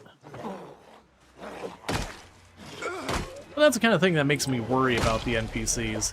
There's a lot of ways they can do it that it would be a detriment to what we already have. There is ways it can be good. Like I said, I won't hold judgment against it until we've got it. It's just, of the updates we've had, it's the one that has me the most uncertain, most anxious, whatever you want to go with about that. Also, they have to handle NPCs interacting with zombies, which you can't imagine will be easy. No. Because it's very difficult between managing, okay, the NPC is overpowered and can handle anything, or handle a pretty aggressive amount before things go bad, or they won't be very smart and they'll all just die early on. Or, you know, hand wavy, they just get away from the zombies. Yeah, no, there were mods that added NPCs to the game. I found by and large they were just silly gimmicky mods. Like, the NPCs were dumb as a box of rocks. And then they did have the whole thing where raiders would just come in and sneak up behind you and sometimes blast you and all that. But yeah, no, 100% it's going to be a sandbox thing you can turn on and off.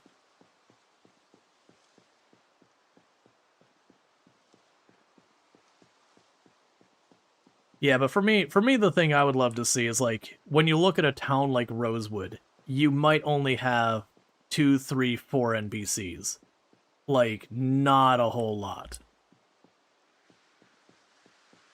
And then it is more, you're effectively telling a story, a not scripted story, a story that is, it is procedural in the sense that, you know, the character appears in town, they've got some hidden motivation, you know, they're trying to reach their cousin in Riverside, or, you know, all that kind of thing, like whatever it is. They've got some motivation of what they're trying to do, or they want to go to where they used to work and get, you know, they've got their wedding band was left in their drawer at work or something, like whatever their motivation is. And they would start working towards that.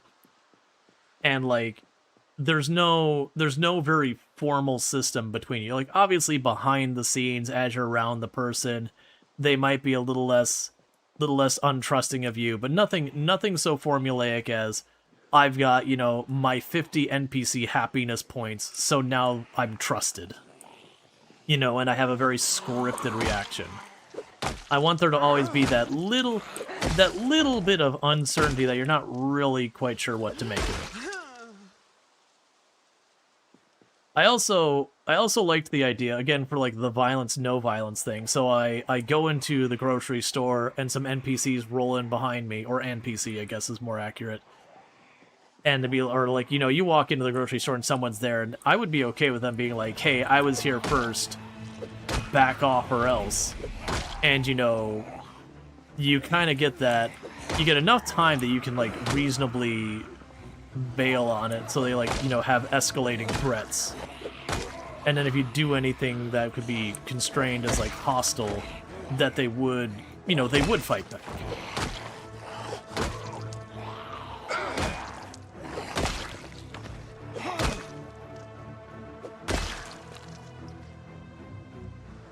Including if you pull a gun and point it in their direction at all, it would immediately escalate. Because I think that's only fair.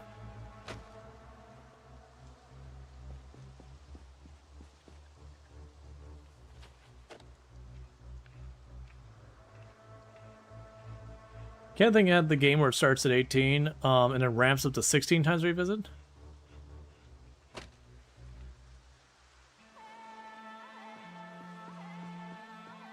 Yeah, the only challenge with having the zombie pop increase as you go is it can get a little weird where it's just the zombies in the area quickly get out of control, which is fine. It's just one of those things to be aware of. But you gotta be ready and down for that, because it's effectively like having respawns on, but extremely aggressive.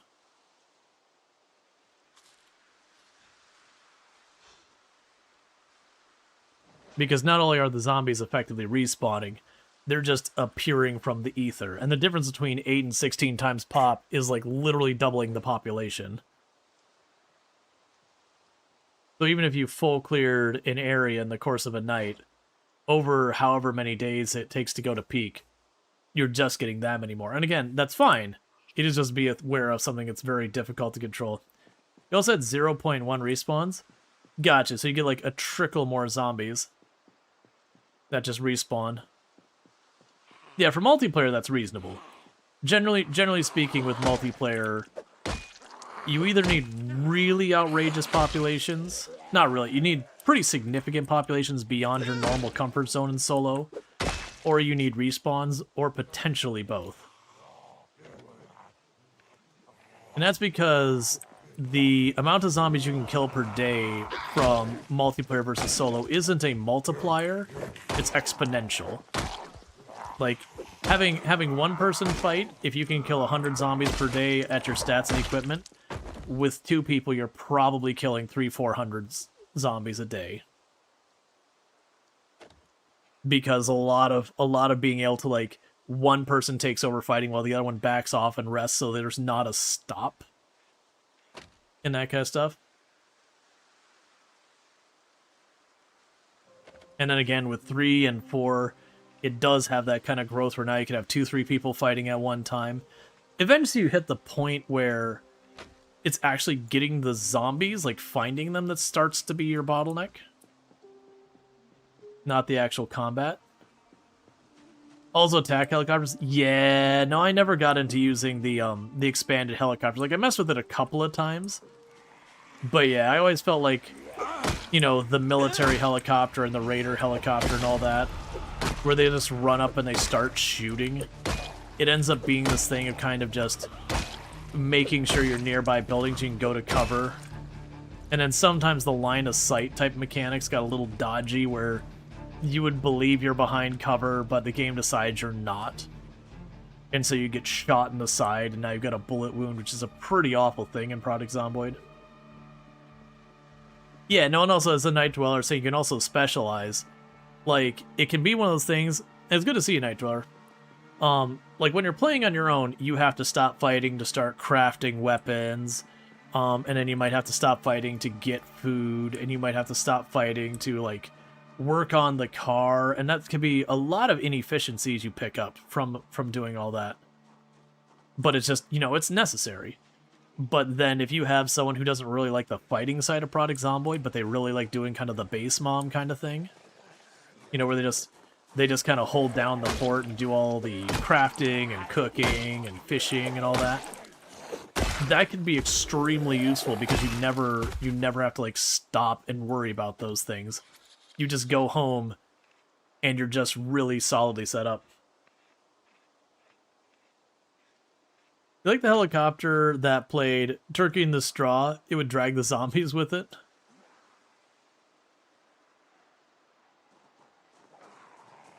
It sounds like they just kind of overrode the news helicopter. Did it, like, just fly away from you or something?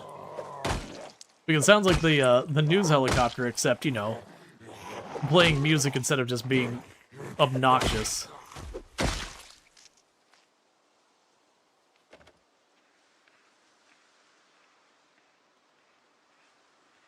Yeah, no, having a dedicated cook does really help. But that's the whole, just circling back to adding another person onto your server isn't a multiplier, it's an exponential thing.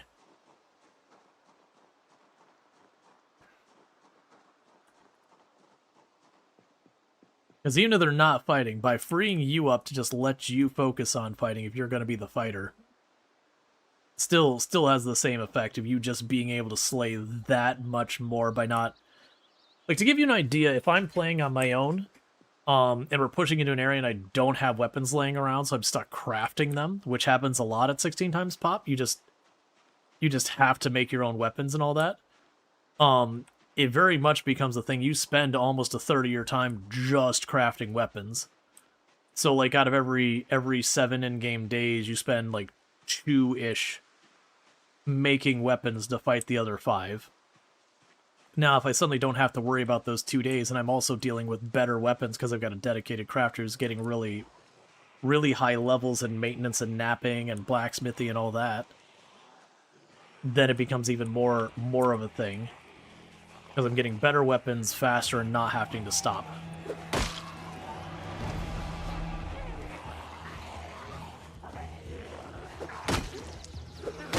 And then more likely that person crafting is also cooking and is also fishing kind of thing, just because if they're at home all the time... Let's see. Like Amalia's Bummer had a broken leg and he did woodworking all day for bats. Oh yeah, and then you just have like reliable bats that come in that are of high quality. So instead of when you get low on bats needing to dedicate days of effort to collect all the wood and carve all the bats and do all that stuff, which is still not bad, you now have a much higher level, just solid bats happening.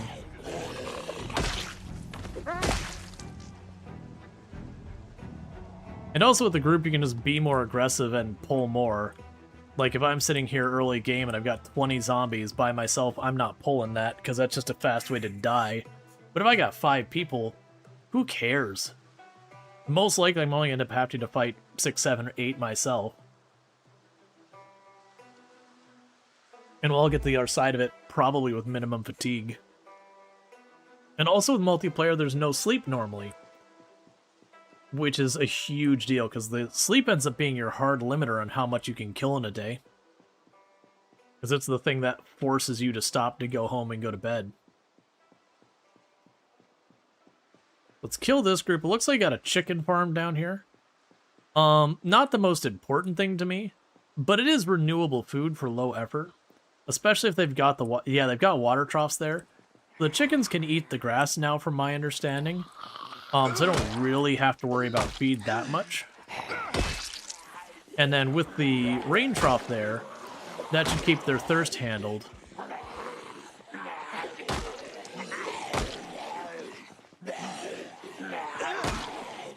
Yeah, the Minecraft one? Yeah, the optional sleep, where if everyone sleeps, it just speeds up the night kind of thing. But you're not required to sleep. Which is, I think, the best way to set up for multiplayer to be fun.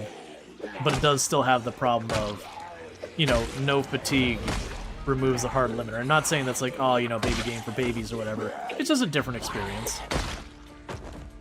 The danger in multiplayer comes more in the inability to control what's going on around you, because you have the wild card that is everyone else on the server. That even people who are trying to be very mindful, there's going to be times that things go wrong for them and they're trying to save their own butt, and in doing so making a bunch of noise and causing problems that ultimately affect other people. Which is it's no failure on that person, it's just Project Zomboid be like that.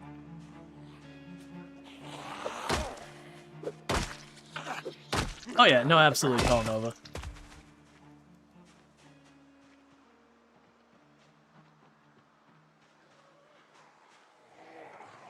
That's probably a bit ambitious pull with the muscle strain already up, but that's fine.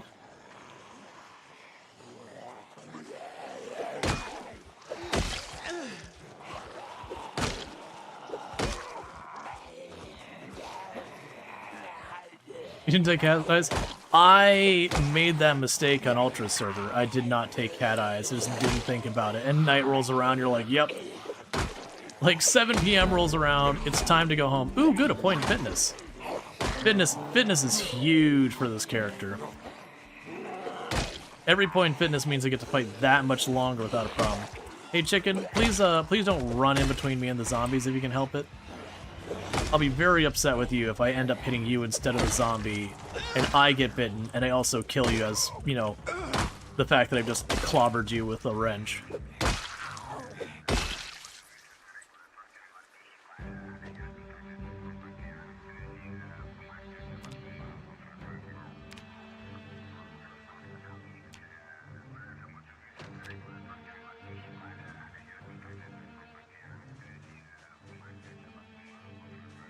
The trained attack chicken.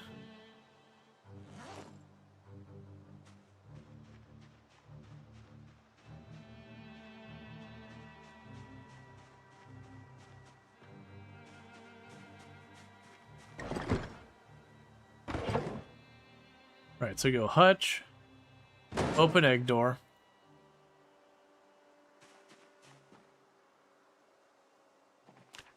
Okay, no eggs there.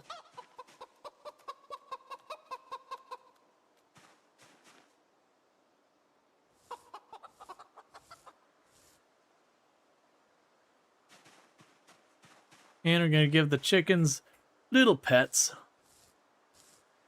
Because petting the animal gives you a little bit of happiness.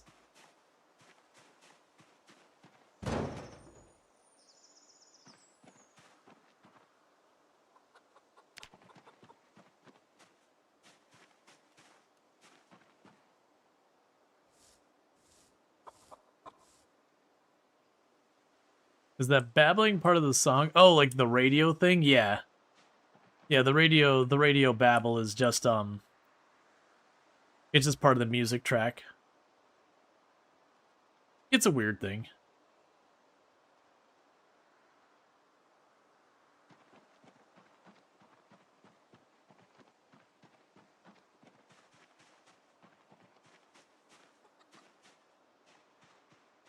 Alright, I got work to do to get to the actual farmhouse down there.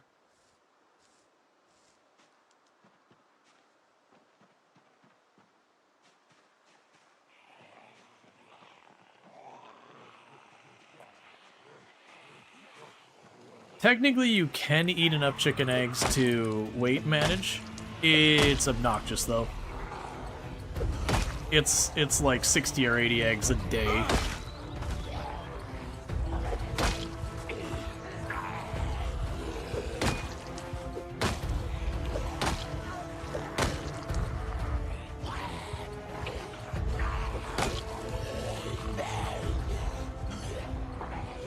Yeah, no, it says Project Zomboid. The calories and all that are not based on, like, real-life values or anything like that. It's game balance or whatever. So the eggs are not considered a particularly high-calorie item.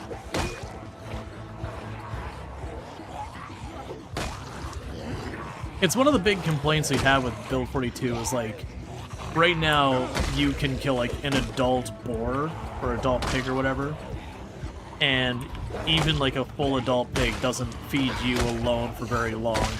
You won't end up gaining hardly any weight from it. They have improved it, and it does get better with really high level butchering, but even then you need like really high level butchering, and you gotta go through pigs way faster than they can reasonably get raised just to sustain your calories.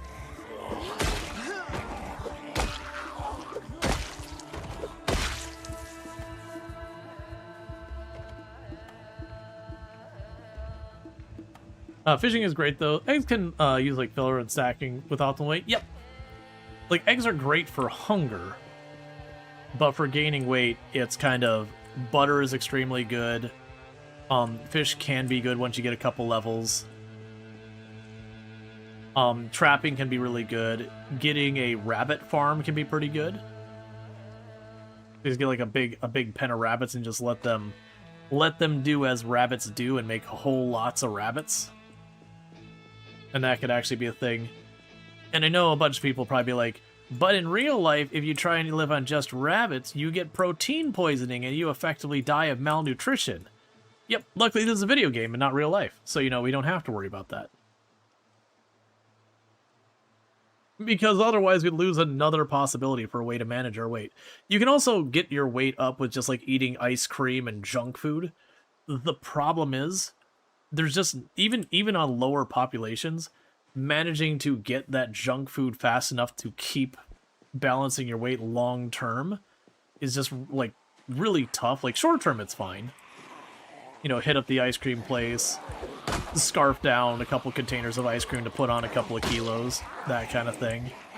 But once it all starts rotting, that's just it. And, like, potato chips and that are reasonable number of calories or whatever. But again, even if you hit up the grocery store or whatever, you might find, like, maybe 12 bags, like the absolute most, which might keep you balanced for a day or two or three before then you've eaten them all.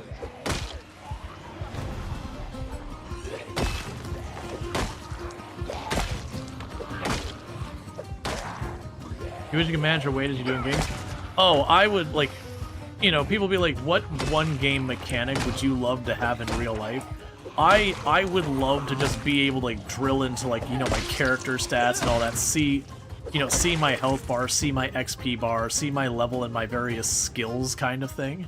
Because there's so many things, like learning a foreign language, for example, that you feel like you're not getting it, that you're just, you know, you're just clearly not getting it, you're not smart and all that. When in reality, behind the scenes, you are. You just haven't hit that threshold that it's very noticeable.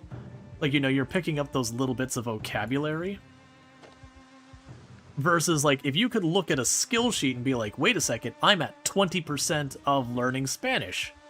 Even if you feel like, you know, oh, I'm dumb, I just don't get this, you can objectively be like, no, I'm 20% closer to knowing this other language. You know, it'd be incredibly motivating for working on various things, being able to, like, tangibly see it, even if it's only, like, 1% at a time. You can be like, okay, if I keep doing this, I will reach the other side. Gain weight, just eat something unhealthy. Lose weight, do some exercise. Exactly. You'd settle for the eating food using one bandage will heal life-threatening wounds. Yeah, you just... Or just like the Skyrim thing. Oh no, I have suffered a mortal wound. Don't worry, I got a bunch of sweet rolls in my backpack. Everyone just rolling around with, you know, an entire bakery just tucked in their bag.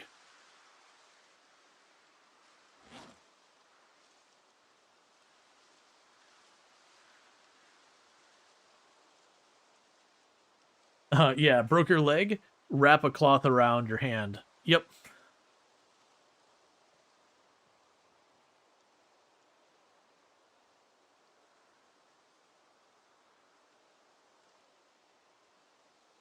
Downside of that would be micromanagers abusing that ability. Only if they could see it as well. Only if they could see that as well. I would want my stats to be mine and mine alone to see.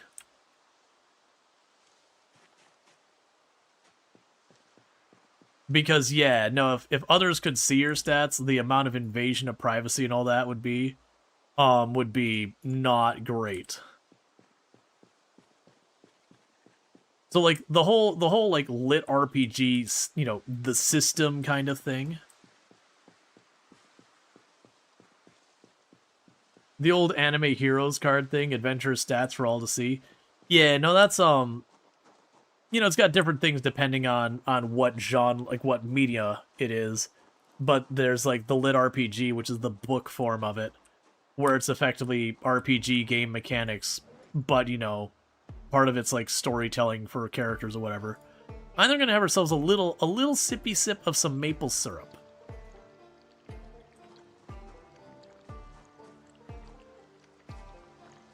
Each tech company be taking your character seat. Well, that's the reason my implication is there wouldn't be a technical aspect of it. You individually would just see it.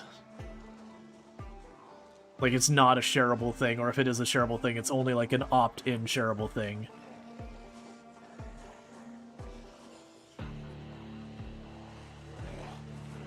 But if your stats are not visible, if your level up sound actually had it, I mean, anything that...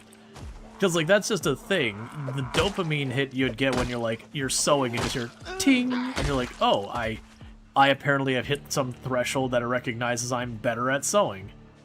I'm very... Delos, or we won't hire it. Well, that's the reason we could just say you can't share it. Like, you could say what it is, but they just have to trust you.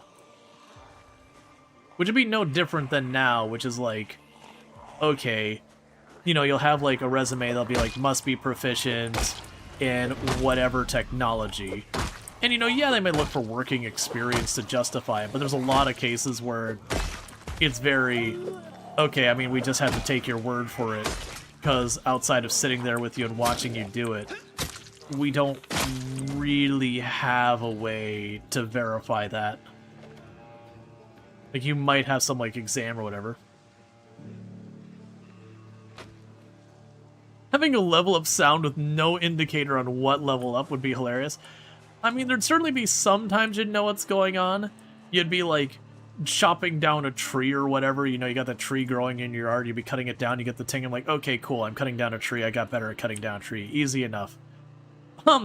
But yeah, you'd be sitting there relaxing and hear ting, and like, did I gain a level in meditation? Like, what did I get better at? You can now make cloth t-shirt? Yeah.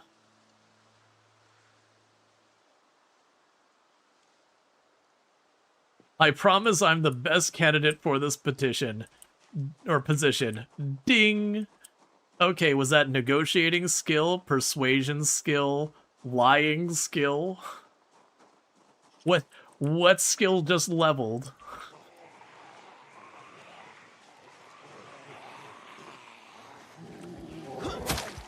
Deception?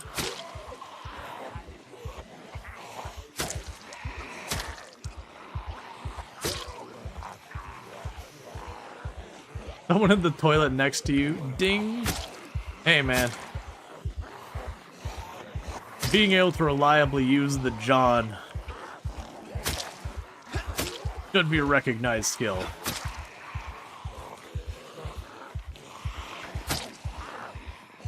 There's definitely times there's issues there we do not need to go into. Eat your fiber, kiddos. Trust me. It is worth every bit.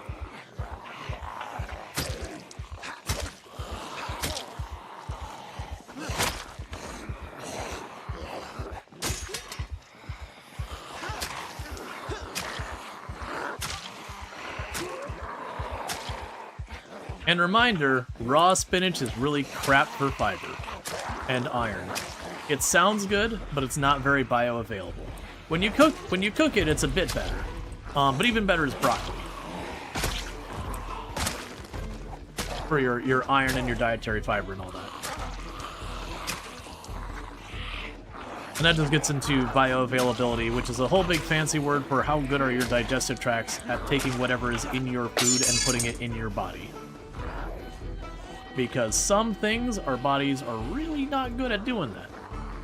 Let's grab the ratchet next. Into the tire iron after that.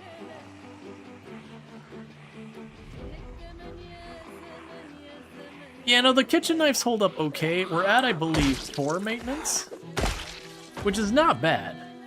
It's when you start to really kind of see the ramp up of things lasting for a while. Because for those who don't know how maintenance works under the hood, every weapon has like a 1 in X number of chance of the weapon taking damage when you hit something with it. And so, I don't remember the exact numbers. It was something like a wooden spear's like 1 in 4 chance of taking a durability hit or something awful like that. Whereas something like the crowbar was like 1 in 40 or something like that. I don't remember what the actual numbers are, but you get the idea. And so what gaining a level in maintenance does is it changes that 1 in 4 to 1 in a different number that's higher. So like with a spear it goes a long way because you change it from 1 in 4 to 1 in 5. That's taking a 25% chance that your weapon takes damage and makes it a 20% chance per swing. And needless to say, you bring that a couple points up, and it could substantially increase the potential length the weapon will go. It's one of the reasons why historically crowbars are so absurd. I think at like max levels, like a 1 in 80 chance or something like that, it takes damage. Which means you could just have them go ridiculously long. It does also mean you can get unlucky and roll that 1 5 times in a row and instantly break your weapon, which is a real big feels bad, man.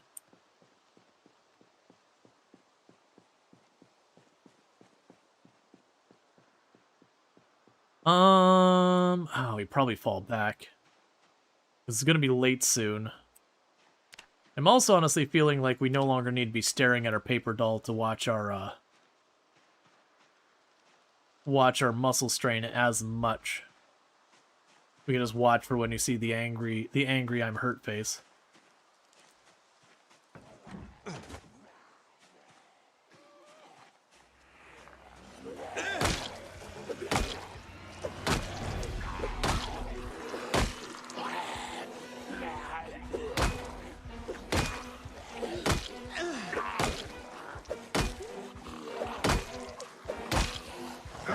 And I'll catch up with Chad in 1 minute.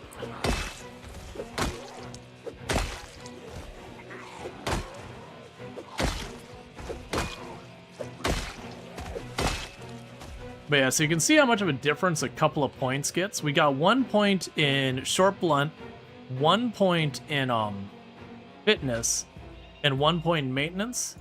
And so running up to a group of like 5, 6, 7, 8 zombies, instead of immediately having to stop and recover, I can kind of take care of the group and have to like pause for a moment after that.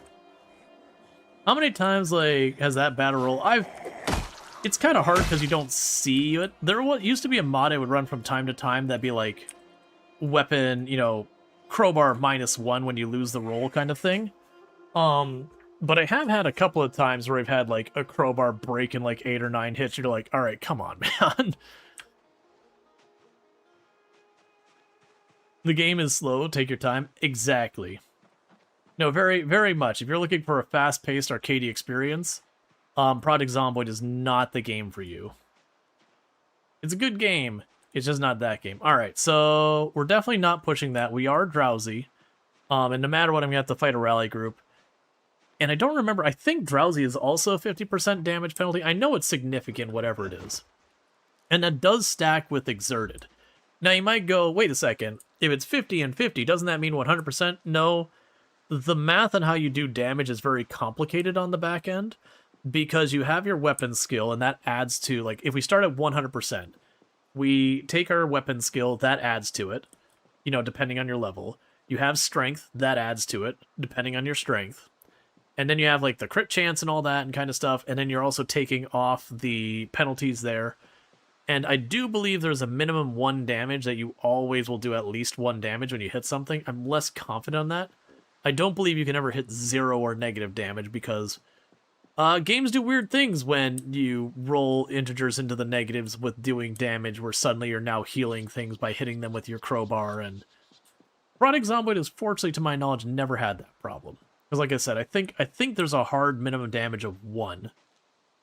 So even if everything has gone wrong, you still have that minimum bar. And it might not literally be the value 1. It might be like 0.5 or whatever.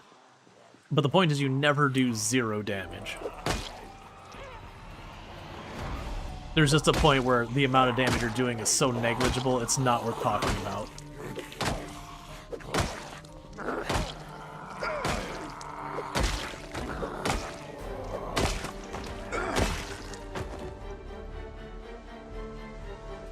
Yeah, so even fighting drowsy while backpedaling. And again, that's 1 point in fitness, 1 point in short blunt. That's what's changed. That's what I mean by, like, those stats go such a long way. It's one of the reasons why starting a character with, like, 5 fitness, 4 strength or something like that is tremendous. And Mount Blades were, with their right perks and soldiers, pay to fight for you. Oh, yeah, that's... I do enjoy those kind of gimmicks and all that. That one feels less bad because you've had to put, like, a lot of effort and investment to get it there. So it's kind of like, you can kind of pretend that you're some, like, renowned hero that people just want to be associated with. That you're, like, that big of a name. Even if it doesn't really make sense to be quite to the extreme of them paying for you. But there's at least a little bit of a excuse you can make. There's definitely been historic figures in time who people rallied behind without really being paid just because that person was kind of so influential, so charismatic or whatever, as long as they were taken care of, like as long as they're being fed kind of thing. You know, fighting for a just cause or whatever you want to go with.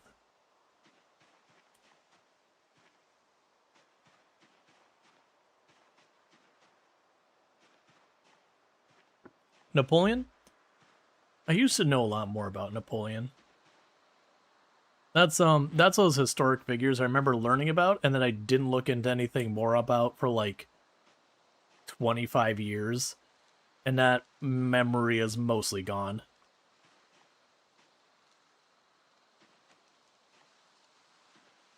So I don't really have like a strong opinion on that one way or the other, but yeah. There's definitely been charismatic people, good and bad. Certainly. Which we don't need to dig into that too far. That's a basket of worms. Alright, so we circled back to the same place we've been dropping back to. It's worked out pretty well for us. We've been clearing the zombies in the area. So if we do encounter zombies here, it'll probably be like a couple of stragglers kind of thing versus full-on rally groups.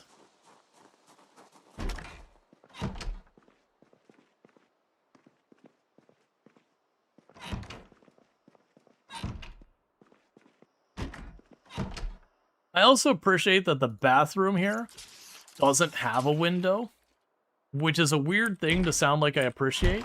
And the reason I appreciate that is when I'm dealing with a whole bunch of this stuff, I don't have to worry about like some zombie popping in around the corner and getting me. You know, one sneaks through a window I didn't realize got broken previously or whatever. Let's say you're kind of stuck. You play with two friends and host and product Zomboid, invite them over Steam. In fights, the players sometimes teleport around, specifically when fighting zombies. Do you have any advice? Yes. So that's not unusual with Product Zomboid. Generally speaking, when you play Product Zomboid, the way the netcode works under the hood is when a zombie is aggroed to you, that is your zombie. Your client is now handling that. And so what that means is it'll do some weird stuff from other people's eyes where they're like shifting around and doing all sorts of funky things.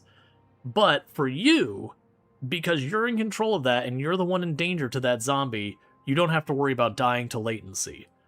Now, the place it gets messy is if you're standing really close to another player where the zombies are trading aggro fairly regularly, that's when you get the weird teleporting nonsense. So my general advice when playing with others in combat in Product Zomboid is if I'm sitting here, if I'm sitting here and I got a horde over here and I got my buddy, instead of both of us being at this spot and fighting the horde that way, I fight them and I keep doing my backpedal, and my buddy kind of circles around, grabs some off the back or the side area, so we're not right on top of each other, and that will alleviate a lot of the like teleporting around nonsense, because then they're peeling off the zombies that are less close to you, that are less of a threat, and it can kind of peel them off and fight them one by one. You'll still have the weird thing where this person watching you it'll just look like they're just grabbing you again and again, but it is one of those things that it is because your client is determining it. And that's a deliberate decision to, again, you shouldn't die to lag. That shouldn't be a thing that happens from the zombies. The only exception being is, again, if they're trading aggro back and forth between people, then the server has to consolidate where the zombie actually is. And that's where things get weird. Someone took a screenshot where there were 2 or 3 mollies at the same house. Oh, weird. I wonder how that happens. Like, maybe relogged or whatever. But yeah. And then, like, obviously, the higher the latency between the various players and the server, the more significant that, like, little bit of weirdness gets. Because if you have, like, a very, very, very low ping between both the people, you'll see very little of that, like, the zombie looking like they're grabbing the person again. But like, to give you an example, me and Bloody Drongo were playing together server. I'm East Coast US and Bloody Drongo is Australia. So pretty close to as far apart as we could possibly get geographically. And we were both able to play perfectly kind of safe. But yeah, we saw some pretty cursed things. Pretty much. Another question is, if they connect and get a message that UDP... If they connect, they get the message UDP port 16262, but since you play over stream, you read it is not needed to change. You shouldn't need to worry about anything related to that, because if you're going through Steam, you're going through Steam's thing, not the in-game stuff. So you shouldn't have to be worrying about a lot of the port stuff there. Not with Product Zomboid. There are some games that you get port shenanigans going on. But yeah, no, I'm pretty sure if you go through Steam, you're going through Steam's multiplayer stuff. That, you know, that should be fine. You shouldn't run into too many problems. You used to, like, not Product Zomboid, but Gaming in Usual used to run into all sorts of port forwarding headaches back in the day. But a lot of the systems have found ways to, like, go through, like, certain ports that are, you know, you have, like, Windows has gone through, you've allowed Steam to connect through Windows, by just being like, when it goes, do you want to allow Steam to connect? You say yes, or Product Zomboid to connect, you say yes once, and then it kind of handles all your port forwarding and all that in the Windows side. Now, you can get, like, You can get routers and all that are particularly picky about ports that you kind of have to put them. But nowadays, honestly, a lot of routers are a lot less stringent on a lot of stuff, which is a pro and a con in its own right. But expecting everyone to know how to like log into their router and doing a port forward and everything, or DMZing a computer or whatever is not a reasonable thing.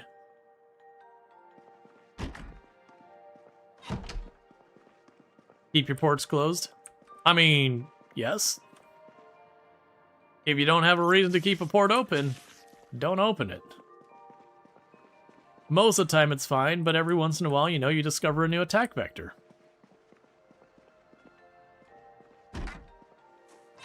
Man, I haven't... That used to be just a thing people would do, is they would port scan. I know they put a lot of limitations, like, on the ISP side, where you couldn't just... If they detected someone just blasting out a port scan, they would start blocking your connection. You know, and various other things. Not just ISPs, but you'd also have, like, the, what's the word I'm looking for? Your hosts. You want to sub, but for some reason it doesn't work. If you are on mobile, you can run into a lot of problems. Also, if you're trying to sub and you're on mobile, I definitely suggest, unless you literally can't get onto a computer, do it on a computer. For those who don't know, by and large, any purchase you do on mobile versus the not mobile version, you're going to get charged about 30% extra. And that's not Twitch on its own. That's like literally everything. And that's because Apple and Android know that charge 30%. And so that cost gets passed on to the customer. And that's true of everything from like Fortnite to buying bits on Twitch to, you know, like your subscription for various music stuff. Like if you subscribe to stuff like Spotify through the iOS app versus through their website, every single one of them will give you about a 30% surcharge if you go through the app. Because again, you are having 30% of that money taken by iOS.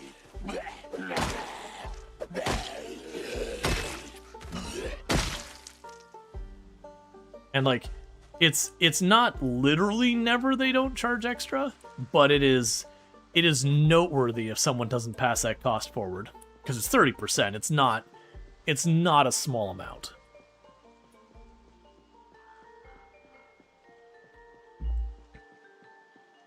Because you need more reason to never do anything related to that phone. Now, to be clear, if you have something that's only available on your phone, that's just the regular price.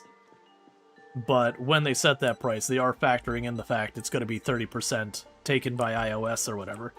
And to be entirely fair, while that does suck, it is kind of fair. Like, it sucks when it's like a walled garden situation. And thank you, Gunloman, for the tier 1 sub. I really do appreciate that, and I do hope you enjoy your advertisement-free viewing as well as access to the emotes. So thank you so much for that support. It means a heck of a lot. But yeah, no, it's kind of one of those things, like, yeah, with, like, for example, Apple, it's kind of a walled garden that is the only option you have for your device. Android, it's mostly you're going through the Play Store. There are ways to use other stuff. Oh, still the power's holding. Weird. Like, we're not at the point that, you know, it's unreasonable for it to be holding. It's just, we're definitely beating the odds here on getting the power to stay longer than you'd expect. Granted, I'm not doing a whole lot with the power other than lights. Okay, let's make sure I accidentally don't cancel that. Don't. Screw you, game. Alright, it's helicopter time. So the helicopter can show up anytime between 9 a.m. and 7 p.m. for its arrival time. It can stay after 7 p.m., but it will arrive by 7 p.m. So let's go and get this sorted. Alright, so I gotta make my decision of where I'm doing this. Oh, let's go grab that shotgun.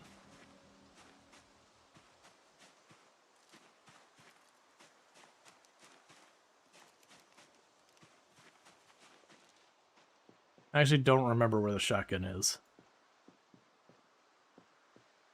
Okay, it's up there. Okay, so my thought, to be fair, we were due for the helicopter. It's not, and it could be worse. We're going, actually, no, isn't the storm coming? No, the storm's tomorrow. So we're actually okay on that front. It could have made us have to deal with this during a storm, which is pretty annoying when that happens. We're just drinking maple syrup.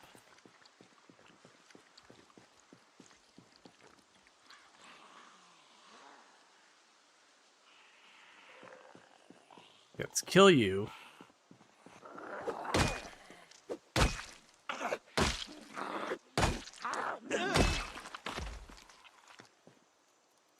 So I'm going to do is I'm going to put the tire iron in my backpack. And we're going to grab the shotgun. This is something I used to do way often back in the day. Which is anytime I had a helicopter day, I'd bring the guns out.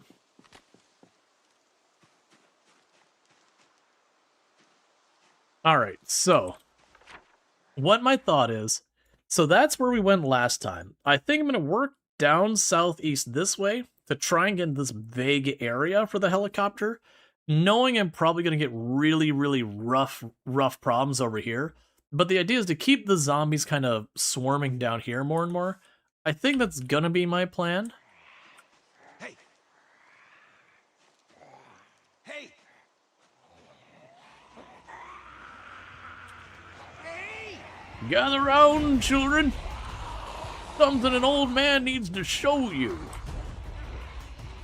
So, lesson number 1 of gun safety. Do not be in front of the firearm. It is really bad for your health.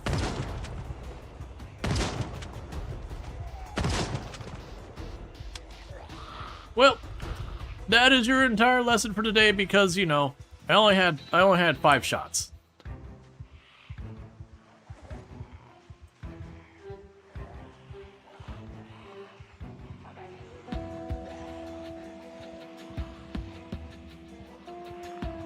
Okay, so plan is basic. Gonna walk down here into this open field. We're gonna work ourselves pretty close to where we dumped off the zombies, whereas like this whole area is compromised. And then if we have the opportunity to fight some of them, we will. If not, then we get to do a little walkie walk. I'm not gonna bother yelling or anything like this right now. We're just going down this way. And you can see where all those zombies heard that shotgun. The shotgun is obnoxiously loud. It carries a very, very long way. It is one of the loudest sounds in the game so far as the zombies' awareness. The largest is the house alarm, I believe, followed by the helicopter. And I think the sawed-off shotgun comes next, and then the regular shotgun, I believe. I'm very likely missing some sound effects in there. Like, I actually don't know where the car alarm fits, other than I know it's not as long as the house alarm. That's, the way pinpoint hearing, I don't know if it still works this way. It was literally just multiply how far a sound could be heard from. So with pinpoint hearing, there was a whole thing where you would turn on pinpoint hearing and you have a house alarm. And if you had a house alarm in like northeast Rosewood, you would have zombies in Muldrow, like the very southern edge of Muldrow, would respond to it. Now granted, they wouldn't get there. They would walk a little ways and then forget about it. But, you know, when you pulled up like the debug mode and you set up the house alarm and you know, showed what zombies were alerted, it would show zombies in Muldrow reacting. But that's because of something like they hear 3 times as far, and because of how ridiculously large the range is on a house alarm. You get the idea. Is it just covers such a absurdly large range. How does the whistle compare to shotguns? It's definitely not as loud as a shotgun. It is much louder than... Well, actually, I don't know that for sure. It's definitely way louder than yelling. Like, by a magnitude louder.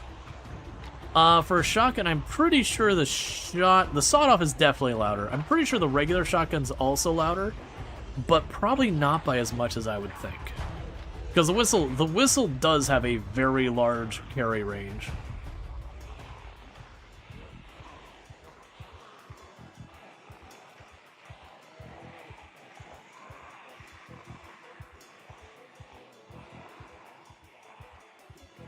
Yeah, so this field should be a great place for a helicopter. There's literally no obstacles, nothing for me to get snagged on, nothing to cause line of sight issues. Just all good news all the way around. Yeah, not till we get over. That's the first things we can get snagged on is those rocks over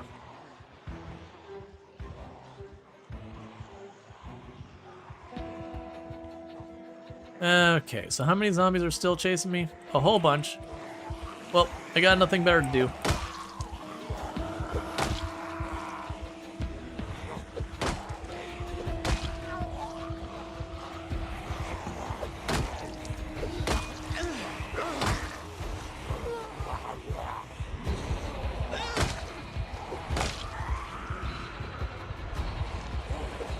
I just have to be careful because this is an area I've not cleared before. There's tons of zombies in the area.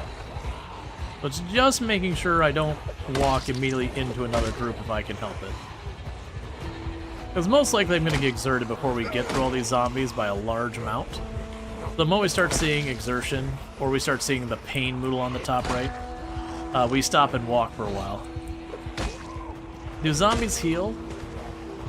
So I think what actually happens, if I remember correctly, is the zombies don't heal in the sense that you're thinking, but it is a thing that after a while, if a zombie's been left alone, it could effectively be unloaded.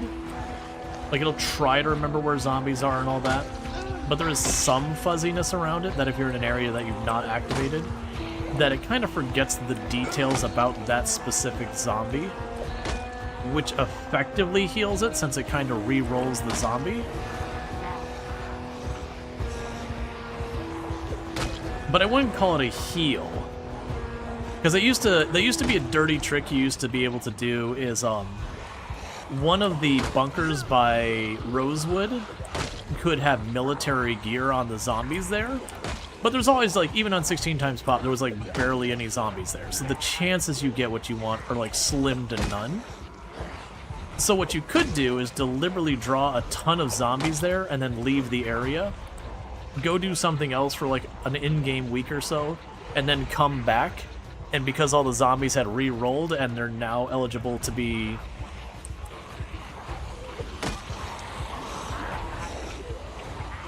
you know, now eligible to be the military zombos, it was a way to get military packs back in the day. That's been gone for a long time.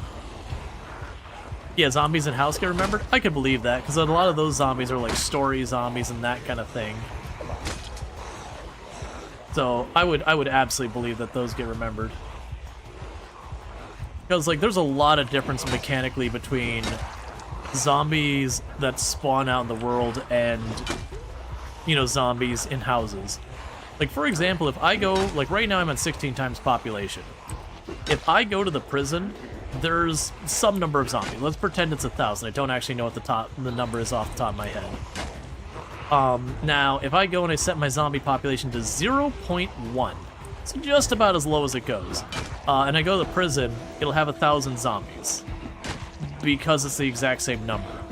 Your population multiplier, as long as you don't make it 0, does not have impact on any zombies spawning inside of buildings. It's just the zombies out and around buildings. So when people are like, oh, well, we could go and take on the military base, but don't worry, it's just 1 times pop, you're kind of being gaslit a little bit, where the person probably doesn't realize it, because you're still just dealing with the same thing. Now, granted, realistically it'll be easier because there won't be a crap ton of zombies outside the place to deal with. Not comparatively speaking. But the point still stands. The number of zombies down in that hole are gonna be basically the same. You know, with a little bit of margin of error because there is a little bit of randomization to it. But, you know, it'd be like, okay, does it have 1,005 or 995? Which no one cares.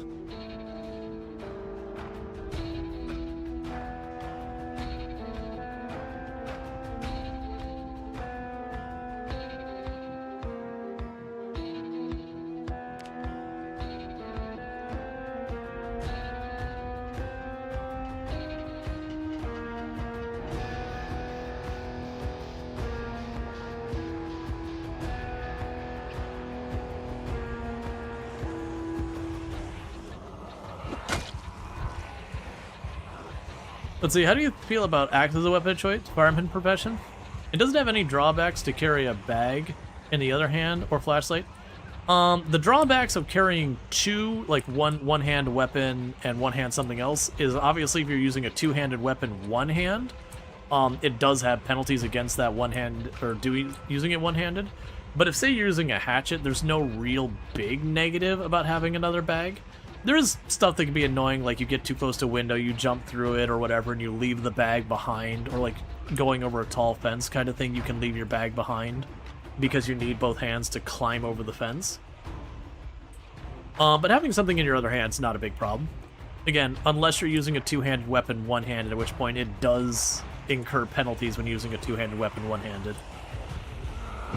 But I mean, it physically tells you that on the two-handed weapons, like limited damage or limited effectiveness one-handed, whatever the dialogue is.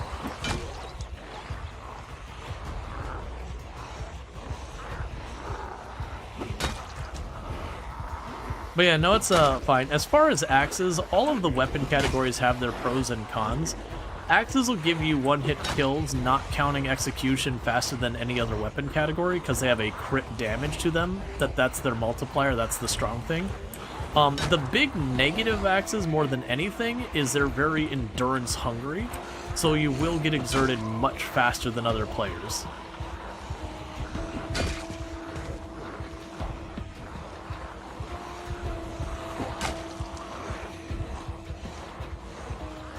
Yeah, no, for those who don't know, you can put one item that exceeds the carry capacity of a car seat in a car seat, like this one. So that is one of the broken things you can do with stuff like military backpacks, is you can just go to the passenger seat and dump a military backpack fully filled in that seat, even though it exceeds the amount of weight that seat should be allowed to carry. Okay, when do you sharpen your axe? When is the right timing? Because you always run out of axes pretty quick. That's just going to be a whole thing that's going to happen. Axes are pretty hard to keep a surplus on hand.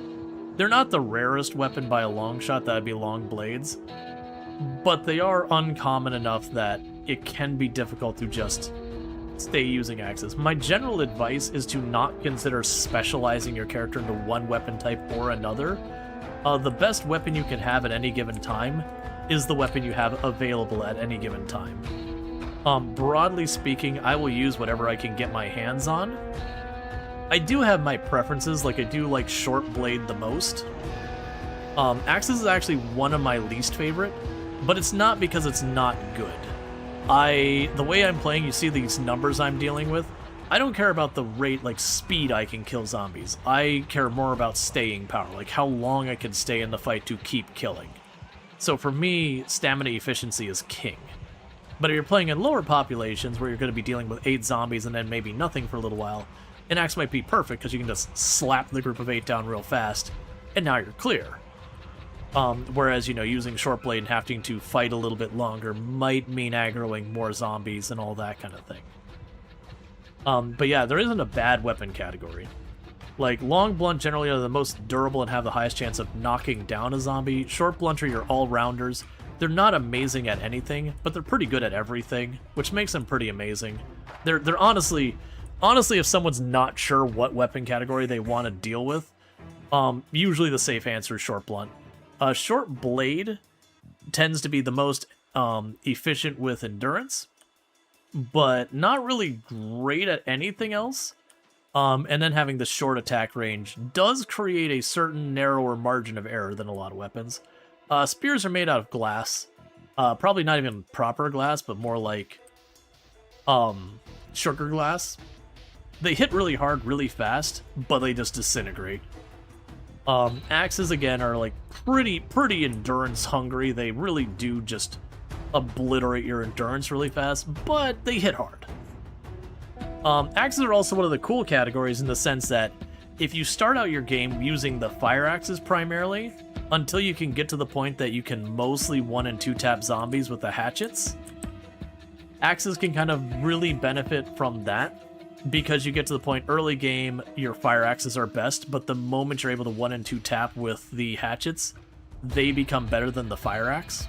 Because, you know, if a zombie has 100 health, It doesn't matter whether you hit it for 100 or 200, it still dies.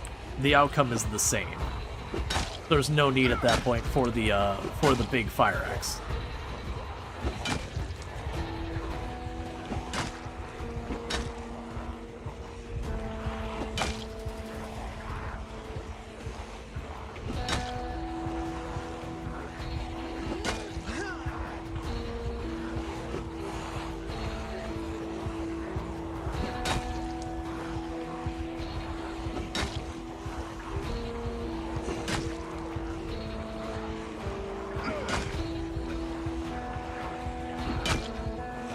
Okay.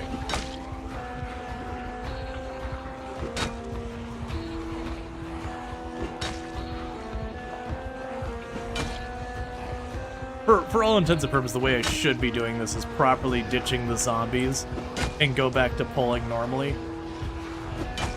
I'm partly goofing off, partly just doing whatever. We're just waiting for the helicopter.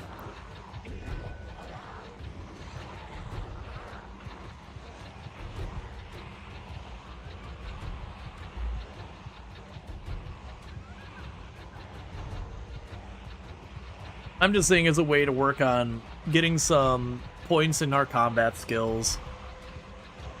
Maybe kill a handful of zombies. Are we to the nightsticks? I think we're to the point of using nightsticks.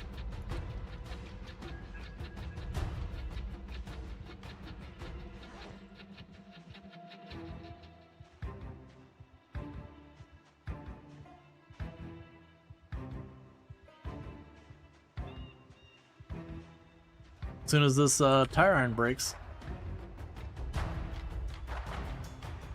Okay. Plus we get good music, because we're in combat pretty much indefinitely till we're ready to wrap for the day. I was actually hoping that muscle strain to go away, but...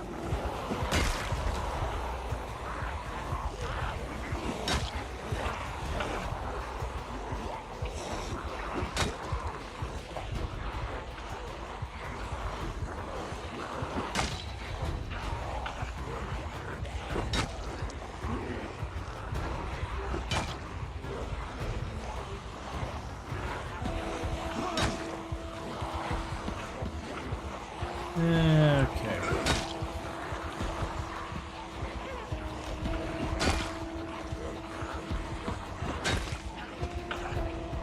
And we're starting to soften them up that I am starting to get the occasional kill in there. Because it's going to take me 2 or 3 hits to kill a zombie.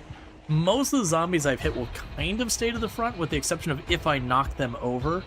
Then as dense as that pack is, they'll keep walking across it and that zombie will get kicked to the back. There's the helicopter. Alright, so 07:29, 1 p.m. Where am I? Oh, I'm right here. Okay. So, boom, add. That's the first helicopter. Are we really only on the second? It's fine. Second helicopter 07/29 space 1 p.m. I believe I said it was.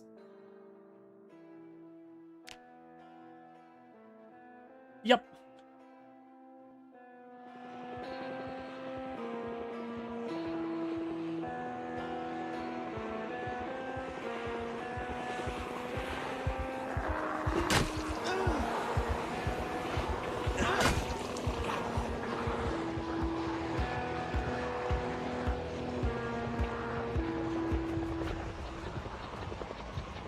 Alright.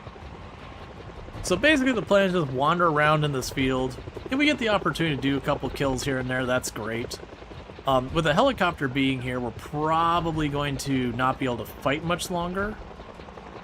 Because what's going to generally happen soon is we're going to start seeing zombies coming from a bunch of different directions. And then I won't also be like able to necessarily sit down and recover very long.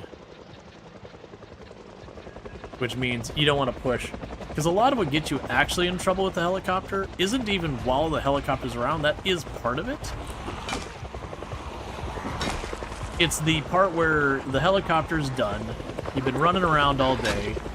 You probably fought a bunch, you're probably exerted, it's probably getting dark by the time you're getting home. The zombies have moved around a ton. And you're just dealing with, like, kind of an unknown of the situation. So you try and get home and realize home is compromised. You don't really got enough steam left in the engine to deal with it. And going, what do I do now? And trying to navigate that situation.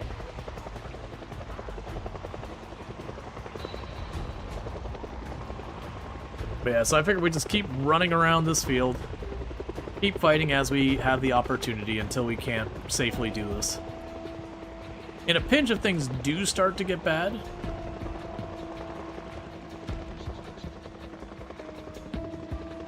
I do actually have more caffeine tablets, and that effectively wakes us up completely.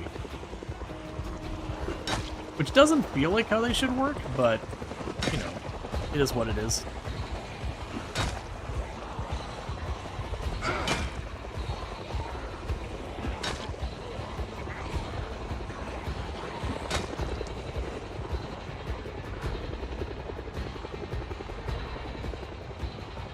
I'm honestly surprised I haven't seen a bunch of other zombies from other directions that were still just dealing with the pain train. Because just east of us is where we took the last helicopter. There's a couple hundred zombies we ditched over there. There we go. I just had to talk about it. It's still not that many, but same deal. So let's cut this way. See if I can manage to sit down for a little while. Maybe get some kills. Alright, well I can finish this one off real fast.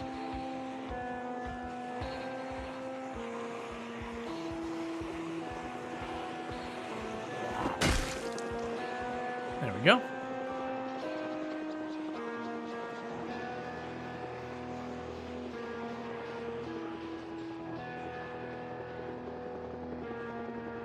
Take a little sippy sip of our water.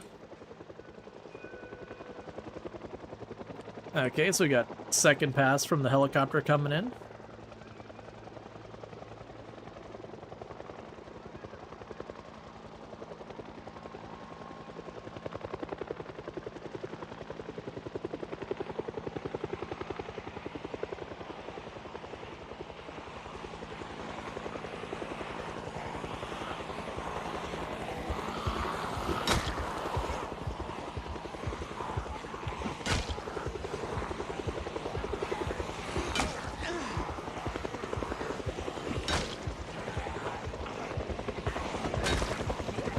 I normally don't bother fighting them during the helicopter. Oh, we got another one crawling here, so that usually means we can one-tap it.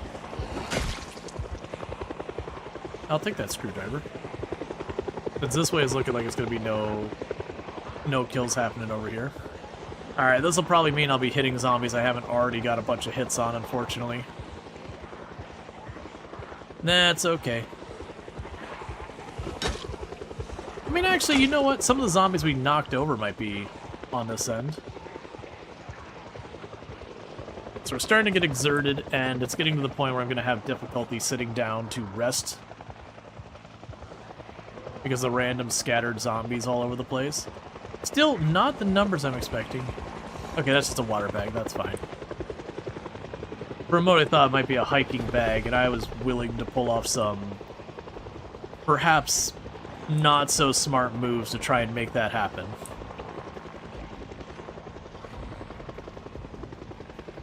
But you know, greed. That said, it was not a hiking bag, so doesn't matter. Yeah, it looks like we're probably done fighting. This many zombies scattered around aren't gonna let me do anything. So any of you got a good bag in there? Anyone? No? Doesn't look like it? Alright.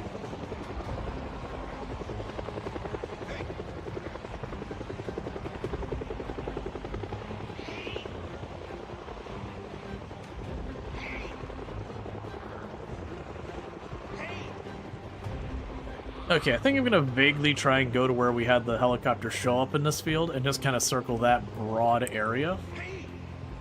So again, I know exactly where I'm ditching the zombies, where I'm done. And I'm loosely just trying to keep an eye on the zombies moving around. Just in the off chance I see a survivor's ammo. Yep, playing some Zomboid. Just dealing with our second helicopter for the run. We are playing in the absolute max on the population goes. This area won't seem like it's too bad, but I mean, I do have some friends behind me. But that's mostly because we've been killing all these zombies in the area, and it's not a super dense area.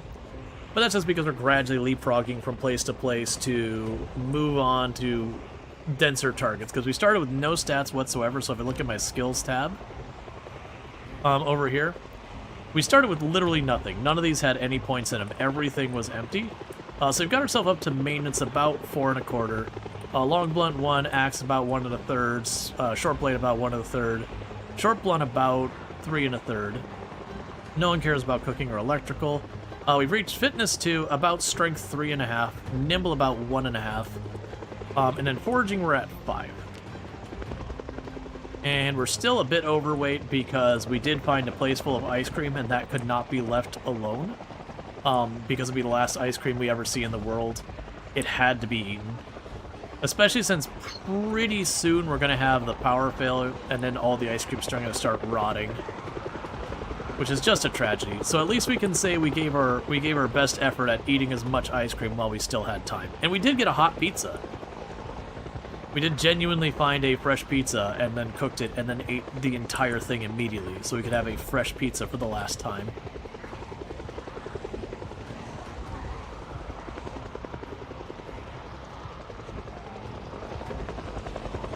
When is your best timing to sharpen an axe? Pretty much any time you've got an opening. There's not really a, like, you can't damage an axe by sharpening it too much.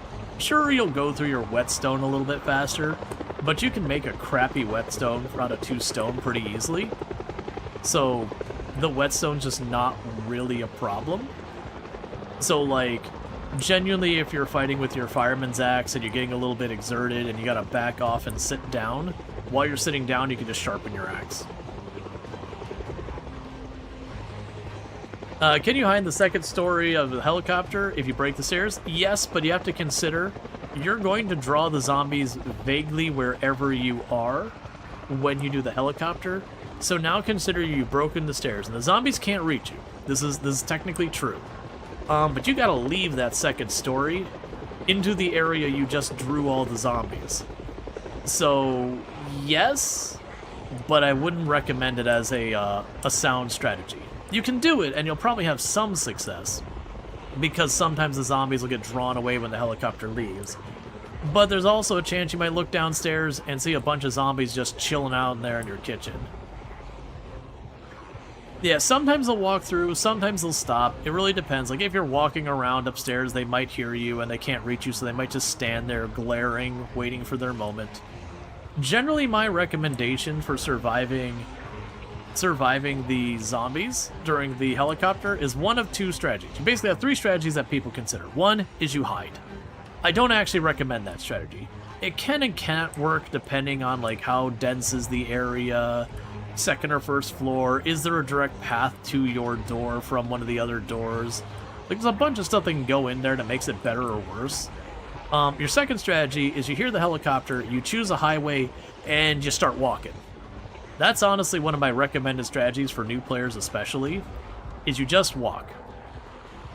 And as long as you're walking, the odds of you getting overwhelmed are pretty low unless you walk like into a major city or something.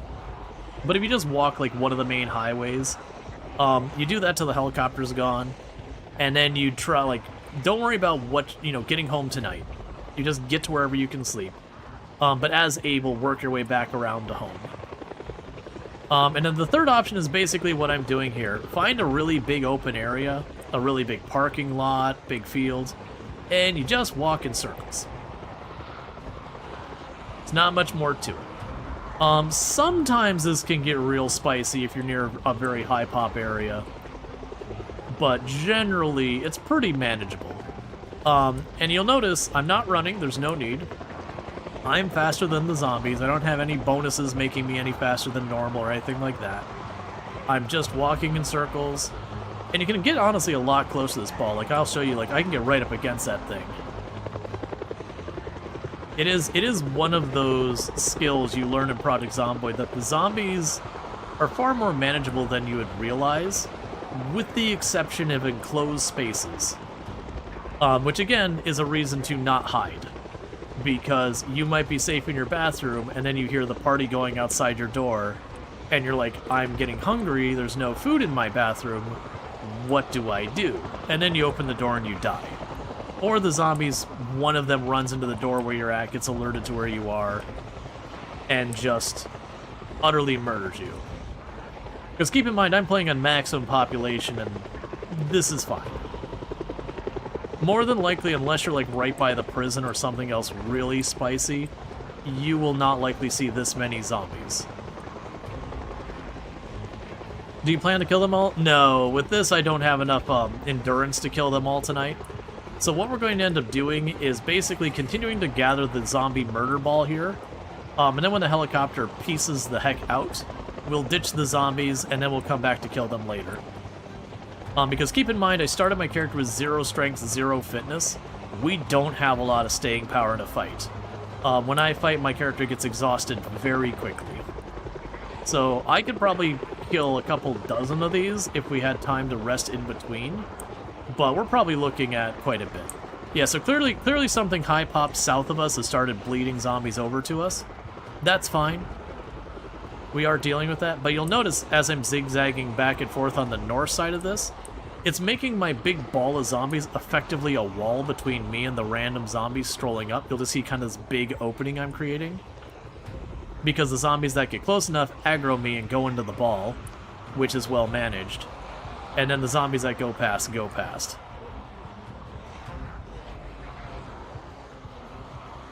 Now, the downside with this strategy is eventually I'll run out of space going to the north, and that's where things can get a little hairy, but I'm not super worried. Yeah, ones like that are off on their own can be a problem, but you just got to keep them in mind and avoid them.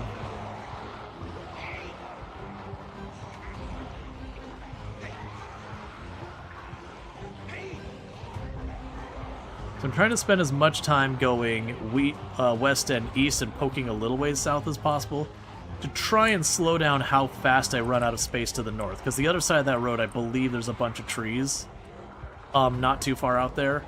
So I kind of want to don't go there because we definitely don't want to mess with zombies in the trees.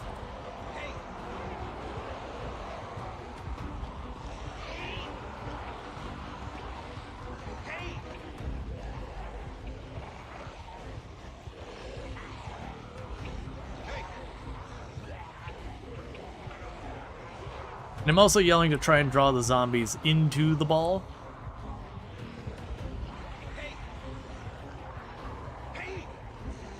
Because the problem we're running into now is right now the helicopter stage, this part's fine. This is managed, this is okay. But you're noticing a lot of zombies are getting past, and I mean a lot of zombies are getting past me. Those zombies are going somewhere. And the issue I'm going to run into is down the road. I gotta get home. And depending on where those zombies stop moving, that could be a big problem.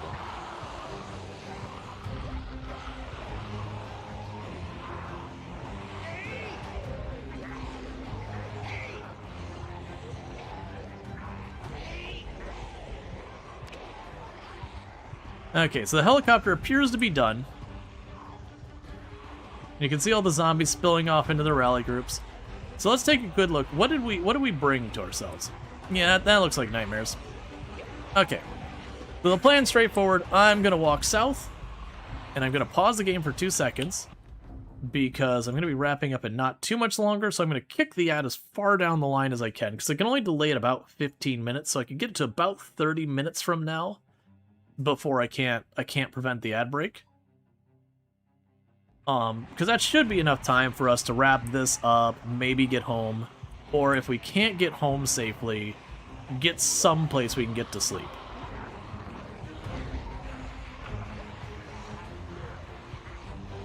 Alright, so it's looking like south is not going to improve our situation, so we're going to start cutting west. So what I'm hoping here is that we keep cutting west, eventually I can circle back north, to one of the houses and maybe get some sleep. Not immediately, but you get the idea. Clear out whatever zombies I have to clear out. Because I'm sure it won't be none.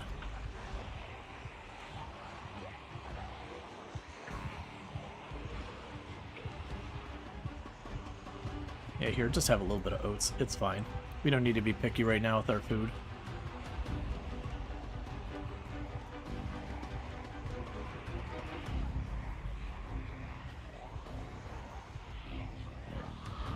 Yeah, so my hope is if I go far enough west, we're going to stop seeing this density of zombies. And then at that point, I'll be able to turn north and just see if any of those homes are fine. So far, not looking great. I don't know what the heck is south of us, but there's certainly no lack of zombies down there. I'm assuming it's just a handful of warehouses and that kind of nonsense. But I think we had a 3-passer helicopter. So it definitely got to draw the zombies from a pretty good range away. And you'll notice I'm still not running. Right now is not the time to be wasting energy, because we don't know what our fight is going home. Like, for any place to sleep, we don't know where we're in for. So we want to be very conservative on our energy. It is a thing I'm okay to run, like, if I see a good place where I can get ahead of them, line of sight, and then get away. That would be worth running a little bit for, just to achieve the line of sight as quickly as possible. But we don't want to run far. So this is looking pretty encouraging. The zombies are very much thinning out down here. Now the downside is because I'm drawing the zombies over here and then ditching them, this area is probably going to be pretty awful. Okay, so they're still keeping up with me so far. I'm going to aim for that same house he'd been sleeping at with a propane tank. I think that might be far enough away that we shouldn't have pulled any zombies to that location. So my plan is to keep walking west, because again, I don't need to run. I am losing them. I am faster than them. So literally I can just keep walking west, and I will get away. We just get far enough away that they can't see us. We turn north. They'll go to the last place they saw us and then start spreading out from there. Not like any logical search pattern. They'll just kind of mush into one spot and then kind of spread out from that spot.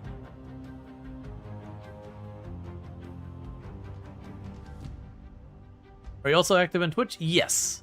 Twitch is my primary platform. For those who don't know, I do stream to both Twitch and YouTube. Twitch is my main platform. It's where I worry about most of the stuff. I mostly stream to YouTube for the purposes of having the VOD get saved. That way, when someone goes, hey, have you ever checked out Kenshi or Subnautica or whatever game they think I might be interested in, a lot of times I can be like, yes, I did, right over there. Because you can search for any of it in the channel. Ooh, okay, we don't want to do that. All right, thank you for the follow. Welcome to the stream. Oh, I thought I saw a big backpack. Okay, so we do have zombies in this general area. This is probably an area I just haven't cleared, so let's kill the one zombie that's aggroed me. Of course.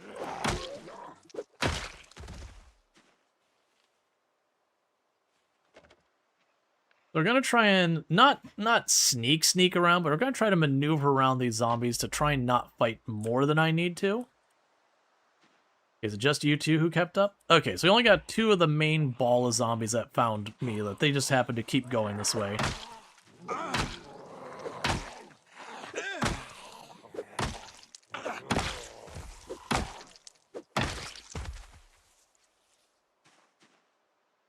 What is the plan? Right now the plan is I've got a house north of me. We already had all the zombies chase me and whatnot. So I want to kind of just maneuver around these big rally groups as best I can to avoid aggroing too much, because we don't want to fight all this on the way home.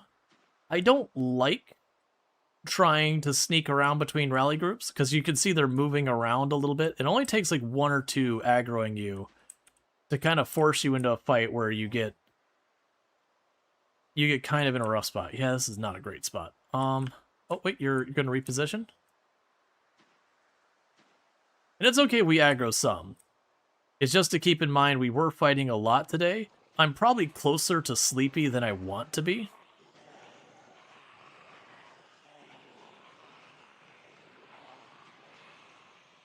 Yeah, there's another group over there. Okay, so this is not boding well for us, because the house we're looking at is just on the other side of this. So it could be that the zombies did get dragged up here, which I was hoping wasn't going to be the case, because it's far away from the helicopter, but the helicopter do draw zombies from a long way. But yeah, I'll work our way up here.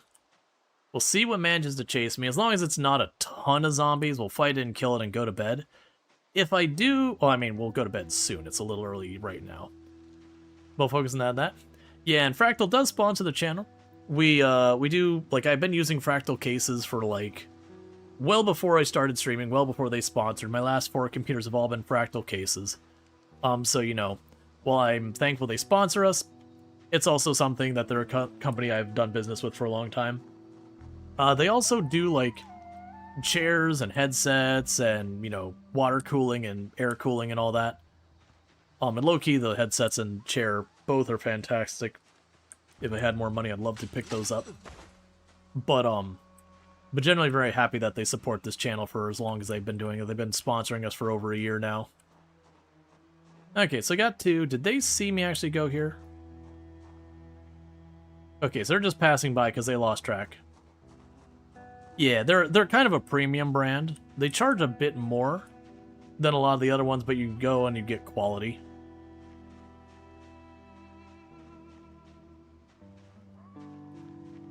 Alright. So it looks like I got a couple of zombies there. I got a couple of zombies passing over here. I guess at least 3 or 4. Should probably not push my luck trying to clear too much. We've got the safe escape. It would be better for us to go in there, get some sleep, because again, we were fighting a lot today without actually properly resting during all of it. There's a very real chance I'm going to see, you know, tired any time now. But I also do want to get rid of the zombies. Oh yeah, no, part of the reason I like the Fractal cases that drew me to them in the first place is so many cases you get out there are just RGB, plexi, blinking light, over-the-top nonsense, and they do have some RGB stuff if that's your jam. But I really like a lot of their cases. They're just pleasant. No flashing lights, none of that sitting out of the corner of your eye blinking the entire time you're trying to enjoy a game. They've honestly been doing stuff like the one I've got is the North, so it has like a little bit of a wood finish on the front. So it kind of fits perfectly in if you wanted to have it with like a home theater system or whatever. I really like that kind of stuff being nice, but also not being kind of in my face. I'm definitely the kind of person that tries to turn off all the RGB that ends up getting stuck in my stuff. As you have your case closed, your GPU has RGB and your RAM has RGB, and you severely dislike. I very much dislike it because in a lot of cases you'll have, you know, your GPU and you'll be like, cool, can I get this without the RGB? No.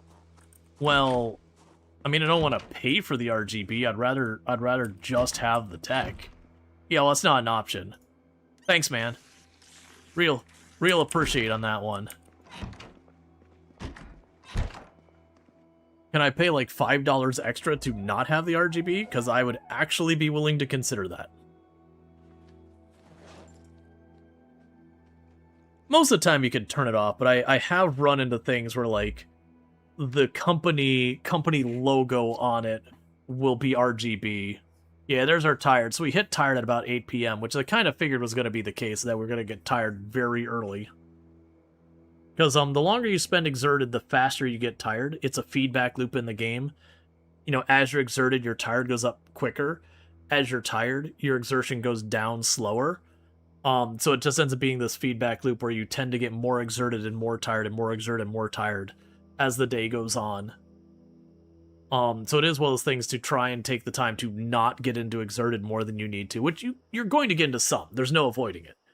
But it's once you see like high exertion, it's to just, you know, it's time to cut and run unless you're right about to finish the fight. Well, cut and walk away. Don't actually run. Running is just wasting what, you know, exertion you have left. Let's see here. Now, I'm deliberately not exercising right now, and there's a reason for that. Tomorrow when we make up, we don't know what we're waking up in. There's a good chance the zombies will trigger a migration. Because of the helicopter dumping a bunch of zombies all over the place. So there's a really good chance the zombies are going to move around a lot tonight/tomorrow. Post the helicopter as they settle into their new spots. And then with that, if I go out there, I'm, dealing with exercise pain, that kind of thing. And you do have daily helicopters? No, I have it set to sometimes. Generally the big difference is you have no helicopter, which means no. You have once, which, day like 5, 6, 7, 6, 7, 8-ish, you'll have a helicopter, and then it's done forever. And then you've got sometimes, which is about every 10 to 12 days, and then you've got often, which is like 9 to 11 days. I might be off by like a day or two on those ranges. So the difference between often and sometimes is pretty negligible. But then the difference between like those and once and none is huge. Now, with that said, I have been streaming for about 10 hours today. We had a wonderful time collabing with Curly earlier today and all that good stuff, but I'm going to be wrapping up here in just a minute. So thank you so much for tuning in. Make sure you're following if you have enjoyed tonight's content. That way you can find your way back here in the future. That is kind of just how this whole streaming thing works, where if you like the content and you want more of it, you got to follow to find your way back. But with that said, I do really appreciate everyone tuning in, all that good stuff. It has been a fantastic day. I'm thinking we will probably do Vintage Story tomorrow. That's tentatively what I'm thinking. We can figure it out when we get there, because I reserve the right to change my mind, because I do that. We will be playing more Product Zomboid. I'm not done with this for, like, the update or whatever.